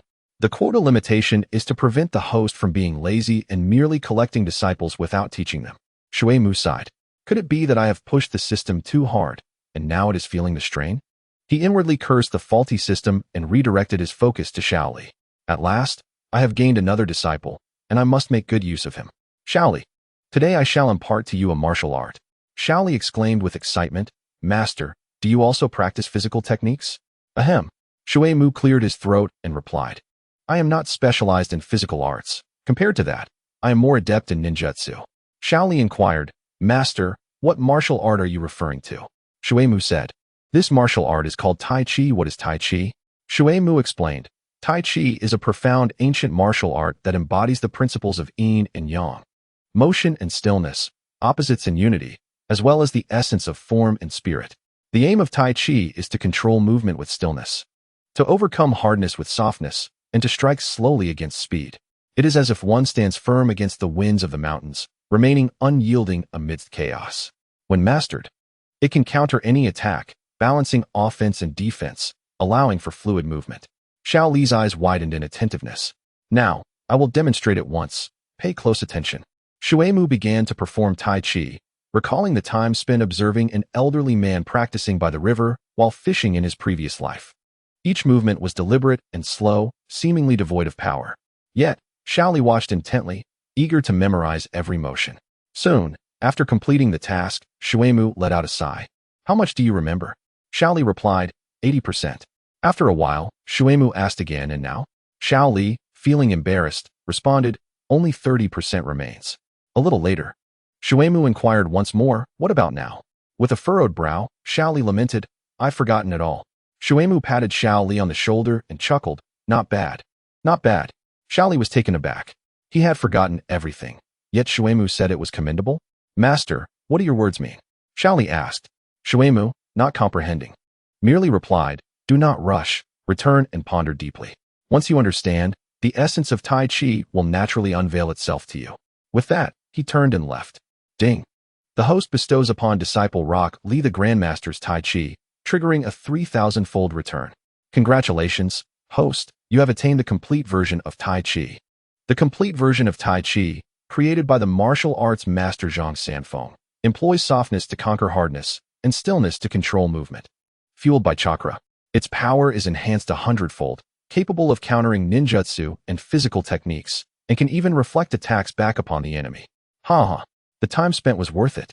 Chapter 41. Niji Hyuga's enlightenment left behind. Shaoli was still trying to process everything. What did it mean that he had forgotten everything, yet was told it was commendable? It felt as though he grasped something profound, yet at the same time, nothing at all. The more he pondered, the more his mind ached. Yet he was unwilling to let it go. After all, Shui Mu mentioned that mastering Tai Chi could withstand all forms of attack. Fine, I shall continue to train. Since Master Shui Mu advised me to reflect deeply, I will slowly seek understanding. The following day, under the guidance of Mike Guy, Class 5 arrived at the 8th training ground for their regimen. While practicing with ninja tools, Niji honed his gentle fist, while Guy and Shaoli focused on physical techniques. The physical arts of Konoha divided into 2 major schools, the strong fist and the gentle fist. The gentle fist belonged exclusively to the Hyuga clan and required the Byakugan for execution. The strong fist had its own varied lineages, such as Guy's 8 gates and Tsunade's monstrous strength. At this moment, Guy and Shaoli were activating the 8 gates, practicing the lotus technique. Everyone was earnest in their efforts. After a grueling session, they gathered to rest, each retrieving snacks and drinks from their storage scrolls. Suddenly, Guy remarked, Lee, you seem rather distracted during training today. Shaoli replied, I apologize, Teacher Guy. Yesterday, I encountered a new physical technique, but I haven't grasped it yet and have been contemplating it. Guy's interest piqued. He inquired, what technique is it? Shaoli answered, Tai Chi, taught to me by Master Shui Mu. Upon hearing the term Tai Chi, Niji abruptly looked up. Guy appeared momentarily stunned and asked, Shui Mu? He practices physical techniques? Yesterday, In the Hokage's office, Guy had re-evaluated Shuemu, recalling his use of body flicker technique, Rasengan, and the fearless demeanor he displayed before the third Hokage. Guy's expression turned serious as he stated, "Tell me more about Tai Chi." Shaoli scratched his head, saying, "I'm not sure how to describe it. I haven't truly learned Tai Chi. Master Shuemu demonstrated it yesterday, but I've forgotten everything." "Is it complicated?" Tenten asked. "Not exactly complicated, just, how should I put it? It's rather peculiar," Shaoli replied. Guy urged, "Describe your experience." Shaoli recounted, "Yesterday, while training at the village's outskirts, Master Shuemu found me and asked me to call him master. He mentioned teaching me a profound physical technique. He isn't skilled at lying." His face turned red while saying this. "But to pursue Sakura, if I revealed the reason, it would be even more embarrassing."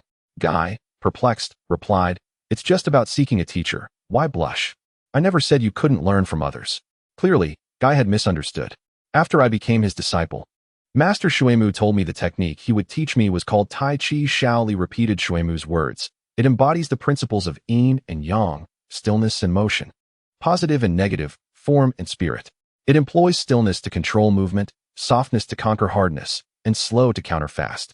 With 4 ounces, it can deflect 1,000 pounds, capable of withstanding all attacks." Upon hearing this, Guy's demeanor grew increasingly grave. Tenten scoffed. "Li, are you sure you weren't deceived? Shuemu is just a chunin. How could he possibly possess such a technique? He must be pulling your leg." Guy, remaining non-committal, asked, "Is there more?"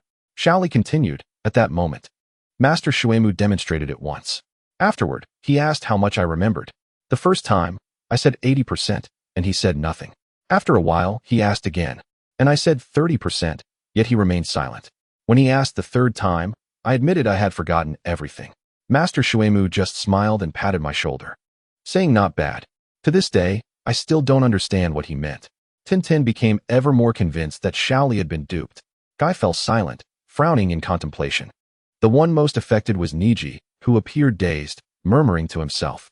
"Stillness controls motion, softness conquers hardness, swift counters slow, 4 ounces deflects 1,000 pounds, yin and yang, positive and negative."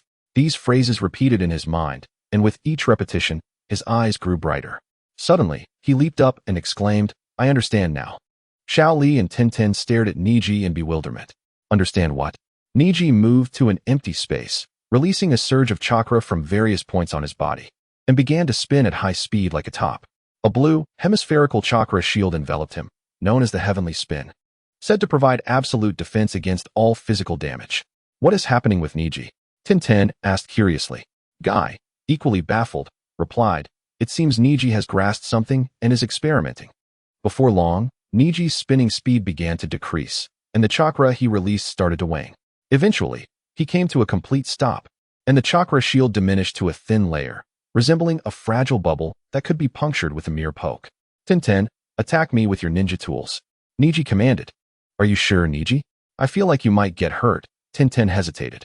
"Don't worry, just attack. The more tools, the better," Niji reassured her. Reluctantly, Tenten retrieved a scroll and summoned a multitude of shurikens to launch at Niji. Naturally, she restrained her strength. These shurikens traveled slowly and lacked power, causing only superficial harm upon contact. In the next moment, Tenten witnessed something astonishing. The shurikens struck Niji's chakra shield as if they were hitting a soft sponge. They sank into the shield yet could not penetrate it, eventually losing momentum and gently falling to the ground. Numerous shurikens littered the area around Niji, while the chakra shield remained intact. "How is this possible?" Tenten gasped. "A mere thin shield of chakra should be unable to withstand damage. Why couldn't the shurikens pierce through?" Guy and Shaoli shared her disbelief. "Don't worry about me getting hurt. Keep attacking with all your might," Niji urged. Tenten, fueled with determination, summoned hundreds of shurikens once more, this time unleashing her full power. Yet the result remained unchanged. The fragile chakra shield continued to hold firm. "Niji, what on earth is going on? Why is the defense so strong despite not being the return of heaven?" Kai could not suppress his curiosity and asked. Niji paused and explained, "I was inspired by the principles of yin and yang, the interplay of opposites, and the concept of overcoming strength with gentleness to modify the return of heaven. Previously, the return of heaven relied on rapidly spinning chakra to deflect all attacks, which, while appearing to be gentle fist, was essentially a form of hard fist. This method consumed a significant amount of physical strength and chakra. Recently inspired, I transformed the chakra shield into numerous tiny chakra vortices that alternate between positive and negative, harmonizing yin and yang. Instead of forcibly deflecting attacks, I utilized the chakra vortices to dissipate the force of shurikens, rendering them ineffective. Compared to the earlier version of Return of Heaven, this now embodies the true essence of Gentle Fist. The modifications have greatly reduced the consumption of stamina and chakra without diminishing the defensive capabilities. Kai joyfully remarked, "Truly remarkable. A genius indeed, even able to modify the Nara clan's secret art of Return of Heaven." Niji replied, "I owe this to Lee. Had it not been for his inspiration, I would never have conceived the idea of overcoming strength with gentleness." Lee opened his mouth, seemingly wanting to say something, but ultimately held his tongue. Kai, noticing Lee's thoughts, patted his shoulder. "Lee, you must believe in yourself. Those who lack self-belief, no matter how hard they strive, will find their efforts in vain. To believe in oneself and to exert effort is the essence of true youth." Kai gave a thumbs up, his teeth shining brightly. His impassioned speech dispelled the gloom in Lee's heart. "Teacher Kai?" Lee exclaimed, tears streaming down his face. The two, master and disciple, embraced and wept together, while Tintin rolled her eyes, already accustomed to the scene. "Niji, with the modifications, the Return of Heaven is fundamentally different from before. It deserves a new name. Have you thought of one?" Niji nodded. "Indeed, it is time for a new name." Meanwhile, Mizuki arrived at the Nara family's pharmacy. "Shopkeeper, I've been feeling a bit lethargic lately. I would like to purchase something to invigorate my spirits." Illusions, particularly those involving ocular techniques, were ultimately one of Mizuki's weaknesses. If Itachi Uchiha could dispatch Kakashi with Tsukuyami, the outcome would likely be no different for Mizuki. Enhancing mental acuity might not break the Tsukuyami, but at the very least, after being stabbed in the world of Tsukuyami for 3 days and nights, he would not suffer the same severe mental damage as Kakashi, whose combat effectiveness plummeted to 0. The pharmacy owner produced a vial of potion.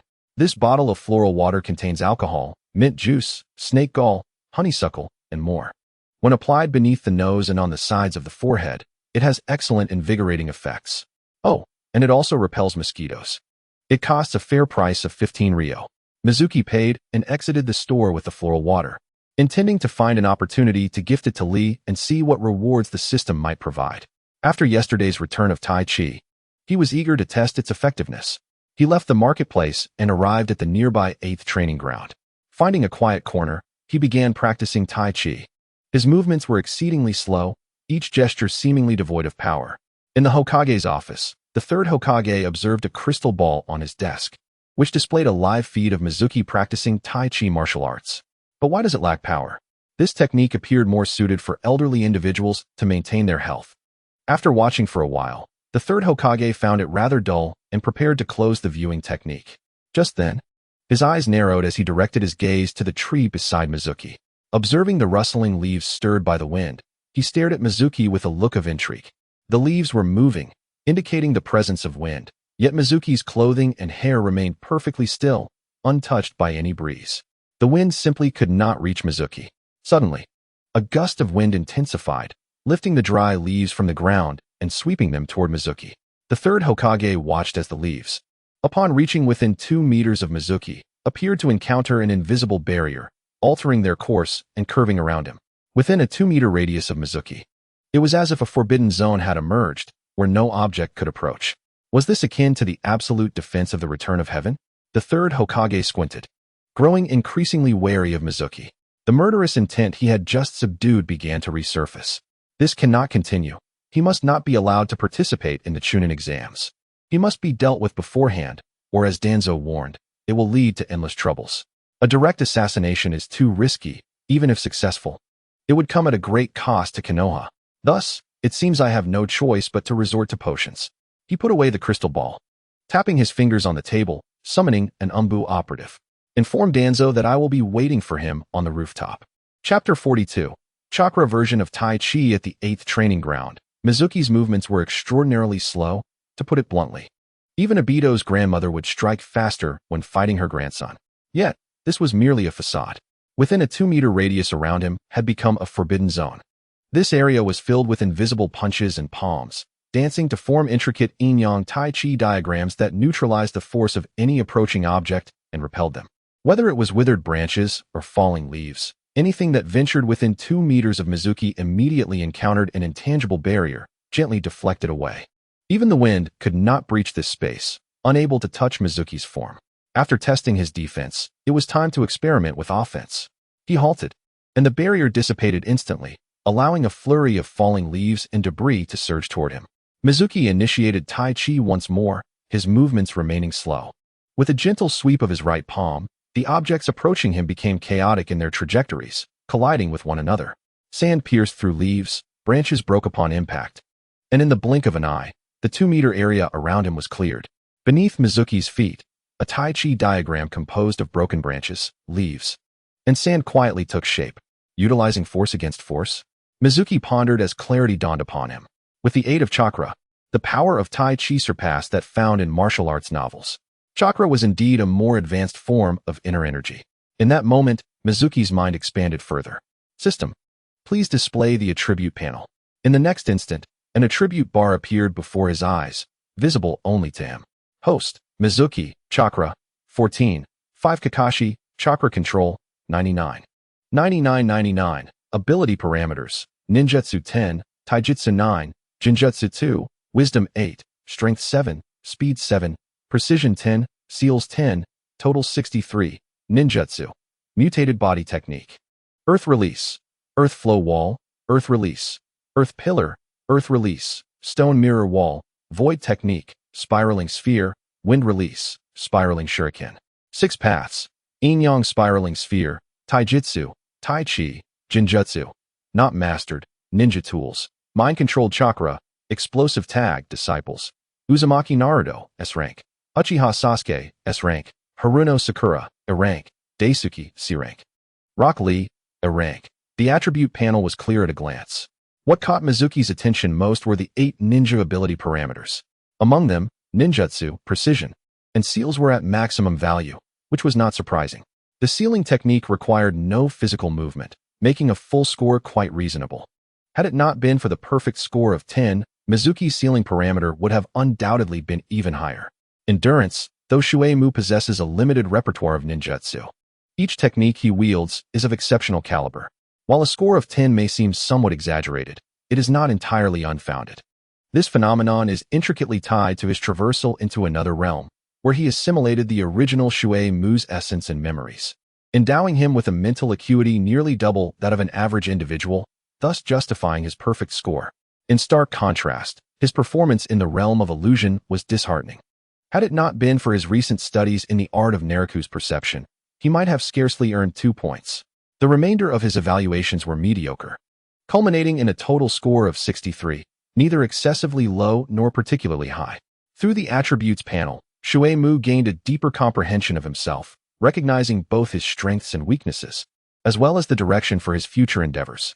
Moving forward, he must not only enhance his mental prowess, but also expedite his learning of illusion techniques. Although the concept of a well-rounded individual may suggest a lack of intelligence, this perception is only applicable to those with average potential. Shuei Mu, endowed with a system, possesses boundless capabilities. Even as a multifaceted individual, he excels in each domain. After completing his Tai Chi practice, Shuei Mu delved into the study of Naruto's perception until evening, at which point he prepared to return to the village. Upon arriving at the entrance of the 8th training ground, he fortuitously encountered Kai and his 5th squad.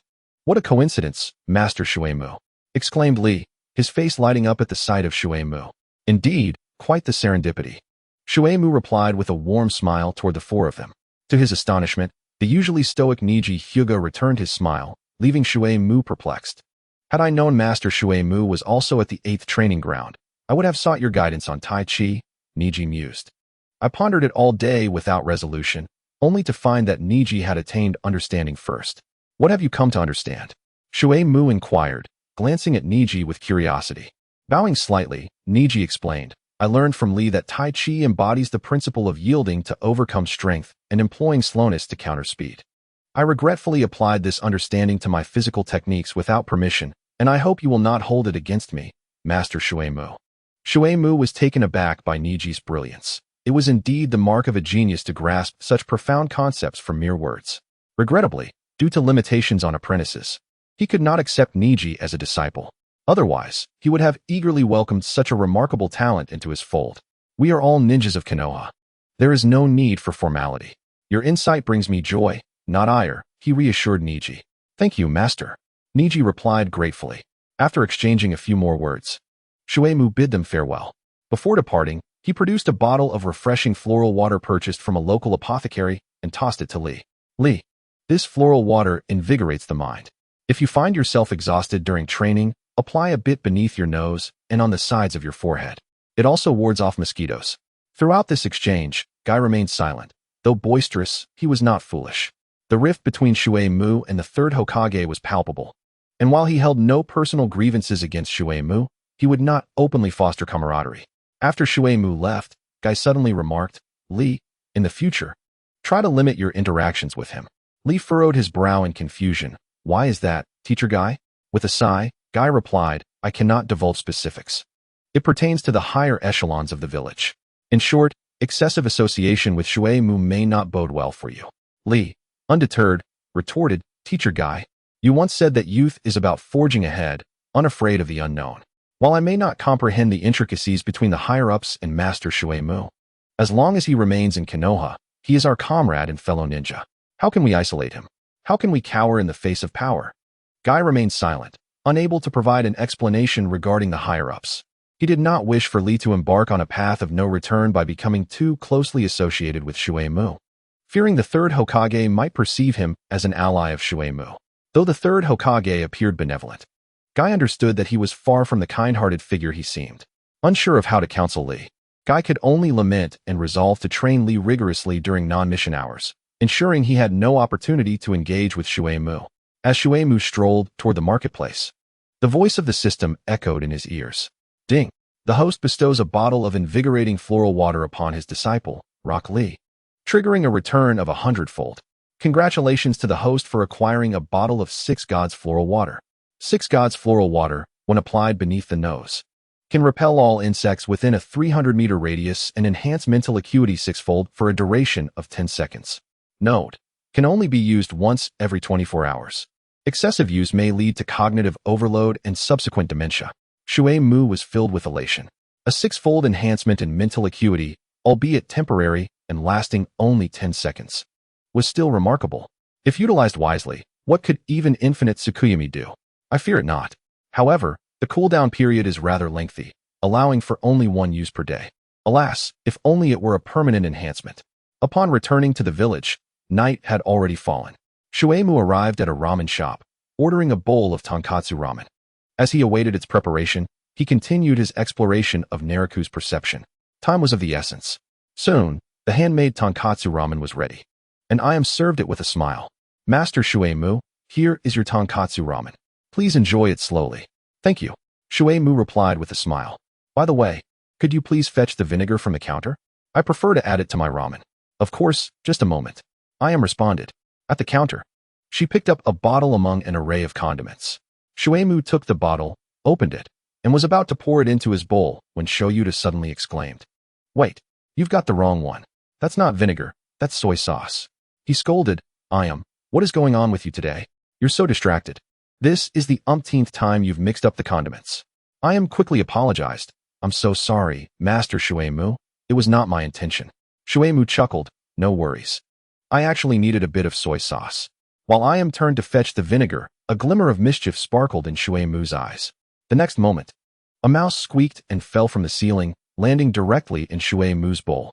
It scurried out in a frenzy, creating chaos across the table. What? Shueimu rose, utterly speechless. Shoyuta, looking apologetic, said, Master Shueimu, I sincerely apologize. I did not foresee this happening. Shueimu sighed, such a splendid bowl of ramen, wasted like this. What a pity. Shoyuta responded, This is a mistake from our shop. I am willing to offer 10-fold compensation and 10 free ramen vouchers, hoping that you will not hold this against us and refrain from spreading the word. His actions were swift, as he handed Shueimu the compensation and the vouchers. Allow me to prepare another bowl of ramen. I ask for your patience, Master Shueimu. Why are you still standing there? Hurry up and clean this up. Shueimu waved his hand dismissively. There's no need. That mouse in my bowl was quite unappetizing. I shall forego the ramen for today. With that, he turned and departed. After Shueimu left, The forced smile on Shuta's face crumbled, replaced by a look of deep sorrow. Frustration boiled over as he directed his ire toward Ayam. Ayam, what on earth is wrong with you today? Mixing up the condiments is one thing, but failing to maintain cleanliness and allowing a mouse to invade? The losses today will all fall on you. In the Hokage office, the third Hokage rested his chin upon his hands, gazing contemplatively at the crystal ball on his desk. He had witnessed the unfolding events at the Ichiraku ramen shop, where a mere mouse had wreaked havoc. Was it mere fortune, or had it sensed something amiss?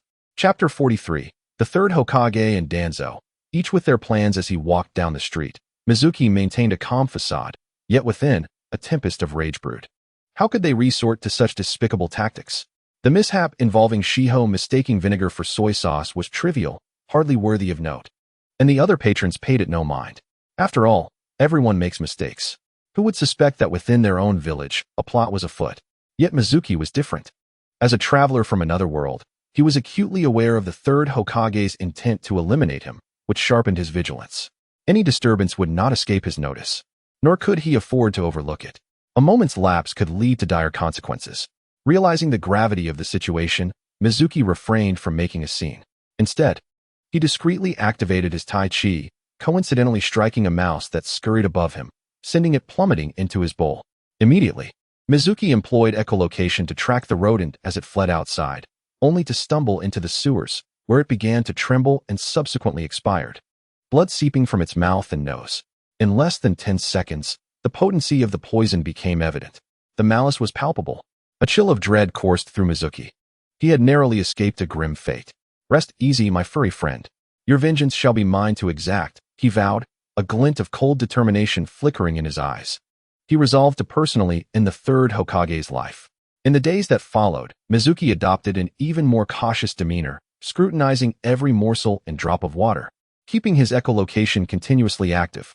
Even during sleep, he dared not surrender to deep slumber, fearing that one night he might lie down only to awaken on a slab. It was a torment, but he had no choice. A single misstep could prove fatal. He had already faced numerous assassination attempts through poisoned food and drink, with various adversaries infiltrating the kitchen to administer toxins during service intervals. Had it not been for Mizuki's vigilant echolocation, he could have met his end countless times. Recognizing the heightened risk of dining out, he opted to cook at home, only to discover that even the seasonings were tainted and the tap water itself was poisoned. In the Hokage office, the third Hokage's expression darkened. He had confirmed that Mizuki had indeed sensed the danger. Over the past few days, Danzo's operatives had attempted poisoning 5 times, yet each effort had been thwarted by various fortuitous events. A mouse had fallen into a bowl of noodles, a server had slipped, a poisoned dumpling had been dropped, and kitchen fires had destroyed the spices. Such repeated occurrences could not be attributed to mere coincidence. Danzo, in his incompetence, had dispatched inept agents. Even a simple masquerade as Shiho had been bungled, leading Mizuki to discern the flaws. The third Hokage admired Mizuki's vigilance. He had noticed what others had overlooked. Sighing, he summoned a member of the Umbu. Fetch Danzo, I wish to see him on the rooftop.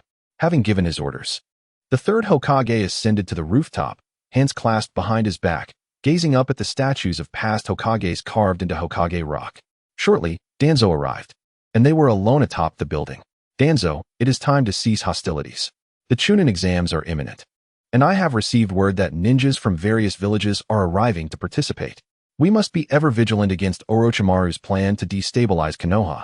Therefore, I will be taking direct command of Root for the time being, and you are to leave Mizuki be. Danzo bristled at this command. That is unacceptable. You wish to usurp my final vestige of authority over Root. I must lead them to the border to monitor Sunagekure's movements. You need only remain in Konoha. I will handle Sunagekure. The third Hokage narrowed his eyes. Danzo, I am not negotiating with you. 12 years ago, on the night of the Nine Tails, you withdrew Root's forces and did not engage in the battle. I did not hold it against you.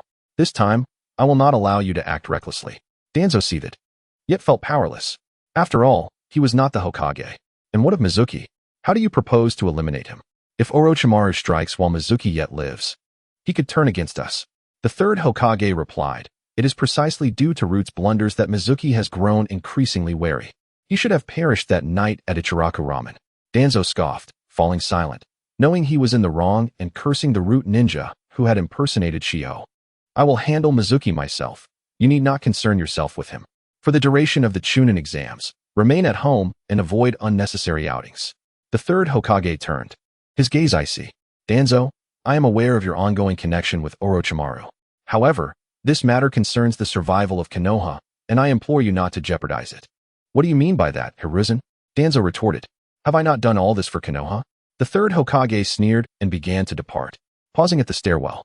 He turned back. Danzo, upon your return, inform all root members to assemble at the Hokage Tower tomorrow morning to heed my commands.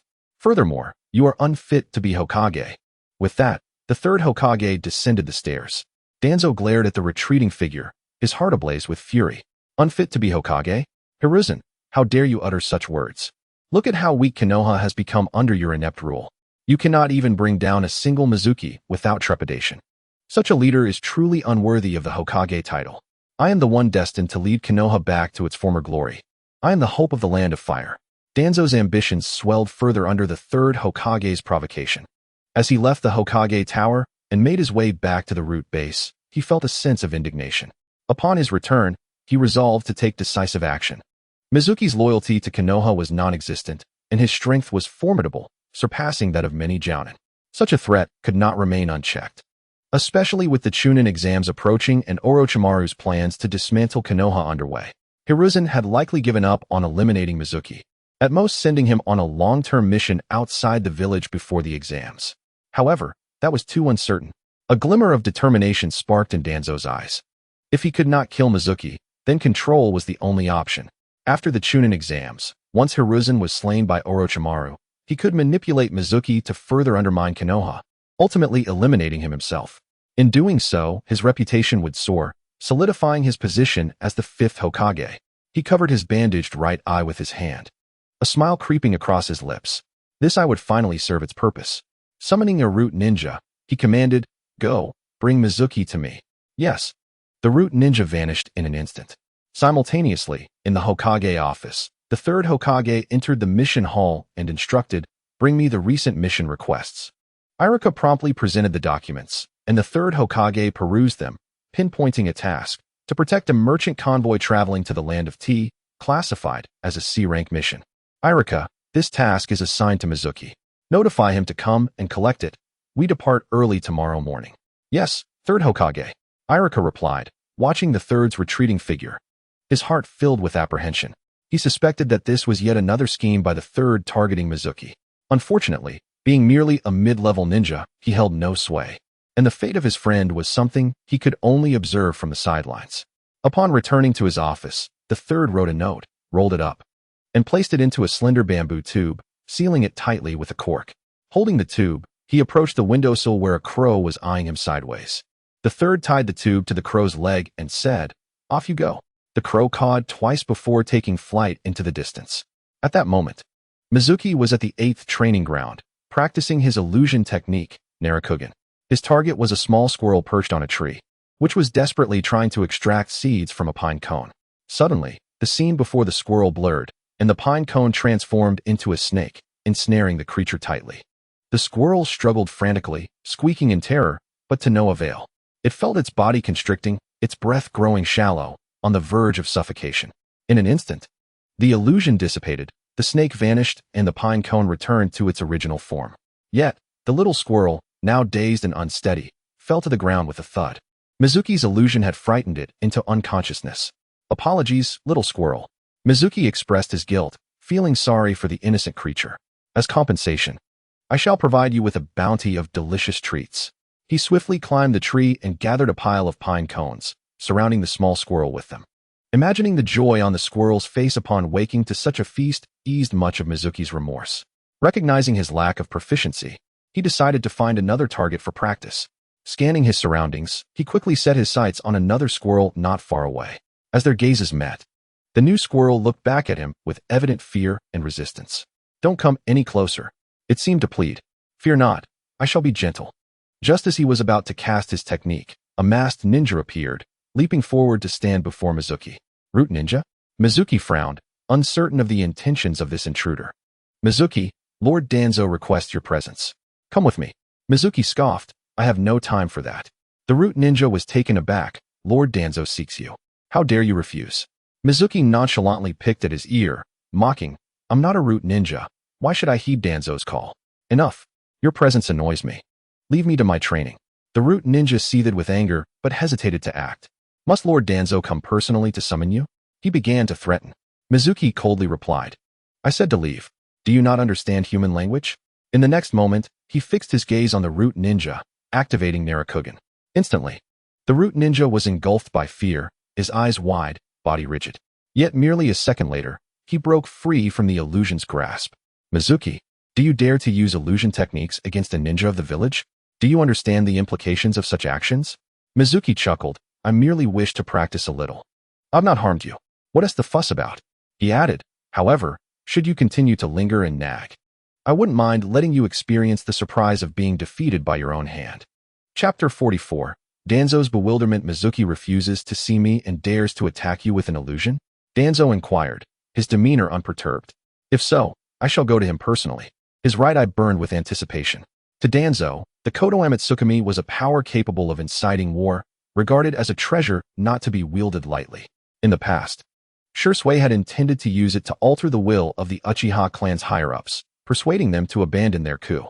At that time, Danzo remarked, You intend to use such a precious power to thwart a mere coup? To Danzo, such a coup was insignificant and did not warrant the use of Kodoame Tsukumi. However, now that this power could aid him in becoming the fifth Hokage, it was an entirely different matter. By controlling Mizuki and eliminating the third during the Chunin exams, or waiting for Orochimaru to kill the third and then allowing Mizuki to wreak havoc on Konoha, he could orchestrate a scenario where Mizuki became a villain loathed by the villagers. Then, he could step in, eliminate Mizuki, and present himself as the savior of the village. With such a significant achievement and prestige, the position of fifth Hokage would surely be his. With this thought, a rare smile appeared on Danzo's usually stern face.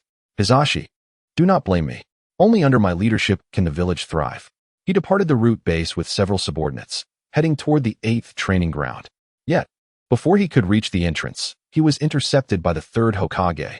Danzo, I have warned you against acting independently. The third assumed that Danzo's intent was to assassinate Mizuki and hurried to intervene.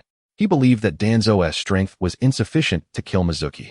Even if he succeeded, it would lead to rumors that would complicate village management.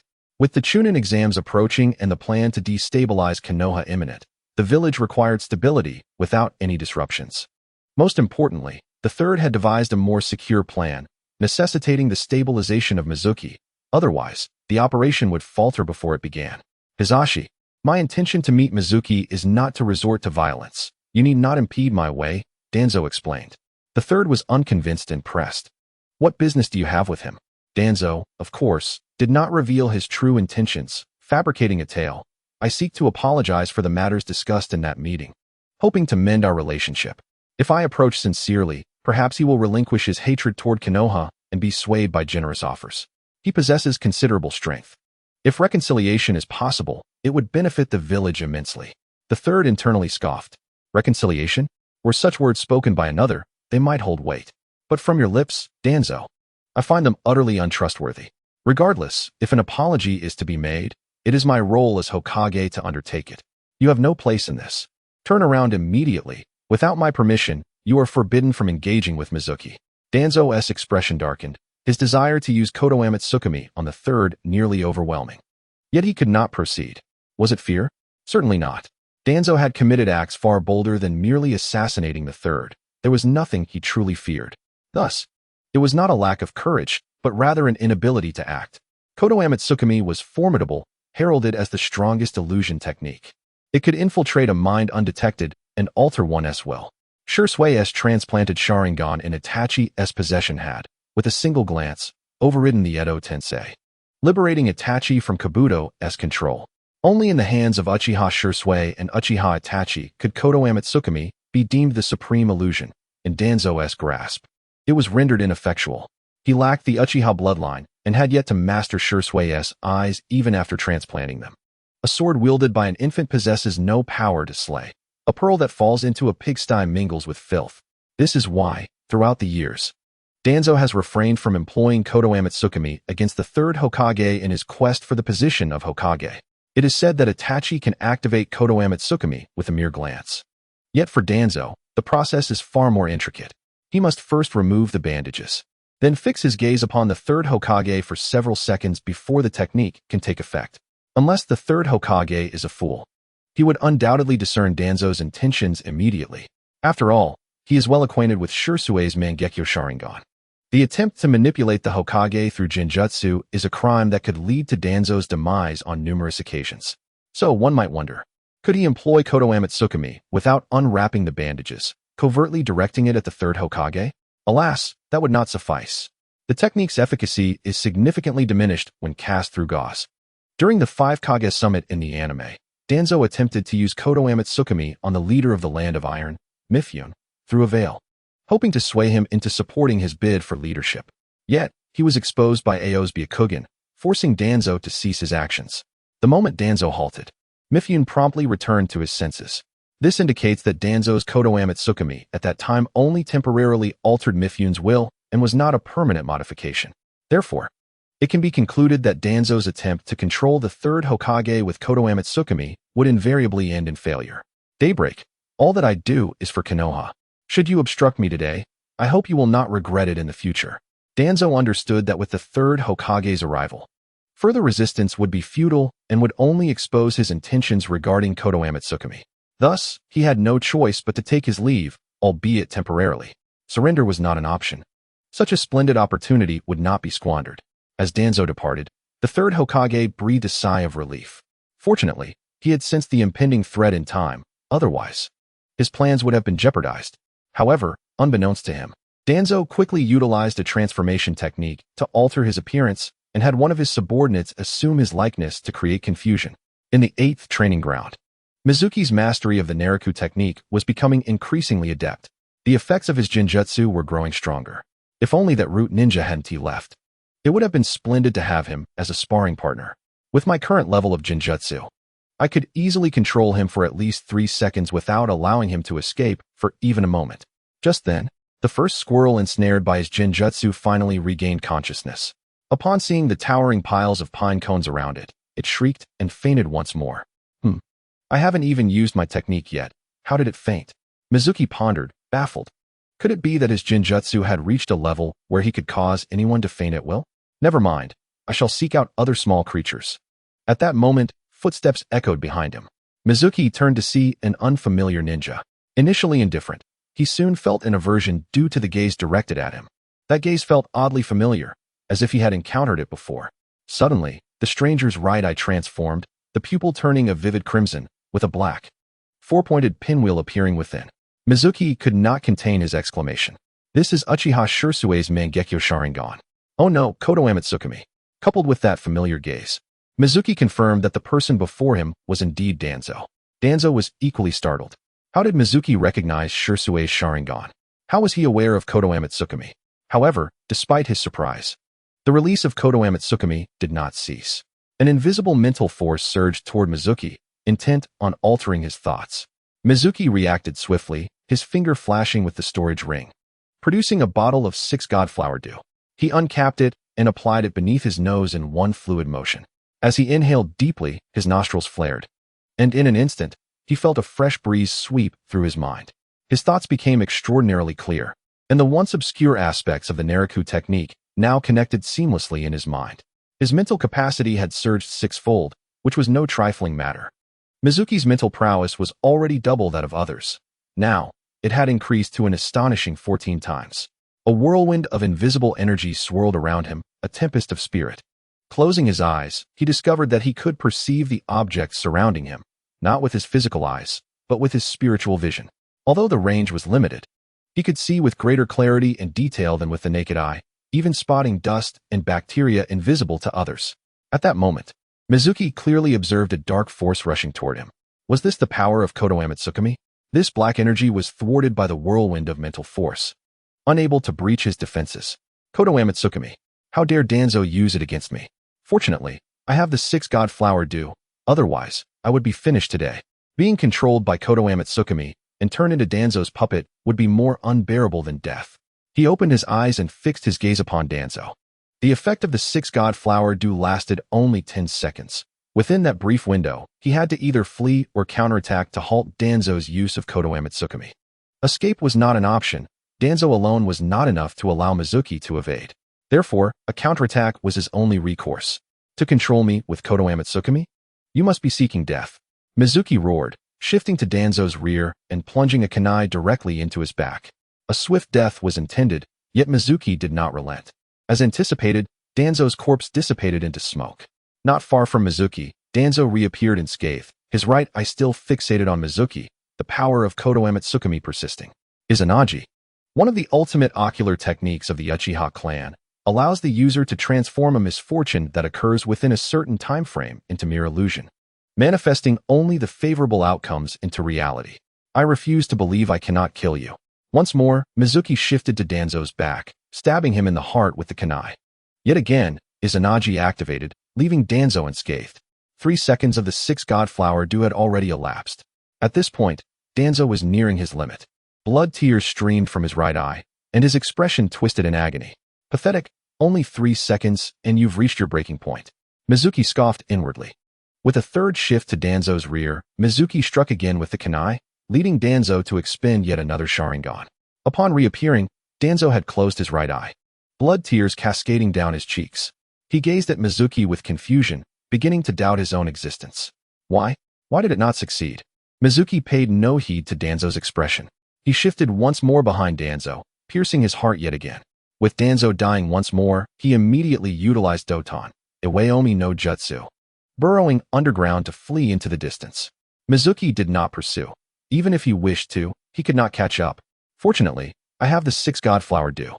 Originally intended to counter Itachi's Tsukuyami, I never anticipated encountering the far more formidable Kodoame Tsukumi first. What a pity! If only Danzo were easier to kill, I would have ended him today. Chapter 45. Lee's third attempt. The 8th training ground was bustling with practitioners. The combat had drawn attention, and no one perceived it as a friendly spar. Due to the anguished cry that reverberated after Danzo was pierced through the heart by a kunai, it was unmistakably real. Kai, leading the 5th squad, was also present in the training grounds. Niji promptly activated his Byakugan, observing most of the battle unfold. A significant number of individuals began to gather around. As 10 seconds elapsed, Mizuki felt an overwhelming emptiness engulf his mind, accompanied by an intense wave of discomfort surging from within. It was akin to being abruptly thrust from the ground to an altitude of 10,000 meters. Gasping for breath in a state of asphyxiation, the sensation was unbearable, indescribably so. At that moment, several teams of ninjas had already congregated. The 3rd Hokage, who had been outside the 8th training ground, arrived accompanied by a few Umbu. Mizuki, what transpired here? Inquired the 3rd. Mizuki shook his head, forcefully suppressing his discomfort, and recounted the events, but refrained from mentioning Danzo's name. Throughout the narrative, Danzo appeared under the guise of another individual. Although Mizuki was aware of his identity, he lacked evidence. Are you certain it was the Mangekyo Sharingan, shaped like a 4-pointed windmill? Moreover, that individual was stabbed by you 4 times, yet managed to resurrect each time? The 3rd's expression shifted subtly as he posed successive questions. The Mangekyo Sharingan technique, Kodoame Tsukumi, wielded by Uchiha Shursui, alongside the Uchiha clan's ultimate ocular technique, Izanagi, sparked a sense of caution within him. He even began to suspect that Mizuki might have fallen under the influence of Kodoame Tsukumi. Mizuki nodded affirmatively, declaring, I am 100% certain. The 3rd further inquired, do you possess any evidence? Mizuki furrowed his brow, unable to answer. There was no one else present. How could I procure evidence? At that moment, Niji stepped forward, stating, Lord 3rd Hokage, I can attest to this. My Byakugan witnessed the battle, and it aligns perfectly with what Teacher Mizuki has described. Another individual also emerged, Hinata Hyuga from Team 8. Lord Hokage, I too witnessed the events. The 3rd nodded in acknowledgement. Since you both have seen it, it confirms that the events indeed transpired. In truth, the 3rd yearned to reveal the capabilities of Kodoame Tsukumi, informing everyone that Mizuki had been controlled and required confinement. Should Mizuki consent to being restrained, the 3rd would have a myriad of methods to eliminate him. Conversely, if Mizuki refused, it would constitute disobedience to the Hokage's orders, allowing the 3rd to justifiably condemn Mizuki and act against him. However, after considerable contemplation, the 3rd ultimately relinquished this notion. With the Chunin exams approaching, Konoha required stability. If conflict could be avoided within the village, it should be.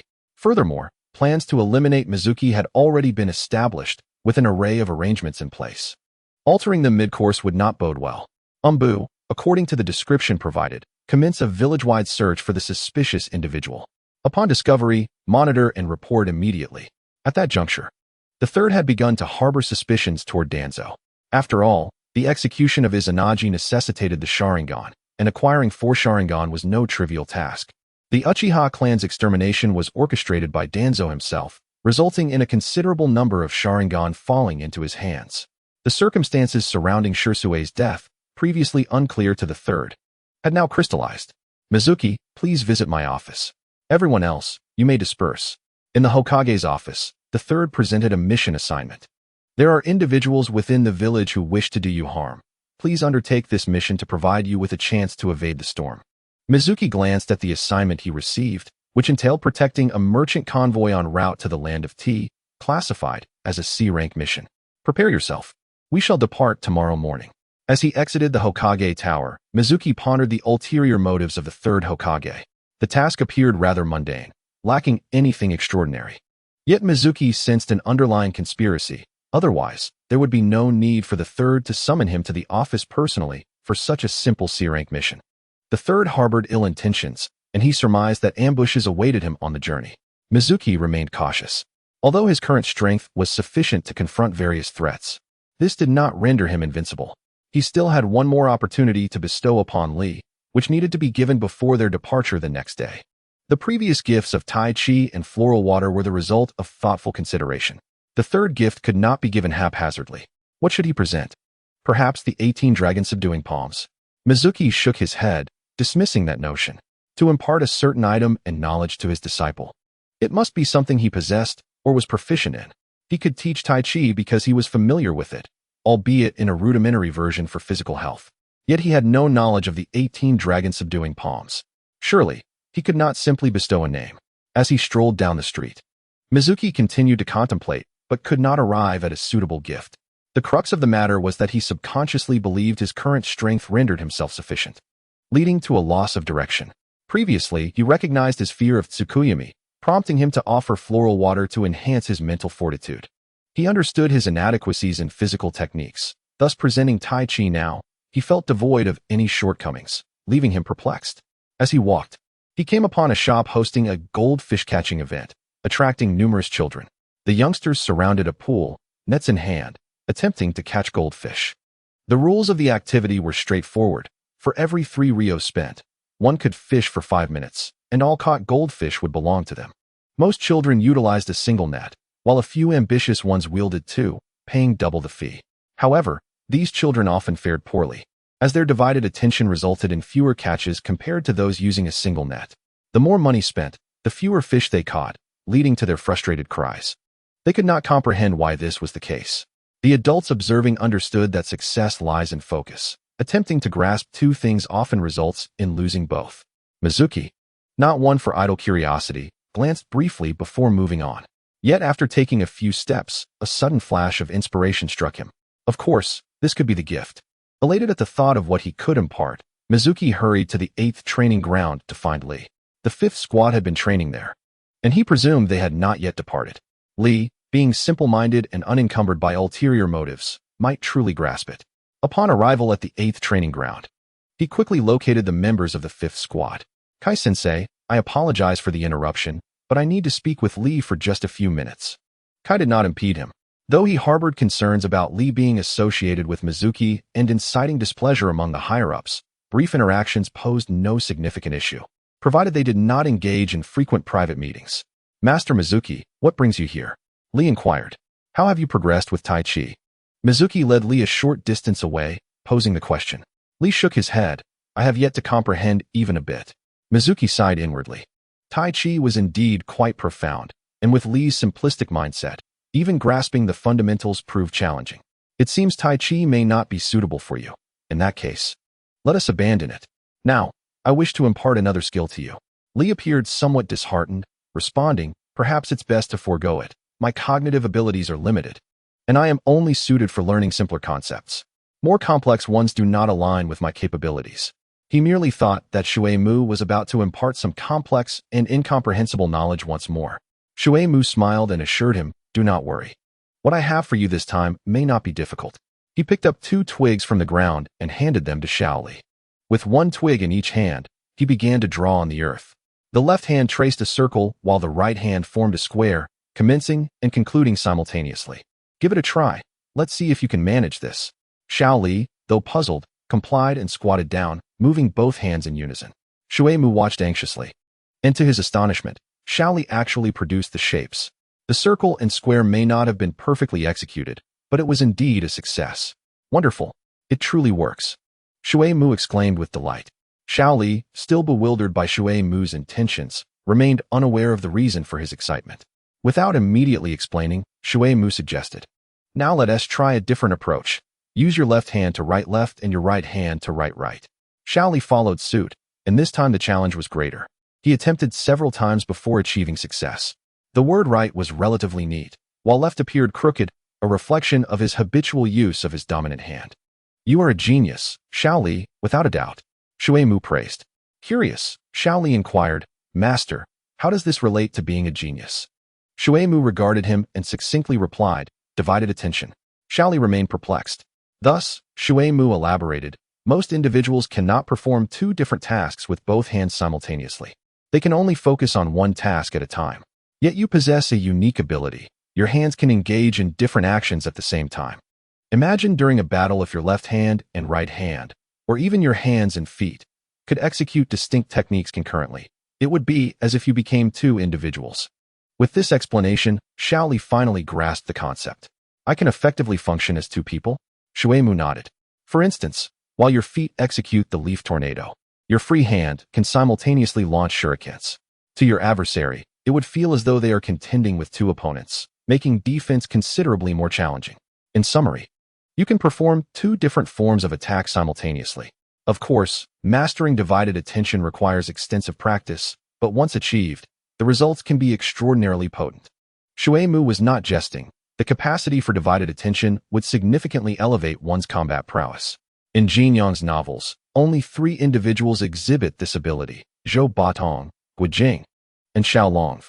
Speaking solely of Xiao Longf, after mastering the art of simultaneous combat in a cave, her fighting capability soared, allowing her to defeat the Golden Wheel monk upon exiting.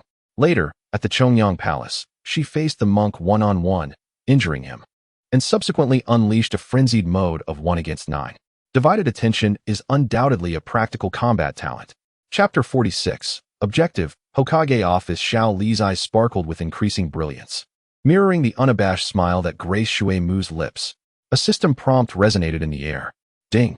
The host has granted Disciple Rock Lee the training method for divided attention, triggering an 8,888-fold return. Congratulations to the host for acquiring the talent of divided attention.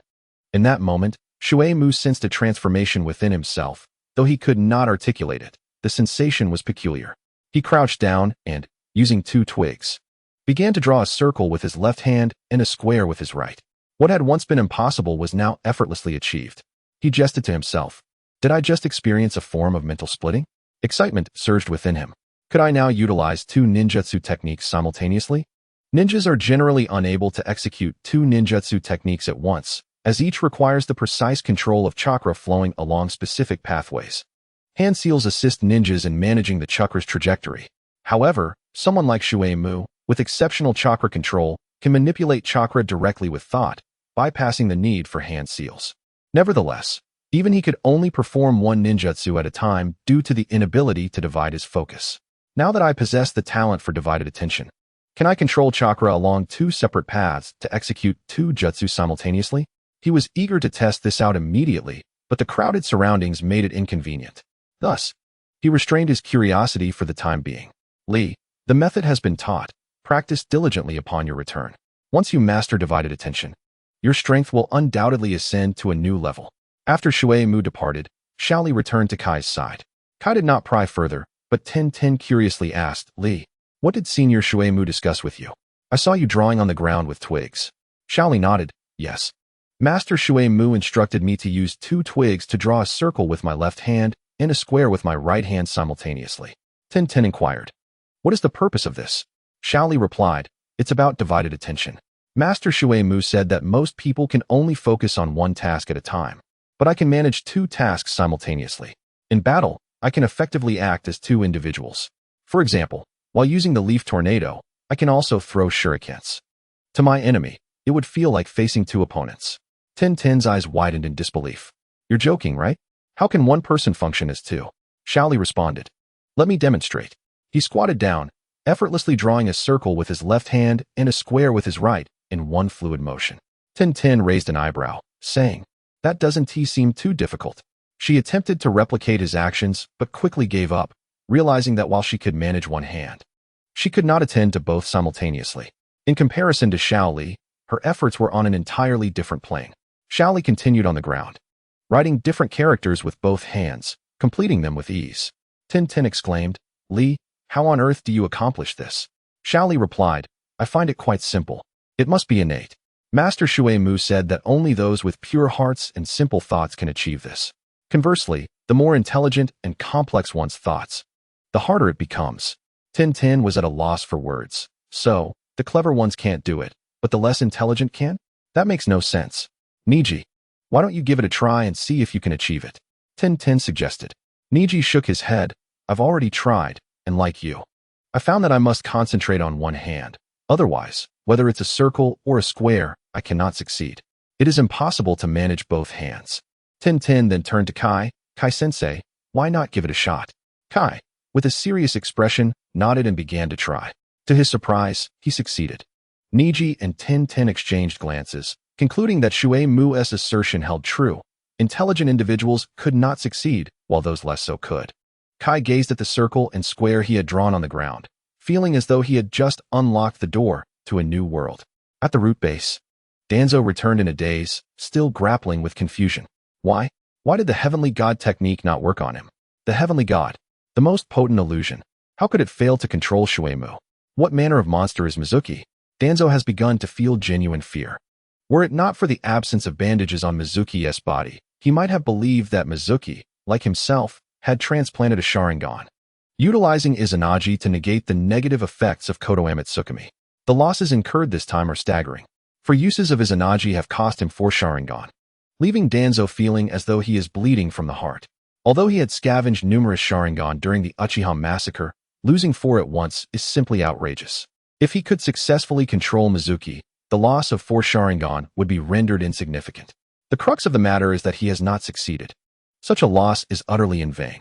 Aside from losing 4 Sharingan, Kodoame Tsukumi is now temporarily unavailable. Danzo's expression darkens.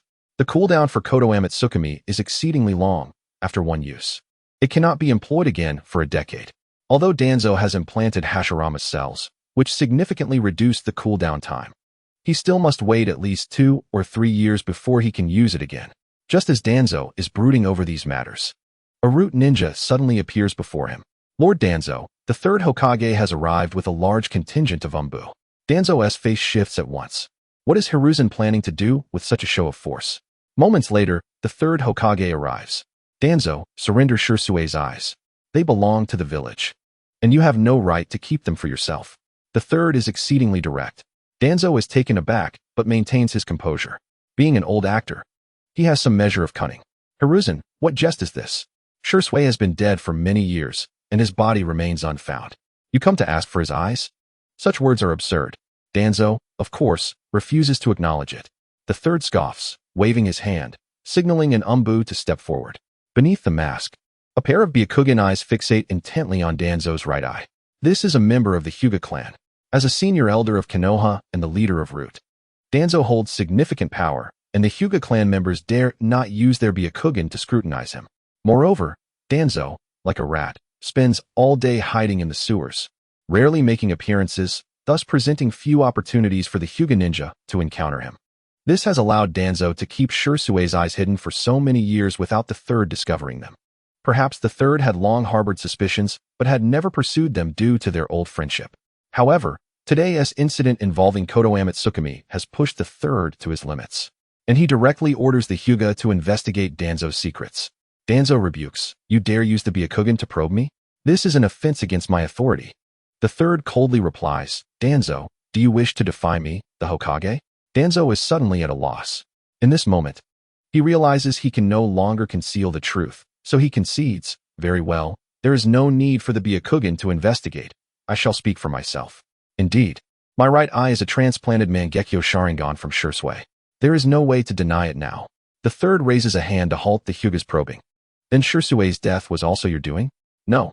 Danzo vehemently denies. It was Itachi Uchiha who, in order to awaken his Mangekyo, personally killed Shursui and gave me his right eye. This is one truth he dares not admit. Acknowledging it would obliterate his aspirations for the position of 5th Hokage. No one would support a person who has slain a fellow villager to become the new Hokage. After all, Shursui was regarded as a good person by all. The third does not express agreement or disagreement with Danzo's claims. He certainly does not believe Danzo's one-sided account, but lacks the evidence to prove that Danzo was responsible for Shursui's death. Hand over Shursui's eyes. And this matter will end here. The third glances at Danzo's bandaged right hand, choosing not to pursue the matter further. While he knows that Danzo's right hand conceals a Sharingan, the third opts for silence. Keeping Danzo around serves a purpose. Should everything be exposed, he would become a target, and no one would take the blame afterward. Additionally, all root ninjas are to assemble at the Hokage Tower immediately. Danzo, after you surrender the eyes, you may return home to recuperate. The third departs, taking Shursui's right eye with him, along with all the root ninjas. Danzo is filled with rage, but has no outlet for it. After suffering a significant loss at Mizuki's hands, he is now further humiliated by the third, losing Shursui's eyes as well. This blow is truly devastating. The following morning, at the village gates of Konoha, Mizuki meets up with the merchant caravan he has been tasked to escort. Having completed the necessary village exit registration, he prepares to depart. At that moment, a group of individuals arrives from outside the village. They bear the forehead protectors of Sunagakure, and Mizuki glances over, instantly taking notice. This group consists of those sent from Sunagakure to participate in the Chunin exams: Jonin Maki, the fan-wielding Temari, the puppet-carrying Kankuro, and the gourd-bearing Gaara. Mizuki's gaze lingers longer on Gaara. Sensing Mizuki's scrutiny, Gaara turns his face, his panda-like eyes fixated on Mizuki. Do you wish to die? Mizuki chuckles lightly, not intending to engage with the childish threat. As the caravan departs the village, Mizuki accompanies them for protection. Standing outside the gates, Mizuki casts a final glance at Konoha, specifically at the iconic Hokage Tower. After advancing a short distance, he suddenly lets out a cold laugh, and in the next moment, a paper airplane appears in his hand. Third Hokage, you have sought to kill me by every means possible, while I have always been on the defensive. This time, allow me to show you my retribution. The paper airplane takes flight, soaring into the sky like a bird, passing through Konoha's sensory barrier, rapidly heading toward the Hokage Tower. Its target, the Hokage's office. Chapter 47, regrettably still alive. The explosive device, a bomb, possesses a destructive power equivalent to 500 explosive tags and boasts a supersonic flight speed. Having acquired such an item over a month prior, Mizuki has hesitated to use it. However, he can no longer contain himself. Reflecting on the events of the previous day fills him with dread. Had he not encountered Itachi Uchiha on his way back from the Land of Waves, instilling in him a deep-seated wariness toward the illusions of the Sharingan? Had he not successfully taken on Rock Lee as his disciple and bestowed upon him the Six Gods Flower Dew, he would have undoubtedly fallen victim to Kotoeme Tsukumi yesterday. Becoming Danzo's puppet, that fate would be worse than death. In truth, he yearns to exact revenge on Danzo by demolishing the root base. Unfortunately, he is unaware of its location and must redirect his hatred toward the third Hokage. Ultimately, all blame lies with the third. High above, a paper airplane streaks through Konoha like a meteor, trailing a sonic boom that instantly captures the attention of several ninjas atop the high walls. Yet its speed is so tremendous that it flashes by in an instant, leaving no one able to discern what it was. In a heartbeat, the paper airplane breaches an invisible barrier. Within the Konoha barrier division, Yamenka Inoichi immediately senses the disturbance.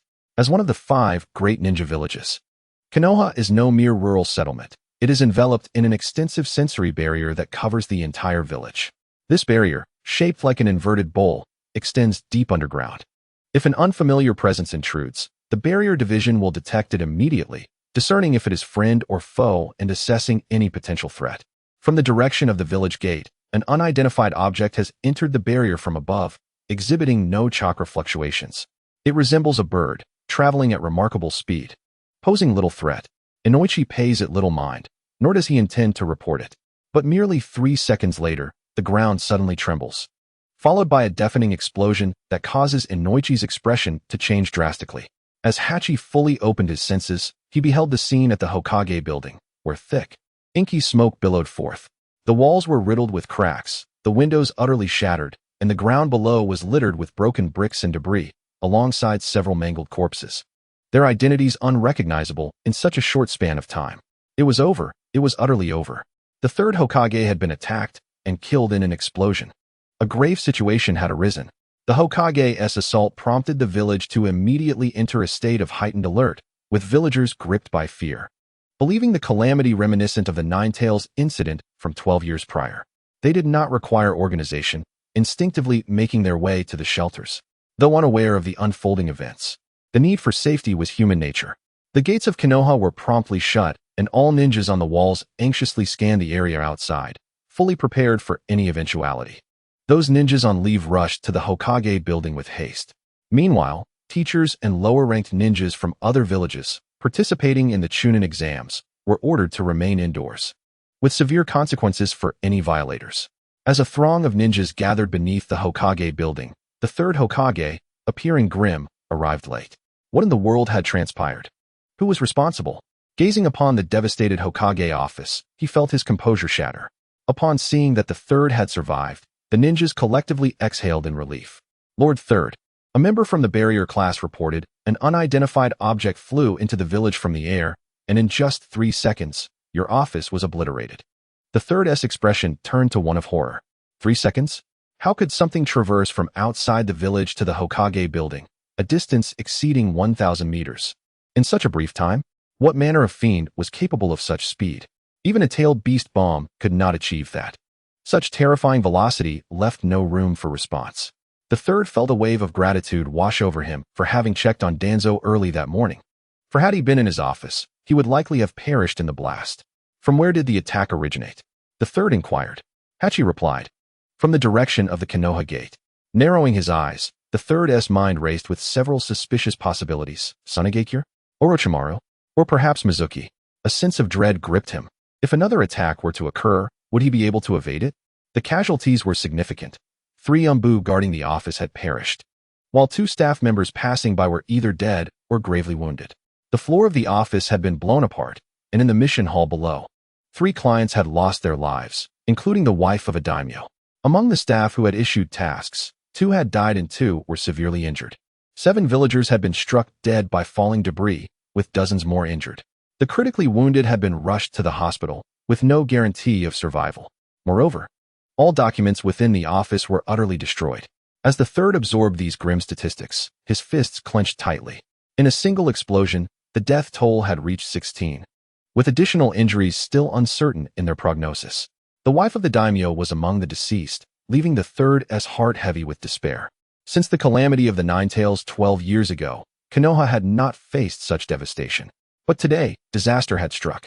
He commanded an immediate search for all suspicious individuals, particularly those from outside the village. Additionally, he ordered a fortification of defenses to prevent a recurrence of such an event. With the death of the daimyo's wife weighing heavily upon him, the third felt that his tenure as Hokage had reached its end. Yet at that moment, his greater concern was to uncover the culprits behind this heinous act and exact revenge upon them. Tension pervaded the village, while the outside remained largely unaffected. A merchant caravan, several hundred meters from Konoha, first sensed a tremor beneath their feet, followed by a resounding explosion from behind. They halted and turned to see, but a tall wall obstructed their view of the Hokage building reduced to ruins. Mizuki leaped atop a tall tree, his gaze sweeping over the wall. He saw the Hokage building still billowing smoke. Humph. Mizuki scoffed. I wonder if the third was killed. If he was, splendid. If not, it matters not. The Hokage office is destroyed, and with it, countless documents and ninjutsu scrolls, a loss that will surely torment the third for some time. This bomb was quite effective. He considered producing more and using them against those he deemed displeasing. Mizuki-san, has something occurred in Konoha? Should you not return to investigate? The caravan leader inquired. Mizuki replied. The village has been attacked. As a ninja of Konoha, I must return to protect it. Therefore, our mission is on hold. Protecting the village was mere pretense. He intended to ascertain whether the third had survived. If he had not, he would eliminate Danzo as well. If the third had survived, he would let things lie for now and resume matters after the Chunin exams, relishing the prospect of witnessing the third's frustration. The caravan leader acquiesced to Mizuki's request, turning back towards Konoha. Upon reaching the village gates, Mizuki observed a multitude of ninjas rushing outward. What was this? Could the third have discovered that he was behind the explosion? Mizuki immediately went on guard, prepared to confront them if they were indeed after him. However, he soon realized that these ninjas were not targeting him. Only a few approached to inquire, while the majority fanned out in a sweeping search beyond the village. He sighed in relief, nearly convinced he would have to defect today. The inquiry came from Team 8, led by Kurenai Yuhi. Every member of the caravan was questioned in turn and subsequently cleared of suspicion. What on earth happened in the village? Kurenai asked. The Hokage building suffered an explosive attack, and the Hokage's office has been destroyed. Mizuki hurriedly asked, is the Hokage safe? Kurenai replied, at the time of the explosion, the third Hokage was not in the Hokage building, so he is unharmed. Mizuki feigned a sigh of relief, stating, that is good, as long as the Hokage is safe. Though he felt a twinge of regret that the third had survived, he accepted it. If the third had escaped death this time, he would surely face his end eventually. Since the third had survived, the Chunin exams could proceed as planned. Having reached the maximum limit of 5 qualified disciples, he needed at least one to become a Chunin to continue accepting students. Among Team 7 were Naruto, Sasuke, and Sakura, along with Lee and Daiki. The latter not yet qualified to participate in the exams. All 4, Naruto, Sasuke, Sakura, and Lee, would be competing. If he did not intervene, they might not succeed in becoming Chunin. The exams occurred twice a year, and if this opportunity was missed, they would have to wait until the end of the year. A 6-month hiatus from accepting students was unacceptable for Mizuki. He needed to devise a way to enhance their overall capabilities. At the very least, Sasuke, Sakura, and Lee had a chance to pass the exams. Naruto's theoretical understanding was too poor. The village would not allow him to succeed. After all, once promoted to Chunin, one would be tasked with leading missions. With Naruto's skills, he would likely lead his team into disaster. Very well, your suspicions have been cleared. You may leave. However, given the current tense atmosphere in the village, it is advisable to refrain from wandering the streets to avoid unnecessary misunderstandings. As for you, Mizuki, proceed to the Hokage building and await further instructions from the Hokage. As the setting sun cast its crimson glow, the third Hokage made a sudden entrance. Shuemu, there is no need for you to linger in the village. Continue your mission and protect the merchant convoy on its way to the land of tea, he declared. The third had intentionally come to expedite Shuemu's departure, a calculated move to ensure he left the village. Yue Hong was momentarily taken aback. Casting a significant glance at the third Hokage, Shuemu nodded, yes, Lord Hokage. Thus, the merchant convoy departed the village once again. The third's actions were conspicuously deliberate. Surely there was an ambush lying in wait, for under such circumstances, he would not send a ninja out of the village on a mission. As Shuemu walked, his mind was consumed with thoughts. The third was aware of his body flicker technique and his Rasengan, yet still sent him out to be ambushed. This meant that those lying in wait ahead possessed the capability to eliminate him. Who could it be? Jiraiya? Or perhaps Itachi Uchiha? Chapter 48. A brief confrontation with Pain. The merchant convoy proceeded at a steady pace. While Shuemu remained on high alert, he pondered his strategies. How should he respond if confronted by Jiraiya or Itachi Uchiha? Could he withstand them, or was it wiser to flee? As afternoon approached, a light rain began to fall, obscuring the landscape in a shroud of white mist, severely limiting visibility. Shuemu donned a hooded cloak to shield himself from the rain, yet the damp, sticky air and the muddy path beneath his feet rendered him quite uncomfortable. He harbored a disdain for traveling in the rain. The convoy traversed the forest road, the only sounds being the creaking of wheels as silence enveloped the group. Suddenly, they came to a halt. Mr. Shuemu, there seems to be a situation ahead. Without needing to be told, Shuemu had already observed the impediment in their path. Standing before them was a lone figure clad in a black cloak adorned with red clouds. Sporting spiky orange hair and wearing the forehead protector of a rogue ninja from the Rain Village. Most striking, however, were his eyes, encircled with peculiar patterns, those of the Rinnegan. Shuemu could hardly believe it. It was not Jiraiya or Itachi Uchiha who had come, but Nagato, also known as Pain. It was improbable for Pain to arrive alone. The 6 paths of Pain always functioned as a united front. Furthermore, to control Pain, Nagato himself must be nearby. Shuemu felt a sense of resignation.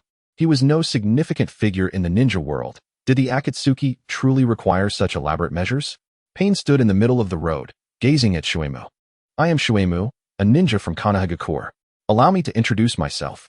I am Pain, the leader of the Akatsuki, and I am a god. Shuemu smirked slightly, taken aback by the audacity of such a proclamation. This level of bravado was certainly impressive, far superior to Orochimaru, who merely inquired if others were aware of his quest for immortality upon meeting them. I recognize your strength and the challenges you face from the higher-ups in Konoha, which is why I have come to extend an invitation for you to join the Akatsuki. Together, we can forge a world of peace, free from oppression and deceit. The injustices you have suffered in Konoha will not exist in the world we create. Shuemu couldn't help but feel a wry smile tugging at the corners of his mouth. The vision he painted was indeed alluring, yet he was acutely aware that he was merely a pawn in someone else's game. The utopian world he envisioned was destined to remain unattainable. I must decline, he stated firmly. Pain nodded, his tone devoid of emotion. Then I shall defeat you, compelling you to join the Akatsuki willingly. Shuemu interjected, wait. Pain regarded him silently. I am more than willing to engage in battle, but let us do so away from here. These innocents ought not to be caught in the crossfire of our conflict. He gestured towards the depths of the forest. Pain replied, no, they have seen my Rinnegan. To prevent any leaks of information, they must all perish.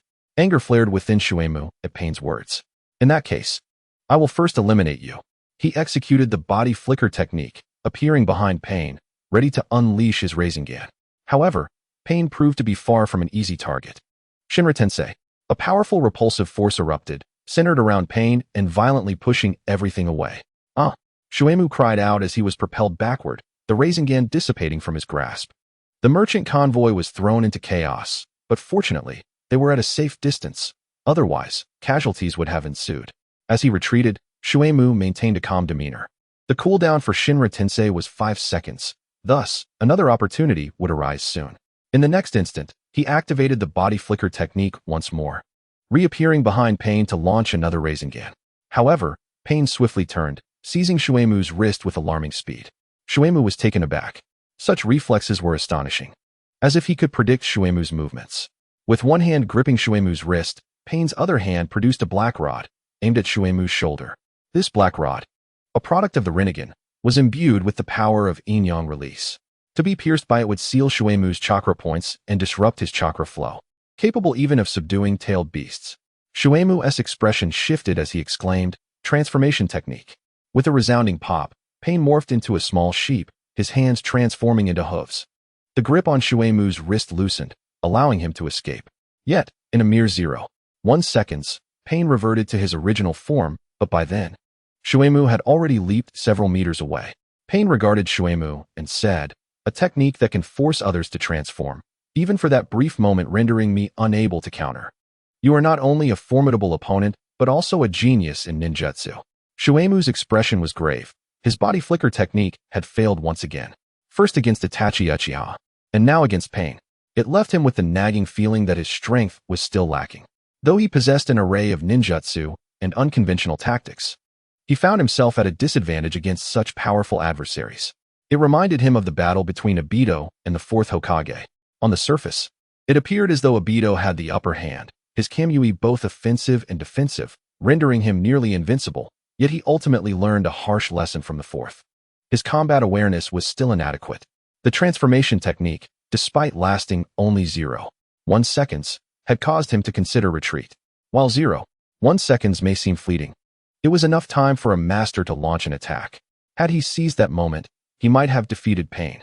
The mutated transformation technique could forcibly change an opponent's form, rendering them unable to attack. If executed skillfully, it could lead to overwhelming victory. However, its drawback was that the stronger the target, the shorter the duration of the transformation. When he previously used it on Naruto, he managed to enforce a transformation lasting 5 seconds, but just now, he could only manage a mere 0.1 seconds on Pain. Moreover, using it against a stronger opponent consumed a significant amount of chakra. In an instant, Shuemu had expended a full 5 chakra points. Regrettably, he had squandered the opportunity for a counterattack. Had he wielded his kunai during that 0.1 second window, a favorable outcome might have been achieved. His combat awareness was still lacking. Your technique is impressive, but alas, its duration is far too brief. Furthermore, your reflexes, battle awareness, and experience are merely at a standard level. Even with your mastery of numerous extraordinary ninjutsu, you still cannot pose a threat to me. As Pain spoke, he raised his right hand. Bansho Tenin. Shuemu's body was immediately drawn towards Pain, losing all control. At that moment, Pain's left hand bore the black rod, aimed directly at Shuemu's shoulder. Yet, Shuemu remained unperturbed and activated the body flicker technique once again, positioning himself behind Pain once more. Pain reacted with remarkable speed, swiftly turning around. Seizing the opportunity while his chakra was sufficient, he prepared for another strike. Mizuki's left hand struck towards Pain's body, as the Rasengan began to coalesce within his grasp. Simultaneously, he executed the shadow clone technique. The moment the Rasengan took form, Pain transformed into a small sheep. This dual effort was the first of its kind for him. In the next instant, the Rasengan collided with the sheep's head. A mere 0.1 seconds passed, and Pain reverted to his human form, but his body was sent flying, suffering severe damage to his head as he tumbled over 10 meters before finally coming to a complete stop. Huffing heavily, Mizuki exclaimed, "It worked." The transformation technique consumed 5 chakra points, and after employing it twice, along with several uses of the body flicker technique and Rasengan, his chakra reserves were nearly depleted, leaving him with less than 2 points. Glancing at Pain's lifeless form not far away, Mizuki couldn't help but chuckle wryly. To expend the vast majority of his chakra just to deal with a single Deva path was indeed exceedingly difficult. In the forest, the sound of slicing air echoed, indicating someone was rapidly approaching. Through the thicket, the distinctive black cloak adorned with red clouds came into view. Mizuki turned to glance at the merchant caravan nearby, sighing, "You all must fend for yourselves." At that moment, he was already overwhelmed, and he felt utterly powerless to assist those within the caravan. The caravan leader, sensing Mizuki's helplessness, inquired, "Mr. Mizuki, is there truly no way out?" Mizuki shook his head and replied, "You have been caught up in my troubles, but if you must place blame, let it be on the third Hokage." The caravan leader was perplexed by Mizuki's words, but despair had fully settled in his heart. In the next moment, 5 figures descended. They were the remaining 5 paths of Pain. Upon their arrival, they did not immediately attack Mizuki, but instead stood guard over the Deva Path's corpse. The Hell Path summoned King Enma, who opened his mouth wide and extended a long, hand-like purple tongue to swallow the damaged Deva Path Pain, beginning to chew. Mizuki understood that he had to leave. Otherwise, once the Deva Path was revived, his escape would be impossible. Before departing, he decided to make one last effort. He turned to the caravan leader and said, "You must flee immediately. I will hold them off for a moment. Your survival depends on luck." Behind them were Leaf Village ninjas dispatched by the third Hokage, searching for the assailants of the Hokage's office. If a battle occurred here, they would surely sense it and send reinforcements. The people in the caravan might have a chance at survival if they encountered Leaf ninjas. After Mizuki finished speaking, without needing the caravan leader's prompting, everyone began to retreat. Mizuki remained stationary, creating dozens of shadow clones, which scattered in various directions and vanished in the blink of an eye. The Pain figures did not intervene. After all, they were merely clones, and as long as the original was safe, it sufficed. They did not pursue the ordinary people of the caravan either. The primary concern was Mizuki. Behind Pain, King Enma continued to chew, then opened his mouth. The Deva Path Pain emerged unscathed. The 6 paths of Pain stood together, their 6 pairs of Rinnegan eyes exuding an overwhelming pressure. Mizuki remarked, "The legendary sage's eye, the Rinnegan, is indeed formidable. However, I still refuse to join the Akatsuki." The Deva Path Pain responded, "I admire your willingness to sacrifice your escape for those ordinary people. But if you persist in your refusal, I will have no choice but to kill you." Mizuki was left speechless. "Did you not claim that the Akatsuki was established to create a beautiful world of peace? If I refuse to join, you will kill me? What kind of peace is that?" Pain replied, "Your refusal to join is an obstruction to peace, and thus, you must die." Mizuki opened his mouth, finding it difficult to counter this reasoning. "It appears that my refusal truly leaves me with no option. In that case, tell me about the Akatsuki. Where is your base? How many members do you have? What is their strength?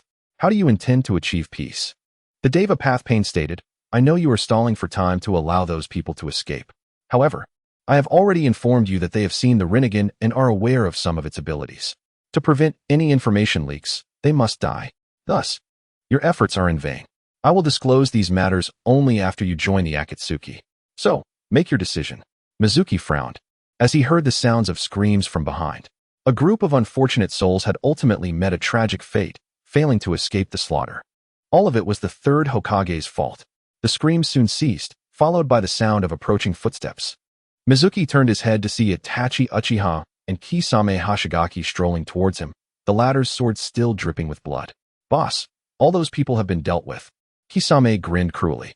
Itachi gazed at Mizuki, his intent palpable, especially as the three tomo in his right eye began to spin slowly. Eager to unleash the Mangekyo Sharingan and cast Amaterasu, Mizuki looked at the Deva Path Pain, a smile forming at the corners of his mouth. "My decision is to refuse." The Deva Path's expression remained calm as he stated, "In that case, you shall surrender your life here." Mizuki shook his head, declaring, "I will not join the Akatsuki, nor will I die. Even the Rinnegan cannot kill me." The Deva Path replied, "You rely on the body flicker technique, allowing you to move freely. However, unless you teleport to a distant location in an instant, you cannot escape my pursuit." As he finished speaking, the Deva Path Pain levitated off the ground, looking down at Mizuki with an expression of disdain, akin to a god gazing down upon mere ants. "I am a god, and in the realm of gods, you cannot escape." Mizuki sighed and responded, "You consider yourself a god. Yet you fail to realize you are but a pawn on someone else's chessboard. You speak of peace while disregarding life and slaughtering indiscriminately. The Akatsuki is far inferior to Konoha." With that, Mizuki fell silent. He intended to flee. Itachi Uchiha's Sharingan detected the change in Mizuki's demeanor instantaneously. His right eye transformed into the Mangekyo, and the flames of Amaterasu ignited, aimed directly at Mizuki. The black flames engulfed Mizuki, but in the next moment, with a resounding boom, he transformed into a plume of smoke, completely dissipating. What remained of Mizuki in the field was merely a false clone. The Deva Path frowned. So he unleashed clones for this purpose? Chapter 49, What is Ideal? "Boss, what do we do now?" Itachi inquired anxiously. After receiving news from the third Hokage, he and Kisame had intended to intercept Mizuki mid-journey. He had claimed to capture Mizuki and force him to join the Akatsuki, but in his heart, he longed to activate Amaterasu the moment he laid eyes on Mizuki, leaving him no chance to escape. The plan was excellent. However, Itachi did not anticipate that Konan had also received information regarding Mizuki's imminent departure from the village. Consequently, pain had arrived. The previous failed capture had led Konan to believe that with only Itachi and Kisame, success was unlikely. Thus, she informed Nagato. In her mind, Mizuki's ability to survive and escape was too formidable. He was slippery and elusive, and unless Pain intervened personally, capturing him would prove exceedingly difficult.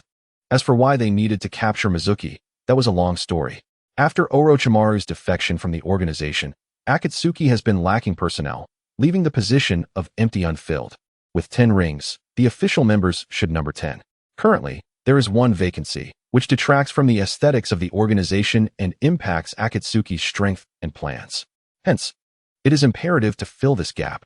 Efforts have been made to find a suitable candidate throughout the ninja world. Yet no one has proven fitting to assume the role of empty. Individuals like Zabuza are simply not regarded by Akatsuki. However, a unique talent has emerged in the form of Mizuki, whose unconventional methods and formidable strength have drawn the ire of the third Hokage, and whose fiancé was tragically killed by Konoha. Such a person is most suitable for joining Akatsuki. The opportunity must not be squandered, even if it requires the intervention of Pain to recruit Mizuki. Pain glanced at Itachi Uchiha, recalling the moment when Itachi used Amaterasu to incinerate Mizuki without hesitation. The intensity of the situation suggested that this was not merely an invitation, but a matter of life and death. "Now that I am here, he cannot escape," Pain declared coolly, ascending swiftly into the air, surveying the surroundings from above. Under the gaze of the Rinnegan, nothing could hide. When he turned his eyes northward, they widened in surprise. He beheld Mizuki soaring through the sky, akin to a superhero, head facing north and feet pointing south, moving at remarkable speed. Comparing their velocities, Pain realized that he was outmatched by Mizuki. Is it a secret technique from the land of Earth, the heavy stone technique? He pondered, but his attention was soon drawn to the chakra emanating from Mizuki's feet. The Rinnegan revealed that Mizuki was propelling himself into the air by channeling chakra from his soles, generating a thrust. This Mizuki was indeed no ordinary ninja, capable of such remarkable ninjutsu. Inviting him to join Akatsuki was undoubtedly the right decision. Regrettably, Mizuki was unwilling. Pain watched helplessly as Mizuki flew further away, ultimately vanishing from sight. "Leader, what is the situation? Where is Mizuki?" Itachi inquired urgently upon Pain's descent. Pain shook his head, stating, "He possesses the ability to fly, moving at an incredible speed towards Konoha. We cannot catch up." This attempt to capture him has failed. Itachi was taken aback. The revelation that Mizuki had mastered flight was unforeseen. He lamented once more how deeply Mizuki had concealed his true capabilities. At this moment, Kisame remarked, "Mizuki truly is a slippery eel. Even with the leader's involvement, we could not seize him. I propose we charge directly into Konoha. After all, with the leader's strength, Konoha cannot stop us." "No," Pain immediately refuted, explaining, "The current Akatsuki cannot afford to antagonize the ninja villages. However, we can proceed with our plan to capture the tailed beasts. The Nine-Tails Jinchuriki is in the land of waves. Itachi, Kisame, you two will go and apprehend him." With Mizuki escaping their grasp, Pain swiftly redirected his focus to Naruto. Having flown a considerable distance and sensing no pursuers behind him, Mizuki descended. He had never anticipated Pain's arrival. Fortunately, he had some tricks up his sleeve. Moreover, the murderous intent emanating from Itachi was overwhelming. It seemed he would need to promote his own image upon returning. "If you make my life difficult, I will ensure yours is no easier." Soon, he returned to Konoha. The third Hokage, informed by the Umbu of Mizuki's return, seethed with anger. Hadn't Itachi claimed that the flames of Amaterasu could eliminate Mizuki in an instant? Why was Mizuki still alive? The plan to kill Mizuki had once again failed, and the third Hokage was genuinely at his wit's end. Was it possible that the divine technique was ineffective against Mizuki, and that Amaterasu had not slain him? Did Mizuki possess even more hidden strength? At that moment, the third Hokage felt a pang of anxiety. Previously, he had dismissed Mizuki entirely, even though Mizuki had mastered body flicker and learned the Rasengan. The third Hokage still considered him insignificant. He had always believed that if Mizuki truly had strength, he would not have refrained from resisting after multiple assassination attempts. It was a certainty that he lacked the power and was afraid to fight back. However, witnessing the current situation, the third Hokage's perspective began to shift, leading to a newfound wariness towards Mizuki. If he possessed strength, why did he not resist? Was there something psychologically amiss? A desire to remain in Konoha and engage in a battle of wits with him? With such power, he could easily mirror Orochimaru or Itachi, and even if he defected, Konoha would have little recourse against him. Yet he chose not to defect. What could be the reason for this? The third Hokage resolved to probe Mizuki's motivations upon their next encounter. After waiting for some time, the third Hokage grew impatient as Mizuki failed to appear. Didn't he return to the village? Where could he have gone? The Umbu reported, "Hokage-sama," upon returning to the village. Mizuki learned that Iruka was injured and hospitalized due to the explosion in the Hokage's office, so he went directly to the hospital to visit him. The third Hokage frowned. Mizuki went to visit Iruka? Shouldn't the first order of business after a failed mission be to report to the Hokage's office about the details and reasons for the failure? Why go to the hospital first? This was illogical, profoundly illogical. Could it be that he was indeed responsible for the explosion and now felt guilty about Iruka's injury, thus rushing to visit him? The third Hokage believed he had unraveled the truth. His reasoning was clear. If he wasn't responsible for the explosion, why would he feel guilt? However, this also indicated something significant. The third Hokage narrowed his eyes. Mizuki still harbored feelings of friendship towards Iruka. His mind raced. If the two developed a closer bond, even undertaking missions together, this friendship could evolve into a connection, providing more opportunities to deal with him. The death of Tsubaki had convinced the third Hokage that Mizuki was a cold-hearted individual. A cold-hearted person lacks emotional vulnerabilities, acting without regard for consequences. Such individuals are the most challenging to confront, as one can only defeat them through superior force. Threats against family mean nothing to them. Similarly, friendship and love cannot serve as leverage against a cold-hearted person, for they care not. However, Mizuki's visit to Iruka led the third Hokage to believe that Mizuki was not entirely devoid of compassion.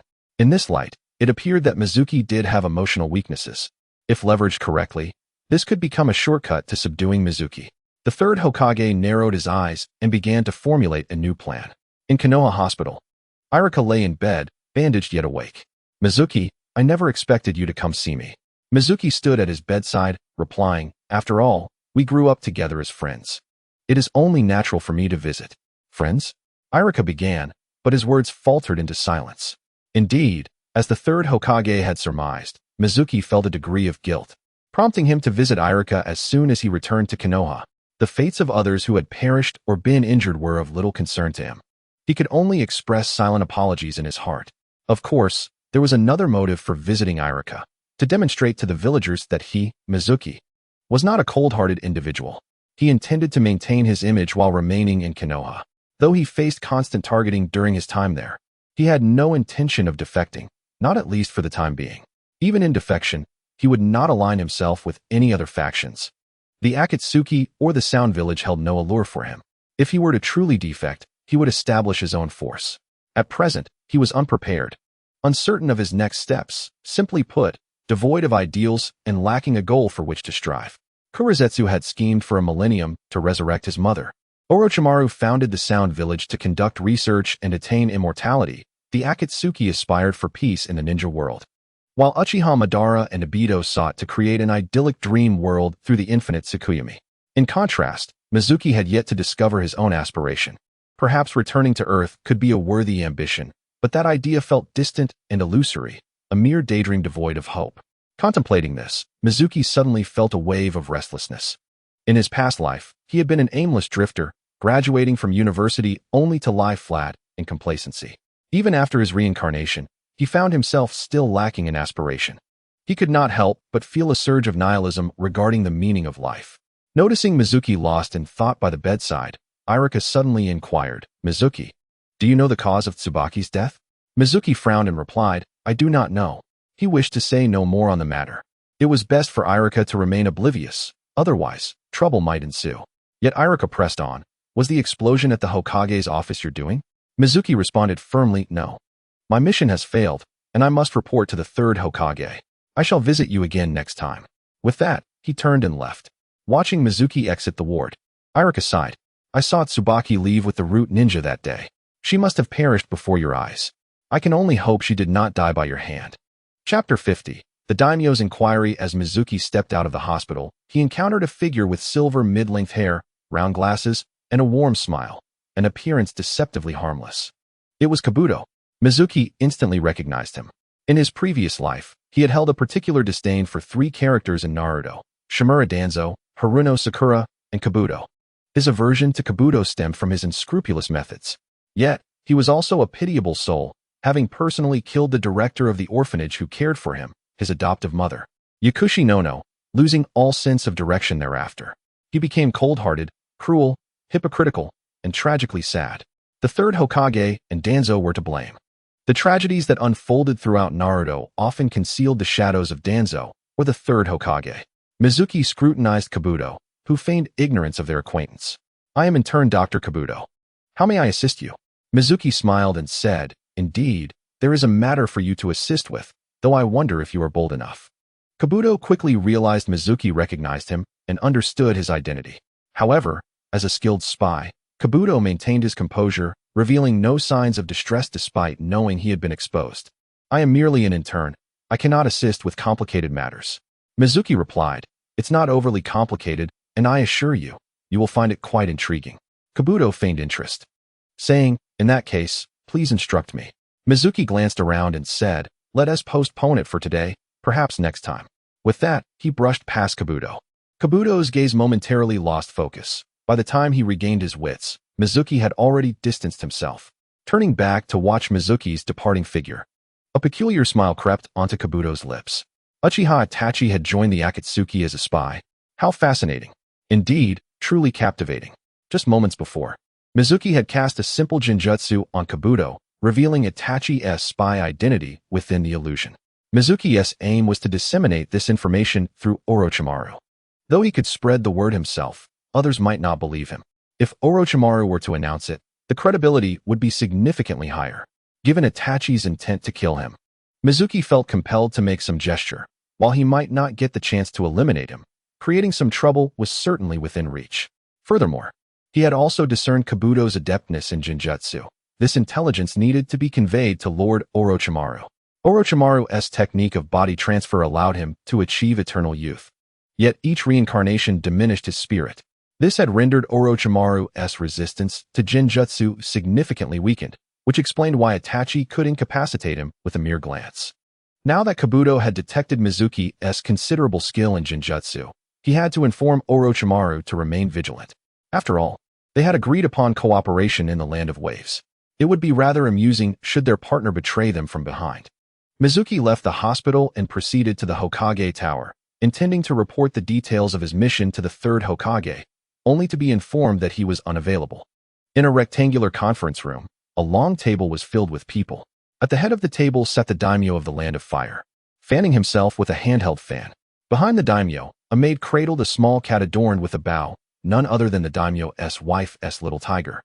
The daimyo's wife had come to Konoha to issue a mission to find the little tiger, yet just as it was located, it met its demise in the blast. The cat, however, survived unscathed. To the left of the daimyo sat representatives from Konoha, including the third Hokage Sarutobi Hiruzen, the two advisors Mito Menyen and Narashikaku, alongside the Hokage's strategist, Narashikaku. On the right side sat officials from the daimyo's court, all adopting an accusatory stance. One official stood and proclaimed, "Third Hokage, how could such an incident occur in Konoha involving the daimyo's wife? This is a tremendous blow to the Land of Fire and to the daimyo himself. As Hokage, your failure to protect her is inexcusable." The daimyo nodded, adding, "Indeed, it is unacceptable." Despite losing his wife, the daimyo exhibited no sign of grief.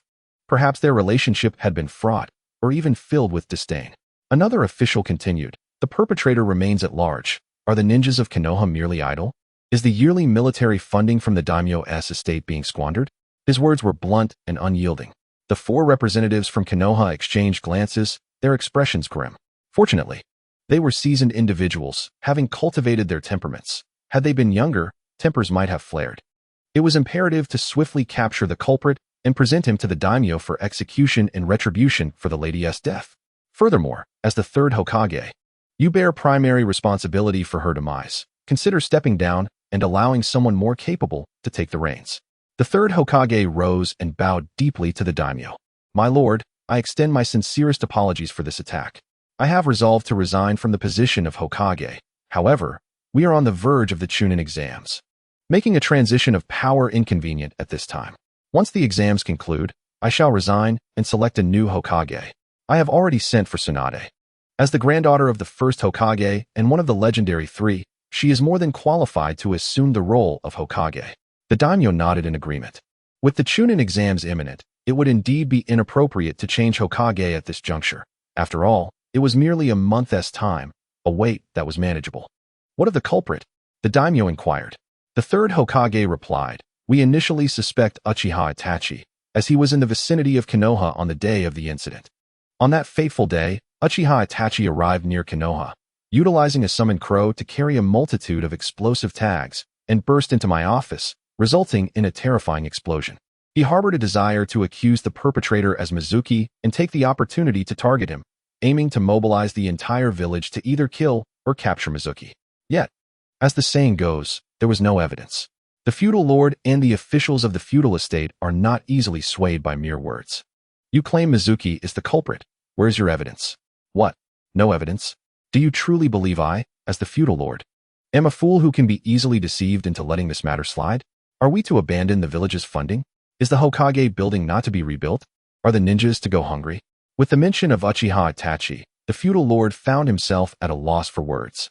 Itachi, as a rogue ninja, attacking Konoha due to his vendetta, provides a sufficiently compelling reason. Itachi's presence near Konoha was hardly a mere coincidence. Upon hearing the name Uchiha Itachi, the feudal lord's expression grew grave. The rogue ninja responsible for the annihilation of the Uchiha clan? Only someone of his caliber could successfully assault the Hokage building. The feudal lord had no doubts and swiftly designated Uchiha Itachi as the assailant of Konoha. The third Hokage, his face laden with difficulty, remarked, "You are aware of Uchiha Itachi's strength. Capturing him poses considerable challenges, especially with the Chunin exams approaching, leaving the village stretched thin. Therefore, I request more time." The feudal lord responded, "I do not concern myself with difficulties, in any case." Before he could finish, the conference room door was unexpectedly pushed open, the sound drawing everyone's attention and interrupting the feudal lord's words. Though displeased, upon seeing who entered, he refrained from expressing his discontent. As the door swung open, Danzo stepped in, flanked by two individuals, one tall and one small. "Danzo, what brings you here? You have been relieved of your duties. You have no right to participate in this meeting," the third Hokage admonished. Danzo, however, disregarded the third Hokage's rebuke and addressed the feudal lord, "My lord, Hizashi is deceiving you. The true culprit behind this explosion is not Uchiha Itachi, but a special jonin from our village, Mizuki. Danzo, be silent and leave at once. The third Hokage shouted, slamming the table. Historically obedient to the third Hokage, Danzo this time remained unyielding. The third Hokage's monumental error had diminished his standing among the villagers to an unprecedented low, and with the feudal lord's reproach, he was on the verge of resigning in disgrace. Such a third Hokage was no longer deserving of Danzo's respect or obedience. Elder Danzo, you allege that Mizuki is the perpetrator. Do you possess any evidence? The feudal lord inquired. Danzo smiled, turning to point at the two individuals behind him, declaring, these two are the evidence. One was the director of the orphanage, and the other was Daishion. Chapter 51. A twist of fate. The third Hokage fell silent. He had initially presumed Danzo was speaking nonsensically, but upon hearing the mention of evidence, he began to feel a glimmer of hope. If there were indeed proof, they could proceed openly against Mizuki, eliminating the need for covert assassinations or poisonings. They could simply act decisively. The Akatsuki may have failed to eliminate Mizuki, but Konoha had ample ninjas who could outlast him. Speak, the feudal lord urged. Danzo instructed the director and Daishion. You both recount what you witnessed. Daishion tugged at the director's sleeve, his eyes filled with pleading. The director sighed, saying, Mizuki possessed an object resembling a bird with wings, entirely covered in explosive tags. It seemed to materialize in his hand before he swiftly concealed it within his ninja tool pouch. The children and I all witnessed this.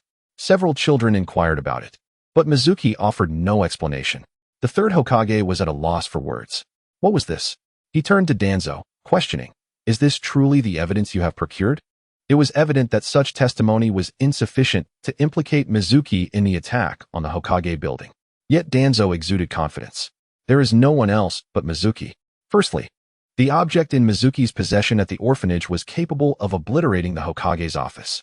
Secondly, as per Yamashiro's account, there was merely a 3-second interval from the detection of an unidentified object entering the barrier to the assault on the Hokage building. Such terrifying speed of flight is beyond the capabilities of any bird.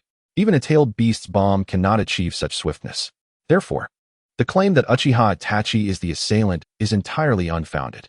Additionally, Mizuki possesses space-time ninjutsu, leading me to suspect that the unidentified object used the same technique to traverse the distance from the barrier to the Hokage building in 3 seconds. Upon hearing this, the third Hokage and the two advisors nodded in agreement. Ultimately, the unidentified object had entered the barrier from the direction of the village entrance, and at that time, Mizuki's protected convoy had departed the village for less than 2 minutes. If this were mere coincidence, then the sheer volume of coincidences could not possibly be a mere fluke. The assailant of the Hokage building, responsible for the death of the feudal lord's wife, was undoubtedly Mizuki.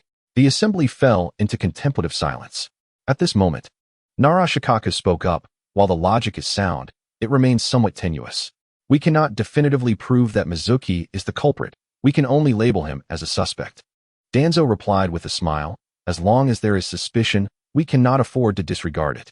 It is quite simple to ascertain the truth. Send someone to apprehend him and transfer him to the interrogation unit for investigation. Should he resist, it will imply his guilt. The feudal lord turned to the third Hokage, asking, what is your opinion, third Hokage? The third Hokage glanced at Danzo, stating, let us proceed as Danzo suggests. However, Mizuki is quite formidable, and his ability to escape is exceptional. We must be thoroughly prepared. If he resists, we must resort to decisive measures to eliminate him. The third Hokage finally resolved to take action against Mizuki. With evidence at hand, this was an opportune moment. My lord, Mizuki's strength is considerable to prevent any unforeseen incidents. I request that you return to the feudal estate for now. We shall handle the ensuing matters. The feudal lord nodded, responding, in that case, I appreciate your efforts. The feudal lord departed with his officials and attendants, while a maid carrying a cat named Xiao who followed closely behind. As they exited Konoha, the feudal lord remarked from his palanquin, it is all this cat's fault that my wife met her demise. However, it was her most cherished pet in life. So I shall not kill it. Let it be cast away to fend for itself. The maid had no choice but to abandon the cat. Once it hit the ground, it immediately sprinted away, vanishing into the nearby forest in mere moments. As a habitual offender, its survival skills in the wild were exceptional, rivaling those of feral cats. Back in the office, the third Hokage was devising a plan to deal with Mizuki. Meanwhile, Danzo was escorting the director of the orphanage and Daishiong out of the conference room. Elder Danzo, you promised. Danzo interjected, rest assured. Since you have come forth to testify against Mizuki, I will ensure the children are returned to the orphanage. However, this child possesses ninja potential, and the route requires such talents. Henceforth, let him accompany me. The director's expression shifted dramatically, his eyes reflecting deep sorrow. He understood the fate that awaited those who entered Root. Unfortunately, he had no authority to refuse. Within the conference room, the third Hokage enumerated Mizuki's abilities, particularly emphasizing his capacity for escape. First, there is the technique of body replacement. According to analysis, Shimoku must sense the target in order to swap positions with it. Beyond visual perception, Shimoku possesses another form of sensing ability. Based on the reports from Kakashi, under Shimoku's tutelage, Sasuke can discern his surroundings through auditory cues. Even with his eyes closed, and can accurately strike down shurikens with kunai. Thus, it can be inferred that Shimoku's additional sensing ability is auditory. If Shimoku's sight and hearing are obstructed, rendering him unable to perceive his surroundings, he would be unable to utilize the body replacement technique. Moreover, Shimoku can switch places with his shadow clones. The third Hokage has already gathered extensive knowledge about Shimoku's abilities and devised a plan specifically to counter him. In the Hokage's office, Shimoku waited for quite a while, but the third had yet to return. He decided not to wait any longer. It was already noon, so he thought to have lunch first and then visit the orphanage to see Daishiong. He casually grabbed a bite on the street and bought various snacks before heading to the orphanage. However, upon his arrival, he found the place completely deserted. Had they gone on an outing? But why was the door left open? Narrowing his eyes, he stepped inside the orphanage and began to investigate. The more he looked, the more something felt amiss. A half-washed bowl in the sink, clothes soaking in a bucket, and a broom discarded on the floor all indicated that the residents had not planned their departure, but had left abruptly, perhaps even been taken by force. Who could be responsible for this? Shimoku immediately thought of Danzo. No one else would commit such an act. He swiftly exited to search the vicinity and soon discovered the footprints of the children on the ground. Following the tracks for nearly half an hour, Shimoku arrived at the base of a mountain, where a cave lay ahead. Just as he was about to enter, he suddenly heard voices behind him, Danzo's voice. Shimoku quickly concealed himself behind a rock. Before long, two figures came into view. One was indeed Danzo, while the other was unexpectedly his apprentice, Daishiong. Was Danzo attempting to recruit Daishiong into Root? From Daishiong's expression, Shimoku could tell he was being coerced. Shimoku observed in silence, eager to hear what Danzo would say. Yet at this moment, Danzo fell silent, merely pulling Daishiong toward the cave. This presented a prime opportunity. A malicious thought crossed Shimoku's mind. Although Danzo possessed his Anaji, activating it was not instantaneous and required hand seals. He would never suspect my presence here. A surprise attack would assuredly succeed. Previously, Danzo had attempted to control him with Kotoame Tsukumi, a grudge Shimoku had not forgotten. He had let him escape last time, but this time, that would not happen. Better to be cautious. With a flash of his storage ring, a kunai appeared in his right hand, while a Rasengan formed in his left. In the next moment, Shimoku materialized behind Danzo. A glimmer of cold steel flashed. Accompanied by a scream, Danzo's right hand was severed at the root. Simultaneously, the Rasengan struck Danzo's back with terrifying force, piercing through his chest and shattering his heart. Danzo had no time to react before he met his demise. He could never have imagined he would be ambushed on his own turf. It was only to be expected, as the third had taken all his subordinates away. Otherwise, this place would have been constantly guarded. Old dog, today is your day of reckoning. Shimoku taunted Danzo's corpse before collecting the severed arm that lay on the ground into his storage ring. Daishiong, having never witnessed such a gruesome scene, was rendered speechless. Daishiong, snap out of it. After a while, Daishiong regained his composure, but his eyes were filled with fear and avoidance as he regarded Shimoku. What? Never seen a murder before? I have. My parents were killed by mountain bandits. Do you wish to avenge your parents? I do. If you truly wish to, then do not fear killing. If you are afraid of killing, how will you ever seek revenge? Daishiong's fear dissipated significantly. Shimoku approached the body, preparing to extract Danzo's right eye. Meanwhile, he inquired, why were you with Danzo? Daishiong promptly replied, Master Shimoku, the daimyo and the Hokage want to kill you. What? Shimoku exclaimed, turning to look at Daishiong. Tell me everything that transpired. As Daishiong recounted the events, Shimoku quickly realized that staying in Konoha was no longer an option. Not resist. How could I not resist? The third had finally found an opportunity. Shimoku felt a wave of relief wash over him. By a twist of fate, he had learned of the impending danger ahead of time. Had he remained oblivious, the consequences would have been dire. One must not underestimate Konoha, nor the third Hokage. If he fell into their trap, he might truly find himself in peril. After all, the third was well aware of his capabilities. Damn it. It seems I truly have no choice but to defect. But how will I rely on the system to enhance my strength after leaving Konoha? After much contemplation, Shimoku made a decision. He would take Naruto and Sasuke with him. Chapter 52. The third spits blood after examining Danzo's corpse and confirming his death. Shimoku casually extracted Danzo's right eye. Why was it merely an ordinary 3-tomo Sharingan? Had Danzo anticipated his demise and hidden Shirsui's eye in advance? Unbeknownst to Shimoku, Shirsui's eye had already been taken by the third. He stood up, gazing at Danzo's body. If he sold the corpse at the exchange, it should fetch a considerable sum. But unfortunately, his storage ring was already full. Moreover, he was not in need of money. Let us go. I'll rescue your companions, and after bidding them farewell, we will leave Konoha together. From Daishion, Shimoku learned that the orphanage residents were imprisoned in a cell within the cave. Guarding the cell were 2 young boys. At this moment, inside the cave, 2 boys dressed in midriff-bearing outfits stood by the cell door, looking somewhat dazed. Xin, the cursed seal on my tongue has vanished. Does this mean? The dark-haired boy extended his tongue. He was Sai.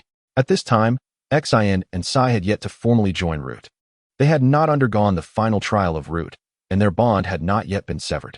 It was only because all the Root ninjas had been taken away by the third that Danzo had summoned the training Sai and Xin to guard the cell. The cursed seal was personally implanted by Lord Danzo. Its disappearance signifies that Lord Danzo is dead. Sai, if Lord Danzo is dead, then Root must be disbanded.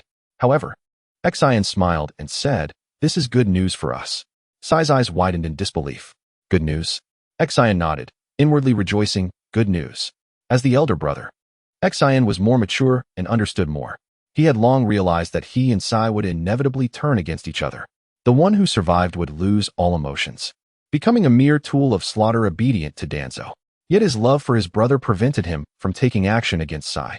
This was also why, in the anime, Xin preferred to die with love for his brother rather than kill him and live devoid of emotions. Xin, what do we do now? Sai asked. This question left Xin feeling just as lost. Indeed, Danzo has met his demise. What shall we do henceforth? You might as well follow me.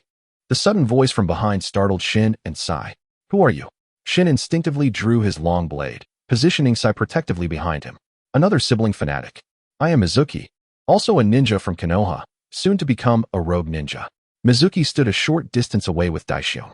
I was the one who ended Danzo's life, serving as your benefactor, liberating you from the shackles of fate. Therefore, follow me and leave Konoha. Sai retorted, you killed Lord Danzo. You are clearly our enemy. There is no way we would escape with you. Yet Shin interjected, can you truly lead us away from Konoha? Sai gazed at Shin with wide eyes, incredulous. Brother Shin, why do you say that? Shin replied, Sai, whether you believe it or not, I must tell you that Konoha is not worth our allegiance. Mizuki regarded Shin with approving eyes, astonished that this young man had already discerned the darkness of Konoha. Sai, you may not realize this, but had Danzo lived, your brother would soon meet his end. Sai questioned, my brother is perfectly fine, why would he die? Mizuki explained, those cultivated by the root must be devoid of emotion, becoming specialized tools for assassination. Danzo employs exceedingly cruel methods to eradicate human feelings. You and your brother Shin have been raised together under his orders, forging a profound bond. Yet soon, Danzo would command you both to turn against each other. Your brother, unable to bring himself to kill you, would instead willingly perish at your hands. The loss of your dearest brother would seal your emotions, transforming you into an unfeeling instrument of death. Sai's eyes widened, fists clenched tightly. He muttered, impossible, absolutely impossible. Mizuki countered, whether it is possible or not, ask your brother, and you shall know. Sai couldn't help but glance at Shin. Shin nodded, affirming, as he said, it is indeed the truth. Years ago, I uncovered the cultivation methods of the root. Furthermore, I have already prepared myself to die at your hands. Upon hearing this, Sai's complexion paled, yet his expression turned fierce. Shin quickly placed a reassuring hand on Sai's shoulder. It's all right now. Danzo is dead. We are free. He turned to Mizuki and declared, I am willing to follow you and leave Konoha. However, can you guarantee Sai's safety? After all, rogue ninjas face relentless pursuit. Mizuki looked at Shin but gestured to Sai, saying, "Aren't you going to ask his opinion?" Sai hurriedly said, "Wherever brother goes, I will follow." A smile finally graced Mizuki's face. "Rest assured, my strength is formidable. Establishing a foothold for you in the ninja world shall not be difficult. Today has proven fortunate, not only for eliminating Danzo, but also for unexpectedly gaining 2 promising disciples. Although my quota for disciples is currently full, it matters not. For now, let us take them away.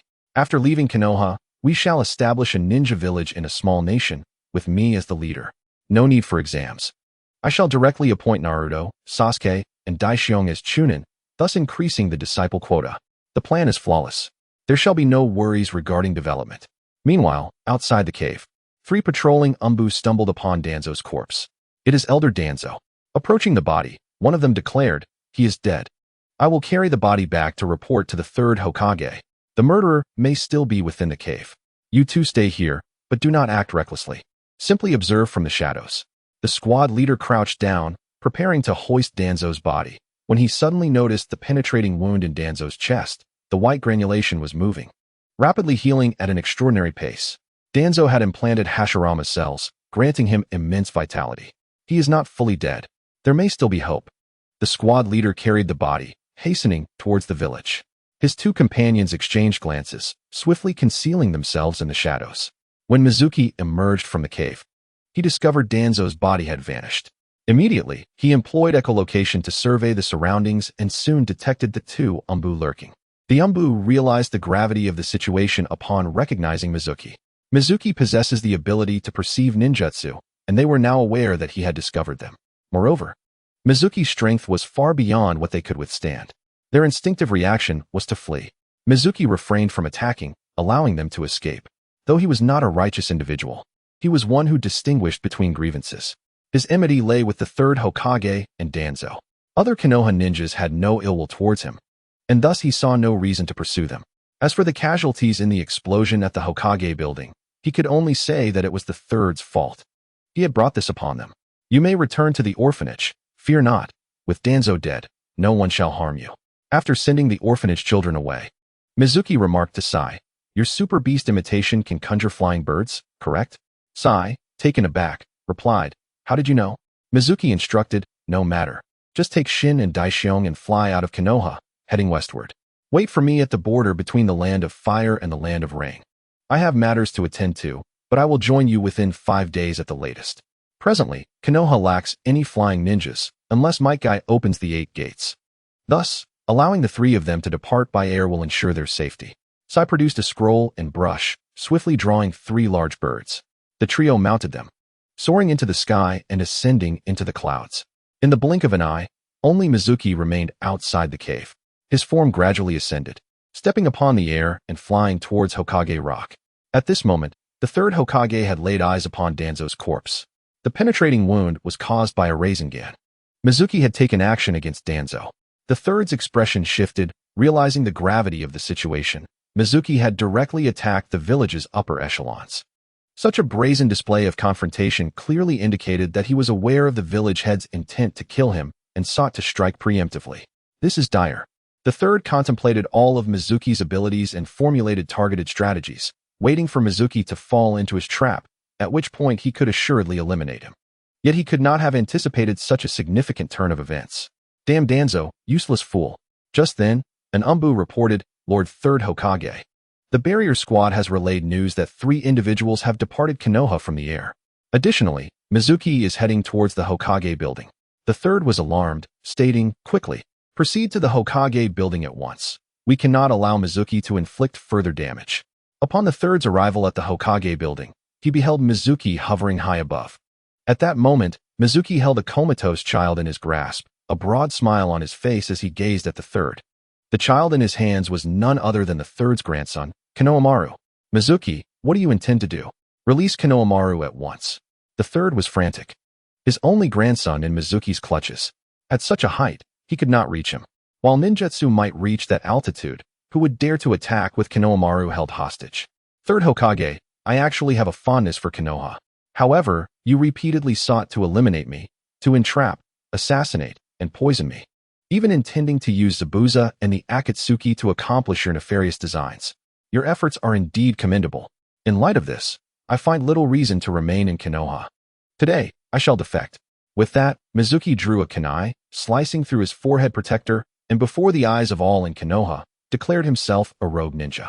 As a token of my gratitude for your past hospitality, I present you with 2 grand gifts. The first gift is now at hand. His gaze fixed upon the Hokage rock, he raised his right hand above his head, palm skyward, and formed a Rasengan shuriken, then hurled it towards the Hokage rock. In full view, the statues from the 1st to the 4th Hokage crumbled with a resounding crash. The second gift is none other than your grandson. The 3rd Hokage bellowed. Mizuki, should you dare to harm a child, there will be no refuge for you in the entire ninja world. Mizuki chuckled, fear not, I shall not kill him. On the contrary, I will take him under my wing, teach him various ninjutsu, and then send him back to obliterate your cherished Konoha. Haha. Amidst the laughter, Mizuki soared eastward with Konohamaru in tow. The 3rd Hokage, consumed by rage, spat blood, powerless to stop Mizuki's departure.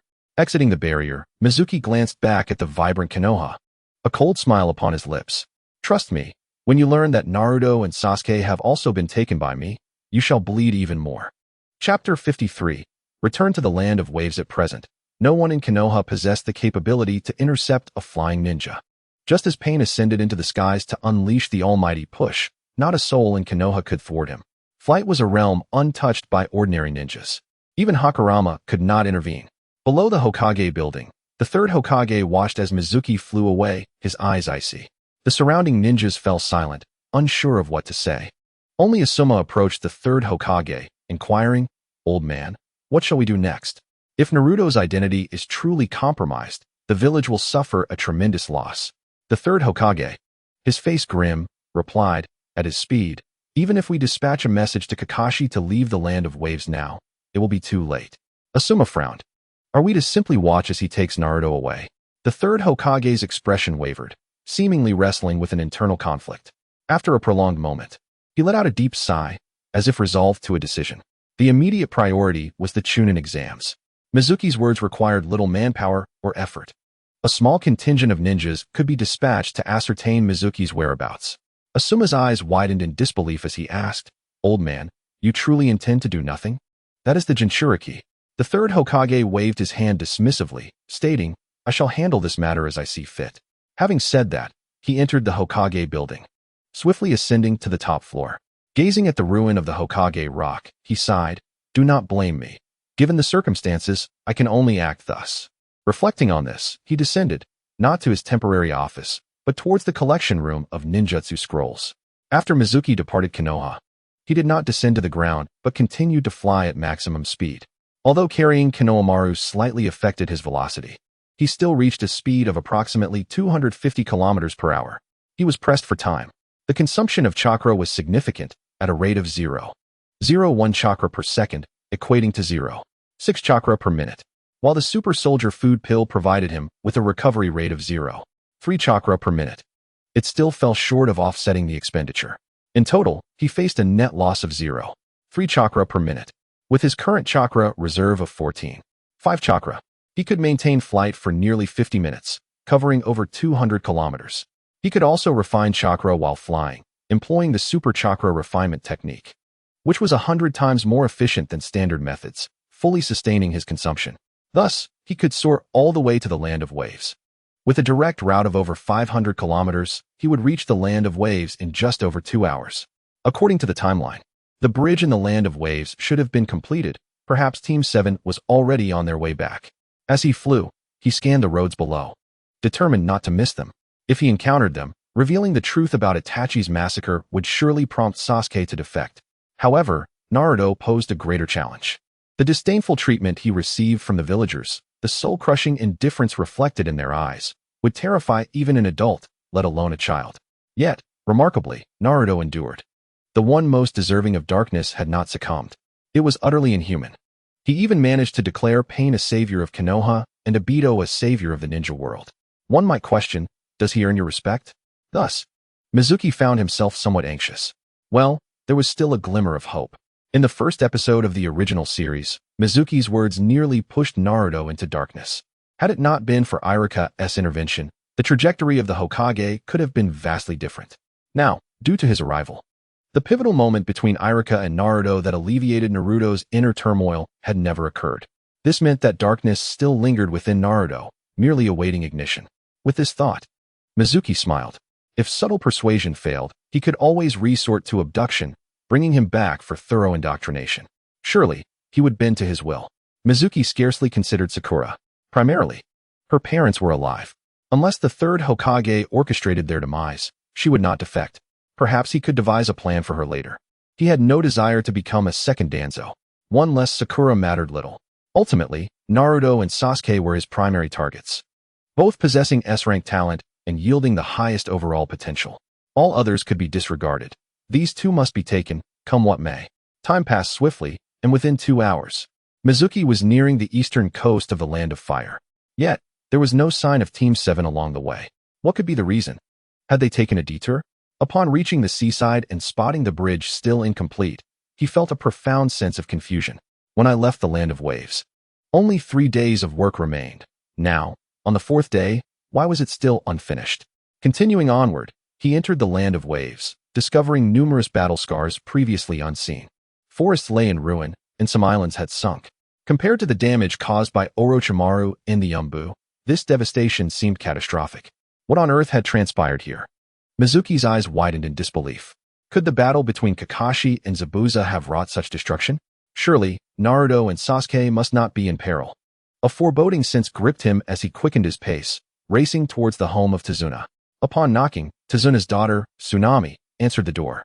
"Mr. Mizuki, what brings you here?" Mizuki hurriedly inquired, "Where are Naruto and the others? Are they all right?" Tsunami replied, "Everyone is here, though Kakashi and Sasuke have been injured." What in the world has transpired in the Land of Waves these past few days? Why are there traces of destruction everywhere? At that moment, the people in the room recognized the sound and knew that Mizuki had arrived. Naruto immediately rushed out, joyfully exclaiming, "Master Mizuki, it's wonderful that you've come." Tsunade opened the door, inviting Mizuki inside. Just then, Sakura's voice suddenly rang out. "Naruto, step back." At the same time, she had already drawn a kunai. Her eyes fixed on Mizuki, filled with vigilance. Confused, Naruto asked Sakura, "Hey, Sakura, what are you doing? Don't you recognize Master Mizuki?" Sakura scolded, "You fool. Look at his forehead protector." "Forehead protector? What is wrong with it?" Naruto looked at Mizuki's forehead protector, puzzled. "Oh, there's an additional scratch. It seems somewhat familiar." Sakura replied, "Idiot, don't you remember Itachi Uchiha and Kisame Hashigaki, who came this morning? Didn't you notice their forehead protectors?" Naruto's expression changed as he focused on Mizuki, filled with astonishment, confusion, and disbelief. "Master Mizuki, you've become a rogue ninja?" The words rogue ninja were difficult for Naruto to utter. Becoming a rogue ninja meant Mizuki had betrayed Konoha, becoming an enemy to the village. Mizuki nodded and said, "Indeed, I have defected from Konoha. I am no longer a ninja of the village." Why? The question that escaped Naruto's lips was always profound, evoking a sense of guilt, as if he had erred in some way. Mizuki explained, "Konoha cannot accommodate me. The third Hokage wants to kill me, so I had no choice but to leave." Naruto immediately shook his head, insisting, "Grandpa Third is not that kind of person. There must be some misunderstanding. I will return to the village right now and clarify things with him." With that, he dashed towards the door. Mizuki grabbed him, stating, "It's futile, and there isn't time. Moreover, I've come today to take you and Sasuke away." Naruto was taken aback and asked, "What do you mean? What do you mean by taking me and Sasuke away?" Sakura shouted, "No way. Sasuke would never become a rogue ninja." The commotion downstairs caught the attention of those upstairs. Kakashi and Sasuke sluggishly descended. "Mizuki, why are you here?" Kakashi began, but upon seeing Mizuki's forehead protector, he could not finish his sentence. Sasuke also noticed, but his reaction was minimal. To Sasuke, whether Mizuki became a rogue ninja was of little consequence. Mizuki reiterated, "I have come today to take Naruto and Sasuke with me." "No, absolutely not." Kakashi immediately rejected. "Mizuki, I don't know what has happened to you, but your conflict with the third Hokage should not involve Naruto. Besides, you know Naruto's significance. If you take him away, Konoha will pursue you to the ends of the earth." Mizuki gazed at Kakashi and suddenly laughed. "Kakashi, can you bear to watch your teacher's son suffer scorn in Konoha, being pointed at wherever he goes?" Can you bear to witness the son of a hero facing unjust treatment until the day he dies for the village? Can you bear to see him being reviled by villagers after his death, with the words son of the Nine Tails inscribed on his tombstone? A series of questions left Kakashi utterly silent. He looked at Naruto, his eyes filled with struggle and reluctance. In that moment, the smiling faces of Minato and Kushina surfaced in his mind. In contrast, he felt cold, unfeeling, and detached. Master Mizuki, Kakashi-sensei, what are you talking about? What hero's son? I don't understand. Naruto, intelligent as he was, began to sense from Mizuki's brief words that his lineage was not as the villagers had claimed. Mizuki sighed and said, Naruto, it is time to reveal your lineage and your parents' identities. Mizuki, you cannot. Kakashi tried to stop Mizuki, but Naruto had already stepped in front of Kakashi, his eyes brimming with desire and determination. Kakashi-sensei, I, Uzumaki Naruto, have the right to know who my parents are? Kakashi opened his mouth, but ultimately remained silent. Naruto, your mother's name is Uzumaki Kushina, the princess of the fallen land of whirlpools and the previous Jinchuriki of the Nine Tails. Your father's name is Minato Namikaze, the fourth Hokage of Konoha, the hero who sacrificed his life to save the village. Chapter 54. One by one Naruto stared blankly at Mizuki, shocked by his own identity. Equally stunned were Sasuke, Sakura, and the entire Dasna family. No one had anticipated that this seemingly reckless and unreliable genin was actually the son of the fourth Hokage. Kakashi-sensei, is this true? Naruto looked towards Kakashi. Kakashi sighed and nodded. If I am indeed the son of the fourth Hokage, then why do they all despise me? Why, when I was a child, did I have no money for food and had to fish alone in the wild for my meals? Why do they all call me the son of the Nine Tails? My father is a hero who saved the village from the beast. Why? Why is this happening? At this moment, fissures began to form between Naruto and Konoha. His gaze began to darken. Kakashi spoke, Naruto, the reason the third Hokage concealed your identity was actually to protect you. You must not blame him. During the Third Great Ninja War, your father killed many enemies. If your identity were revealed, you would undoubtedly face countless assassination attempts. Naruto's eyes suddenly brightened a little, as if he glimpsed the dawn of hope. Haha. Mizuki couldn't help but scoff. Such excuses would only deceive a child. Kakashi, do you believe it? Your father, Tsukumo Hatake, known as the White Fang of Konoha, killed no fewer enemies than the fourth did. As Tsukumo's son, countless people would wish to kill you. Why did the third not conceal your identity? Kakashi explained, it's different. At that time, I had the strength to protect myself and didn't need to hide. Mizuki pressed, what about Konohamaru? He is the third's grandson. Why did the third not conceal his identity? Kakashi replied, Konohamaru has protection. Mizuki sneered, indeed, the third's grandson has protection, while the fourth son is left to fend for himself. Kakashi opened his mouth, finding himself speechless. His justification felt absurd even to him. The fundamental reason the third concealed Naruto's true identity was to ensure that all villagers would come to despise and hate him, inflicting indelible scars on his young psyche. Then, from time to time, the third would appear in Naruto's life, showing him care and affection, thereby fostering an unparalleled fondness for him, making Naruto obedient and compliant. A loyal puppet of the third, a person who spent day after day in the unrelenting darkness, cold, desolate, and filled with despair. Amidst this darkness, a glimmer of light would occasionally appear, warm and bright, bringing hope. This person would develop boundless affection for that light. Yet, he remained unaware that all the darkness had been created by that very light. At this moment, Naruto clenched his fists. Visions of cold, indifferent gazes flooded his mind. Suddenly, the gentle smile of the third Hokage appeared, dispelling the surrounding indifference. Yet, in the next moment, that benevolent smile transformed into a chilling sneer. No, this cannot be true. Kakashi-sensei, please tell me this is not real. Kakashi wished to argue, but alas, he found himself utterly speechless at that moment. Naruto, clenching his fists tightly, released his grip. He was entirely disillusioned with Konoha and the third Hokage. Konohamaru, the third's grandson, had always been cherished, forgiven for any misdeeds due to his grandfather's status as Hokage. In contrast, as the son of the fourth Hokage, Naruto had been despised since childhood, blamed for everything, and shunned by his peers who refused to befriend him. Why? What justified this? His heart brimmed with grievance and sorrow. He harbored hatred towards the villagers of Konoha, the third Hokage, and even his own parents. Shuemu sighed, casting a glance at Kakashi. Kakashi, it's not just Naruto. Do you truly harbor no doubts regarding your father's death? A mere word from the third Hokage could have silenced the villagers' accusations against your father, so why did he not intervene? Kakashi frowned. Stop it. But Shuemu pressed on. How could ordinary villagers be aware of your father's failed mission if it was classified? Why do they know so much? Shut up. Kakashi roared in response. Shuemu continued. At that time, during the selection of the fourth Hokage, the third was fearful of your father ascending to that position. Not only your father, but also Orochimaru was expelled from the village, as were Jiraiya and Tsunade, all forced into exile. If they had become Hokage, the third would have lost his power. Ultimately, it was Minato Namikaze who became the fourth, while the authority remained firmly with the third, for Minato was the youngest and lacked any substantial backing or means. Shuemu. Kakashi glared at him, his expression twisted with rage. Shuemu smiled. It seems you suspected this all along, but were unwilling to accept the reality, huh? His words ruthlessly tore open the final wound in Kakashi's heart. Shuemu was reluctant to speak such truths. Kakashi had suffered immensely. His father had died. His mentor and mentor's wife were gone, and his teammates were deceased. He was left alone in this world. Were it not for Might Guy, he might have succumbed to darkness long ago. Yet, this very person was gentle, meticulous, and considerate towards others. Despite his scars, he continued to treat those around him with kindness. Such a person should not endure further suffering. Nevertheless, Shuemu felt compelled to convey these harsh truths. For mere evasion would only deepen the wounds. Only by confronting oneself and acknowledging reality could one escape the shadows of past sorrows and embrace a renewed existence. Spending days distracted by trivial pursuits like intimate paradise was a sign of irresponsible negativity.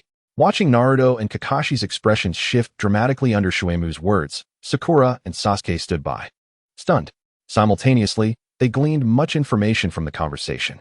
At that moment, Shuemu's gaze shifted to Sasuke. Sasuke, why do you seek power? The sudden question caught Sasuke off guard, and his expression shifted as he glanced at Naruto and then at Kakashi. Now it was my turn? Humph. Unlike Kakashi and Naruto, I know my lineage and my enemies clearly. I must kill that man and avenge my family. Shuemu shook his head. If I were to tell you that your true enemy is not Itachi Uchiha, would you believe me? Those casually spoken words ignited a fury within Sasuke. You're talking nonsense. He exploded, his Sharingan activating, the double tomo spinning rapidly, cool chakra causing the room's temperature to plummet. Shuemu regarded him with a gaze filled with pity. Poor child, you have been played by your brother all along. No, that's impossible. I saw it with my own eyes. It was him. Shuemu shook his head. Indeed, Itachi, your elder brother, murdered your clan and your parents. Yet he left you alive. But what you do not know is that his actions were coerced by Danzo's threats and commands. The reason you survived is that your brother loved you more than anyone else in the world. Sasuke shook his head, shouting frantically, impossible. Absolutely impossible. Not only Sasuke but also Kakashi widened his eyes in disbelief. Shuemu turned to Tazuna. Mr. Tazuna, what follows is a closely guarded secret of Konoha. It is not suitable for you to know. Understood. Tazuna quickly ushered his daughter and grandson out, moving them far away. Knowing too much can be fatal. Regarding the Uchiha massacre, the tale is long, but I shall summarize. 12 years ago, during the Nine-Tails rampage, the beast's eyes exhibited the pattern of the Sharingan, leading Konoha's higher-ups to suspect that it was being controlled by members of the Uchiha clan. Although they lacked concrete evidence, they subsequently relocated the Uchiha's residence from the village center to the outskirts, presently known as the Uchiha district. The Uchiha clan faced ostracism from the villagers, who were hostile towards them. Proud and unwilling to accept marginalization, the Uchiha resolved to instigate a coup against the leadership headed by the third Hokage. Among them were two prodigies, Shursui Uchiha and Itachi Uchiha. They could not bear to see a conflict arise between the Uchiha and Konoha, as it would lead to devastating destruction for the village. Thus, they attempted to mediate between the higher-ups and the Uchiha to dissolve the conflict. Unfortunately, the third Hokage had already resolved to eliminate the Uchiha as a threat. Consequently, under the third's tacit approval, Danzo took action. Danzo seized Shursui Uchiha's right eye, and knowing he could not alter the Uchiha clan's fate, Shursui committed suicide in front of Itachi by throwing himself into the Naka River. Before his death, he gifted his left eye to Itachi, who witnessed his friend perish and awakened the Mangekyo Sharingan. Shortly thereafter, Danzo coerced Itachi into slaughtering the Uchiha clan members. At this point, Shuemu paused, glancing at Sasuke, whose face contorted with rage, the speed of his double tomo's rotation intensifying.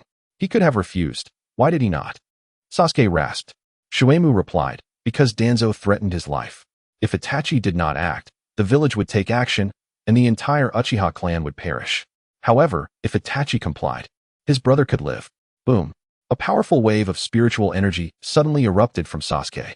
The rapidly spinning double tomo shifted positions, and a new tomo manifested. Chapter 55, Eternal Mangekyo. What you have stated regarding the Uchiha massacre lacks any basis, Kakashi interjected, furrowing his brow. I was serving in the Umbu at that time. Why have I never heard of these matters, nor had any inkling of them? Shuemu offered no explanation as he activated the storage ring on his hand, causing an object to materialize and be cast onto the ground. The onlookers fixated on the item, with Sakura voicing her confusion. Is this a severed arm? Although it was shrouded in bandages, the shape of the arm and hand was unmistakable. Shuemu turned to Kakashi and inquired, whose arm is this? Does it ring a bell? Kakashi replied, if I'm not mistaken, it belongs to Danzo. Indeed, it was Danzo's right arm. Once I unwrap the bandages, you will see whether my words hold any merit. With a swift motion, he sliced through the bandages, revealing the true form of Danzo's right arm. The pallid skin was adorned with 11 Sharingan, sending chills down Sakura's spine, prompting her to cover her mouth in fear of a scream escaping. Naruto, too, found his attention diverted, staring blankly at the severed arm on the ground. Kakashi's expression turned grave, his lips moved, yet he found himself at a loss for words. Even Shuemu was visibly affected. The most intense reaction came from Sasuke, whose eyes blazed crimson, his body trembling with rage, nearly tangible in its intensity. Kill. Kill. Eliminate Danzo. Annihilate the third. Destroy everyone in Konoha. Sasuke was in a frenzy, but in the next moment, he collapsed to the ground, unconscious. Sasuke. Sakura gasped. Shuemu frowned, observing Sasuke's condition, which suggested a mental toll had been inflicted upon him. Sakura had mentioned that Itachi Uchiha and Kisame Hashigaki had been present, leading Shuemu to surmise that Itachi had likely used Tsukuyami on Sasuke, causing his current state of despair. Oh, my foolish brother. He coughed. In any case, Kakashi, I intend to take Naruto and Sasuke away. I will not allow them to remain in Konoha. I hope you will not obstruct me. Of course, given your current state, you can barely stand, much less stop me. If you so wish, you may accompany us. Kakashi's expression darkened. As an adult, one's convictions are difficult to change. He was well aware of the circumstances surrounding his father's death, yet he remained in Konoha without any intention of betrayal. One could only say that the third's indoctrination had been remarkably effective. Shuemu's few words could not sway him. Although darkness lurked within Konoha, it was undeniable that the village presented a facade of peace and prosperity, and its citizens were living good lives. I will not defect. My only desire is to protect the villagers and the village. Let the past remain in the past. Sasuke bore a grudge against the village for the massacre of his clan, and Shuemu felt he had no right to keep him. However, Naruto, as the Jinchuriki, was a vital asset to the village, and Shuemu would not permit him to leave. The next instant, Kakashi revealed his left eye protector, exposing his Sharingan, ready for battle. Shuemu merely observed, too apathetic to engage. As anticipated, in less than a second, Kakashi collapsed, following in Sasuke's footsteps. Master Shuemu, I will go with you, Naruto declared, his gaze resolute. Holding the unconscious Sasuke, Sakura struggled with her emotions as she gazed at his face. Finally, she bit her lip and said, Master Shuemu, I will also follow you. Shuemu shook his head, stating, if you leave, what will happen to your parents? They worked hard to raise you, and you would abandon them just like that? Tears streamed down Sakura's face as she choked out, I'm sorry, but I want to be with Sasuke. I don't want to become his enemy. Sasuke had already developed a desire for vengeance against Konoha. Sakura understood that if she returned to Konoha, she would inevitably become Sasuke's adversary, and their next encounter would be one of life and death. Yet, her feelings for Sasuke outweighed her concerns for her parents and the village. Shuemu remained resolute. I'm sorry, but I cannot take you with me. Your parents are in Konoha, and you have ties to the village. If you accompany us, your presence will inevitably expose our whereabouts. Sakura exclaimed, No, I want tea. Shuemu questioned, if Konoha were to threaten your parents' lives to compel you to deliver information, would you dare refuse? Sakura fell silent. Regardless of her response, Shuemu had no intention of taking her along. If she answered affirmatively, it would indicate a disregard for her parents' lives, rendering her an unworthy companion. Conversely, should she respond negatively, it would reveal her potential as a future spy, making her an even greater liability. Naruto, carry Sasuke, we must leave immediately. Sakura, in a state of panic, clung tightly to Sasuke, unwilling to let go. In the next moment, Shuemu approached her from behind and struck her with a swift blow, rendering her unconscious. Naruto, carrying Sasuke, fell into a profound silence. Since earlier, he had completely withdrawn into himself. Shuemu glanced at the unconscious Sakura and sighed. He retrieved Danzo's severed right hand from the ground, extracting a 3-tomo Sharingan, which he stored in a vial and placed in Sakura's hand. Sakura had one last opportunity for a return this month. It could not be squandered. As for whether this Sharingan would be beneficial to her or bring her trouble, Shuemu was indifferent. After this encounter, their master-disciple connection would conclude. Sakura possessed considerable potential, with her return rate being quite high, sometimes even reaching 1,000-fold. Yet, there was no choice. Shuemu could not take her along to avoid subsequent complications. Ding! The host bestows a 3-tomo Sharingan to disciple Sakura Haruno, triggering 1,000-fold return.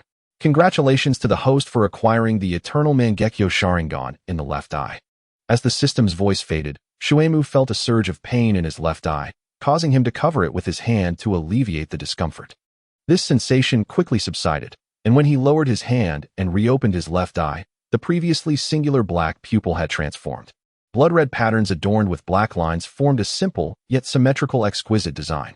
The outer circle was composed of black lines forming a hexagram, while the inner circle spiraled clockwise with 6 lines, resembling an abyss of infinite depth. This feeling was rather delightful. Grateful for the gift bestowed by Danzo, he cheerfully expressed, "Thank you, my dear friend. May you find new brides daily and enjoy the company of different mothers-in-law each night." At this moment, Shuemu had already discerned that this eye harbored 2 ocular techniques. One, of course, was Susanoo. A single-eyed Mangekyo could indeed activate Susanoo, as exemplified by Shursui Uchiha. As for why Obito and Kakashi could not, it could only be said that Obito lacked the necessary talent, while Kakashi did not possess Uchiha blood. Comparatively, he could not be matched with geniuses like Shursui, who had both Uchiha lineage and exceptional talent. Although Shuemu lacked Uchiha blood, the items returned by the system did not require such compatibility. Moreover, this was the Eternal Mangekyo, a step above the ordinary Mangekyo. Thus, summoning a Susanoo was quite manageable. Although it would only reach the 4th stage, achieving its complete form was beyond his capabilities. Susanoo consists of multiple stages. The first stage is a partial form, such as merely an arm. The second stage is a half-body skeletal form. The third stage is a half-body flesh form. The 4th stage is a half-body armored form. The 5th stage is a full-body armored form, where the user is positioned at Susanoo's forehead. The 6th stage is the complete form, characterized by wings sprouting from the back, granting flight capabilities. There are also Sage Art Susanoo and other variations. Achieving the 4th stage of Susanoo is already quite impressive, considering he possessed only one eye, yielding half the ocular power. However, for Mizuki, this posed no challenge. Sasuke had one more opportunity this month to grant a return, and by gifting him a right eye, I could finally complete the Eternal Mangekyo Sharingan. Besides Susanoo, the left eye harbored a unique ocular technique. Yet, Mizuki was currently unaware of what this technique entailed and would need further investigation to understand it. With the affairs in Konohagakure concluded, it was time to seek a new refuge. Just as Mizuki stepped out of the Dasna residence, he encountered an unexpected figure waiting outside. A robust frame, snow-white hair, distinctive sandals, and an unconventional forehead protector inscribed with the word oil. It was Jiraiya, the legendary sage of Mount Myaboku, making his entrance. Beside him lay the unconscious Konohamaru. Before entering, Mizuki had placed Konohamaru in a small boat, intending to take him along upon departure, but now he was in Jiraiya's hands. Mizuki frowned. Jiraiya was here, and he bore signs of battle. It was evident that Itachi Uchiha and Kisame Hashigaki had come and gone, but they had not taken Naruto. Clearly not, due to Kakashi's intervention. This suggested that Jiraiya had indeed clashed with the 2 members of the Akatsuki. "I recognize you, Chunin Mizuki." Jiraiya's gaze pierced through Mizuki, filled with hostility. "It seems you have turned rogue, not only capturing the old man's grandson, but also intending to take Naruto and Sasuke. As one of the legendary Sannin, I cannot allow such an occurrence." Ninjutsu, Dance of the Lion's Mane. Jiraiya's hair surged, enveloping Mizuki from all directions. Mizuki grasped Naruto's shoulder and, in the next moment, activated the body flicker technique, switching places with Jiraiya. Instantly, they exchanged positions. Jiraiya found himself where Mizuki had just stood, startled, while the Dance of the Lion's Mane lost its target. With one hand, Mizuki seized Konohamaru and executed the body flicker technique again, transporting himself and the three young ones 100 meters away. He then took to the skies, flying westward at full speed. It was best to leave quickly, as Itachi and Kisame might still be nearby. Engaging them was unnecessary.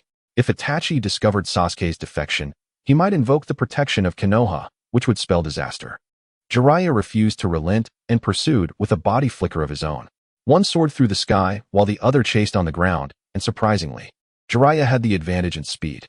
Mizuki, burdened with 3 individuals, found his speed significantly reduced, barely reaching 100 kilometers per hour, insufficient to outrun Jiraiya's technique. Realizing the precariousness of his situation, Mizuki glanced at Konohamaru and sighed.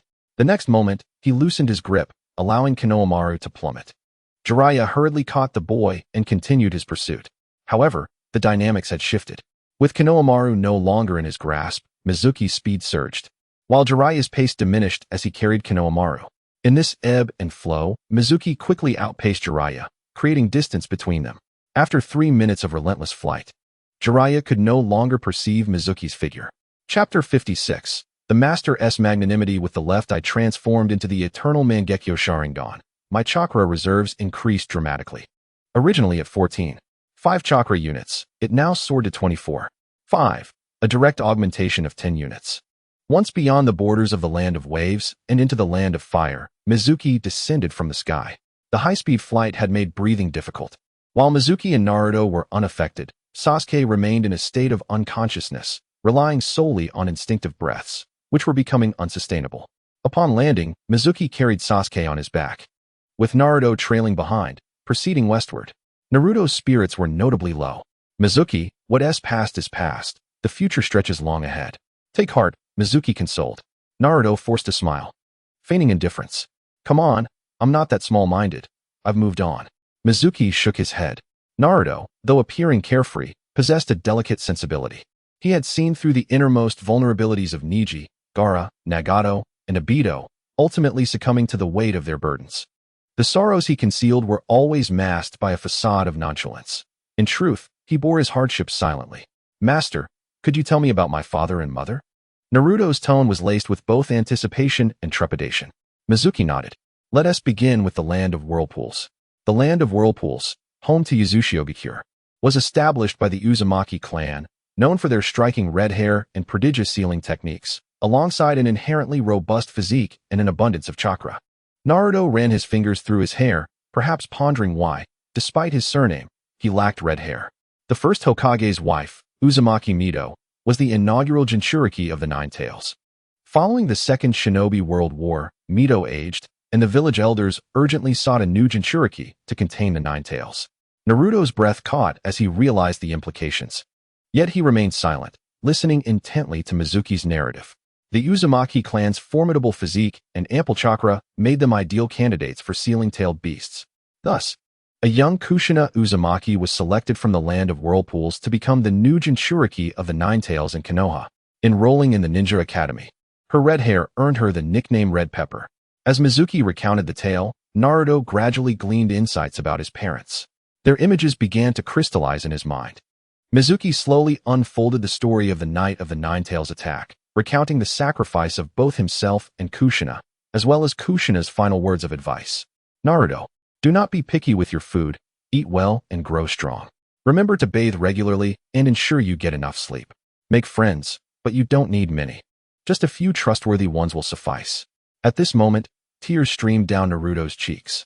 Mizuki sighed, reflecting, your mother advised you to make friends. It's unfortunate that the third Hokage stripped you of that right. He labeled you the child of the demon fox, causing others to shy away from you, even fearing to draw near. At 12 years old, you still have not made a single friend. Your memories in Konoha are filled solely with solitude, coldness, and desolation. Beyond Ichiraku ramen, there are hardly any fond recollections. Naruto's voice trembled as he continued. Yet Mizuki could sense the growing hostility radiating from him. The last remnants of Naruto's affection for the third Hokage had dissipated, leaving no nostalgic sentiments for Konoha. Naruto fell silent, consumed by his grief. Mizuki too quieted, turning his focus to the left eye's ocular technique. Meanwhile, Sasuke, awakening slowly from his stupor, wore an expression of shock, uttering not a word. The truth of the Uchiha clan's massacre weighed heavily upon him. The thought of Itachi's suffering ignited a fierce desire within him to scream in anguish and release his pent-up fury. Suddenly, he queried, "How can I become stronger at the fastest pace?" His suppressed bloodlust towards Konoha could no longer be contained. Mizuki replied, "Do not rush. If you follow me, your journey to strength will be swift.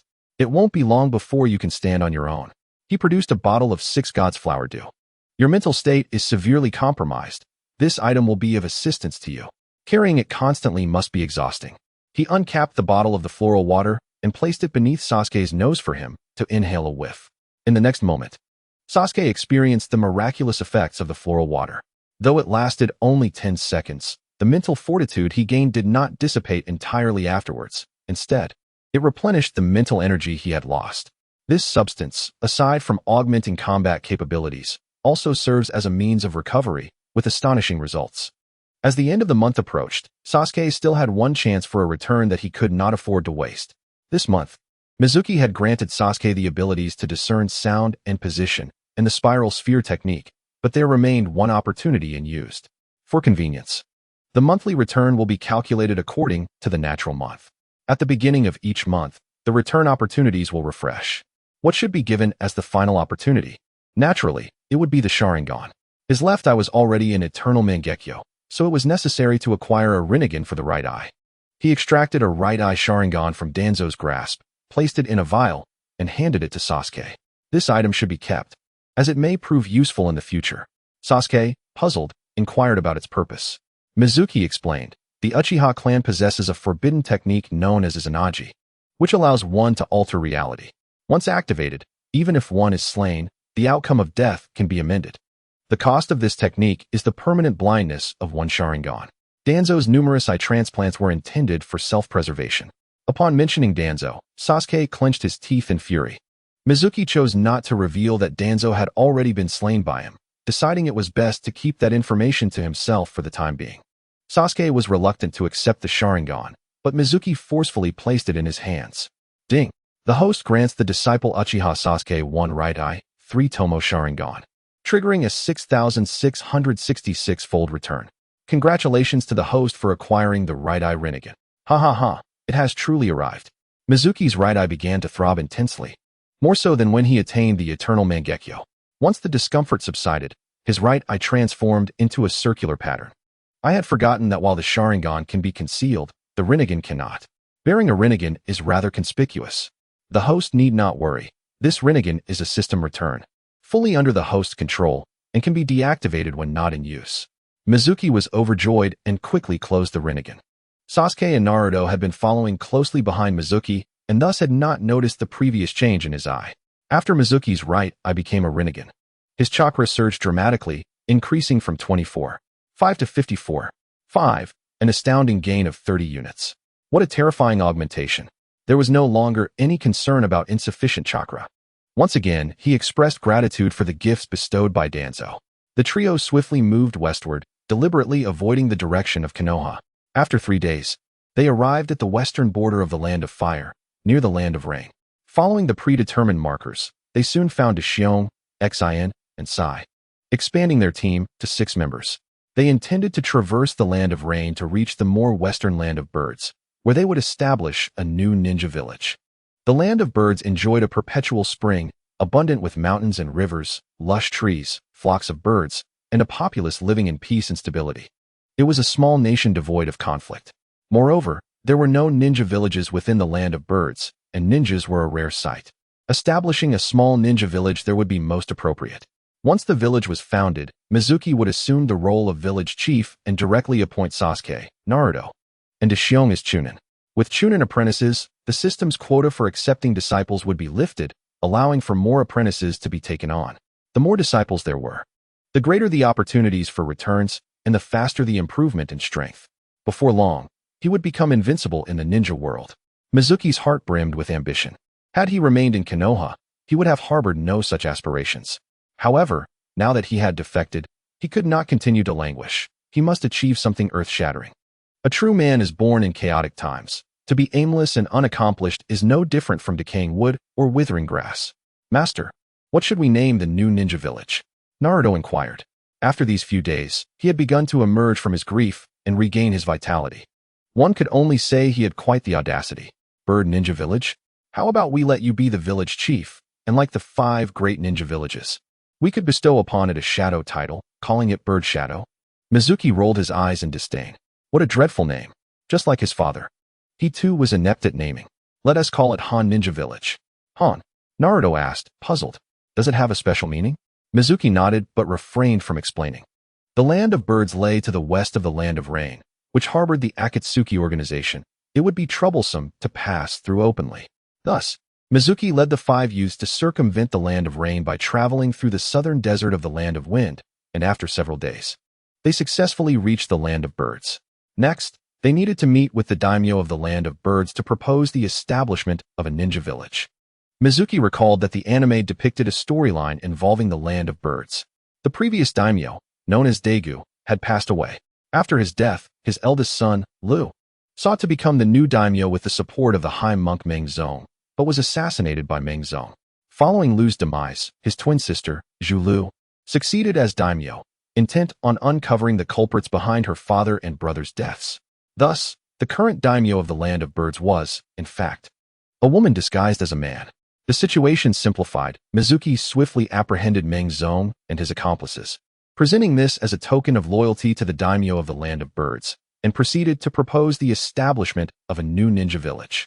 Lord Mizuki, I cannot agree to this request, Daimyo Zhu Lu promptly rejected. The land of birds was a small nation with financial constraints, and the citizens lacked funds. Establishing a ninja village required substantial capital, which she could not provide. Mizuki regarded the young female daimyo with a smirk, fully understanding her concerns. There is no need for the daimyo to fund this. I possess the resources. All I require is a piece of land and some assistance in construction. The daimyo hesitated. However, Mizuki added, Your Excellency is worried about our identities, are you not? We are all rogue ninjas from Konoha. And you must be concerned that the land of fire will hold you accountable, correct? The daimyo did not expect Mizuki to speak so candidly and nodded in agreement. Indeed, the land of birds was merely a small nation, both economically and militarily inferior to the land of fire. Mizuki reassured her, Rest assured, Your Excellency. Between the land of fire and the land of birds lies the land of rain. Even if the land of fire were to blame, it would be mere words, and their military could not reach us. Moreover, as long as we do not publicize it, who will know that rogue ninjas from Konoha are establishing a ninja village in the land of birds? Although Mizuki wore a smile, impatience brewed within him. Should the daimyo continue to refuse, he would resort to unorthodox methods. With the enhancement of the eternal Mangekyo, controlling a daimyo with genjutsu should not pose a challenge. Chapter 57. The collapse of Konoha's plan begins. Zhu Lu, being young, could not discern the shifts in Mizuki's emotions. However, the minister, Hong Ming, had already sensed that something was amiss. He hastily remarked, My Lord Daimyo, I believe Lord Mizuki is correct, as long as we refrain from publicizing it. No one will be aware that the land of birds has established a hidden village. The land of fire and Konoha will naturally not come seeking trouble. Moreover, with the establishment of our own hidden village, we need not worry about the invasion of wandering shinobi, which is a tremendous boon for the land of birds. Our citizens can issue task commissions in the new hidden village, no longer reliant on foreign nations. Most importantly, the children within our domain can enter the hidden village to learn ninjutsu, thereby strengthening our national power. Thus, from any perspective, the establishment of a new hidden village is a venture that brings nothing but benefits. As he spoke, Akamitsu gestured towards the daimyo with his eyes. The daimyo, understanding Akamitsu's intention, had no choice but to agree to Mizuki's request for the new hidden village. Lord Mizuki, may I inquire what name the new hidden village will bear? Mizuki pondered for a moment. He had initially intended to name it Han Hidden Village, but after much contemplation, he found it unsuitable. How could a mere hidden village bear the illustrious name of Han? As for Huaxia or Yanhuang, that was even more inappropriate. Given that this is the land of birds, it would be fitting to choose a name related to birds. Since birds are categorized as fowl, and the phoenix is the leader among them, we shall name it Phoenix Village, and the title of the village chief shall be Fengying. My comrades, Naruto and the others, are all rogue shinobi. Establishing a new hidden village here will mark the beginning of a new shinobi career. Akin to the phoenix rising from the ashes, the past has turned to ash, and the future is entirely new. Thus, the name of the new hidden village was decided, Phoenix Village. Mizuki would serve as the first village chief, known as Fengying.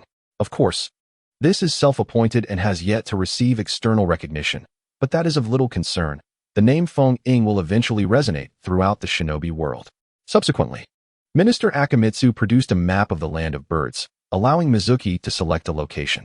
The Land of Birds is nestled among 4 countries. To the east lies the Land of Rain, to the south the Land of Wind, to the west the Land of Stars, and to the north the Land of Earth. Mizuki chose a stretch of wilderness near the Land of Stars, spanning several hundred square kilometers. This will cost 50 million ryo. I hope the daimyo will provide ample support for the establishment of the hidden village. I have but one request. Expedite the construction, and if funds fall short, feel free to ask me. The construction of Phoenix Village commenced, albeit at a slow pace. As we lacked a seasoned architect like Yamato, Mizuki, along with Naruto and the others, resided at Minister Akamitsu's home. For the establishment of the new hidden village had only just begun. The youngsters practiced diligently each day, particularly Sasuke, who devoted nearly all his time to training. Save for meals, sleep, and bathroom breaks, his thirst for vengeance was insatiable. Meanwhile, Mizuki familiarized himself with the abilities of the Sharingan and Rinnegan. Time passed swiftly, and before long, a month had elapsed. The system's monthly allocation of 3 opportunities for returns per person had refreshed. On the first day of the month, Mizuki gathered Naruto and the others and began distributing funds. Each received 100,000 ryo. Take this money, it is your allowance for the month. Naruto and Deshiong's eyes immediately sparkled with excitement. Wow, master, you must be incredibly wealthy. Naruto exclaimed in awe. Having grown up in an orphanage, Deshiong had never seen such a sum, and he couldn't help but swallow hard. The other 3 remained relatively unfazed. Sasuke had inherited considerable wealth and found 100,000 ryo insignificant. Shin and Sai, having been trained by Danzo, were naive about worldly matters and had a weak grasp of the concept of money. Beep. The host grants disciple Naruto Uzumaki 100,000 ryo, triggering a 5,000-fold return. The host grants disciple Sasuke Uchiha 100,000 ryo, triggering a 5,500-fold return. The host grants disciple Deshiong 100,000 ryo, triggering a 500-fold return. The host receives a monetary return totaling 1 billion ryo. Note: due to the excessive amount, the storage ring cannot accommodate it. The remaining funds have been placed in the host's current residence bedroom. Mizuki furrowed his brow. This storage ring is inadequate. Though 1 cubic meter seems considerable, it truly cannot hold much. Even if filled with water, it would only amount to 2,000 pounds, scarcely enough for a few baths. The construction of Phoenix Village must be accelerated. After distributing the money, Mizuki produced food pills, handing 1 to each person. In the event of battle, should chakra be depleted, these can be consumed to rapidly restore chakra and provide ample sustenance. Mizuki's total chakra had reached 54.5, akin to Kakashi, allowing him to perform jutsu freely. However, the recovery speed was lagging. He recovered only 0.3 per minute, which was rather slow. Beep. The host grants disciple Deshiong a food pill, triggering a 666-fold return. The host receives a special food pill, which restores 1 chakra upon consumption. Beep. The host grants disciple Sasuke Uchiha a food pill, triggering an 8,888-fold return. The host receives a superfood pill, which restores 30 chakra upon consumption and permanently increases chakra recovery speed by 0.9 per minute. Beep. The host grants disciple Naruto Uzumaki a food pill, triggering a 9,999-fold return. The host receives an ultimate food pill, which restores 50 chakra upon consumption and permanently increases chakra recovery speed by 1.5 per minute. Deshiong's aptitude was still lacking, only yielding a 666-fold return, and the special food pill lacked a permanent buff. However, Sasuke and Naruto did not disappoint Mizuki. Upon consuming these 2 food pills, my chakra recovery speed can reach 2.5 per minute, which is exceedingly rapid. Kakashi would surely be envious if he knew. The 3 had used 6 of their 9 return opportunities for the month by just the first day. Each had 1 left, and Mizuki did not rush to distribute anything further. He took 200 million ryo to the daimyo's residence. Lord Mizuki, the previous 50 million ryo has yet to be fully utilized. We are not in need of funds at the moment, the daimyo stated. Mizuki waved his hand. I implore you to recruit more workers to expedite the construction of the hidden village. I have ample funds, so there is no need to worry about wages. The sooner the hidden village is completed, the sooner I can become Feng Ying. Once I become the Ying, I can directly appoint Sasuke, Naruto, and Deshiong as Chunin, or even Jounin. The higher my disciples' ninja ranks, the more slots I will have for new apprentices. 5 apprentice slots are simply insufficient. Rest assured, Lord Mizuki, I will urge the construction of the hidden village. The daimyo continued. The daimyo of the Land of Fire has sent an invitation. The Chunin exam finals in Konoha will take place in half a month, inviting me to attend. Do you think I should attend, Lord Mizuki? Mizuki replied, such matters are for you to decide, my Lord Daimyo. There is no need to concern yourself with my thoughts. My aim in establishing the hidden village is merely to find a place to settle, not to control the land of birds. The daimyo responded, then I will not go. Mizuki remained noncommittal. This female daimyo likely made her decision long ago. Now, asking was clearly a test of Mizuki's stance. She does not fully trust Mizuki. Regardless of others' perceptions, as long as they do not seek trouble, I will be fine. In half a month, the Chunin exam finals in Konoha will commence. And Orochimaru's plan to collapse Konoha is about to unfold. He narrowed his eyes, a glint of coldness flashing within. Orochimaru, do not blame me for taking your life. It would be better for the third Hokage to perish at my hands. Days later, Mizuki departed the Land of Birds, heading towards the Land of Fire, Konoha Village. Naruto and his companions remained in the Land of Birds. This time, he was on a mission of mischief. And bringing along a burden like a genin was out of the question. Upon arriving in Konoha, it was the morning of the Chunin exam finals. He transformed using the transformation jutsu, nonchalantly strolled through the gates of Konoha. The guards, Aoyama and Kotetsu, paid him no mind. Thus, Mizuki successfully infiltrated the village and arrived at the arena for the Chunin exam finals. The finals had just commenced. In the first match, Neji Hyuga faced off against Kiba Inuzuka. Without Naruto's interference, Kiba managed to sneak into the finals. Naturally, when confronted with Neji, Kiba was utterly overpowered, unable to retaliate. Neji's Byakugan seems different from the original. Why does it resemble Tai Chi so much? Mizuki mused, astonished. He was not alone in his surprise. The members of the Hyuga clan shared his astonishment. The head of the main branch, Hayashi Hyuga, sighed, Neji possesses exceptional talent, yet he is from the branch family. Without Naruto's influence, Neji's resentment towards the main family cannot be resolved. As the battles progressed, the second match featured Temari against Shikamaru, who triumphed through cunning. The third match had Kanjiro facing Shino Aburame, but Kanjiro forfeited. And finally, the last match, Lee vs. Gaara, was only halfway through. As feathers fell, spectators on the stands began to doze off. The plan for Konoha's downfall was finally underway. What puzzled Mizuki was that, on the rooftop, it was not Orochimaru and the third Hokage in a one-on-one confrontation. Instead, Orochimaru had teamed up with the fourth Kazekage, 2 against 1, bullying the frail and elderly third. Surprisingly, Orochimaru didn't eliminate the fourth Kazekage beforehand. It seemed the butterfly effect was indeed in play because of him. Mizuki transformed into a member of the Konoha Anbu and made his way to the rooftop, taking a stance outside the barrier of the 4 Purple Flames formation to observe the battle.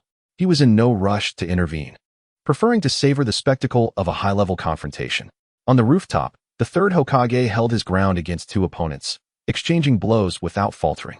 However, Orochimaru could no longer restrain himself. He bit his finger and slammed it onto the ground.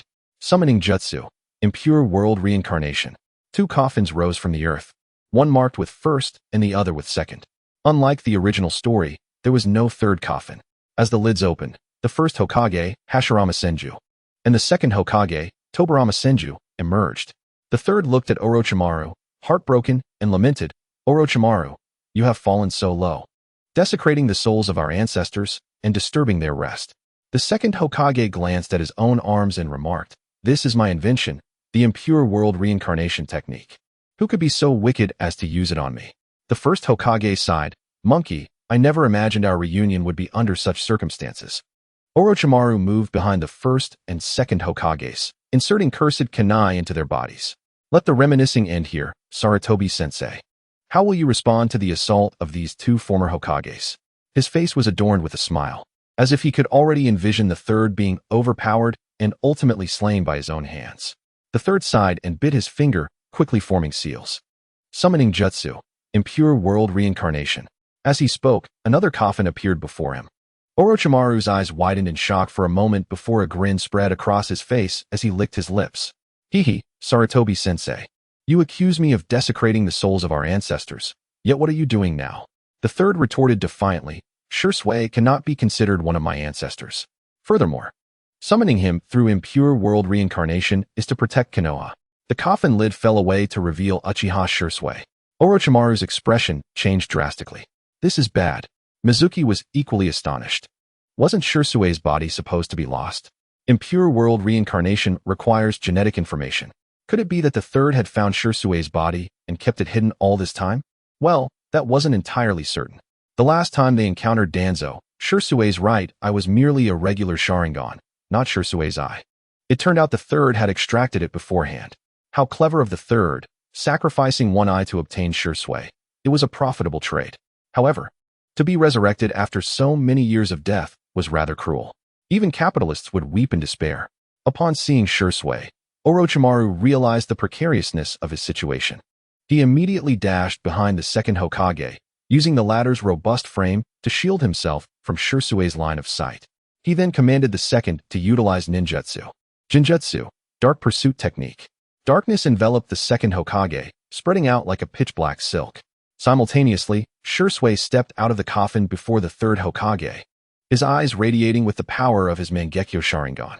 The first Hokage's consciousness, previously erased, was suddenly restored, and his eyes regained clarity. He leaped to the third's side. Monkey, I never expected you to age so much. The tone of their reunion was no longer that of adversaries. The divine manipulation had altered the first's will. The third let out a sigh of relief and said, decades have passed. I too am nearing my end. The first turned his gaze around, observing the flourishing Konoha under siege, and sighed, I still have not achieved the peace I desired. After all these years, you have worked hard. The third replied, Lord First. This is not the time for reminiscing. We must first deal with our enemies. Orochimaru is my former student, and next to him is the fourth Kazekage. The first observed the encroaching darkness and commented, I had advised Tobirama to destroy those forbidden techniques. He would not listen. And now, the impure world reincarnation is being used against Konoha. He added, however, this Uchiha's ocular technique is quite impressive. It has freed me from the control of impure world reincarnation. Let's bring Tobirama back as well. The third smiled wryly. He certainly wished to do so, but it was beyond his reach. In the next moment, Shursui's body began to disintegrate, the remnants of the impure world reincarnation scattering like paper. Shursui's spirit appeared, casting a deep glance at the third before ascending as a beam of light into the heavens. Shursui, do not blame me. Everything I did was for the village. In the end, only the lifeless body of a child remained. The despair in his eyes and the anguish on his face evident of the suffering he had endured in life. Seeing this, Hashirama's brow furrowed as he turned to the third. Monkey, you have gone too far. The third was rendered speechless, perhaps too ashamed to respond. Outside the four purple flames formation, Mizuki narrowed his eyes, a murderous intent swirling within. That child had been one of the orphans from the orphanage. The third, with so many heinous criminals in prison, chose to use an innocent orphan as a vessel for impure world reincarnation. For words could describe it, utterly heartless, unforgivable. At this moment, Orochimaru's expression was grim. The first Hokage had been freed from his control through divine manipulation. Now, aside from himself, he had the second Hokage and that useless fourth Kazekage on his side. Opposing them were the first and third Hokages. Thankfully, the third's impure world reincarnation was not flawless. Otherwise, if Shursui had endured a bit longer, it would have been a major issue. The darkness had already shrouded the entire four purple flames formation. The surrounding shadows obscured the events transpiring within the four purple flames formation, save for Mizuki. The art of darkness was an illusionary technique designed to obscure the enemy's vision, rendering them incapable of perceiving their surroundings. However, the allies of the caster remained unaffected. This form of illusion, which engaged the five senses, was not to be compared with ordinary illusions. Akin to ocular techniques, it was quite challenging to unravel. Yet, such an illusion had no effect on Mizuki at this moment. With his eternal kaleidoscope left eye and the reincarnation eye on the right, he had become impervious to the vast majority of illusions. Only the infinite Tsukuyomi could potentially affect him. Would release, unfasten the pants. The first Hokage initiated the action. With a clap of his hands, numerous saplings burst through the roof tiles, growing wildly. Although invisible, this did not hinder the first from enveloping the battlefield with wood release. Opposite him, Orochimaru and the second Hokage swiftly evaded, their footsteps sending a jolt of alertness through the third Hokage. Earth Release, Earth Flow River. Fire Release, Fire Dragon Flame Bullet. The third Hokage's ninjutsu was executed with precision, engulfing Orochimaru and Tobirama in flames.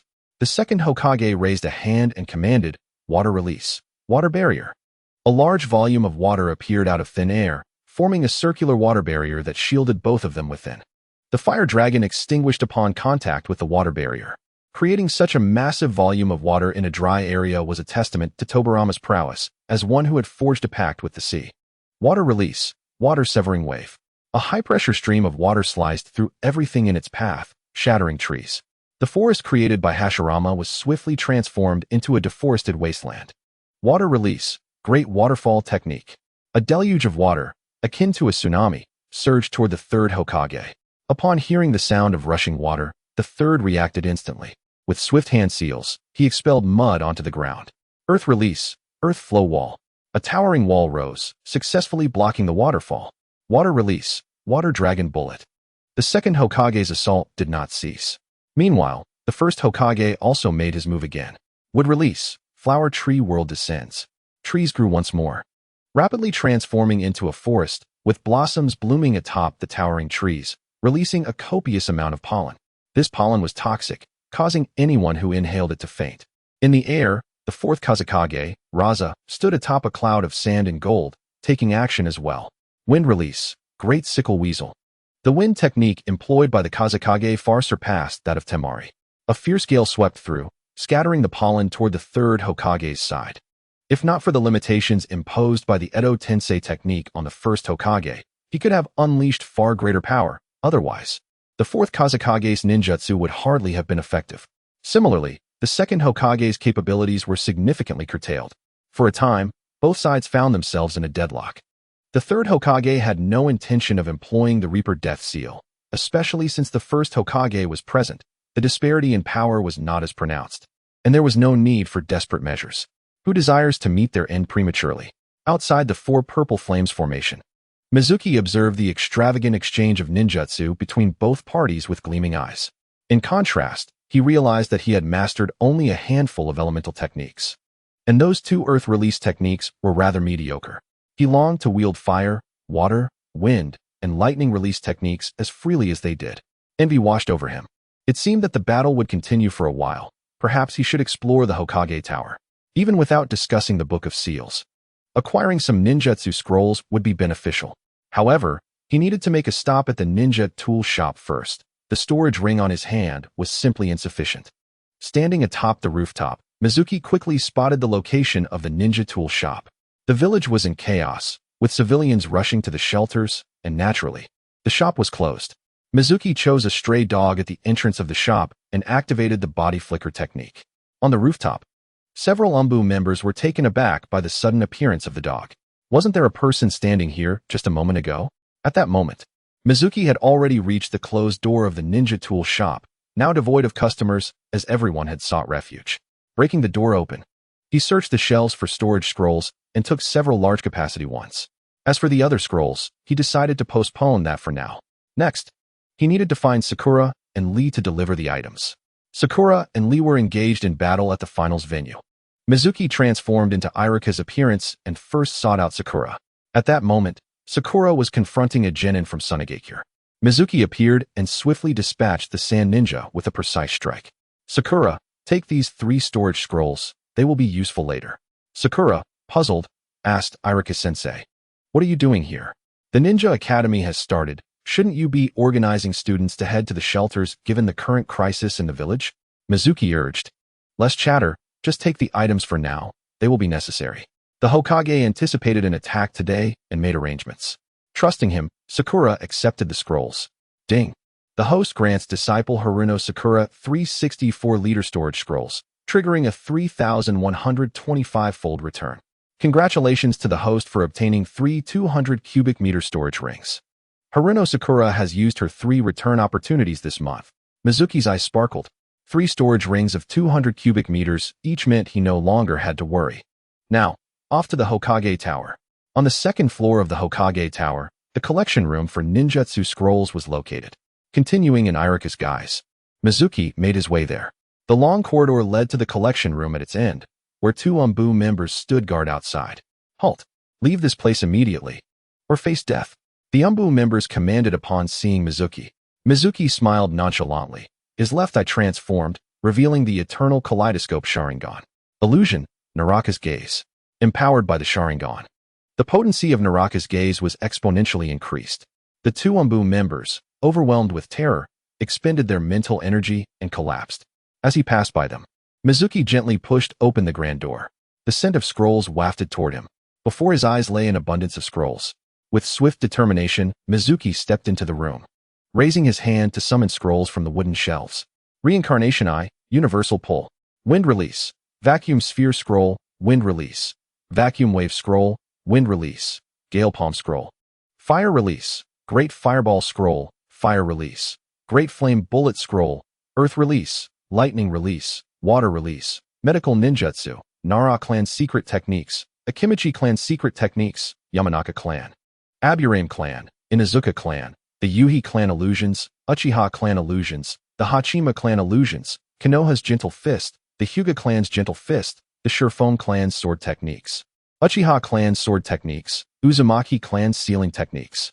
Here, all the ninjutsu, illusions, taijutsu, secret techniques, and sealing techniques of Konoha were amassed. An ocean of scrolls. One by one, Mizuki collected them into his storage ring, leaving no scroll behind. This was simply exhilarating. Although the Sharingan could replicate ninjutsu, it required the original user to employ it first. Moreover, how long would it take to reach Kakashi's level by copying one technique at a time? Additionally, the Sharingan could only replicate ordinary ninjutsu and taijutsu. Family secret techniques were beyond its reach. Techniques such as the Nara clan's shadow imitation technique, the Akimichi clan's body expansion technique, and the Inazuka clan's dog training technique were impossible for the Sharingan to replicate. To gather them all in one go was an indescribable thrill. Humph, from this day forth, the entirety of Konoha's treasures shall belong to me. Soon, all the wooden shelves were emptied. Although Mizuki did not count them meticulously, a rough estimate revealed that he had collected no less than 10,000 scrolls. With these, he would no longer have to fret over what to gift his disciples. Now, only one remained. Mizuki's gaze shifted to the center of the room, where a stone pedestal stood, upon which rested an enormous scroll, the Book of Seals. The techniques contained within this scroll were unparalleled in the ninja world. Approaching the pedestal, he reached for the Book of Seals, only to be met with a sudden barrier that obstructed his hand. A sealing technique? Mizuki raised an eyebrow in intrigue. Just as he was about to take further action to break the seal, the sound of crisp footsteps echoed behind him, followed by the sound of a door slamming shut. Then, a hearty voice rang out. Enough already, traitorous ninja Mizuki. You won't escape this time. Ninja technique, Wild Lion's Mane. The moment Jiraiya appeared, the battle commenced. His hair erupting and wrapping around Mizuki. Sensing danger from behind, Mizuki's right eye abruptly transformed, activating the Rinnegan. Shinra Tensei. The encroaching hair was instantly repelled by a powerful repulsive force, causing Jiraiya to stagger backward and collide with the door, though he was unharmed. What kind of technique is this? Jiraiya exclaimed in surprise. Mizuki turned to face him. Konoha has rotted away. There is no warm sunlight, only the false growth of trees. Jiraiya, I admire you and do not wish to fight. Among the characters in the anime, Jiraiya was Mizuki's favorite. Alas, he had died at the hands of his own disciple. Jiraiya, gazing at Mizuki's right eye, exclaimed, Why do you possess Nagato's eyes? Did you kill him and his comrades? Anger flared in Jiraiya's eyes. Over 3 years of mentoring Yahiko and his companions, Jiraiya had continued to follow their news after leaving the Rain Country. But one day, he learned that they had perished.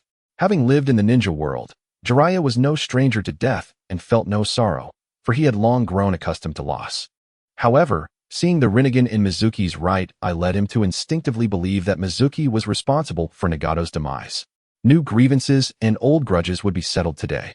In Jiraiya's heart, another reason to eliminate Mizuki had emerged. Mizuki shook his head, saying, Do not speak recklessly, it was not I. Be careful not to slander me.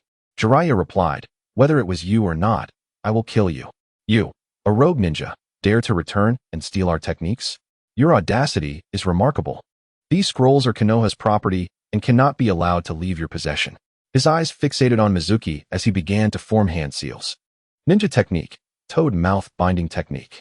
Jiraiya understood that Mizuki was skilled in body flicker and adept at escaping. Should the door open, he could flee instantly. Thus, he intended to summon the stomach of the Iwasa toad to envelop the scroll chamber, preventing Mizuki from escaping. The stomach of the Iwasa toad was exceptionally sturdy, impervious to ordinary ninja techniques. Jiraiya's hands moved swiftly, and in an instant, he completed the hand seals and was about to slam his palm onto the ground when Mizuki's left eye, the eternal Mangekyo Sharingan, activated. In the next moment, as Jiraiya's hand struck the floor, the anticipated outcome did not materialize. Jiraiya gazed at Mizuki's left eye and exclaimed, "Why do you possess the Sharingan as well? What have you done to me? Why can I not perform any jutsu?" Jiraiya felt his chakra wildly spiraling within him, rendering him incapable of utilizing any techniques.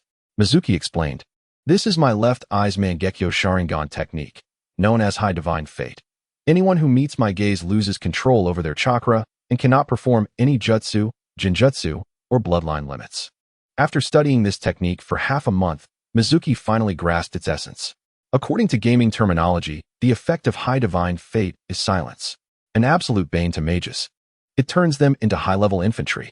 Against non-taijutsu ninjas, it is a complete suppression. What battle prowess remains for ninjas reliant on ninjutsu or genjutsu if they cannot even utilize their techniques?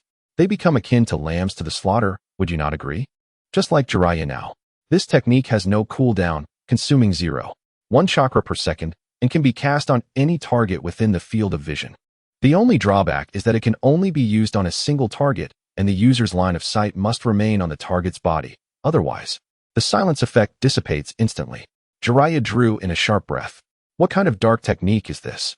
Mizuki chuckled, replying, "The Mangekyo Sharingan, as its name suggests, possesses an array of bizarre ocular techniques. There is nothing strange about it." Jiraiya sighed and said plainly, "Then, go ahead and kill me. Since the moment I became a ninja, I have awaited this day." Mizuki responded, "I will not kill you." "What? You won't kill me?" Jiraiya's eyes widened in disbelief as he stared at Mizuki. Mizuki continued, "Why would I kill you? I defected from Konoha due to the third Hokage. I hold no grudge against Konoha, nor against its ninjas. Were it not for the third's relentless pressure, I would not have betrayed my home. Konoha is splendid, with a beautiful environment, abundant delicacies, and its people are all exceptionally talented and eloquent. Such a shame I almost let slip my true feelings." Jiraiya looked at Mizuki in exasperation, thinking him quite the jester. "In truth, you could still return to Konoha. I will vouch for you. The third will not pursue you any further. I am aware of the third's actions. Orochimaru's defection, Tsunade's travels, and my own prolonged absences are all tied to this reason. However, Konoha, as one of the 5 great ninja villages, cannot be entirely devoid of darkness. I can see that you are not as heinous as the third claims. So there is still time for you to turn back." Jiraiya, at heart, was a kind man. His care for and guidance of Nagato and his companions in the Rain country attest to this. Simply because of the prophecy of the great sage Toad, he journeyed through the ninja world in search of the prophesied child. First it was Minato, then Nagato, and finally Naruto. Of course, he was also quite naive. Much like Naruto. The difference was that Naruto's innocent aspirations ultimately came to fruition, successfully bringing Sasuke back to the village and ushering peace to the ninja world. Meanwhile, Jiraiya's naivete truly was just that, naive. He attempted to stop Orochimaru's defection, only to fail. He searched the entire ninja world for him, hoping to bring Orochimaru back to the village, but that too ended in failure. It is too late. The third Hokage will die today. He has tried to kill me multiple times, and I am not one to repay kindness with enmity. I, Mizuki, will take vengeance." Mizuki's tone was resolute, leaving no room for debate. Jiraiya's expression shifted, and he ultimately sighed, choosing silence. "Very well, I shall not kill you. You may leave." Mizuki turned to retrieve the Book of Seals. Jiraiya said, "Give up. You cannot take the Book of Seals. The entire pedestal is sealed. Unless you break the seal, you will not be able to retrieve it. If you attempt to forcefully break it, the Book of Seals will be destroyed. Furthermore, the surface of the Book of Seals is also sealed. Even if you manage to break the pedestal seal and take the book, you will not be able to open it. Should you force it open, it will self-destruct." Mizuki thought to himself, this truly is the genuine Book of Seals. In the realm of anime, the notion that Naruto could seize the Book of Sealing seems almost ludicrous. Mizuki extended his right hand once more toward the scroll, but an immediate barrier appeared, resembling an inverted, transparent shield, impeding his advance. With his right eye, the Rinnegan, wide open, Mizuki uttered a sharp command, sealing technique, absorption. In the next instant, a force emanated from his palm, drawing forth all the chakra contained within the seal. Devoid of chakra, the seal was promptly undone. How did you manage that? Jiraiya inquired, astonished. Mizuki offered no explanation, opting instead to retrieve the scroll and stow it within his storage ring. Consequently, the collection room of Konoha's ninja technique scrolls was entirely emptied by Mizuki, leaving not a single scroll behind. He strode purposefully towards the exit, declaring, "Now, I must go and eliminate the third Hokage. Farewell." Chapter 60. The proper use of Rasengan. Jiraiya observed as Mizuki exited through the door, refraining from further attempts to dissuade him. The present state of decline in Konoha could not be overlooked. Sarutobi-sensei bore a significant portion of the blame. The suicide of White Fang, Orochimaru's defection, the deaths of Rope Tree and Dan, Tsunade's departure, the decline of the Senju clan, and the annihilation of the Uchiha clan, all these tragedies had transpired. Had none of this occurred, Konoha would be a bastion of strength. Jiraiya was well aware of everything that transpired in Konoha. However, as a disciple of the third Hokage, he felt unqualified to cast blame. A ninja is, by nature, a tool. Questioning is unnecessary, obedience is paramount. Like Tsunade, who could only bear witness to the unfolding events, powerless to effect change. Even though she was the granddaughter of the first Hokage, ultimately, she could only depart Konoha in sorrow, choosing to drown her troubles in gambling. A ninja is destined to perish on the battlefield. One who dies of old age is deemed unworthy. Konoha must undergo transformation. I have faith in Tsunade. She will govern Konoha well. Sarutobi-sensei, rest easy. Since the Second Great Ninja War, you have not set foot on the battlefield. Today is your final opportunity. To perish at the hands of an enemy would preserve your honor. To die of old age, however, would lead to your legacy being trampled upon. Why does Jiraiya only engage in battle at the city gate to thwart the giant snake, rather than aiding the third Hokage? Because he comprehends Orochimaru's intentions, which mirror his own. Allowing the third Hokage to meet a grand demise ensures that his noble image remains forever etched in the hearts of the villagers. This is the final grand gift a disciple can bestow upon his teacher. Is it not true that others, such as Kakashi, Guy, Hong, and even Asuma, harbor similar sentiments? Did any of them express a desire to support the third Hokage? They all engaged in combat with lower-ranked ninjas, while Kakashi and Guy even found time for idle chatter. They merely stood by, eager to witness the third Hokage's downfall. The worth of a ninja lies in the manner of their death. Sarutobi-sensei, I hope you understand. With a sigh, Jiraiya recognized that Mizuki's departure meant certain death for the third Hokage. The ocular technique known as the Kaguya-shiki was simply too formidable.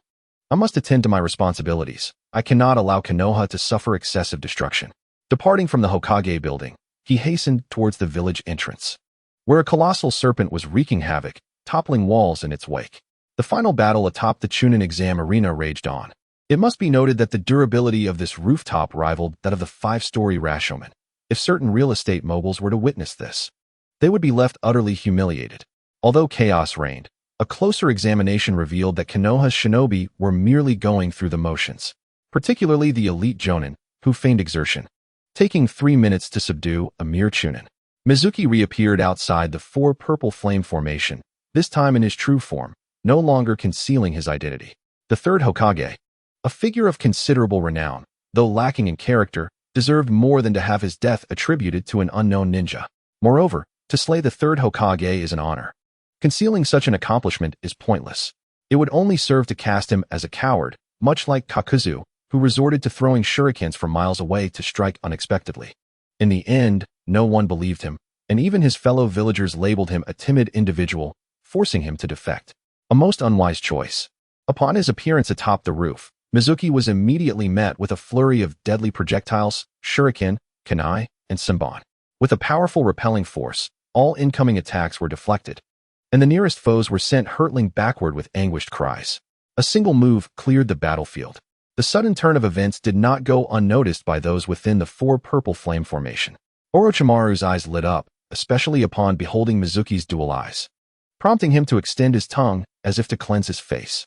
Mizuki-kun, you have finally arrived. I was beginning to think you would break your promise. Mizuki cast a sidelong glance at Orochimaru. The tongue was out, indicating that he was captivated by the Sharingan and Rinnegan, intrigued by my very essence. Upon recognizing Mizuki, The third Hokage's expression darkened significantly. At that moment, the second Hokage's shadow techniques had been dispelled, restoring vision to both the third and first Hokage. Mizuki, you truly came. Konoha nurtured you as a ninja, and instead of gratitude, you turn against us. Like Irika, you have been an orphan since childhood. Konoha raised you. And you repay kindness with enmity. You are unworthy of being human. The third Hokage engaged in a verbal battle. Mizuki smirked. I defected from Konoha because you forced my hand. I wished to remain, but you drove me away. Furthermore, let me clarify. I harbor no malice towards Konoha. Today, I have come solely to eliminate you, the third Hokage. What orphanhood, what nurturing by Konoha? He declared that such matters were of no concern to him. He was merely a traveler from another world, untouched by the benefits you speak of. Thus, he felt no guilt whatsoever. At that moment, Senju Hashirama interjected. Your left eye is a Mangekyo Sharingan, and indeed, an eternal Mangekyo Sharingan. It appears you share a tragic fate akin to Madara. While speaking, he sighed, mistakenly believing Mizuki's plight mirrored that of Uchiha Madara, who awakened the Mangekyo after the death of friends and siblings. The third Hokage, rendered speechless, reiterated, Lord Hashirama. He is currently the enemy. Hashirama, awakening to reality, responded, Ah, yes, he is the enemy, intent on killing you. The third Hokage, Orochimaru, and Mizuki shared a moment of incredulity. Such naivety, truly deserving of being one of Konoha's three fools, alongside Minato and Naruto. Were it not for the second Hokage's current state, suppressed by Orochimaru's curse, he would have undoubtedly made a witty retort. Monkey, what shall we do now? Hashirama inquired. The third Hokage replied, create a sealed space for me. Hashirama nodded, clapped his hands, and commanded, would release, tree world wall. A circle of vine-like trees rapidly sprouted around the third Hokage, enveloping him in a protective, sealed space. Mizuki did not rush to strike. He was curious to see what tricks the third Hokage still had up his sleeve. For now, let the first Hokage remain quiet. Employing the body flicker technique, Mizuki positioned himself directly beside Orochimaru, raising his right hand. Universal pull. The first Hokage's body surged uncontrollably towards Mizuki. Simultaneously, a black rod emerged from the palm of Mizuki's left hand. This rod had the power to seal chakra, rendering its victim immobile. Even-tailed beasts, when pierced by this rod, could only surrender. In the next moment, the black rod pierced the chest of the first Hokage. Mizuki furrowed his brow, sensing something was amiss. It felt somewhat rigid. As expected, the next instant, the first Hokage's body transformed into wood. A wooden clone? When did that happen? Mizuki's brow creased further. Indeed. He was the legendary Hashirama Senju, the first Hokage. He had employed this clone without Mizuki even noticing. It was no wonder that during the battle at the Valley of the End, Uchiha Madara fell for Hashirama's wooden clone, only to be stabbed in the back by him. This technique of wooden clones was truly remarkable. Would release the crotch. Countless trees erupted in wild growth, turning the flat rooftop into a primeval forest in the blink of an eye, obstructing everyone's line of sight. Would human technique. A multitude of trees coalesced into a colossal wooden figure, its massive foot crashing down on Mizuki and Orochimaru. Water release, water dragon bullet. The second Hokage raised his hand. Not needing to form seals, torrents of water surged around him, morphing above into a water dragon that charged at the wooden giant. The water dragon collided with the wooden figure, staggering it but failing to topple it. Water release, water severing wave. The second Hokage unleashed a high-pressure stream of water towards the wooden giant. This laser-like water wave could cleave mountains and shatter stones. Yet its impact on the wooden figure was limited, failing to sever it completely. Moreover, the injured areas of the wooden figure healed almost instantaneously. Truly, the power of the first Hokage's techniques was extraordinary, Orochimaru marveled. If it weren't for the inadequacy of the sacrifice for the Edo Tensei, the first Hokage's strength would have increased several-fold. Such a Hashirama could annihilate the world with a mere flick of his wrist. At that moment, the fourth Kazekage also made his move.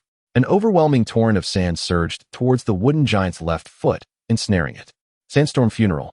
The terrifying pressure from the sand crushed the wooden giant's left foot, deforming it until it shattered into fragments.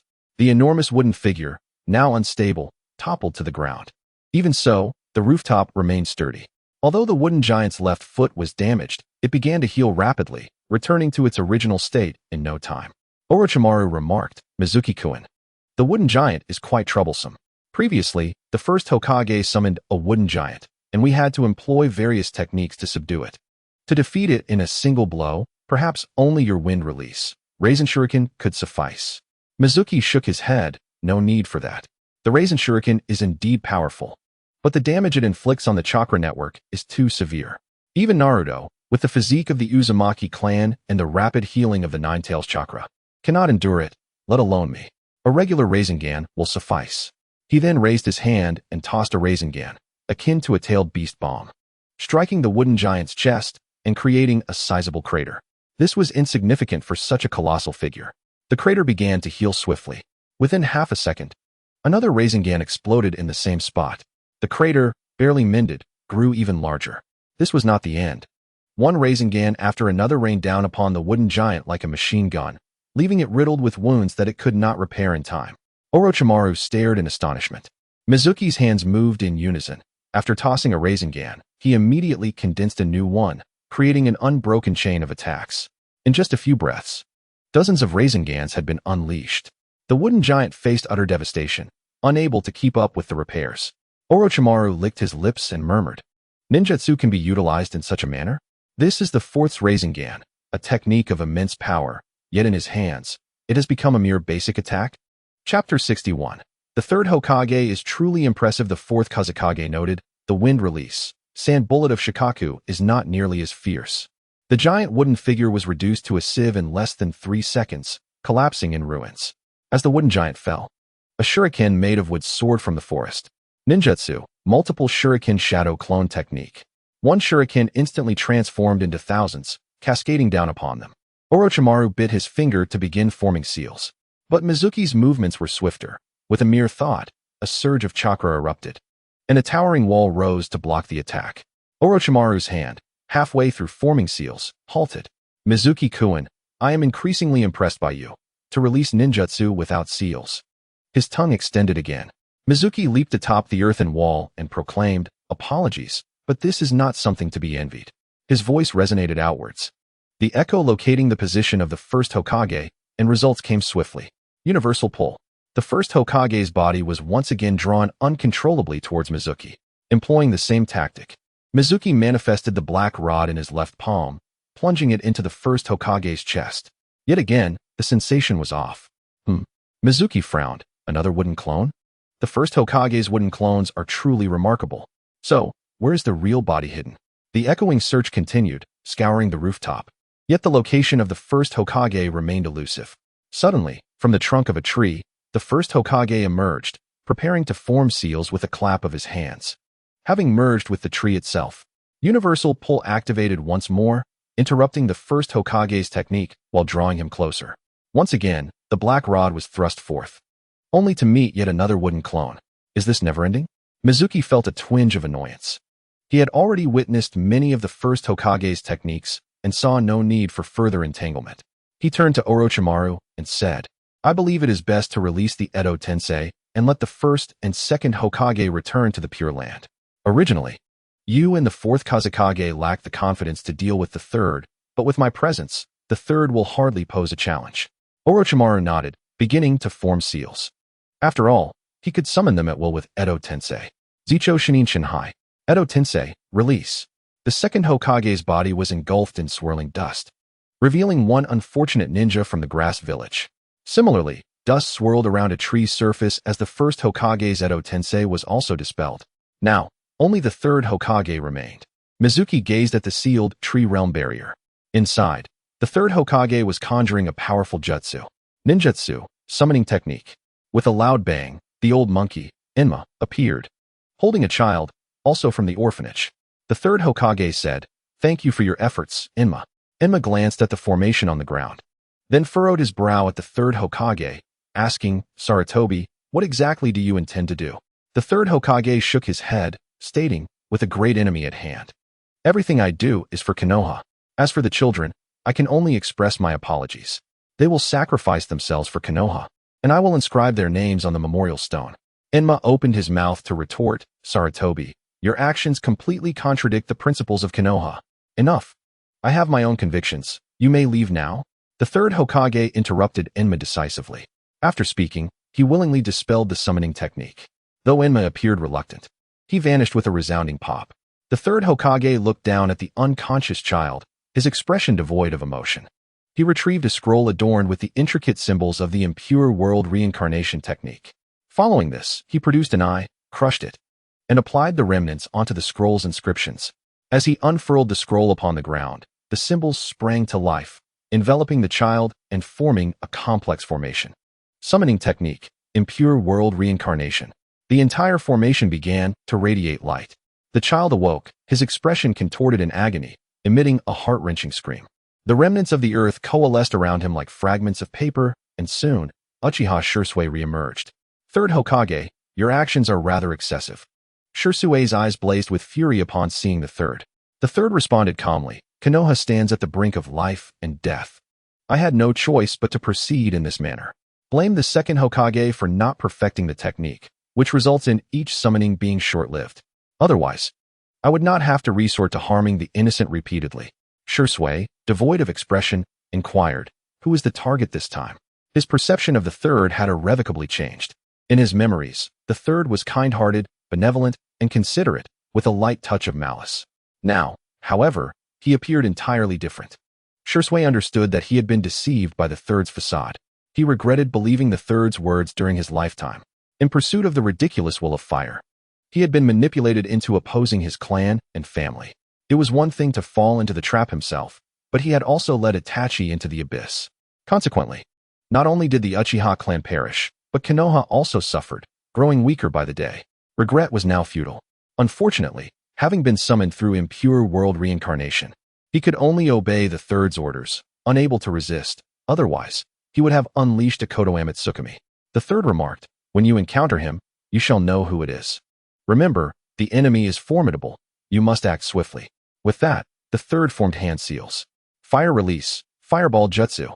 The colossal fireball erupted from his mouth, crashing through the forest of death, creating a gaping hole. Shisui's gaze immediately focused on Mizuki. In the next instant, a four-pointed pinwheel appeared in his eyes. Mizuki, startled, instinctively reached for a vial of six gods' flower dew, uncapping it to apply beneath his nose. Yet, he quickly regained his composure. My left eye is an eternal Mangekyo Sharingan, and the right is a Rinnegan. Why should I fear Kodoame Tsukumi? He looked at the third and scoffed, Third Hokage. Do you truly believe that Shisui's Kodoame Tsukumi is superior to Danzo's? Tears of blood streamed from the corners of Shisui's eyes. Mizuki remained unperturbed, sensing a mental force attempting to invade his mind. However, it could not penetrate. The sheer power of his eternal eye successfully repelled the invading force. The third observed Mizuki's unwavering demeanor, his expression darkening. Mizuki chuckled. Third Hokage, you are renowned as a sage of the shinobi. Yet, when faced with death, you resort to such despicable tactics. Truly, your reputation is tarnished. I've had my fun. Now, it is time for you to depart. At that moment, the third suddenly smiled. You should be the one departing. In the next instant, Mizuki felt a sharp pain in his neck, immobilizing his body. Turning to the side, he saw Orochimaru's fangs embedded in his neck. Orochimaru injected venom and a dark curse seal into him. This was Orochimaru's unique sealing curse, which had previously rendered Obito powerless during the Fourth Great Ninja War, aiding the allied shinobi forces significantly. What the hell, Orochimaru? How did you ally with the third? Mizuki exclaimed. Mizuki-kun, I regret to inform you that the Konoha collapse plan was designed to lure you in, Orochimaru replied with a smirk. Mizuki frowned. Is this some kind of joke? The Konoha collapse plan was concocted long before I gained notoriety. Realization dawned upon him as he glanced at the third and Uchiha Shisui beside him. Third Hokage, what a cunning plan. Orochimaru must have already fallen under Kodoame Tsukumi's influence. Clearly, intriguing events unfolded while I was retrieving the scroll from the Hokage's office. There was no need to elaborate. The fourth Kazekage had undoubtedly also succumbed to Kodoame Tsukumi's control. This meant that all those present had been playing their roles. The third's use of impure world reincarnation Shisui was truly masterful. Orochimaru released his grip. Exhaustion etched on his face. Be swift, his chakra level is immense. My curse seal and snake venom cannot restrain him for long. Heaven knows that in his attempt to control Mizuki, he had poured all his chakra into the curse mark, now utterly depleted. The third rushed forward, forming hand seals. Fire release, fireball jutsu. As the blazing inferno bore down on Mizuki, a smile graced his lips. You underestimate my power far too much. Though I cannot use chakra, my ocular techniques do not require it. He declared, "No ninjutsu can affect me." With that, he unleashed a Shinra Tensei. The fireball disintegrated instantly, and Orochimaru was sent flying several meters, crashing to the ground in a pitiful state. He strained to shout, "Continue the assault. He cannot move now. This is the best opportunity." The third persisted in forming hand seals. Lightning release, earth walk. Lightning surged along the ground, reaching Mizuki's feet. Rinnegan, sealing technique absorption. A barrier enveloped Mizuki, and the lightning transformed back into chakra, absorbed entirely. Ninjutsu ineffective? If so, I shall have to eliminate you with weapons up close. Earth release, hiding in earth technique. The third burrowed underground, re-emerging silently behind Mizuki, thrusting a kunai toward his back. Shinra Tensei. The third was thrown back, but mid-air. He transformed into mud, a clay clone. Just as the Shinra Tensei ended, another third emerged behind Mizuki, kunai aimed at him. Mizuki frowned, realizing Shinra Tensei has a 5-second cooldown. It was used just a second ago, it cannot be ready again. So be it. The third sneered from behind Mizuki. That Rinnegan technique that repels all ninjutsu and matter is still unprepared, I presume. Traitor Mizuki, perish. The third's face contorted with rage, a frenzied smile curling his lips as he envisioned Mizuki's demise. But in the next moment, a clear sound rang out. Ding! Golden chakra formed a skeleton, shielding Mizuki within. The kunai struck one of the skeleton's ribs, snapping it in half. What is this? Orochimaru gasped, while the fourth Kazekage stared wide-eyed. The third gritted his teeth. Susanoo. With only one Sharingan, how can you possibly manifest Susanoo? Mizuki laughed. A kunai piercing Susanoo? Third, you and Danzo truly are kindred spirits. Chapter 62. The third finally meets his end. Mizuki's little finger twitched slightly. The effects of Orochimaru's cursed seal began to wane. The snake venom injected into him was rapidly dissipating under the continuous wash of chakra. Those present were no fools. Mizuki's finger moved, and everyone took notice. Orochimaru exclaimed anxiously. The cursed seal's hold over him was waning and would soon lose its efficacy. He must eliminate him while the cursed seal was still active. The third Hokage, too, was in a state of distress, his eyes reflecting a struggle, as if a critical decision weighed heavily upon him. Mizuki remarked nonchalantly, "I have indulged enough. Third Hokage, now it is time to send you on your way." The only reason Mizuki had delayed until now was to hone his combat abilities. Otherwise, he could have swiftly silenced the third Hokage from the outset. Mizuki understood the significance of battle experience. Mere possession of chakra and ninjutsu did not equate to true strength. Take Kagaya Otsutsuki, for instance, who absorbed vast amounts of chakra, wielded formidable bloodline abilities, yet ultimately fell short against Naruto and Sasuke. In contrast, Uchiha Madara, possessing less chakra and lacking Kagaya's bloodline prowess, demonstrated superior combat ability. Had it not been for Black Zetsu's treachery, Naruto and Sasuke would have been no match for Madara. Thus, having encountered such a rare opportunity today, Mizuki was determined to enhance his skills. This battle imparted invaluable lessons, such as the necessity of skepticism towards allies. For one could never be certain when an ally might turn into an adversary and strike from behind. Fortunately, it was Orochimaru. Had it been Black Zetsu, he would have been doomed. It was time to conclude. The skeletal fist of Susanoo descended towards the third Hokage, though unable to turn. The echoing position of the third was vividly etched in Mizuki's mind. The third evaded nimbly. Susanoo's fists fell in succession, yet the third Hokage, displaying remarkable agility, managed to evade each blow. Humph! Universal pull. The gravitational force ensnared the third, drawing him towards Mizuki. There would be no escape this time. The skeletal fist, imbued with immense power, struck down once more. This time, the third could not evade. Ninja art, summoning technique. In a moment of crisis, the third summoned Enma, the Monkey King. Enma, toss me aside quickly. Without hesitation, Enma seized the third and hurled him away. In the next instant, the skeletal fist collided with Enma, injuring him and causing the summoning to dissipate. The third, having narrowly averted disaster, felt the hesitation in his eyes vanish, replaced by resolve. He had made a critical decision and declared to Orochimaru, "Orochimaru, henceforth, the fate of Konoha rests upon you. I hereby appoint you as the fifth Hokage." In the next instant, he swiftly formed hand seals. Ninja art, shadow clone technique. The third created several shadow clones. Yet, it was not over. Earth style, earth flow wall. Towering earth walls rose up, encasing Mizuki and the third within, surpassing even Susanoo in height. Earth style, heaven's falling cover. A dark, otherworldly portal appeared overhead. and a massive lid descended, resting atop the surrounding earth walls. Instantly, the surroundings became shrouded in darkness. Water style, water adhesive technique. The third spewed forth a viscous substance, sealing every crevice of the earth walls and the lid. A sealed space devoid of air was thus created. Simultaneously, the third shadow clones began to perform ninjutsu. Wind style, vacuum great sphere. Several clones inhaled deeply, drawing in the air from the confined space, causing the atmosphere to rapidly thin.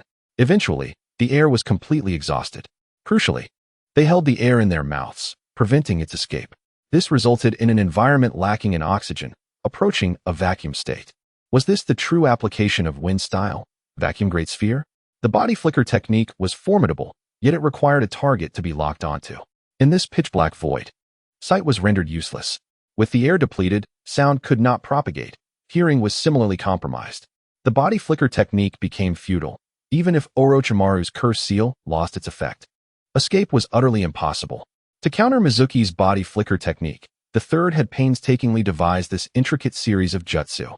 Not far away, Mizuki sensed the shift in his environment and couldn't help but admire the third.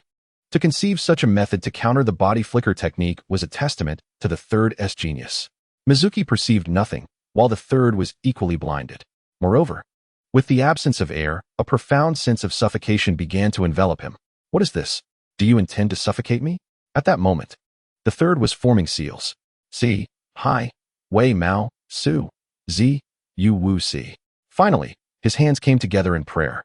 In the next moment, the Shinigami appeared behind him. An eerie aura began to permeate the air, accompanied by a terrifying laughter that echoed even in the vacuum. Mizuki felt a chill run down his spine, goosebumps rising. The dead demon consuming seal. This must be the dead demon consuming seal. The third intended to take us both down together. Mizuki was astonished. He attempted to move. But Orochimaru's curse seal still held him fast, leaving him capable of only slight movements of his fingers, unable even to turn. The chakra within him remained disrupted, rendering him powerless.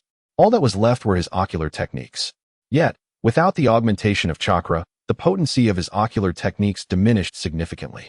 Even a single universal pull might not breach the surrounding earth walls. Even Susanoo could only reach its second stage. His strength was severely compromised. However, Mizuki was unwilling to resign himself to death.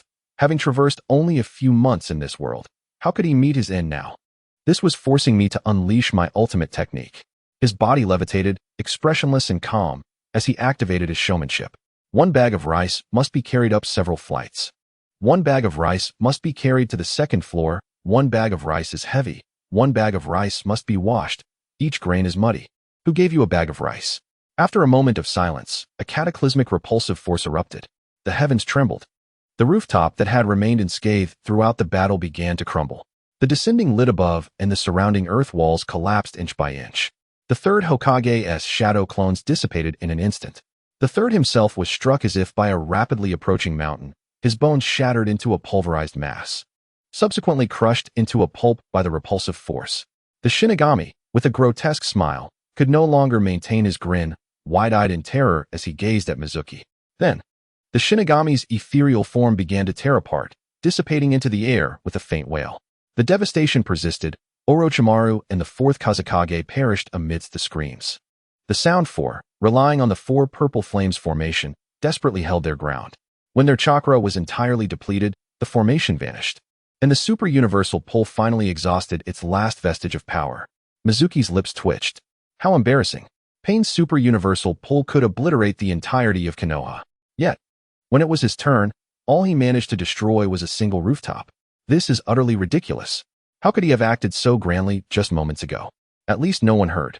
This embarrassment would remain buried in his heart, unspoken to anyone. This incident served as a reminder, underscoring the importance of chakra.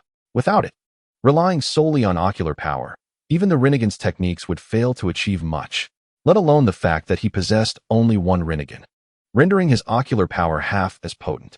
He surveyed his surroundings, observing the lifeless forms of the third Hokage, the fourth Kazekage, and Orochimaru, all of whom had lost their human semblance. The four sound ninjas had perished as well, having exhausted their chakra. The third Hokage was dead. What a tumultuous journey it had been. I can only blame my indulgence in the festivities. The fourth Kazekage was also gone, while Orochimaru would most likely resurrect. The objective of this mission to Konoha had been accomplished. With Orochimaru's demise, the curse seal was immediately lifted, allowing Mizuki to regain mobility and control over his chakra. Although the serpent's venom within him had not been fully eradicated, it was nearly gone. At that moment, the Umbu, who had been observing the battle, rushed in. Kill him. An onslaught of ninjutsu and weapons surged toward Mizuki. He frowned slightly and exclaimed, Shinra Tensei. Instantly, all attacks were nullified. However, Mizuki felt a sharp pain in his right eye, causing him to instinctively shield it. The recent use of Shinra Tensei had drained his ocular power excessively. With the third Hokage deceased, continuing this entanglement seemed pointless. It was time to commence his acquisition. With the establishment of Phoenix Village, it was essential to accumulate resources for development. There will be another update, either late at night or tomorrow morning. Chapter 63. Kidnapping Gaara. Mizuki returned to the ninja equipment store. It felt akin to exploring a supermarket in a post-apocalyptic world. He indiscriminately selected weapons, long swords, shuriken, kunai, scrolls, filling a storage ring to the brim before he was satisfied. Before departing, Mizuki placed an enormous sum of money on the counter, sufficient to cover the value of the equipment he had taken. As the village leader, he could not engage in petty theft. As for seizing the Hokage's ninjutsu scrolls, that was not theft, it was a bold claim. If I have taken from you, do not blame me for my strength. Rather, blame your inadequacy. Bringing these items back would ensure Phoenix Village would be well equipped for the foreseeable future. With ninjutsu and equipment secured, the foundation of Phoenix Village was firmly established. Yet, this was not the end. He proceeded to visit the herb shop, grill, dango shop, and Ichiraku ramen, taking everything he could carry. With the system's return function, nothing was deemed worthless. What he needed most now was manpower. A ninja village with only 6 ninjas hardly constituted a true village. Who could he take? The first name that came to mind was Neji. Unlike in the anime, where Naruto's antics overshadowed him, Neji remained a rebellious youth, harboring resentment towards the Hyuga clan's branch family system, believing that effort was futile in the face of talent. He felt no sense of belonging to either the Hyuga or Konoha. Such a person would be suitable to bring back to the land of birds. However, there was the matter of the caged bird seal, which posed a significant problem. Unless the seal was lifted, even if Neji were taken away, the Hyuga clan could eliminate him with the caged bird's curse at any moment. What could be done? This dilemma had occupied Mizuki's thoughts for a considerable time, and the only solution he could conceive was an impossible one. Killing Neji would trigger the caged bird seal, destroying his Byakugan. Once activated, the curse would naturally be lifted. Then, utilizing the Rinnegan's outer path capabilities, Mizuki could resurrect Neji. In this scenario, Neji would no longer be bound by the caged bird seal. Yet, the caveat was that the user of the Rinnegan's resurrection technique would die in the process. Mizuki would hardly be foolish enough to exchange his life for another's. Thus, this method was not feasible. To perform the technique without perishing, he would have to become the Jinchuriki of the Ten Tails. There was, however, another means of resurrecting the dead, the Sage Scrolls of the Mount Myaboku Frog Clan. The Sage of Six Paths had once used these scrolls to revive his brother, Otsutsuki Yumura. Yet, Mizuki doubted he could procure such divine artifacts from Mount Myaboku. Even Jiraiya's death had not prompted the frogs to revive him, let alone anyone else. Forget it. Neji would have to wait. He would not consider him until he discovered a way to lift the curse or mastered a resurrection ninjutsu. It would not be easy to rely solely on himself, but he had the system. Apart from Neji, there were no other viable candidates from Konoha for the time being. The other little strong ones had a strong sense of belonging to Konoha, with deep ties. Taking them would be futile, so they were not under consideration. Since Konoha was not an option, he would consider individuals from other villages. Gaara from Sunagakure was a prime candidate, forcibly bringing him back. He could have Naruto handle the rest. The Sound Village's Kimimaro, Kankuro, and Suigetsu were all talented individuals. Currently, the closest option was Gaara. The opportunity was right before him. The Chunin exam finals had concluded, Konoha held the numbers, and the Sound and Sand ninjas had suffered heavy casualties, with most of the main figures fleeing. The events on the rooftop were known only to a handful of Umbu and Mizuki, leaving others oblivious to the details. The Sound and Sand ninjas were unaware that their leader had been controlled by the deity's tongue and that Konoha had reconciled. Now that their leader was dead, their first instinct was to escape. The Sound Village was left with only Kabuto, who fled swiftly, employing his exceptional espionage skills to slip away from Konoha. Among the Sand ninja, the Jounin Maki had long since vanished. Gaara, Temari, and Kankuro rushed out of Konoha together. Gaara had sustained minor injuries during his battle with Lee and was being supported by Temari and Kankuro. His eyes burned with murderous intent, rendering Temari and Kankuro silent. Fearful of provoking this harbinger of death, the trio eliminated the pursuing foot soldiers behind them and sped towards the land of wind. Suddenly, they halted, warily regarding Mizuki, who stood before them with a faint smile. The rooftop battle had been obscured by the four purple flames formation, so they were largely unaware of the details. They only learned of the fourth Kazekage's death when the formation was broken. Moreover, Kankuro and Temari had been focused entirely on Gaara, so they did not recognize Mizuki. Upon seeing Mizuki, Gaara's murderous intent surged. Kill!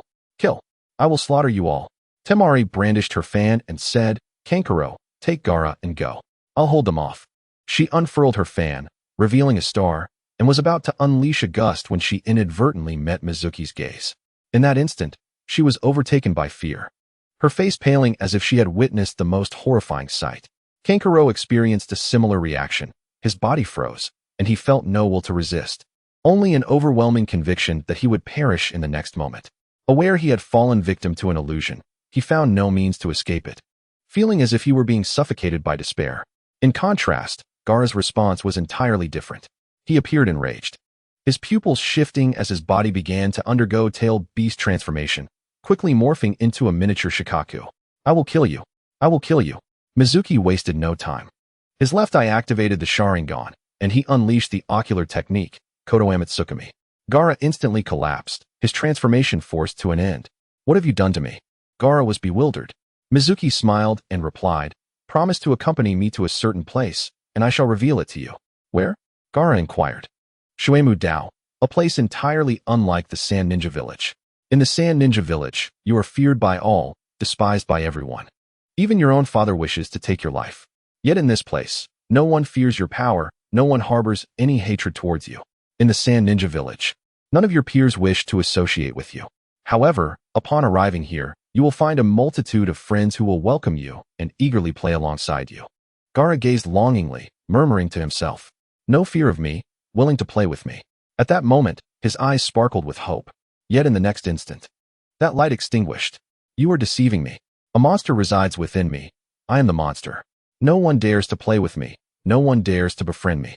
Kill. Annihilate everyone. Shuemu sighed inwardly, realizing how difficult this youth was to handle. Thus, he was compelled to unveil his ultimate trump card. There exists another like you, one who also harbors a monster within.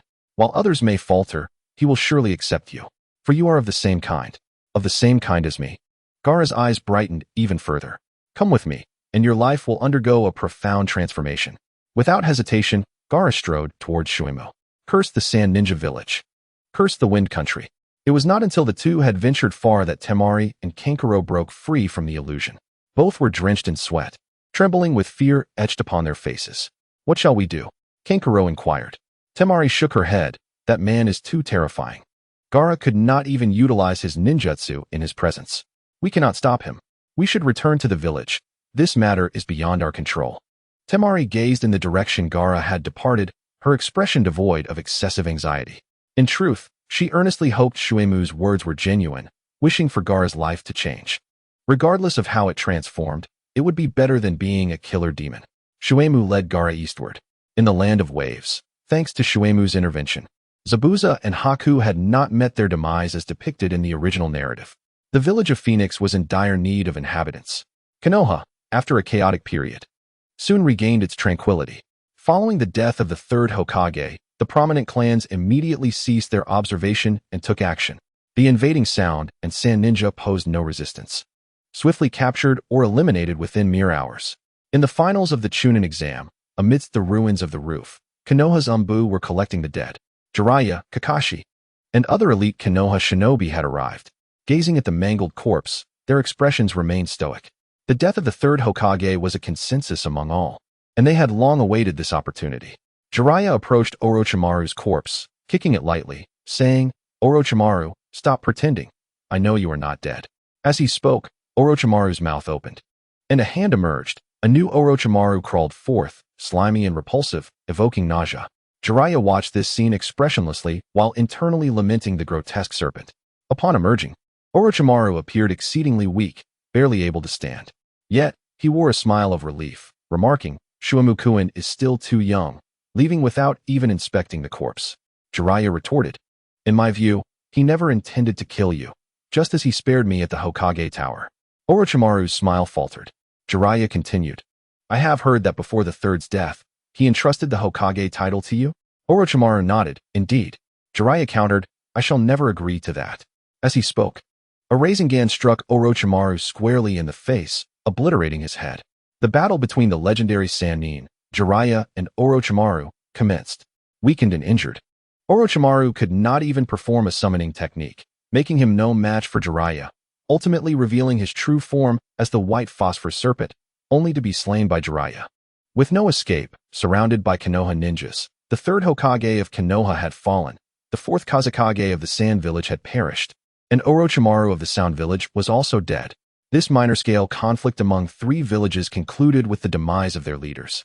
The sole victor was the rogue ninja Shuemu of Konoha.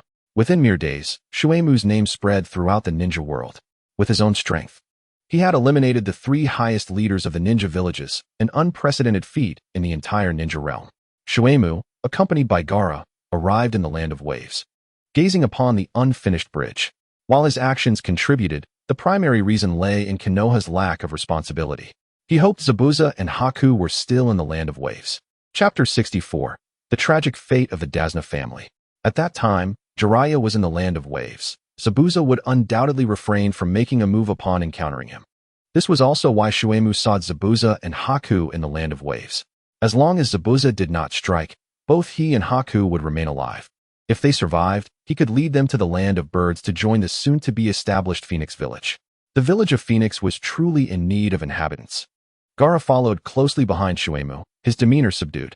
Although murderous intent occasionally surged within him, a mere glance from Shuemu quelled it instantly. He was utterly defenseless. Gaara, do you know what love is? Shuemu inquired. Gaara coldly replied, I do not know, nor have I ever experienced the feeling of love. Shuemu shook his head. No. You have experienced it. Your uncle Yashimaru loved you until his final moment. Upon hearing the name Yashimaru, Gaara's emotions erupted, his eyes filled with rage. He wanted to kill me. He wished for my death. He never loved me. Chakra surged within Gaara, sand swirling around him as murderous intent violently emanated from his being. Shuemu cast a glance, activating his left eye's Mangekyo Sharingan. With but a single glance, Gaara fell silent, and his sand manipulation technique immediately faltered. Nonetheless, Gaara's murderous intent remained palpable as he roared, Kill. I will kill you. He clawed and howled like a ferocious beast, intent on tearing Shuemu apart. Shuemu continued. Yashimaru lied to you. Indeed, he harbored hatred towards you because your father caused the death of his sister.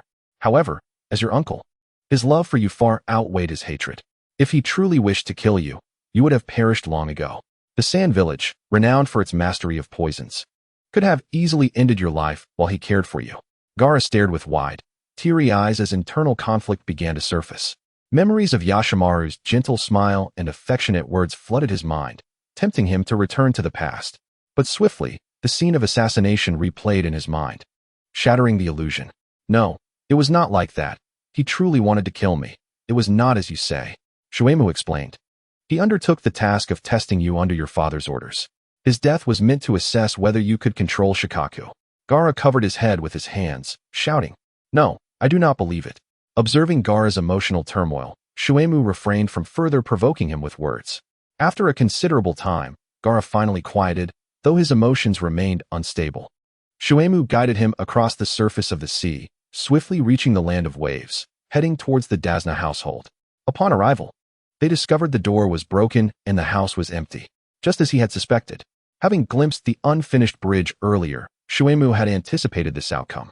It is evident that Kakashi did not wait for the bridge to be completed and prematurely terminated the mission.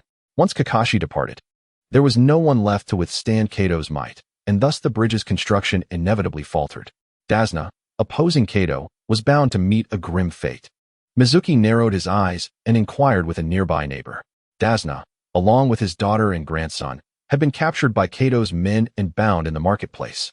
Alas, Dazna was too impulsive, daring to defy Kato, and now his family faced certain doom. Mizuki sighed, inwardly cursing the third Hokage. The wretched third.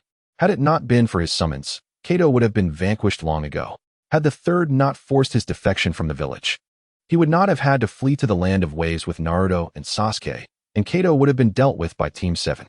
In short, the blame lay squarely on the third. How long had they been bound? Were they still alive? The neighbor replied, they were tied up during the day for over a month. Though they had not perished yet, death would be a kinder fate. Upon hearing that they were still alive, Mizuki felt a slight alleviation of his mood. He took Gaara with him to the marketplace, where he soon spotted 3 wooden stakes with 3 individuals bound to them.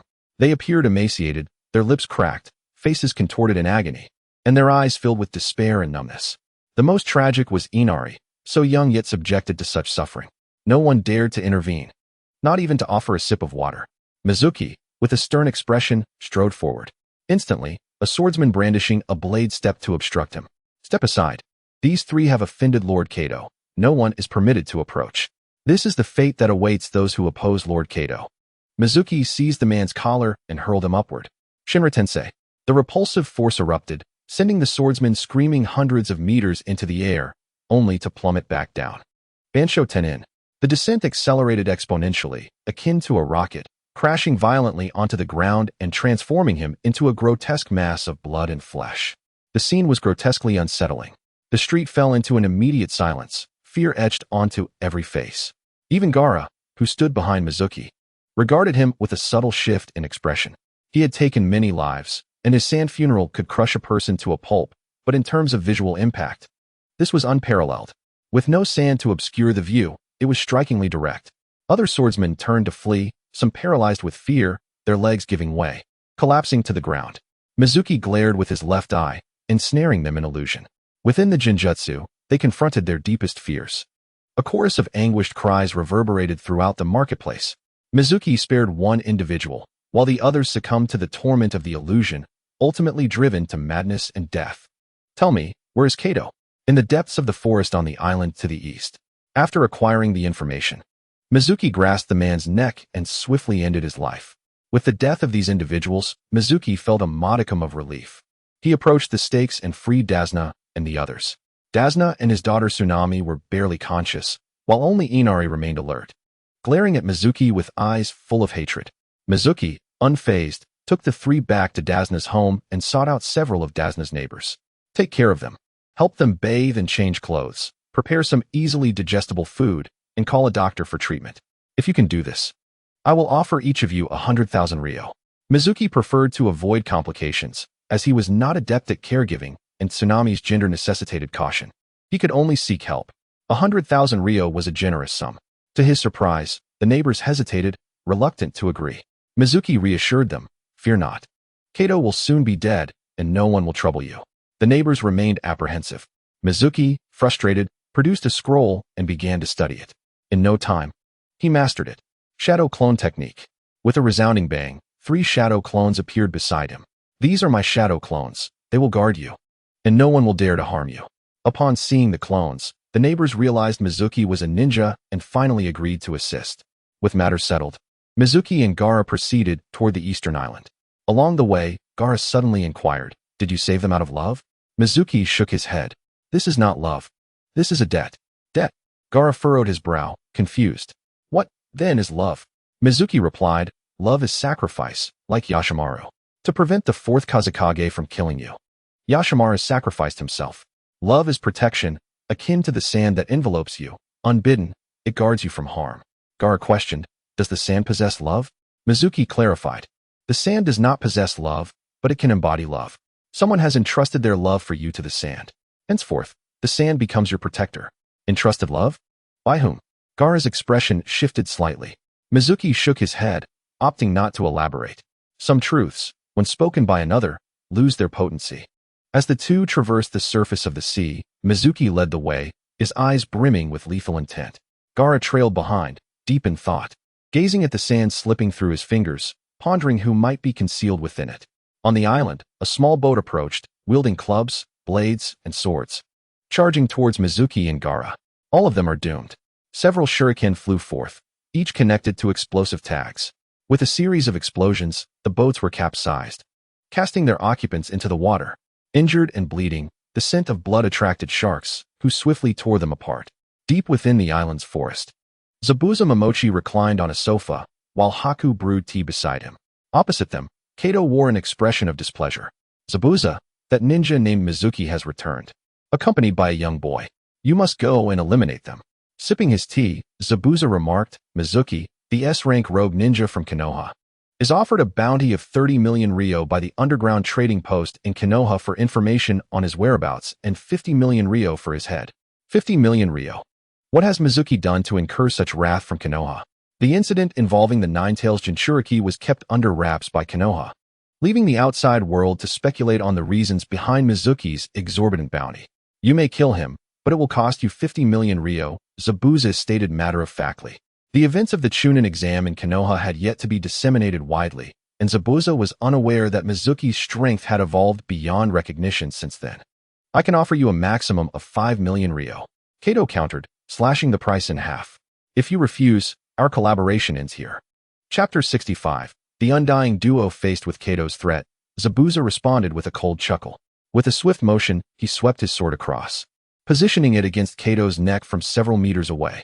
Boss Ka, it seems you have become rather arrogant. Do you truly believe that summoning 2 obscure ninjas will suffice to deal with me? Cold sweat beaded on Kato's forehead as he cried out, Gentlemen, save me. In the next instant, a hand entwined with black tendrils burst through the window, lunging towards Zabuza with astonishing speed. With a sickening thud, Zabuza's chest was pierced. Yet, shockingly, no blood oozed from the wound. With a splash, both Zabuza and his executioner's blade transformed into water, cascading to the ground. A water clone, it appears he was well prepared. A deep voice resonated as 2 figures clad in black cloaks adorned with red clouds materialized within the room. The speaker, wearing the forehead protector of the rogue ninja from the hidden mist village, had his face obscured by a mask, revealing only his green pupils which conveyed a sense of weariness and indifference. It was none other than Kakuzu of the Akatsuki organization.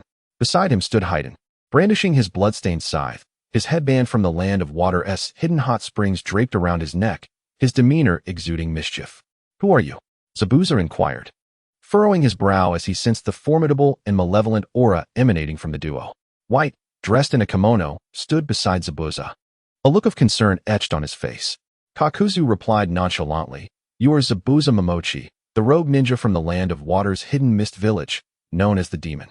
The bounty on your head is 15 million ryo. I have searched for you for a long time and have finally found you. Zabuza retorted, So you are the infamous bounty hunter Kakuzu. What? Do you have an interest in my head as well? Kakuzu responded, No, not in the slightest. I am solely interested in money, and your head can be exchanged for it. Haiden's bloodlust was palpable. Kakuzu, stop your prattling. I can hardly contain myself. Just thinking about the sight of their blood spilling and their anguished cries fills me with anticipation. Kakuzu barked, Silence. I still need to confirm a few details. He turned to Kato and inquired, If I eliminate these 2, you shall pay me 30 million ryo, correct? Kato widened his eyes in disbelief. No. Wasn't it agreed upon for 10 million ryo? Kakuzu replied, What kind of jest is this? It was clearly 30 million ryo. Kato protested, Mr. Kakuzu, you cannot do this.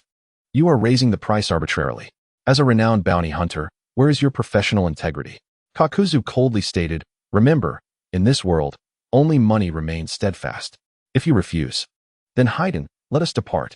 Kato panicked, immediately conceding, I agree. 30 million ryo, not a single ryo less. Kakuzu replied, Good. I have always despised those who lack integrity. Should you renege on our agreement, I will eliminate you along with them. Furthermore, I require cash. Kato seethed with resentment, but complied, I understand the rules of Mr. Kato. Zabuza was furious. These individuals brazenly discussed the price on his head in his presence, and even attempted to raise it, unforgivable. Enough. Zabuza roared, his executioner's blade sweeping with overwhelming force. Haiden exclaimed excitedly, blocking the executioner's blade with his scythe. Kakuzu, if you won't make a move, then I shall strike first. Oh, Lord Jashin, I am about to present you with a sacrifice. You will surely relish the exquisite pain.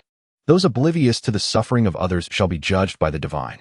As Mizuki entered the forest with Gaara, he sensed a fierce battle unfolding deep within. Birds scattered and the ground trembled intermittently. The turbulent chakra surged wildly, accompanied by the sounds of water, thunder, and wind. Who was Zabuza engaged with? Mizuki quickened his pace and soon reached the edge of the battlefield. What were Kakuzu and Haiden doing here?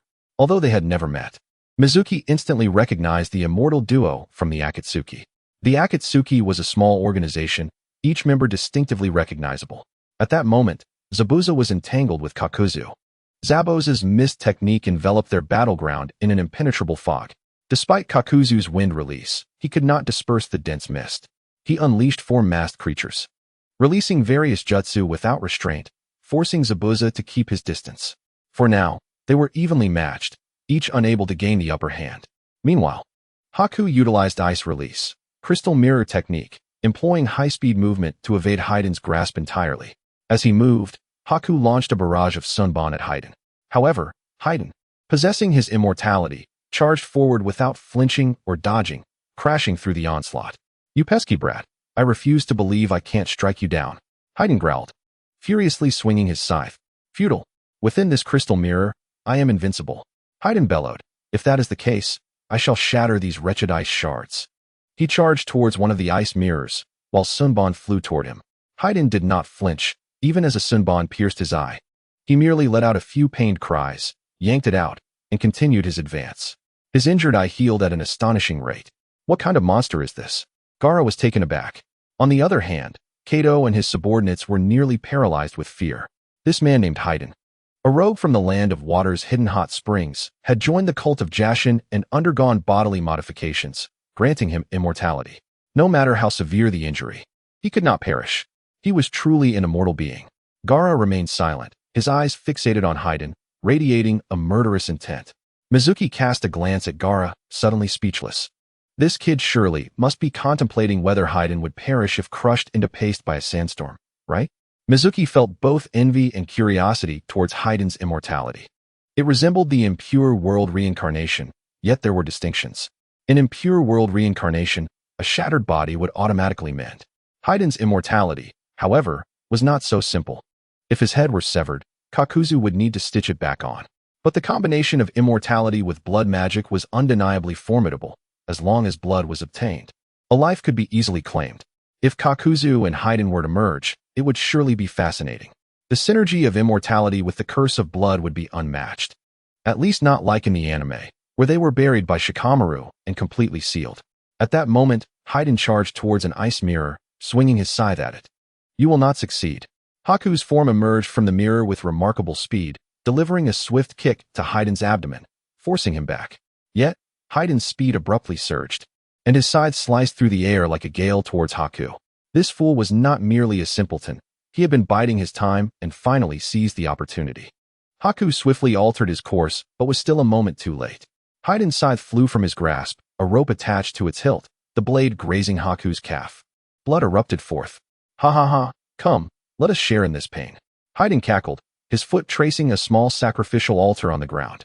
Raising his scythe, he licked the blade, consuming the blood that dripped from it. In the next instant, he transformed, becoming a figure of black and white. "You have been cursed."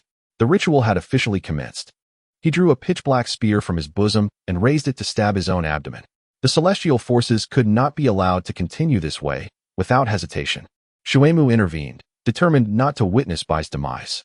Fadewan's body was drawn away from the altar by the force of gravity, even as the spear pierced his abdomen. "Ah-ha-ha-ha."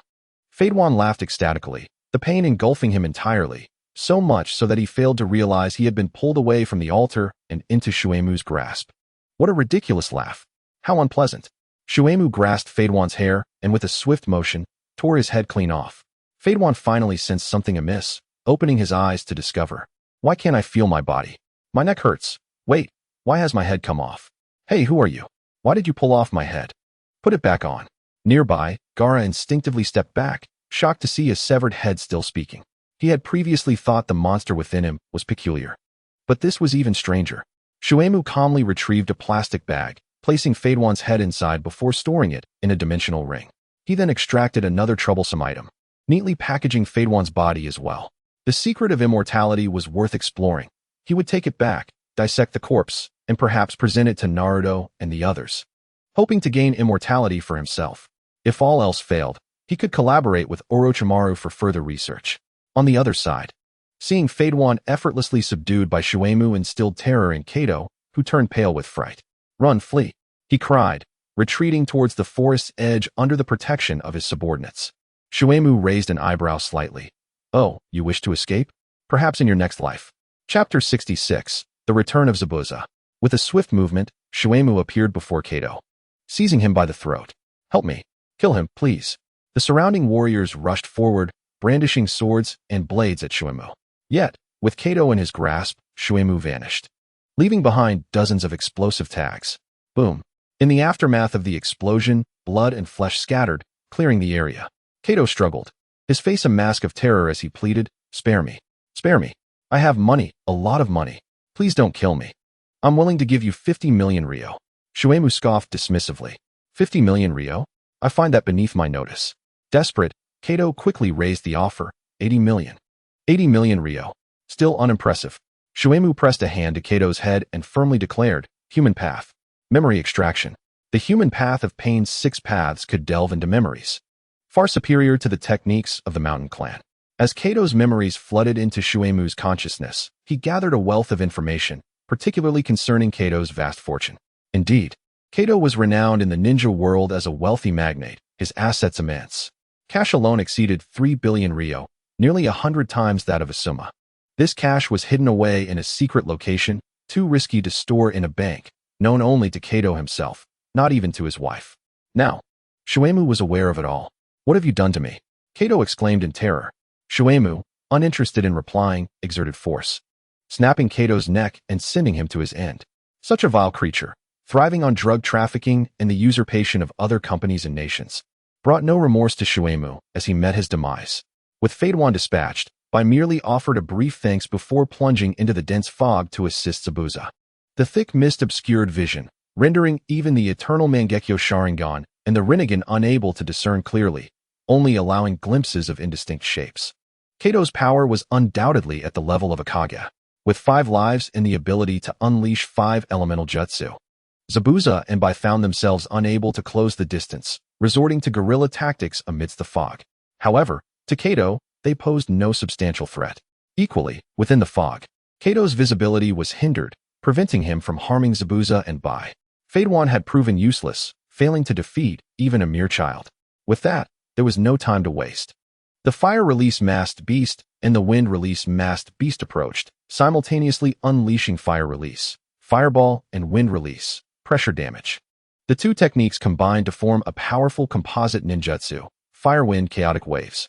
An enormous inferno erupted, rapidly evaporating the fog, even as Zabuza amplified his chakra output. The fog concealment technique was rendered ineffective against such flames. As the mist dissipated, Kato's vision cleared. Zabuza stood upon the river's surface, his hands moving swiftly to form seals. Water release, water dragon bullet? 44 seals. Your casting speed is far too slow. Kato taunted. The wind release masked beast expelled a high-pressure wind ball towards Zabuza. Instantly, Zabuza evaded the attack, continuing his hand seals. Finally, after completing the 44 seals, he unleashed water release, water dragon technique. Water swirled around him, coalescing into a dragon shape above his head. Simultaneously, Bai appeared before Zabuza. Ice release secret technique, extreme cold freeze. He exhaled frigid air, instantly freezing the water dragon into an ice dragon. Composite ninjutsu, ice dragon technique. The ice dragon roared forth towards Kato, its claws and teeth bared, its movements agile and alive. The surrounding temperature plummeted, as if one had suddenly transitioned from a tropical rainforest to the Antarctic glaciers.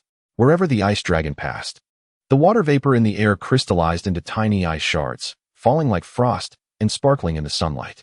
The entire ice dragon shimmered with beautiful iridescence, a stunning display. Goodness, what artistry! This visual effect is extraordinary. Shuemu marveled. Moreover, the power of this technique was undeniably formidable. Even from hundreds of meters away, Shuemu could feel the penetrating chill approaching. Such low temperatures could freeze anything. This technique is rather impressive, Kato remarked nonchalantly. The fire-release masked beast unleashed flames. However, before they could reach the ice dragon, they were extinguished by the extreme cold. Kato remained unfazed as the fire-release and wind-release masked beasts combined their techniques once more, unleashing fire-wind chaotic waves. Faced with such terrifying flames, the ice dragon began to feel the impact, its low temperature rising, yet it did not melt. Ice release belonged to the bloodline limit, its energy surpassing that of ordinary ninjutsu. Even the composite wind and fire techniques paled in comparison. However, Even the strongest techniques had their limits. Kato's masked beasts needed no seals, continuously unleashing wind and fire with unrelenting force. The ice dragon could not withstand the onslaught and began to melt. The melted water dragon surged towards Kato, its power still formidable. The water release masked beast reacted, releasing a similarly sized water dragon, which collided with the other, leading to mutual cancellation. Zabuza stood upon the river, observing the scene with an unchanged gaze. Why? Are you not using your full strength? They are not virtuous beings. Your mercy towards them is unwarranted. Mizuki Bai's overly kind nature had led him to spare others, having never taken a life aside from his father. Regardless of who the opponent was, he always held back. Mr. Zai Bujan, the adversary is formidable. We are no match for them.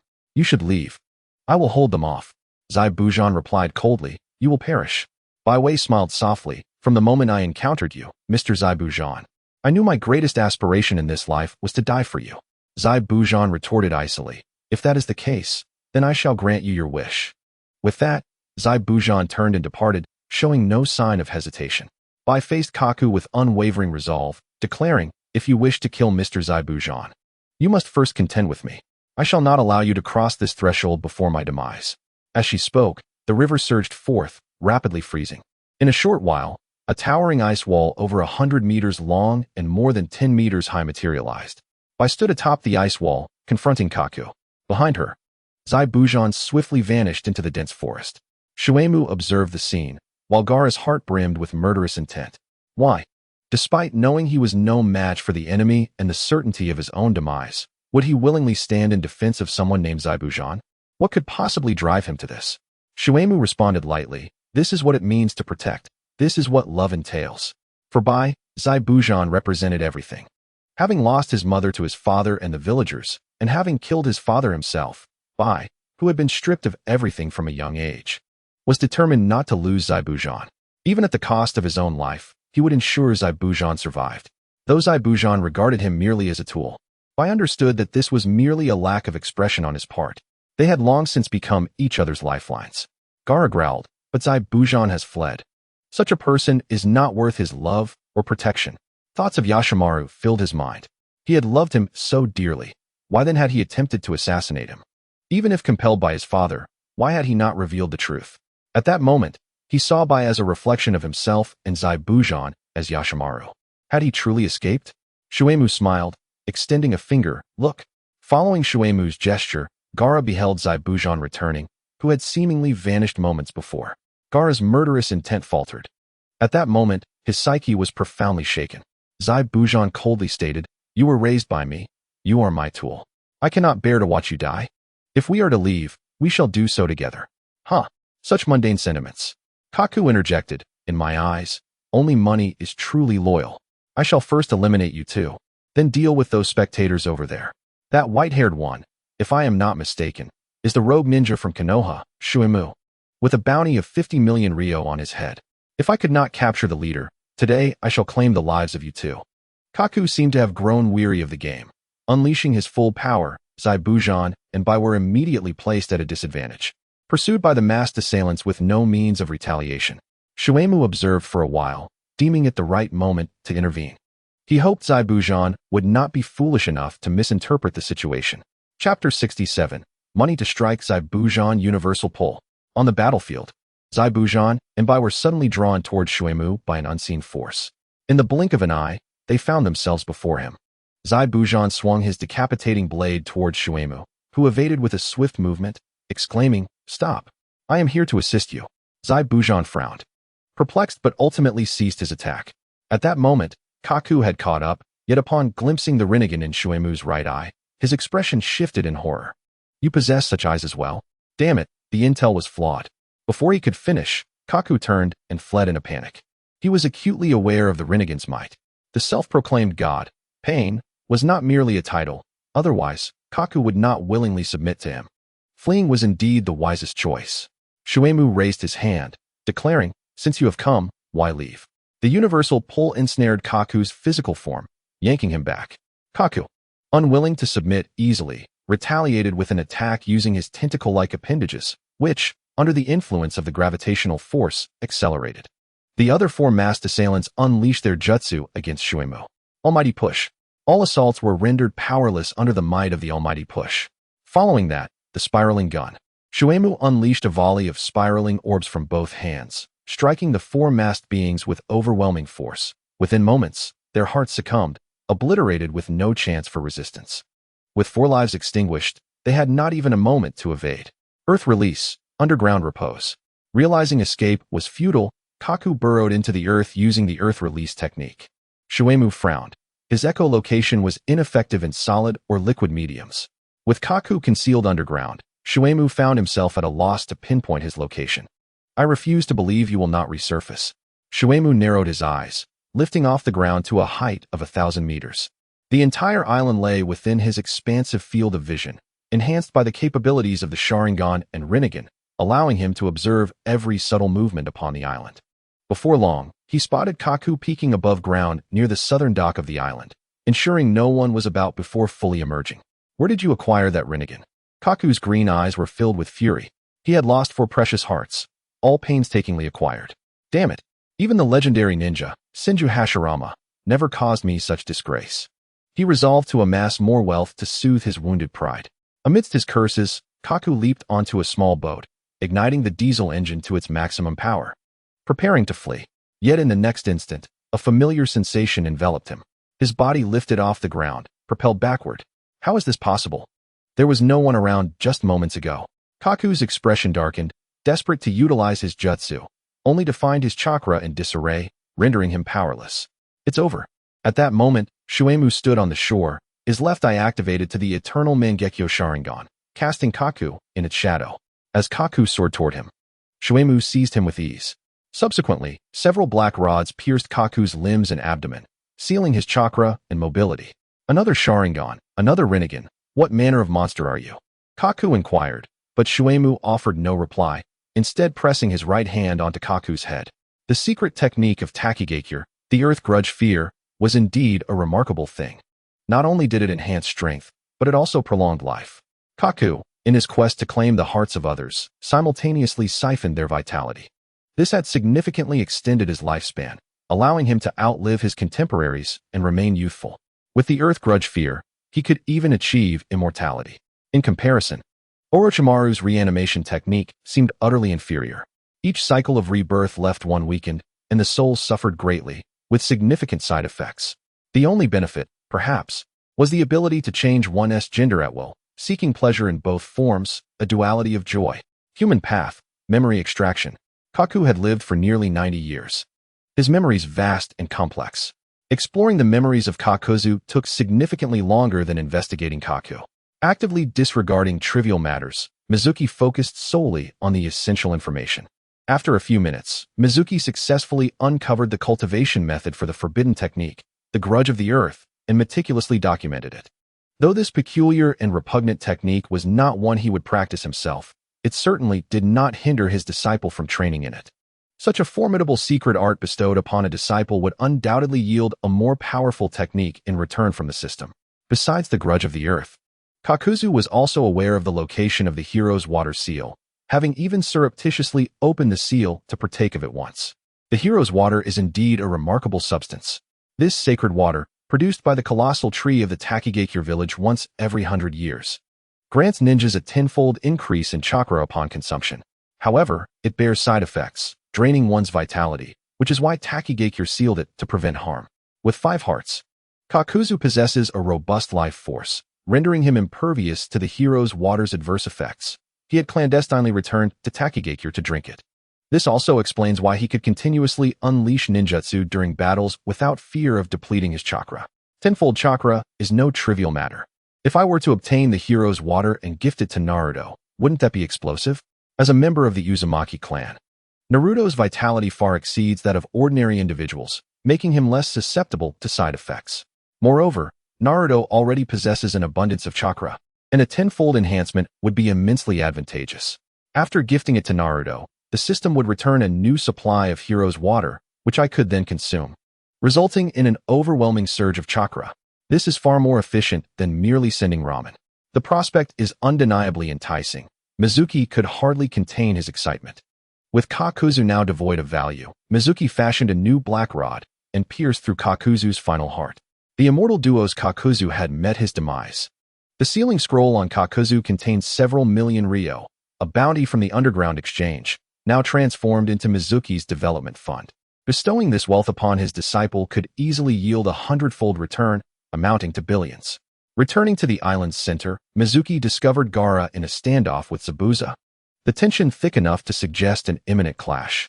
Mizuki gazed at Gaara in astonishment, reflecting on how this young man had managed to restrain himself. According to his previous temperament, he would have acted impulsively. It seems that my deliberate guidance during this period has indeed borne some fruit. He felt a sense of satisfaction. Zabuza turned his gaze towards Mizuki and inquired, "Why are you assisting me?" Mizuki replied candidly, "I have established a ninja village and hope you will join us." "Ridiculous." Zabuza scoffed. "I assassinated the fourth Mizukage and defected from the Mist Village precisely because I despise that life of servitude. I cherish freedom. Do you truly believe I would join your ninja village and become your subordinate?" Mizuki regarded Zabuza calmly and remarked, "You assassinated the fourth Mizukage due to your dissatisfaction with the village's tyranny, seeking to overthrow the fourth's blood mist policy, not merely out of a disdain for following orders." Zabuza's expression shifted. "You appear to be cold-blooded and bloodthirsty on the surface, yet deep within, you harbor a kindness you are reluctant to acknowledge. Your service to Kakuzu is, in reality, a quest to locate his treasury, seize his wealth, and subsequently donate it to an orphanage." Zabuza growled, "You speak nonsense." Mizuki chuckled. "Did you believe your actions were concealed? Kakuzu installed listening devices in your dwelling, comprehending your intentions fully. Otherwise, he would not have enlisted Kakuzu and Haiden to eliminate you." Zabuza, awkward. Mizuki couldn't fathom why, when performing good deeds, Zabuza felt the need to act like a thief. Why engage in blatant wrongdoing while concealing virtuous acts? Regardless, although Zabuza is ambitious and has taken countless lives, he ultimately possesses a kind-hearted aspect. If blame is to be assigned, it rests with the Mist Village's bloody policies for molding him into a demon of murder. "Join my ninja village, and I shall provide you with funds." Zabuza questioned, "How much can you offer me?" Mizuki smiled faintly, "As much as you desire. Even if you wish to support every orphan in the ninja world, it can be accomplished." Zabuza's breathing quickened noticeably. "I want 30 million in cash right now." With a wave of his hand, Mizuki conjured a pile of banknotes before them. "Here is 300 million in cash."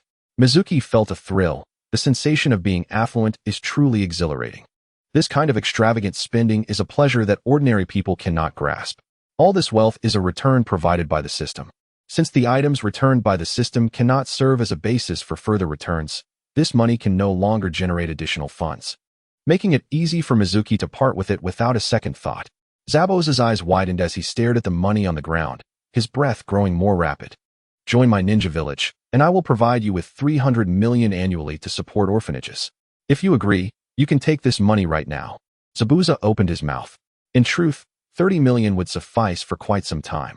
The ninja world does not have that many orphans. Mizuki beamed. This trip was not in vain. Chapter 68. How does one enter the toilet?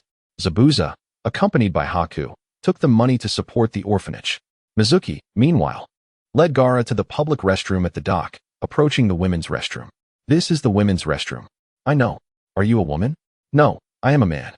But this is the women's restroom." "I am aware." As he spoke, Mizuki had already entered the women's restroom. At that moment, Gaara labeled Mizuki as a pervert in his mind. To be honest, Mizuki was also quite reluctant. His upbringing forbade such behavior. However, for Kakuzu's 30 billion ryo inheritance, he resolutely abandoned his morals. 30 billion ryo. He wouldn't hesitate for even a moment to enter the women's restroom, let alone consider stripping down. Once inside, he walked to the furthest stall and pushed against the wall, revealing a hidden door. This was a secret chamber, with 3 walls each featuring a safe 3 meters long and 2 meters high. This was Kakuzu's treasury. Who would have thought that Kakuzu would conceal his wealth in a women's restroom? Mizuki approached the leftmost safe, easily opened the combination lock, and swung the door wide. The foul stench of money assaulted his senses. Ah, how delightful. The safe was filled to the brim with neatly stacked bundles of cash. He packed all the money into his storage ring, then opened the second and third safes, emptying them completely. 30 billion in cash would be delivered to Naruto next month. Should fortune smile upon him with a 10,000-fold return, he would truly have an unending supply. As Mizuki exited the women's restroom, Gaara regarded him with a newfound wariness, maintaining a considerable distance. Mizuki offered no explanations as he led Gaara away from the island. As Kakuzu's head hung in the marketplace, the populace initially reacted with numbness. But gradually, emotions began to shift. People started to question, to discuss, to confirm, and eventually to cheer. The atmosphere transformed from oppressive to joyous. At the Dasna household, Inari lay in bed, staring blankly at the ceiling. A knock resounded, and Mizuki entered. Inari's eyes instantly ignited with hatred upon seeing Mizuki. Mizuki declared, "Kato has been slain by my hand, and all his subordinates have met the same fate."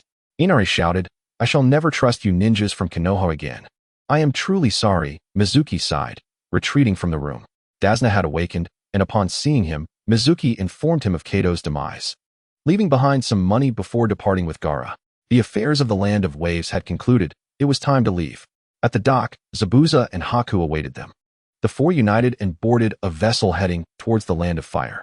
News of the Kato group's downfall spread across the Land of Waves, prompting jubilant cheers from the populace. Upon hearing the clamor outside, Inari's expression shifted to one of astonishment at the news of Kato's death. Mizuki's visage emerged in his mind. 3 days later, Dasna had recovered and commenced the unfinished bridge construction.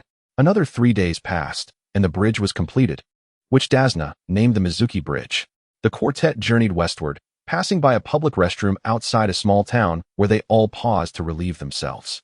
They noticed Haku heading towards the men's restroom. "That's the men's restroom," Gaara exclaimed. "I know," Haku replied. "But you're a man?" Gaara questioned. "Indeed," Haku insisted. "No. With those flamboyant clothes, you clearly appear to be a woman."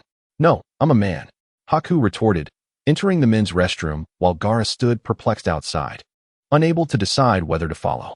Mizuki deliberately chose a route that would take them past Konoha.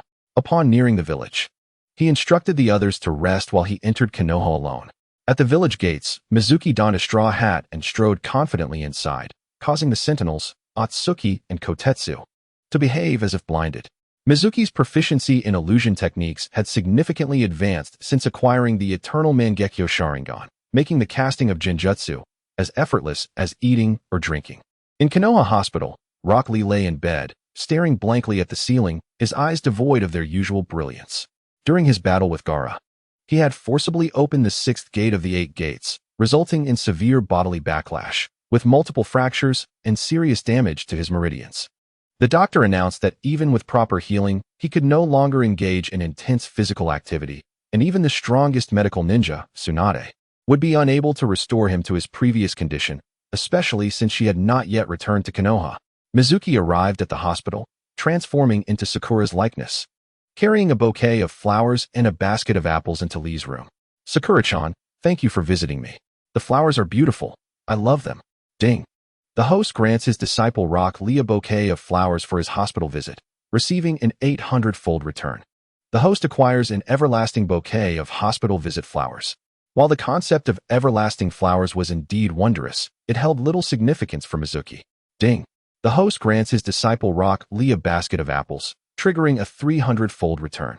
The host receives a delicious basket of apples, rich in flavor and nutrients, which can accelerate the patient's recovery. Mizuki was left speechless. The reward seemed wasted on him. However, the real benefit was yet to come. Mizuki approached Lee's bedside and, adopting Sakura's tone, inquired, "Lee, what do you plan to do moving forward?" With steadfast determination, Lee responded, "I will not give up. As my teacher Guy has said, the spirit can influence the body. As long as I remain mentally resilient, my physical injuries will gradually heal, albeit slowly. I will wait and strive for it." True to the original narrative, Lee refused to surrender. Mizuki continued, "During a past mission, I acquired a secret technique that, once mastered, can restore any bodily injury and extend one's lifespan. I wish to teach you this technique." Lee's eyes suddenly sparkled with excitement as he asked, "Is there truly such a secret technique?" Sakura confirmed, "This technique originates from the hidden waterfall village and is called the Jieyu." Lee's enthusiasm quickly waned. "But my chakra levels are exceedingly low, almost non-existent, to the point where I cannot even perform the most basic techniques. Mastering a secret technique is beyond my reach." Mizuki reassured him, "At least there is hope. You just said you wouldn't give up. Moreover, you need not worry about your chakra issues." As he spoke, he produced a scroll and explained, "This is the Uchiha clan's chakra refining method. Using the techniques within, You can refine chakra at a rate 100 times faster than standard methods. He then revealed another scroll, stating, "This scroll contains the training methods for the Jie-Yu secret technique. Take the time to study it." He tucked both scrolls beneath Li's pillow. Ding. The host grants his disciple Rock Li the S-rank secret technique, Jie-Yu training method, triggering a 3,037-fold return. Congratulations to the host for acquiring the SS rank secret technique, Tian Yin-Yu training method. Tian Yin-Yu, once mastered, the body can liquefy and invade other beings to siphon their life force, with no upper limit. The life force can heal all injuries and will not age or die until it is completely depleted. Mizuki grinned. The technique of immortality had arrived. Once he mastered Tian Yin-Yu and siphoned vast amounts of life force, would he not be able to wield the rebirth technique at will? This return was indeed substantial. The only inconvenience was that the return was a training method, requiring time and effort to master. After completing his tasks, Mizuki departed. Li shifted his head, sensing the two scrolls beneath his pillow, a flicker of anticipation rising within him. Just then, a knock echoed at the door, and Sakura entered alongside Ino, each carrying a bouquet of flowers. "Li, we've come to see you." "Thank you, Sakura-chan," Li replied. Sakura, puzzled, asked, "Li, what's wrong? Do you seem off?" Li responded, "Sakura-chan, I have a question. A few minutes ago, did you come here?" Sakura replied, "No, I was with Ino on our way to the hospital just now." "Why? Has someone played a prank, using transformation jutsu to imitate me?" Li explained, "A version of you just came by, but didn't prank anyone. She simply delivered flowers and apples. I have no idea who it was." He instinctively withheld the details of the scrolls. Meanwhile, Mizuki, still wearing his straw hat, confidently strode towards the gates of Konoha. The sound of tinkling bells wafted through the air, causing a slight ripple in his chakra before it returned to tranquility. Beneath the straw hat, his eyes gazed towards the entrance. Two figures clad in dark cloaks adorned with red clouds, similarly wearing straw hats, approached calmly as if entering their own home. The gatekeepers, Atsuki and Kotetsu, remained utterly oblivious. It was Itachi Uchiha and Kisame Hashigaki. Konoha's secrecy was well maintained. Itachi was unaware that Sasuke had been taken by Mizuki. The news of Konoha's assault and the third Hokage's demise had spread, prompting Itachi to rush to Konoha, fearing for his brother's safety from Danzo's schemes. The death of Danzo was also a closely guarded secret. Mizuki continued forward, unimpeded. Kisame reached for the sword on his back, but his companion cautioned, "Kisame, this individual seems unaffected by your jinjutsu. Should we?" Kisame interrupted, "We are not here to instigate war. There is no need to make a scene. This person, like us, does not belong to Konoha, so we need not concern ourselves with him. It is evident that he is a master. The chakra must be exquisite, yet it is regrettable." Kisame lowered his hands. Thus, one walked out while two entered, brushing past each other, with neither acknowledging the other. For Mizuki, eliminating these two individuals posed little challenge, yet it was unnecessary and offered no advantage. He held a degree of respect for Kisame's words. After all, someone who could leave an impression on Might Guy possessed a certain charisma. As for Itachi Uchiha, who had made several attempts on his life, Mizuki candidly admitted he longed to strike him down. However, he remained rational, not allowing hatred to cloud his judgment. Should he take action against Itachi, Sasuke would surely resent him, sever their mentor-student bond, and depart. Sasuke, being an S-rank talent, was an indispensable cornerstone in Mizuki's path to strength. He could not afford to lose him. Better to let Sasuke handle it himself. Chapter 69. The establishment of Phoenix Village. Upon returning to the Land of Birds, Mizuki and his companions expanded the ninja team of Phoenix Village from 6 to 9 members. He invested additional resources, recruiting more workers to expedite the village's construction. Soon, the first building of the Phoenix Ninja Village was completed, the Phoenix Shadow Building. This octagonal structure, when viewed from above, revealed a regular octagon with a black and white yin-yang symbol at its center, standing 9 stories tall with a perimeter of 33 lengths. It housed 36 large rooms, 72 small rooms, and 108 windows. Although Mizuki was no architect, he had designed this Phoenix Shadow Building, not pursuing aesthetics but rather incorporating various Chinese elements, yin and yang, bagua, 9 palaces, 36 celestial generals, and 72 earthly fiends. Regardless of their utility, the mere presence of such architecture brought him a sense of familiarity. Beneath the octagonal building, the 9 stood, gazing at the uniquely shaped grand edifice. Mizuki scrutinized it as well, growing increasingly perplexed. though he could not articulate the source of his bewilderment. Not only he, but others seemed to share the same sentiment. Naruto, wearing a puzzled expression, remarked, "I can't tell if it's just my imagination, but this house feels strangely familiar and serene, especially when I close my eyes. It's as if I'm lying on soft grass, enjoying the gentle breeze, free of all worries." Upon hearing Naruto's words, Mizuki recognized that this indeed was the sensation they all experienced. Even Gaara, typically fierce and intimidating, closed his eyes, his countenance softening. None could fathom the cause of this phenomenon. Within Naruto's sealed space, the slumbering Ninetales suddenly opened its eyes. At the moment the Ninetales emitted a sound, Mizuki swiftly turned to glance at Naruto's abdomen. The next instant, Mizuki's spiritual form appeared within the sealed space, standing outside the bars. "Ninetales, you know what is happening, do you not?" The Ninetales, seeing the three Tomo in Mizuki's left eye, roared in fury, "Damn Uchiha. Even if I knew, I would not divulge it to you." Mizuki replied with a smile, "Ninetales, I harbor no grievances against you, nor do I bear any malice. There is no need for you to be so irate. Moreover, I am not of the Uchiha clan." "Impossible. If you are not of the Uchiha clan, how do you possess the Sharingan?" The Ninetales retorted, sensing the immense and malevolent power of the eye, distinctly akin to Madara's eternal Mangekyo Sharingan. Mizuki calmly responded, "Then look at my right eye." Upon speaking, he activated his Rinnegan. "How can this be? How do you possess the eyes of the old man?" The Ninetales exclaimed in astonishment, gazing at Mizuki in disbelief. "I am unlike others. I bear no ill will toward you. Thus, could you possibly enlighten me about the events occurring outside?" "Humph," scoffed the Ninetales, closing its eyes and feigning sleep, utterly disinclined to respond to Mizuki. At that moment, Naruto entered. "Mizuki-sensei, what are you doing here?" Mizuki replied, "Oh, nothing much. Just having a chat with this large fox." "Why would you want to talk to something so fierce?" Naruto queried. Mizuki replied, "Having been confined for so long, it's only natural to be a bit fierce. In truth, it is quite endearing." The Ninetales could no longer contain itself, opening its eyes to roar, "Be quiet. You're making too much noise." Mizuki shook his head and exited the sealed space. The Ninetales certainly understood, but it was unwilling to speak. The fact that it was astonished hinted at significant matters at play. He needed to find a way to coax the Ninetales into conversation. It could prove invaluable for Phoenix Village. After much contemplation, Mizuki realized that he would need Naruto's assistance. By sharing the Ninetales past with Naruto, he could have Naruto guide the Ninetales, which would undoubtedly be the most effective approach. The construction of Phoenix Village continued, with Mizuki's planning adhering to the Bagua layout. Hospitals, schools, markets, residences, parks, lakes, and training grounds each occupied their respective positions. Once the Phoenix Shadow Building was completed and furnished, Mizuki invited the daimyo of the Land of Birds, officials, and many citizens to witness the grand occasion.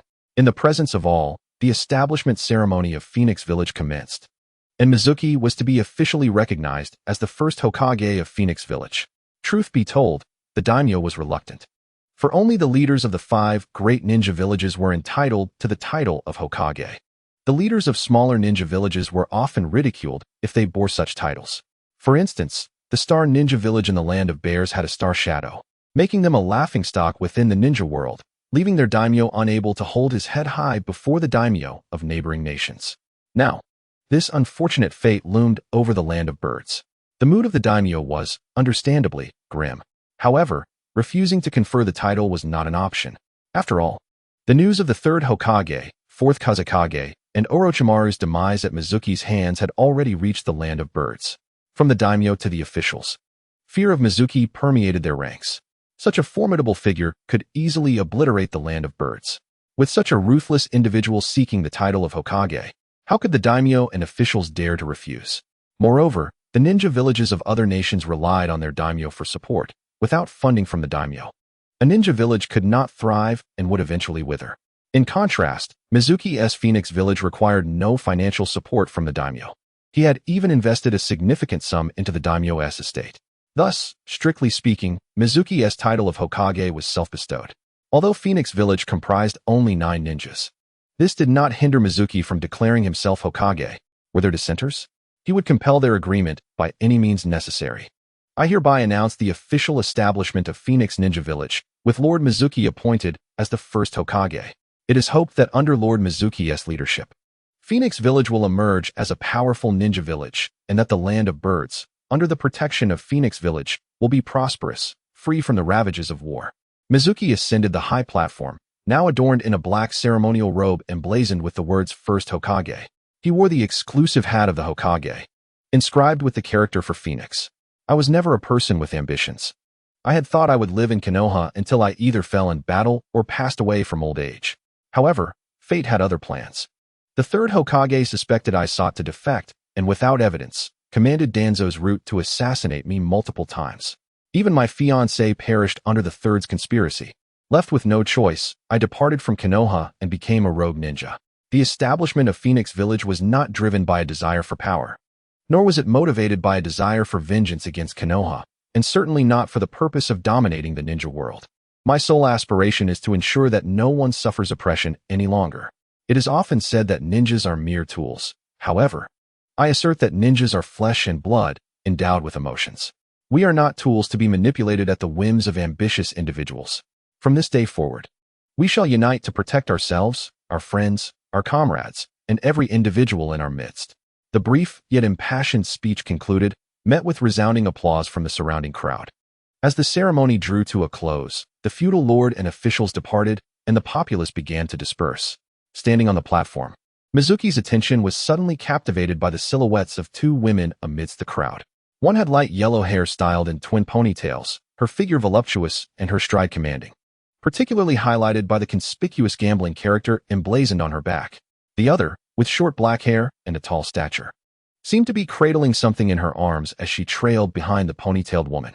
Tsunade and Shizune, here in the land of birds, had even witnessed my inauguration as the first Phoenix Shadow. How intriguing. Watching Tsunade's ponytail sway with each step, 3 words inadvertently sprang to Mizuki's mind. Increase attack speed. Ahem. How mischievous. I wonder, could I entice Tsunade to join Phoenix Village?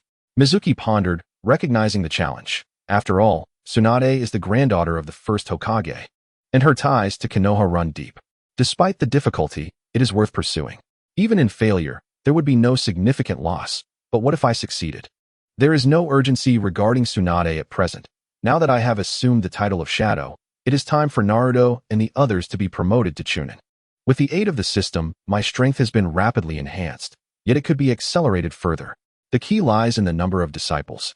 Each additional disciple grants 3 opportunities for skill enhancement each month, significantly hastening the improvement of strength.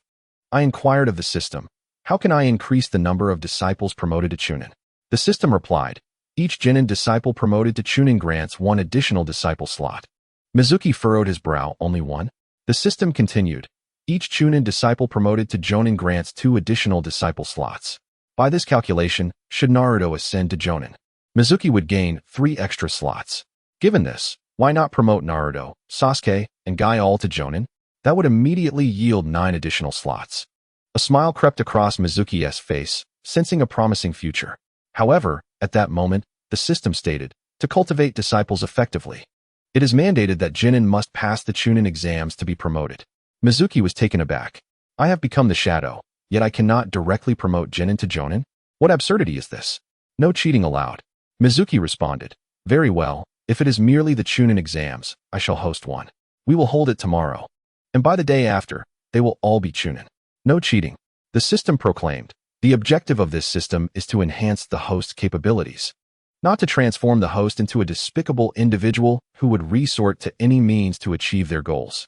Thus, the host is encouraged to cultivate disciples with sincerity.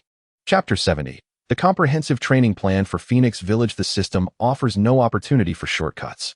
Darn, if I must cultivate my disciples, I shall mold them into shadows, or even beyond. Phoenix Village has just been established, and the only complete structure is the Phoenix Shadow Tower. Surrounding areas are still under construction, and it will be impossible to develop a village as large as Konoha in the short term. In the conference room, Mizuki gathered everyone together. This is the inaugural assembly of Phoenix Village. Today marks the foundation of Phoenix Village, and currently, there are only 9 of us. If hordes of external enemies were to invade, I might manage, but if I were absent, your strength alone would likely be insufficient to safeguard the village. Zabuza, though not weak, cannot single-handedly protect the village. The rest are mere Genin. They may handle ordinary ninjas, but facing Jonin would not be so easy. Therefore, It is imperative that your strength is enhanced. Today, I shall teach you a new method for refining chakra, which I have dubbed the Advanced Chakra Refinement Technique. Once learned, your chakra refinement speed will increase 100-fold, and your chakra capacity will also expand rapidly. Chakra is the foundation of a ninja's combat prowess. The greater the chakra volume, the stronger the combat ability. Mizuki's words astonished everyone. 100-fold increase. How could such a chakra refinement method exist?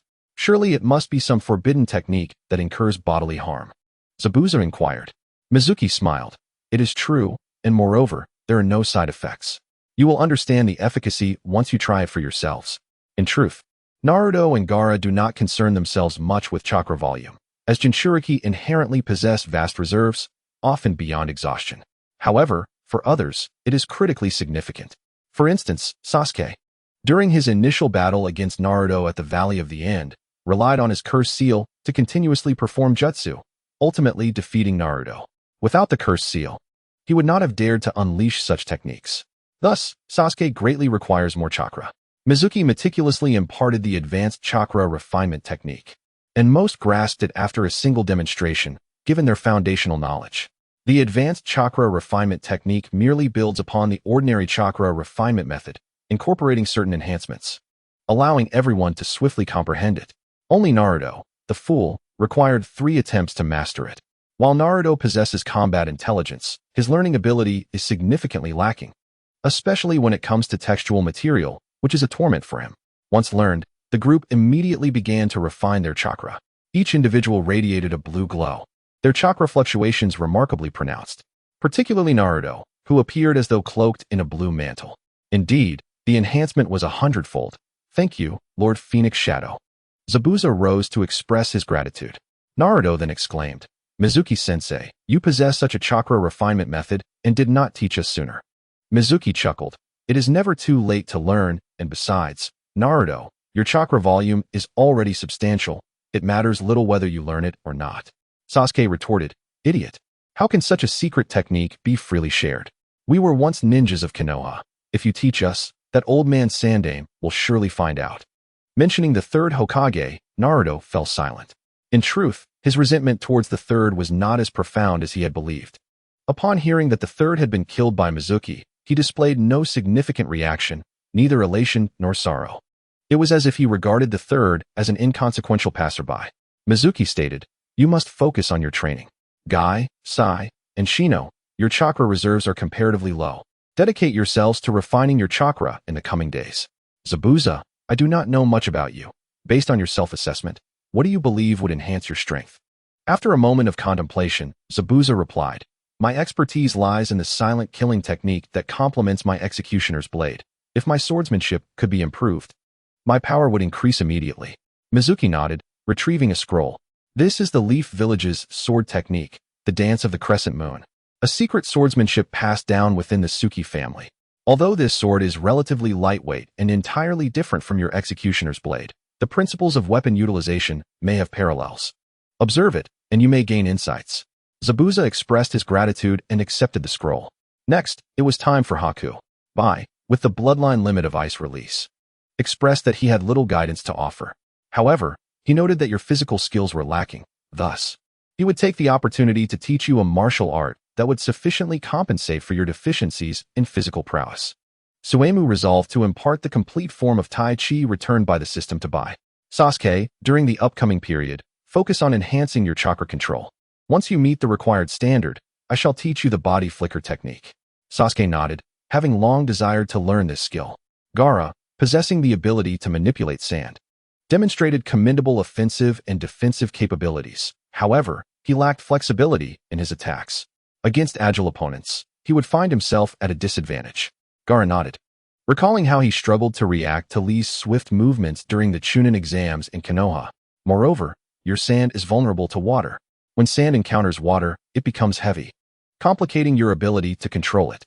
This weakness must be addressed. In the time ahead, devise ways to overcome these two limitations. As for sand manipulation, I am not well versed, so I shall refrain from offering specific advice. Having concluded his remarks to Gaara, Suemu's gaze shifted to Naruto. Well, it's finally my turn. Naruto exclaimed eagerly. Master Suemu, please guide me. as I too wish to grow stronger. Suemu chuckled. Your turn will come in a few days. Naruto's enthusiasm waned as he protested. Why not now? Everyone else has a direction to progress, and I am left without one. It seems unfair. Suemu explained. Your abdomen has been marked with the 5-element seal by Orochimaru, which has rendered your chakra uncontrollable. Even performing the Rasengan requires both hands. Thus, any guidance on training at this moment would prove futile. Naruto frowned. What should I do then? Suemu reassured him, do not worry. I shall find time in the next few days to learn the 5-element seal and assist you in breaking it. Then, I can guide you in your training. However, Naruto remained dissatisfied. So, does that mean I will have nothing to do for the next few days? Everyone else is training, and I will be left idle. It's so boring. Suemu smiled. No, I have a task for you. As the meeting concluded, everyone dispersed to find places to train, leaving Naruto behind. Master Suemu, what is this task? Suemu inquired. Naruto, do you know how to gamble? Naruto quickly replied, of course not. I remember the 3 ninja prohibitions from school. The first, do not squander money. The second, do not drink before the age of 18. The third, do not enter establishments of ill repute before the age of 18. Gambling violates the first rule. Suemu chuckled. Oh, those 3 prohibitions are merely tales to scare children. Truly powerful ninjas do not concern themselves with such trivialities. Naruto's eyes brightened. Is that true? Indeed, I wouldn't deceive you, Suemu continued. Come, I shall teach you how to gamble. Curious, Naruto asked. But how does this relate to the task you mentioned? Suemu replied, it is related. Your task is to enter a casino and lose money. Lose money? Why? Isn't gambling meant to win? Naruto was puzzled. There is no reason. It is simply the task. Just do as I say, Suemu instructed. Thus, Suemu began to teach Naruto the art of gambling, and before long, Naruto displayed a surprising aptitude for it. This ring is for you. It contains 1 cubic meter of space, within which I have placed 10 million ryo. Your task is to find a casino and lose all of it within 3 days. Naruto was sent away from Phoenix Village to the capital of the Land of Birds. Why send me to gamble, and specifically to lose? What does this mean? Could it be that Master Suemu has so much money that he wishes to give it away in this manner? After much contemplation, this seemed the most reasonable explanation. Suemu dispatched shadow clones to discreetly protect Naruto. The Land of Birds was not a closed-off nation. Merchants from various countries frequented it, and spies from other nations were surely present. Suemu and Naruto, along with Sasuke, arrived in the Land of Birds, and the news had likely already reached Konoha. Caution was therefore necessary. With the protection of shadow clones, Naruto was unlikely to encounter any issues. Now, it was time to study the 5-element seal. Previously, he had not pursued it due to insufficient conditions. The 5-element seal, as its name implies, required mastery of chakra from the 5 elemental natures: water, earth, fire, wind, and lightning. Before acquiring the Rinnegan, Suemu had only possessed wind and earth chakra. However, after obtaining the Rinnegan, his chakra attributes expanded to include water, earth, fire, wind, lightning, and yang. With all 5 elements in hand, he was now ready to study the 5-element seal. He took out the scroll for practicing the 5-element seal and began to study it intently. Meanwhile, Naruto arrived at a casino in the capital of the Land of Birds and proceeded to lose money at an alarming rate. The gambling scene in the Land of Birds seemed to flourish with the arrival of 2 unsuspecting lambs, leading to substantial winnings for all present. This news swiftly spread to other nations, attracting numerous gamblers seeking fortune. Tsunade, having heard of another unsuspecting lamb, became intrigued and sent Shizun to investigate. Soon, Shizun returned with news. That yellow-haired brat from Phoenix Village? He lost 5 million ryo in one night? Tsunade's eyes widened. She was envious. 5 million ryo, that's enough for me to lose for several days. How can a mere child possess such wealth? Pondering, Tsunade supported her chin in thought. Shizun, raising an eyebrow, inquired, Lady Tsunade, what are you planning? Tsunade replied, Shizun, we are short on funds. What do you think about borrowing a few million ryo from that brat? Absolutely not. Shizun exclaimed. He is just a child. How could you possibly ask him? Tsunade nodded, acknowledging the point. In that case, I shall challenge him to a gamble. He loses faster than I do. His luck is clearly worse. I will surely win against him. Shizun rolled her eyes. His luck may be poor, but your gambling skills are lacking. Nonsense. Tsunade banged the table, exclaiming, my gambling prowess is inherited from my grandfather and is among the finest in the ninja world. Shizun sighed, exasperated by Tsunade's stubbornness. The piglet lying on the ground turned its head away, letting out a resigned sigh. The reason it had not grown was entirely due to this old woman squandering the food budget, leaving it to go hungry for days, severely impacting its growth and development. "Let us go to the casino," Tsunade declared, and Shizune, unable to deter her, followed closely, clutching the piglet. As they walked, Shizune attempted to persuade Tsunade to act kindly. Upon arriving at the casino, Tsunade quickly spotted a crowded gambling table. Peering through the gaps, she immediately recognized Naruto. He stood with one foot on the ground and the other on the table, shaking a dice cup above his head while shouting, "Bet locked in, bet locked in." At that moment, Naruto was the dealer, betting on the total points. The 3 dice needed to total 9 or fewer points to be classified as small, while totals exceeding 9 were deemed large. If the bet was correct, the dealer paid out 1-to-1. In addition to guessing the high or low, one can also wager on specific numbers, with a payout of 30-to-1 for a correct guess. If one were to roll 3 of a kind, such as 3 ones or 3 twos, the odds soar to 100-to-1. This little rascal certainly has a knack for gambling. Tsunade's interest was piqued, and she was eager to join the throng. However, the crowd was too dense, preventing her from squeezing in. She could only stand at the periphery, watching intently. At the gambling table, everyone had placed their bets on the specific number, and all opted for 3 sixes. Each participant wagered 100 taels, as this was a communal area with limits on stakes. "Come on, it's time to roll. Bets are locked in," Naruto exclaimed as he covered the dice cup on the table, and the crowd shouted in unison, "Open it! Open it!" Naruto then boomed, "I've lost 3 rounds in a row. This time, victory is mine." With that, he lifted the cup, revealing the 3 dice. 6, 6, 6. The laughter erupted. 3 sixes. Indeed, it is 3 sixes. We've won, yet again. What a lucrative catch. Shoo, keep it down. Don't let him hear, or he might not gamble with us anymore. Naruto, gazing at the 3 sixes, cried out, "Why does this keep happening? I refuse to accept this."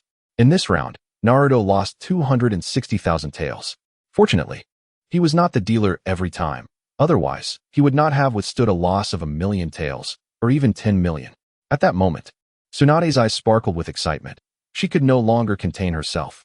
With remarkable force, she pushed through the crowd, easily parting the ordinary folks, and claimed a spot at the table. Those she pushed aside contemplated cursing her, but upon recognizing Tsunade, they thought better of it. Another prime target, we cannot offend her. This is the last round. I refuse to believe I cannot